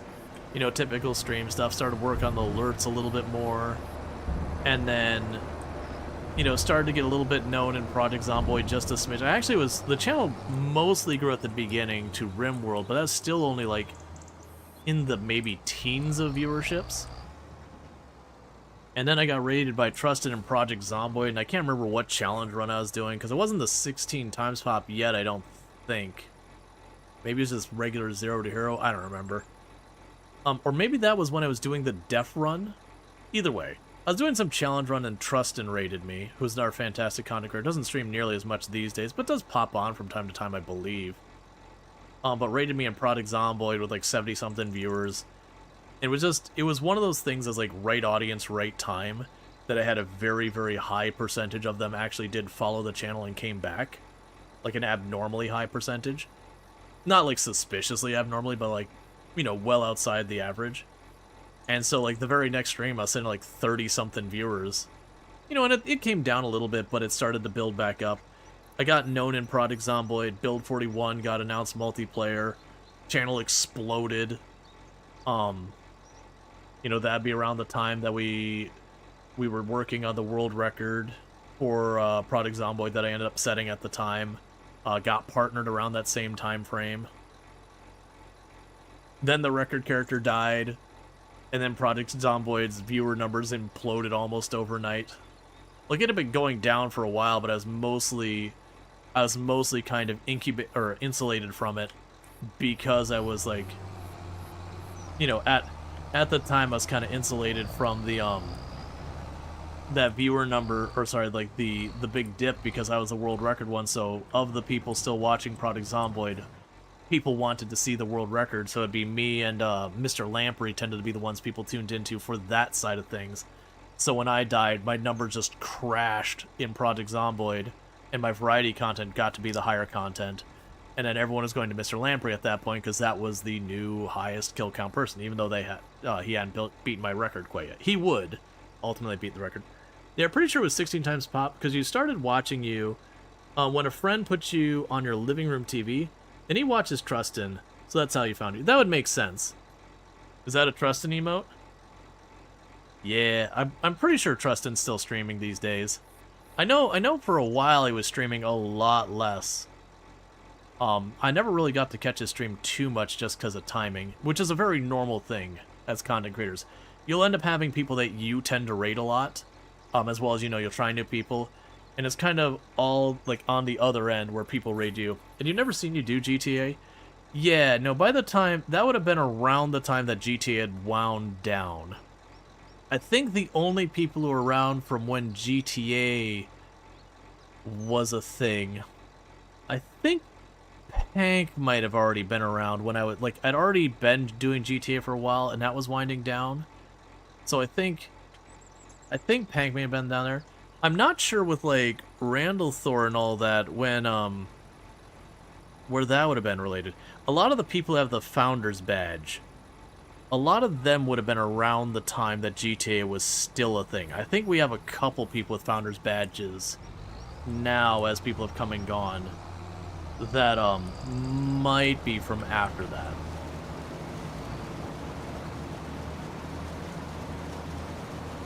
Like, more than likely, if I were to guess, I would guess Randall Thor found the channel while I was doing RimWorld. Would be my guess. Like, who rated in, or what, you know, who I rated in, or how that happened, I couldn't guess that. I would assume I was probably playing RimWorld, and I would take the guess that it was probably someone like Wojess or Alanarama or FG Squared. Would just be off the guess. You were watching Trustin, caught Radamant, then you and Project South. Ah, okay. That would make all those things I just said wrong. Still makes sense.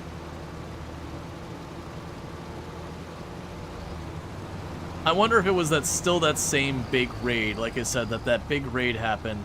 That, like I said, it was an unusually high level of retention. Because for those who don't know, most of the time when you get a raid, say like 100 people drop in your channel, maybe like 30 or so stick around after the raid, you know, past an hour, and then maybe like 5 or 6 of them come back the next day or in the future. It's not a really high level. Now, granted, that's still actually good retention overall, but as far as percentages, it's not a big number.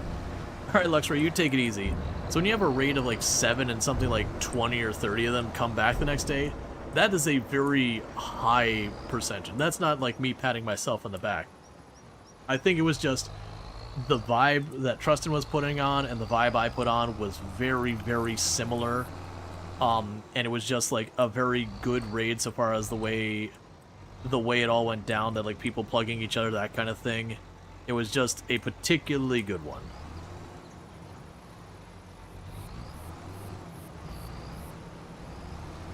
Yeah, and if you came across with Trustin and it wasn't doing GTRP anymore, which I would believe.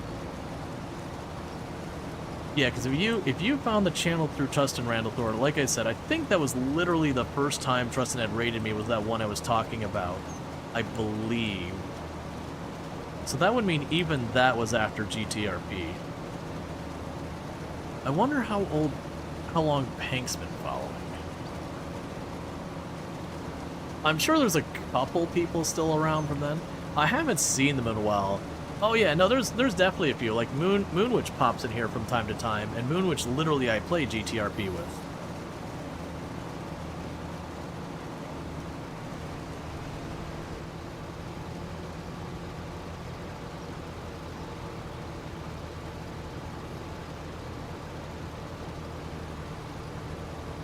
Well, you followed 3 days before Randall Thor. You just didn't sub for a few weeks. I mean, that's fine.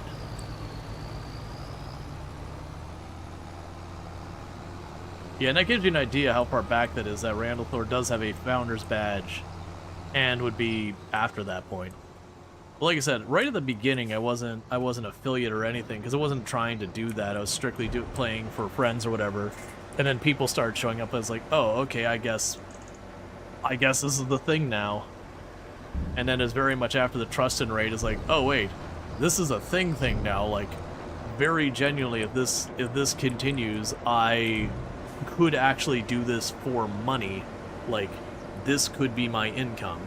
You know, and here we are now, and granted it's been, you know, 4.5+ years or whatever it is at this stage. Like, I mean, I've been streaming for like 5, it's just the matter of like when it kind of crossed that bridge to like getting partnered and all that.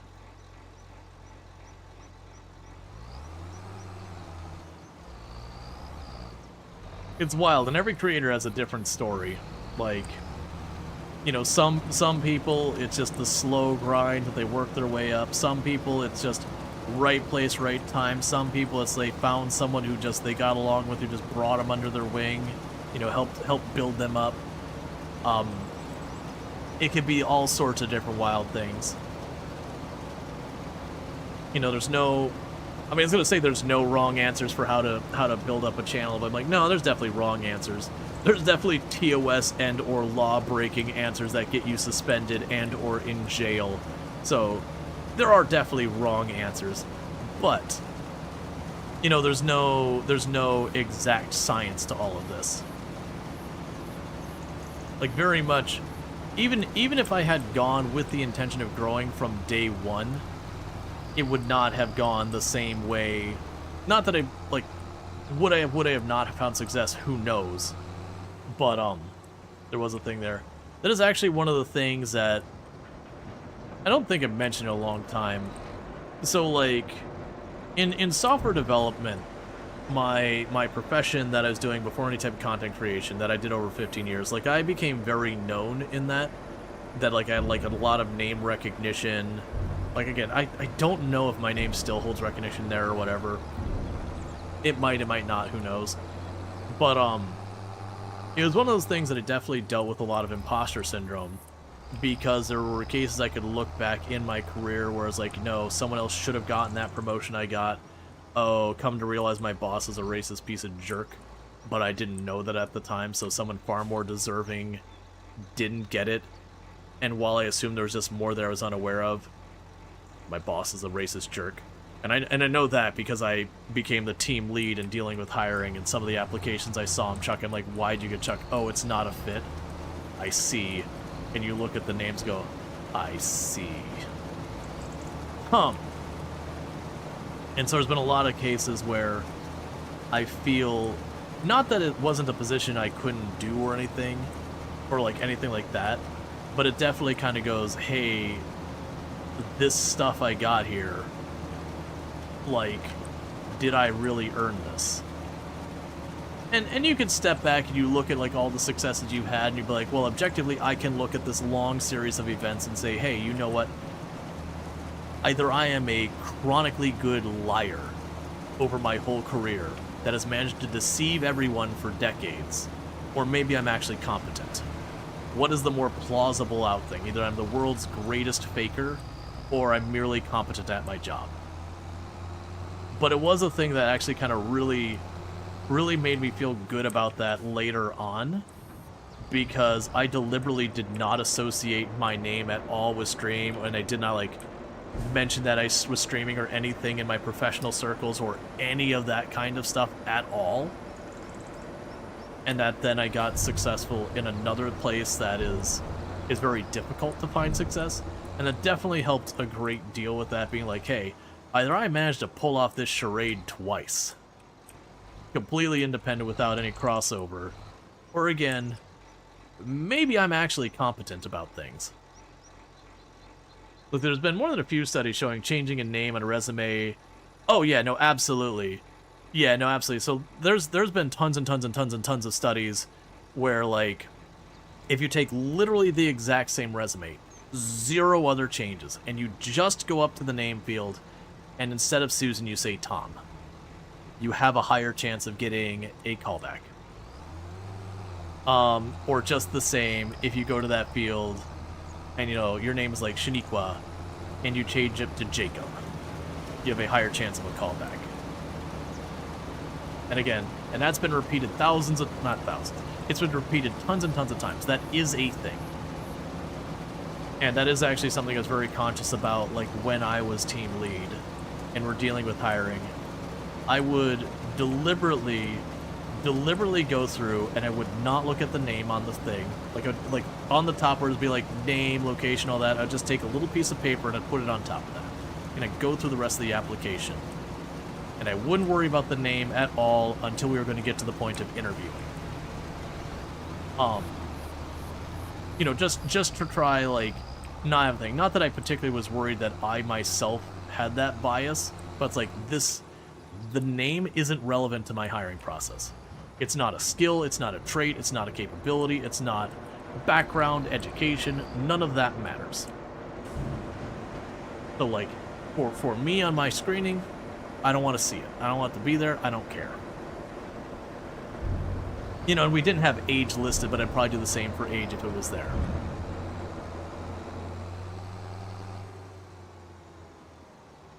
You're very sure the majority of your colleagues did not do that. Well,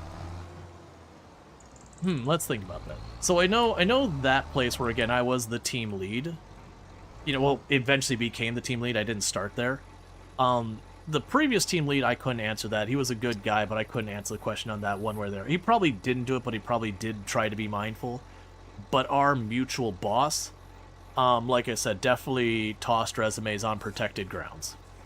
Which, again, I didn't know that until, like, way later before I left that place. And I do kind of wish I knew what I know now, because I would have absolutely turned his ass in. Granted, probably wouldn't have gotten anywhere. I probably would have gotten fired, but at least I would be fired with a, you know, a clean conscience kind of thing. Being like, I tried to do what I could to stop what is something that you're not supposed to do. Whatever. But thinking back to other people I worked under, I feel pretty good about the boss I had at the Association Management Systems company. I do feel like, whether or not he, like, physically put a sheet of paper, I do feel like he was the kind of person who would be good about that. Because now I think about it, we actually did have a pretty diverse group there. So whether they had formal training or just were conscious about it, they would be good about it. And I know at the education company I worked about it, we were very, very good about diverse hires within our, not department, our division. The parent company is harder to say, because the parent company was in an area that was very much a monoculture. So, most likely, most of their applications were kind of all the same. Because they were in an area that was like 90+% one demographic. So there would definitely be an argument to be made for the supply line side of it, that if the only people applying all look kind of the same, the people you end up hiring will probably look kind of the same. But where we were located was very mixing pot. And it, you know, it was a thing that we had a very, very, like, that company we worked at, like, not violate, it went against so many norms you were used to seeing when you look at, like, the tech, like the IT department, tech department, whatever in a company. Like, we had a very, very high percentage of women working at our company in positions of leadership and everything too. We had a very, very diverse group of people working there. The university, that was mostly true as well. When I worked at the university, we had a very diverse number of people and a fairly high number of women working in our department. That one, not as many people in leadership roles. Like, the leadership roles was definitely very, it's all men. All old white men.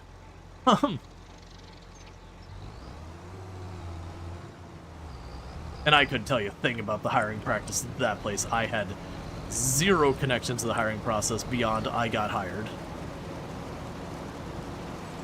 But that was very early career at that point, because most of those jobs ended up working for a number of years. And thank you for the 5-stream streak. I do appreciate it. But yeah, and this is, and a lot of stuff I was less aware of until later, till you started kind of noticing some stuff and being like, I don't understand, that doesn't make sense to me. Like, the one that stood out the most was there was a company I'd gotten hired for, and it's that same company that threw away the applications based on protected grounds, that I had been hired, and had only been working at the company for maybe a month and a half, so as a fairly new employee. Still learning the ropes and all that, because software dev, it usually takes you a couple of months to properly kind of get your hands dirty on the stuff, to like learn the ins and outs of that company you just got hired for, like the things that separate them from others.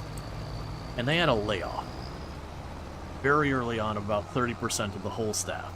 Now granted, most of that layoff hit the salespeople, but IT/software dev, because it was a combined department, was not spared.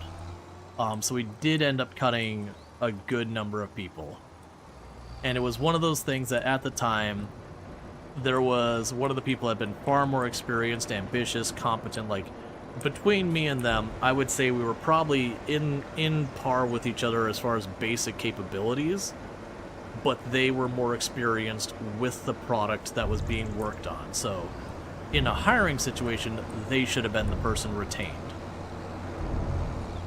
But, you know, when they weren't retained, it was just like, in my head, I'm like, well, there's probably a difference in salary going on here. Maybe there was some other stipulation I'm blissfully unaware of. But yeah, and that was before, again, I knew the guy had just chucked applications, been on protected ground. But, like, you know, once I had seen that happen, I looked back at that as like, you know, was I the one who got retained because I look like this versus they were black? You know, was that why I got retained? Was because my boss is racist? Did I earn this position? And I can't answer that question. I'll never be able to answer that question. You know, there's nothing to be done of it. It wasn't my doing. I wasn't the one at fault. I wasn't the responsible party. But it is one of those things that for a while messed with me. And I'm at much better terms with it all now and whatnot and everything. Because, like, I try to go out of my way to tackle those kind of issues.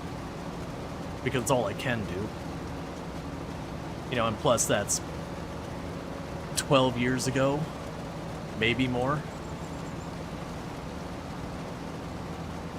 Nothing to be done. I swear that guy who ran that department must have blackmail on the CEO of that company, something fierce with all the dumb crap he has done. Unrelated to any of that. He did so much dumb crap. I'm like, how is this dude not fired? I can only assume he's got some, like, picture of, like, the CEO with someone who's not his wife or something. I don't know if any of that's true. They're just buds. But, like, there's so much dumb crap that guy did that anyone else would have been fired for. I don't understand. You're probably ahead of like 90% of the people in that field. Think about it. I wouldn't say it's necessarily that much. There's definitely a lot of people in the industry who do their best to try and help, but a lot of people, they don't have the privilege I had of where if I had been fired from that job, I could have just shrugged and moved on to the next job without caring. Like, it would have been easy to get another job. So I was in a position where I could throw my weight around. And, you know, if they fired me, whatever. Like, yeah, I'd be out of work for a couple of weeks while I flipped jobs or whatever. But you know, back then, I definitely had that level of confidence that I could just walk into the next job without a problem. I don't have that feeling anymore. Not with what's happened to the tech industry since then. I probably could get myself in another, like, if right now, you know, Twitch said, by the way, server's off, we're done, shutting it down, and I had to, like, go back and get a job right away, I probably could get back into a dev job pretty easily, but it'd be more exercising my contacts than anything. I'm not super confident in that, with, again, where the industry is right now. Or it would be a job I wouldn't necessarily want to work. But back then, like, I knew I had solid, you know, name recognition, that people would hire me based on my name kind of alone. And so I definitely felt very, very comfortable when, you know, your boss is doing something they ought not to. You could sit down and be like, no, we're not doing that. What do you mean we're not doing that? It's like, I said no. I'm not putting my name on that. Well, we need this done. That's unfortunate now, isn't it? And I had a number of conversations with that one boss where I was like, yep, I am getting fired today. Like, I have put my foot down solidly, and I am getting my slip today. I am 100% going to get escorted out of this building before the day's over. Never did happen. There were definitely days that I'm like, you know what? He has stepped out of the room. He is on his way to HR right now. Never did happen. That boss, he really loved what I brought to the table, but he also really hated what I brought to the table. We had words many times. That's, for the record, that's the same boss when I told the story about he wanted to add pop-ups when you navigate away from stuff. You know, give you the pitch deal that's like, I need you to send that to me in writing because I will absolutely tell you I told you so every single time this comes up in the future when this goes wrong. It's the same boss. And I did do that. It's a huge issue also that is a decade of tech was seen as the get a comp sci degree, get a six-figure job straight out of undergrad, which attracted a lot more people, and the entry level especially is overcrowded with that. Yeah, no, and that's not even just comp sci. Comp sci is absolutely a problem with that. That was very much a thing for, you know, people who fall under the umbrella of millennial entirely. Like, the message you were told growing up was you had two choices. You got your university degree, or you'd get a nothing dead-end job and die poor. I'm overstating it slightly, but that was what you were told, is you would get your degree, and you'd get the good job on the other side. That was a foregone conclusion. There was no exception or other. The reality is, obviously, there was. The reality is, obviously, not everyone who gets a degree, automatically a job just appears out of the vapor for them. But as a kid who didn't know any better, because you hadn't been working out of the world, because you're a child, that's what you were told. You heard it from your teachers, you heard it from your parents, you heard it from your aunt and uncle, and that was just what was voiced. So you went there, you did what you were told, you went to college, you got your degree, and you got to the other side, and there was no job. Because especially like just the timing for me, for example, I graduated college directly into the middle of the recession. Like when the housing market crashed, like I was definitely where no one was hiring at the time. And I was very, very fortunate that because I was such a fiercely independent kid who wanted to buy his own things, that I started working while I was in high school. So for a lot of my friends who couldn't find work, you know, anywhere, I already had like 4 or 5 years of working experience at that point. So what few job opportunities there was, I was able to step into very easily. And see, now it turns out we have a huge shortage of skilled blue-collar labor. Yep. We also have that as well. I mean, right now, there's a lot of shenanigans going on in hiring in general. And some of that is self-inflicted, like, broadly speaking, not individually, broadly speaking, that we overcommitted to some things and undercommitted to others, and, you know, things were said that didn't come to fruition and yada yada. There is that side of it. But then there's also shenanigans going on trying to push down wage rates and all sorts of behind things and all that. And that's another factor going on. And it's tough. Plus we got the AI bubble and everything else going on.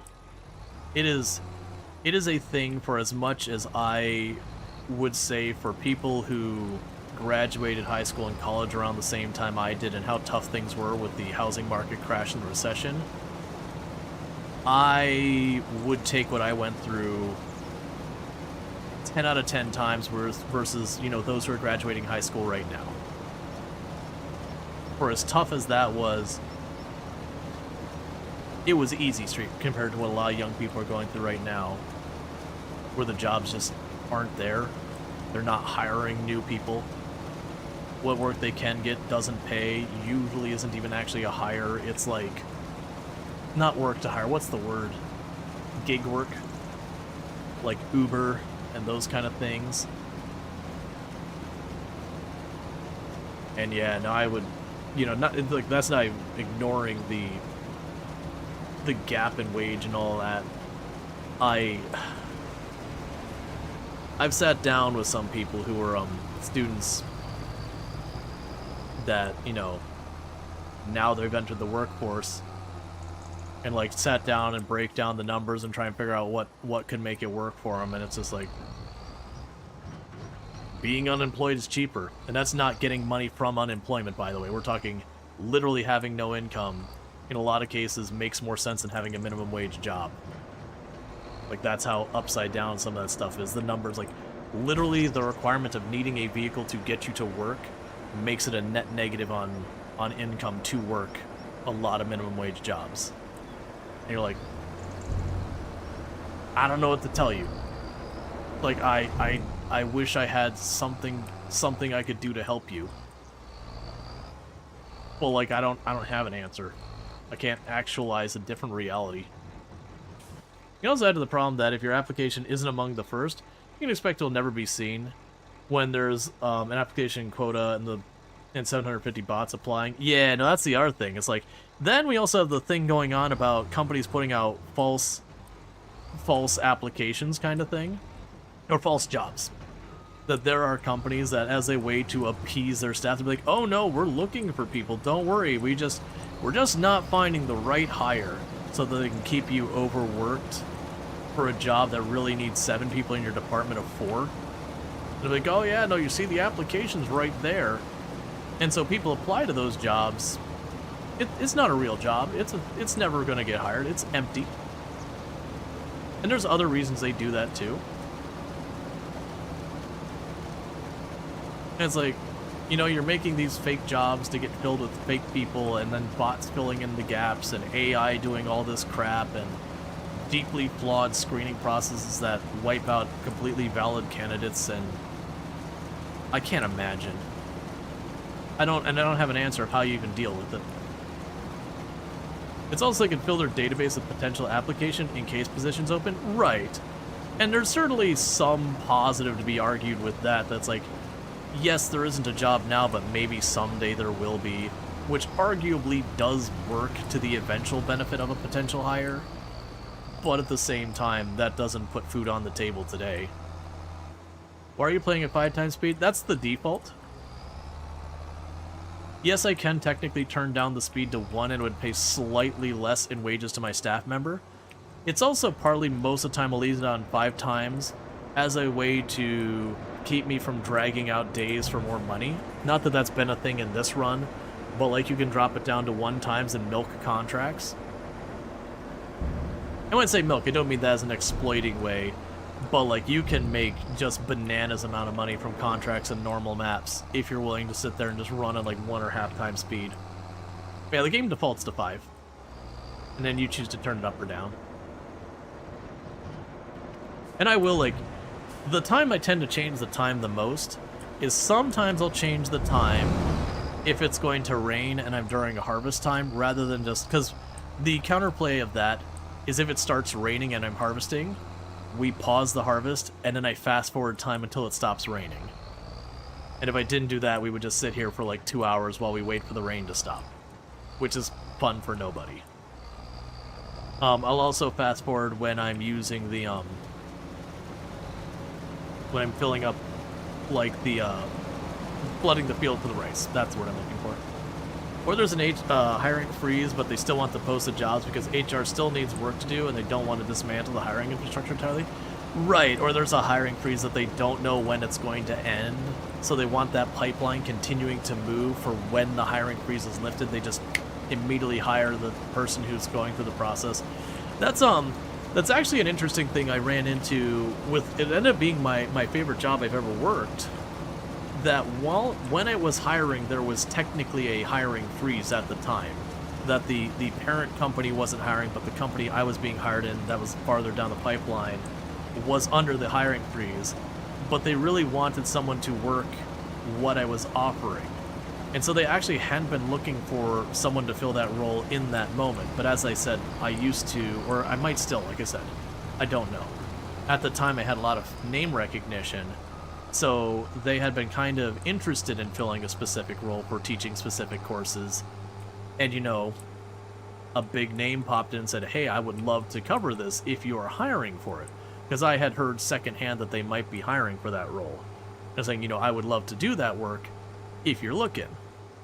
And they basically found ways to work around the hiring freeze that technically I got hired on as a temporary contract within the contract that I would be hired at the end of the contract.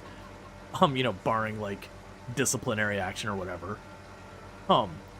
So basically they circumvented the hiring process by doing that. But, you know, it's kind of all those names that name carried. And I ended up loving that job. I was pretty upset and heartbroken when that company got acquired and went to crap. Like, I'm still bitter about that. I can't tell if this is an issue in Germany, but in Germany, or in the US, but in Germany and US, Europe, there's always been a system for training vocation graduates, as in academic, but management in particular in large companies pushed to hire university graduates into every position so they remotely support it. And vocational graduates are multiple things. Using driveway to depot +1. Oh, I'm sorry, I'll take corrective next and I'll cut across the grass again next time.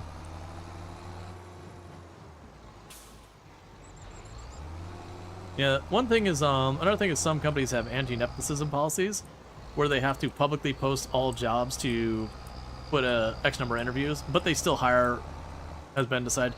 Yeah, I've known companies that do that, and I do think it's good to have policies to counter nepotism, because I've definitely worked at the companies where you know that person only has that job because they're the boss's nephew, because they suck at their jobs so badly, and yet, you know, one, they got the job, and two, they still have it. But at the same time, it is definitely one of those things that the blanket things to prevent it also can sometimes have their own demons where, you know, you already know who you're hiring and you're just going through the motions because policy says you're going through the motions, and you're giving a bunch of people false hope.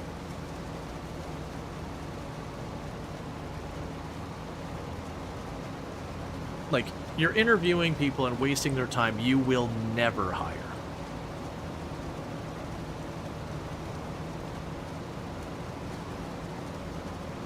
Oh man, that makes me think of one of the times I was interviewed. I don't even remember what the startup did. It was a startup that I was interviewing for, and they did the whole like Google Black or whiteboard like whatever thing. But the thing they had asked me to do, oh man, was it a sorting function they asked me to write? I think it was asked me, oh yeah, I remember. They wanted me to write how I would implement a bubble sort in code. So not just like broadly talking about, but like actually put the syntax. But they wanted me to put it on the, you know, like the whiteboard. And I kind of looked at them and I was like, all right, real talk. Are you expecting me to code without using an IDE or any type of tooling whatsoever? And are you expecting me to implement sorting? Because if you have an actual problem that you want me to work through, I'm willing to take a problem that you've already solved in the past, and we can sit down here and work through how we're doing that. Because I can assure you, if this is what we're actually doing here, I'm not interested in this job anymore. And it was a thing that they kind of pushed back on that one, being like, well, we make all of our applicants going through this. I'm like, well, if this is the kind of song and pony dance, like, I'm no longer interested in this role. Like, literally at the beginning of the interview, just being like, yeah, I'm no longer interested in this role. Like, if you want the practice of going through this process, I'm happy to sit down and practice, but yeah, if this is the kind of dogma your company's doing, like, I got better offers on the table to go with to not do this crap. Just for you, Alex. Sorry for the trolling. But not really. It's a very disingenuous sorry.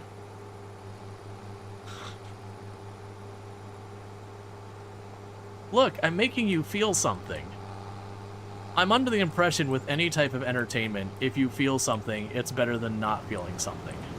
Like, feeling rage is better than, you know, literally indifference. Right?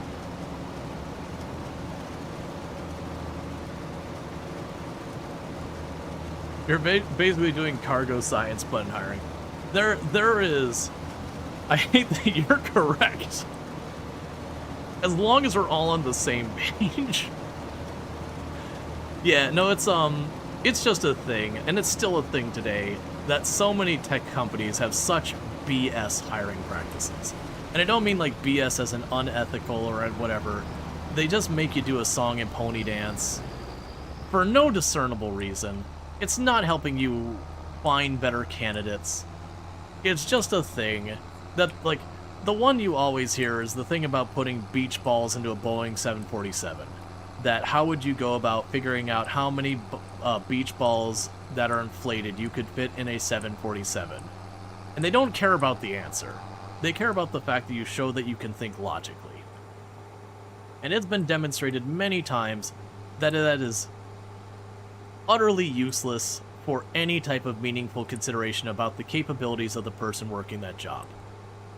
And thank you for the Gigantify. Considering how often you're here to sleep overnight, you feel nothing might be preferable. You're not sure how prevalent it is, the problem is, but there is also an issue just completely unrealistic compensation for a given experience requirement. Like in your field, accounting, a senior accountant in your field is like 75,000 to 85,000, and you'll see someone post a position for a role and compensate for it. Oh yeah, no, I've had that one before. So like, I can't speak for right now the going rates for a senior developer of like 10 plus years experience, but that usually is 6 figures, low end 6 figures. But that can also, you know, depends on industry, depends on technology. Like there's a lot of fuzziness around the specifics there. But like a experienced developer, you're usually talking low 6 figures is pretty normal for most areas in the US. And there's been times where like someone will be like, yeah, we're looking for a senior developer with 8 years experience in this technology, yada yada yada. We're offering $32,000, and like, the F you are. Anyone who takes up on that is someone you should fire for being dumb enough to take you up on that. And there's the other end of thing. Entry-level jobs with 5 years? Yeah, you get that as well. I mean, both of those are kind of the same problem, though. Where you're basically saying, hey, I want something for way below the market rate, is ultimately what you're saying. The nuance difference of, I want entry-level that's not really entry-level, or I want senior-level that I do expect to be senior-level at an entry-level rate. Because, like, genuinely, software development, getting $32,000, you aren't being paid as much as you should be paid if you just left college. Like, baby's first day on the job, you should be making more than that in software dev. Like, maybe if you're, like, in an economically depressed area, sure. Like, you are, I was gonna make fun of Alabama, I'm so sorry. You're living in Alabama, I'm teasing. I actually have no idea how Alabama's doing economically. It was just a jab on Alabama so far as the general perception of adoption of technology there. But, you're in an area that, I mean, arguably if they're behind in technology, they probably pay more because it's harder to find good talent there. But, like, you're in a particularly bad place? Sure. Maybe if the, like, economics there are that bad, maybe that makes sense. But broadly speaking, for the amount of knowledge, education, and training it is to do that type of a job, and the demands on you, you should be making more than that. Because you know what else you could be making that money with? Going to the local burger flipper and getting a full-time job there. And that's not to talk down on food services. Someone has to be prepping your food. But the point being, if for all that extra expense and education and all that, you aren't going to get paid, you might as well not get it and just do something far more menial. But so you're living in the lowest price level, counting the US, then it's more appropriate. Right. But broadly speaking, if you're a software dev, you should be making more money than that. That's, it's also been a while since I brought this one up. So I used to work, like, right in the Orlando area. Like Orlando proper. And it used to be software dev was not a particularly great thing to be in here in Central Florida. You had a lot of companies who would deliberately underpay Electronic Arts. I would name a few, but that would be unprofessional. EA. But there was a lot of companies around here that knew they could get away with paying people way less than what they're worth. People weren't really talking about what they're being paid or the circumstances they were in and all that. And so salaries here in dev sucked. And there was an organization that came to be called Orlando Devs. And effectively, this organization, the entire point of it was they would hold these user groups and all that. That pretty much the user group, they would be like, okay, let's talk about negotiating your salary. Hey, what are normal problems you run into with dev? Here's what unit testing is.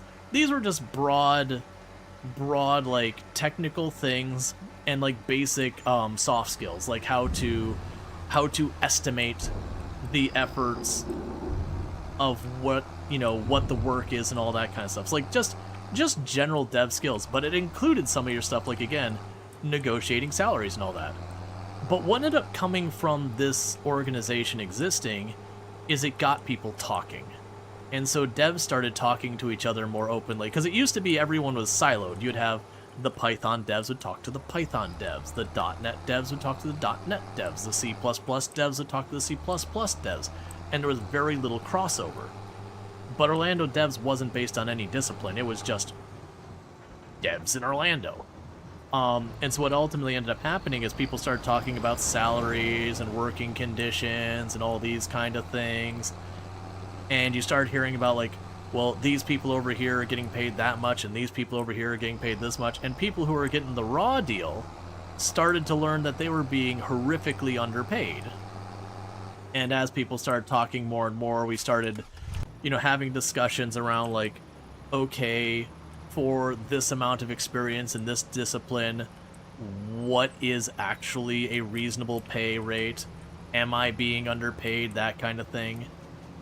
And while there was no, like, unionizing or anything that happened, it did have that kind of collective bargaining effect, where the people who were on kind of the bottom of the pile so far as getting paid, who, basically got conned into paying for way less than they should have, wised up about that. And then there were far better paying companies in the area that people were being like, no, if you can get a job over at that company, you drop what you're doing, you get it. That's a good company to work for. They got benefits, they got all that. And it ended up having an effect that it really brought up the quality of work here, the salaries, the benefits for devs. Like, they, in a matter of like 5 years, came up an incredible amount. And then the handful of companies that were like particularly egregiously underpaying and all basically disappeared from the area. And that's been over 10 years ago. That'd have been almost 15. Actually, was it even longer than that? That is at least like 15 years ago. And as a result, Orlando actually started to turn into a bit of a tech hub for a while. I don't know where it's at now because a lot of other things have happened. But it was becoming a tech hub that we were becoming a very high percentage of startups were showing up here. That you'd had like all these different startups, getting things going up. And yeah, no, for a while, like, it was good to be a dev in Central Florida, not just Orlando. Like, that's the thing. Well, as the Orlando devs, like, it brought up the salaries in Tampa, it brought salaries up on the Space Coast, and a whole lot of that kind of stuff.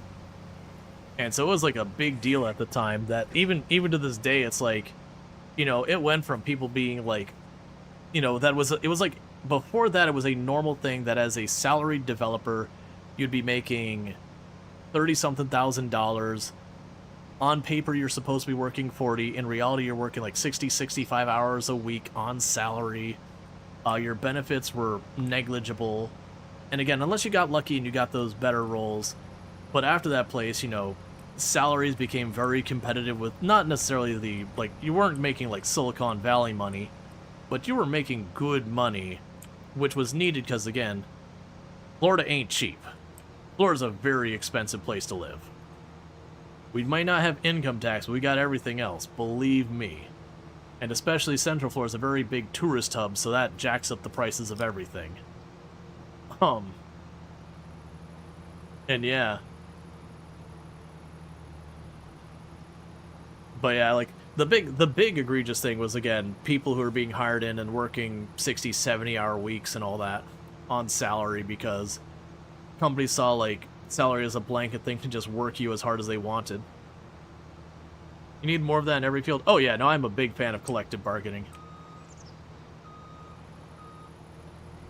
Very, very much. While I've never technically been in a union myself, I have worked in multiple companies that have had unions, and every single case, those are the companies that ended up lasting the longest and are still around today. Every single one of the ones that were unionized. And they also paid better, they had better benefits. And so very, very much like collective bargaining, like, yeah, you absolutely want it. You want someone to push back when the CEO has a dumb idea, or is trying to nickel and dime you for the shareholders. That's honestly the scary part, because salary at full-time union assistant typically is when you have your PhD. That's around €300 a month. Let's see, those who admittedly pay scale government positions? Oh, I missed the context in that one. You know you're in a company in Fort Lauderdale, I saw the rent, and adjust your salary expectations accordingly. Yeah. Fort Lauderdale is a very expensive area. A nice area, but an expensive area. As from what you're seeing, where people go to, it seems like Texas is a destination for tech jobs today. Might be wrong. Yeah, no, Houston area has a pretty strong tech presence. I can't speak for now, I'm a little behind. I know for a while the Detroit area was trying to build itself up as a tech hub. I don't know what happened there. For a little while, Atlanta, Georgia was going that way. I can't speak for there, because there was cybercrime stuff. Like forensics, that kind of thing. But then Georgia itself passed a law around pen testing, greatly limiting what you can do, which is a very normal standard practice in cybersecurity. And I'm under the impression that gutted Atlanta, Georgia's tech hub pretty hard. I could be wrong in that, because this is, again, me trying to go on information that's probably out of date. New York has a pretty strong tech hub. Last I checked, they had a big tech incubator up there. You know, Silicon Valley, while they've moved a bit out of the valley itself, they went broader.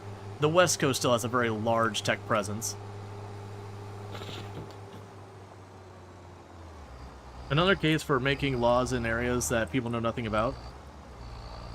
Yeah, I mean, to be fair, that wasn't entirely around not just people not knowing about it. There were political aspirations that were a factor in the pen testing laws. That Georgia was starting to have a shift in political leanings commonly seen in tech, and the powers that be were not a fan.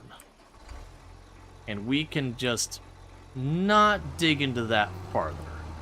So while there was certainly a level of incompetence on the technology side of it, there were political motivations and aspirations completely unrelated to technology that did play a factor there. It's the same reason while some areas transitioning some ways or others will push back on stuff like education and that kind of thing as well.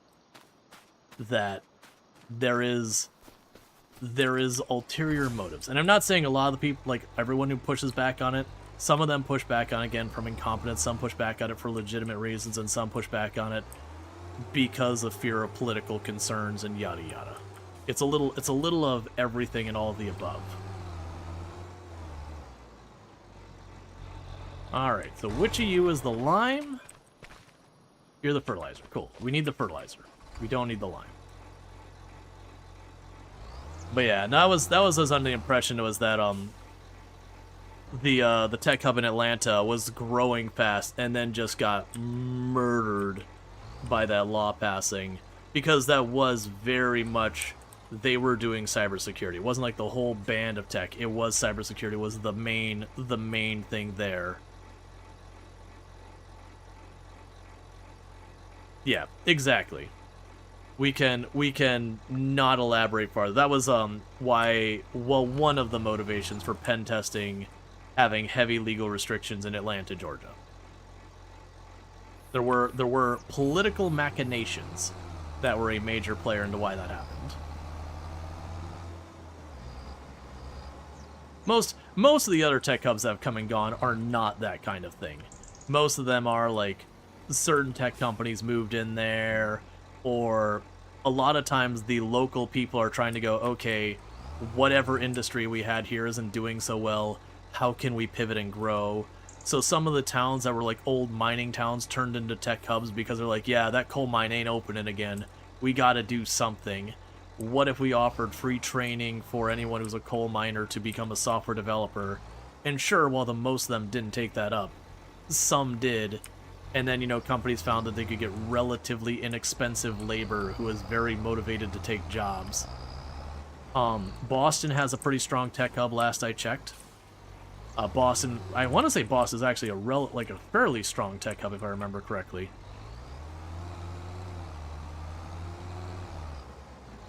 I think New Hampshire also had... that one's I'm less confident about. I want to say New Hampshire was growing as a tech hub. But that one, I don't remember. You get the idea. There's a lot, and for the record, there are other places outside the U.S. that doing. I'm less familiar. Like, I know Dublin has a lot of tech in it. But like, once we get outside of the U.S., I'm less familiar.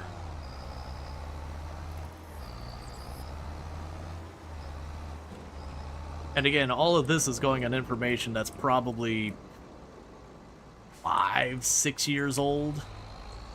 So things do change. But yeah, no, I know Houston was seeing a pretty big boom of growth from tech, for a whole mess of reasons.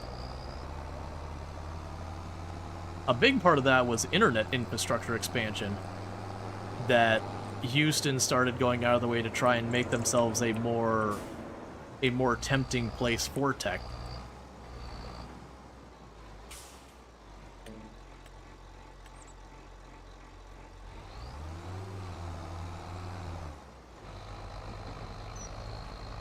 Okay.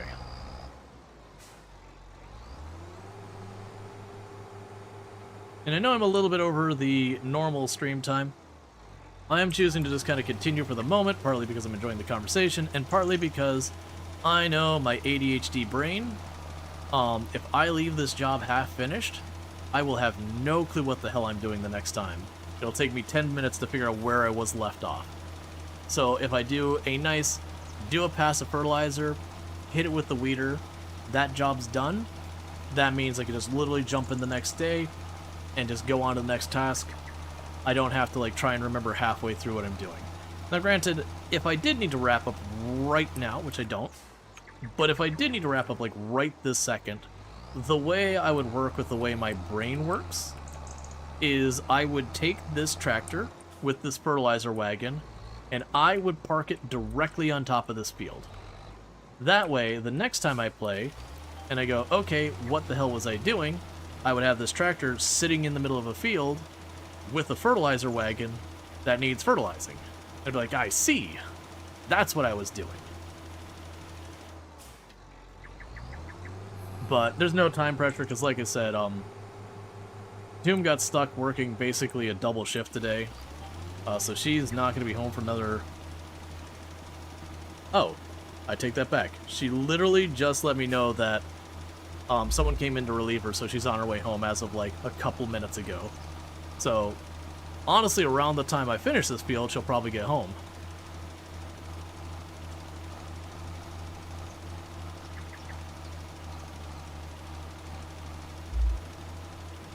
Because poor her working 2 full shifts back to back overnight.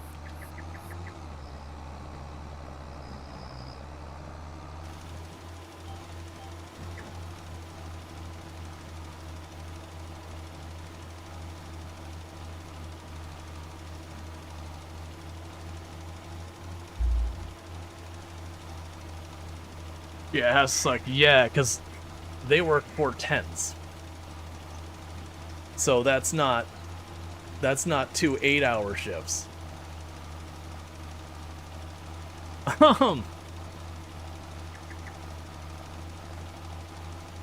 So normally they have 10-hour shifts, so yeah, to be fair, I think the overtime shift is only 8 hours.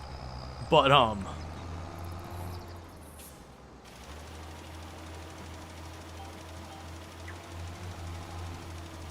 Yeah, so what I'll probably do, actually, is I'm going to do exactly what I said. I'm going to finish fertilizing this field, because I think what I'm going to try and do is I'm going to wrap up pretty soon, so I can run downstairs, get some food made, so if it's not ready when she gets home, it'll be ready shortly after, and I think that'll be good for her, because I was expecting her like a whole hour and a half later than now. Which that was the whole thing.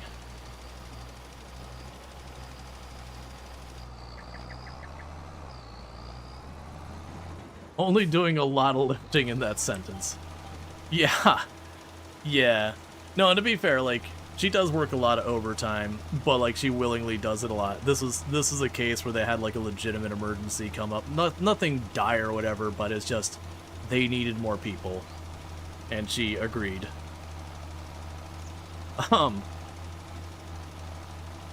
Because she is an overachiever.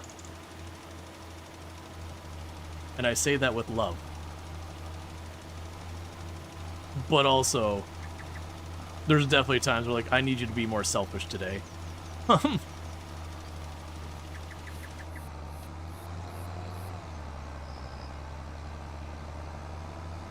She's a sweet speed. Will she be at TwitchCon too? She will. We will both be at TwitchCon Rotterdam.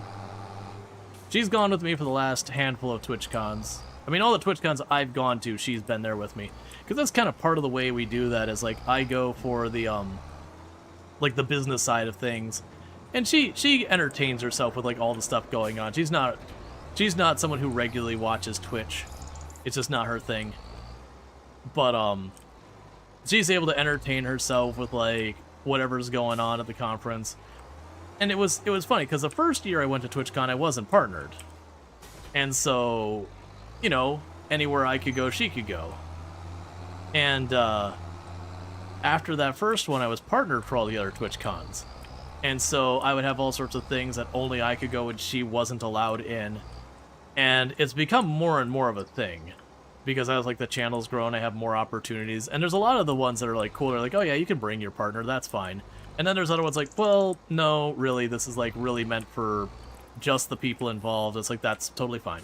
Alright, so what's going to happen here is, as I mentioned, this is my way of telling myself I need to do things. I've got my tractor, it's got a weeder, it's sitting on a field, so the next time I play, I have a tractor, it's got a weeder, it's sitting on a field, and if I hop out and I look down, I actually won't be able to tell with the weeding specifically, but I know next time I meant to weed this. But what's going to end up happening is I am going to save here, because I also really got to use the restroom. And I do apologize about people getting hit with that ad like 10 minutes ago just to do this. I had not anticipated my wife getting off earlier than her extra shift and all that. But with that said, if you have enjoyed tonight's content and you're not already following the channel, don't forget to drop a follow. That way you can find your way back here in the future. That is how this whole streaming thing kind of works. You follow, if you enjoy the content, you catch it again, and we have a good time. If you're over on the YouTube side, I am going to be dropping that because I don't have a host over there, but I do hope you have enjoyed the stream. And for those over here on Twitch, I am going to go ahead and put up my ending stream screen and see who we can find to drop a raid on.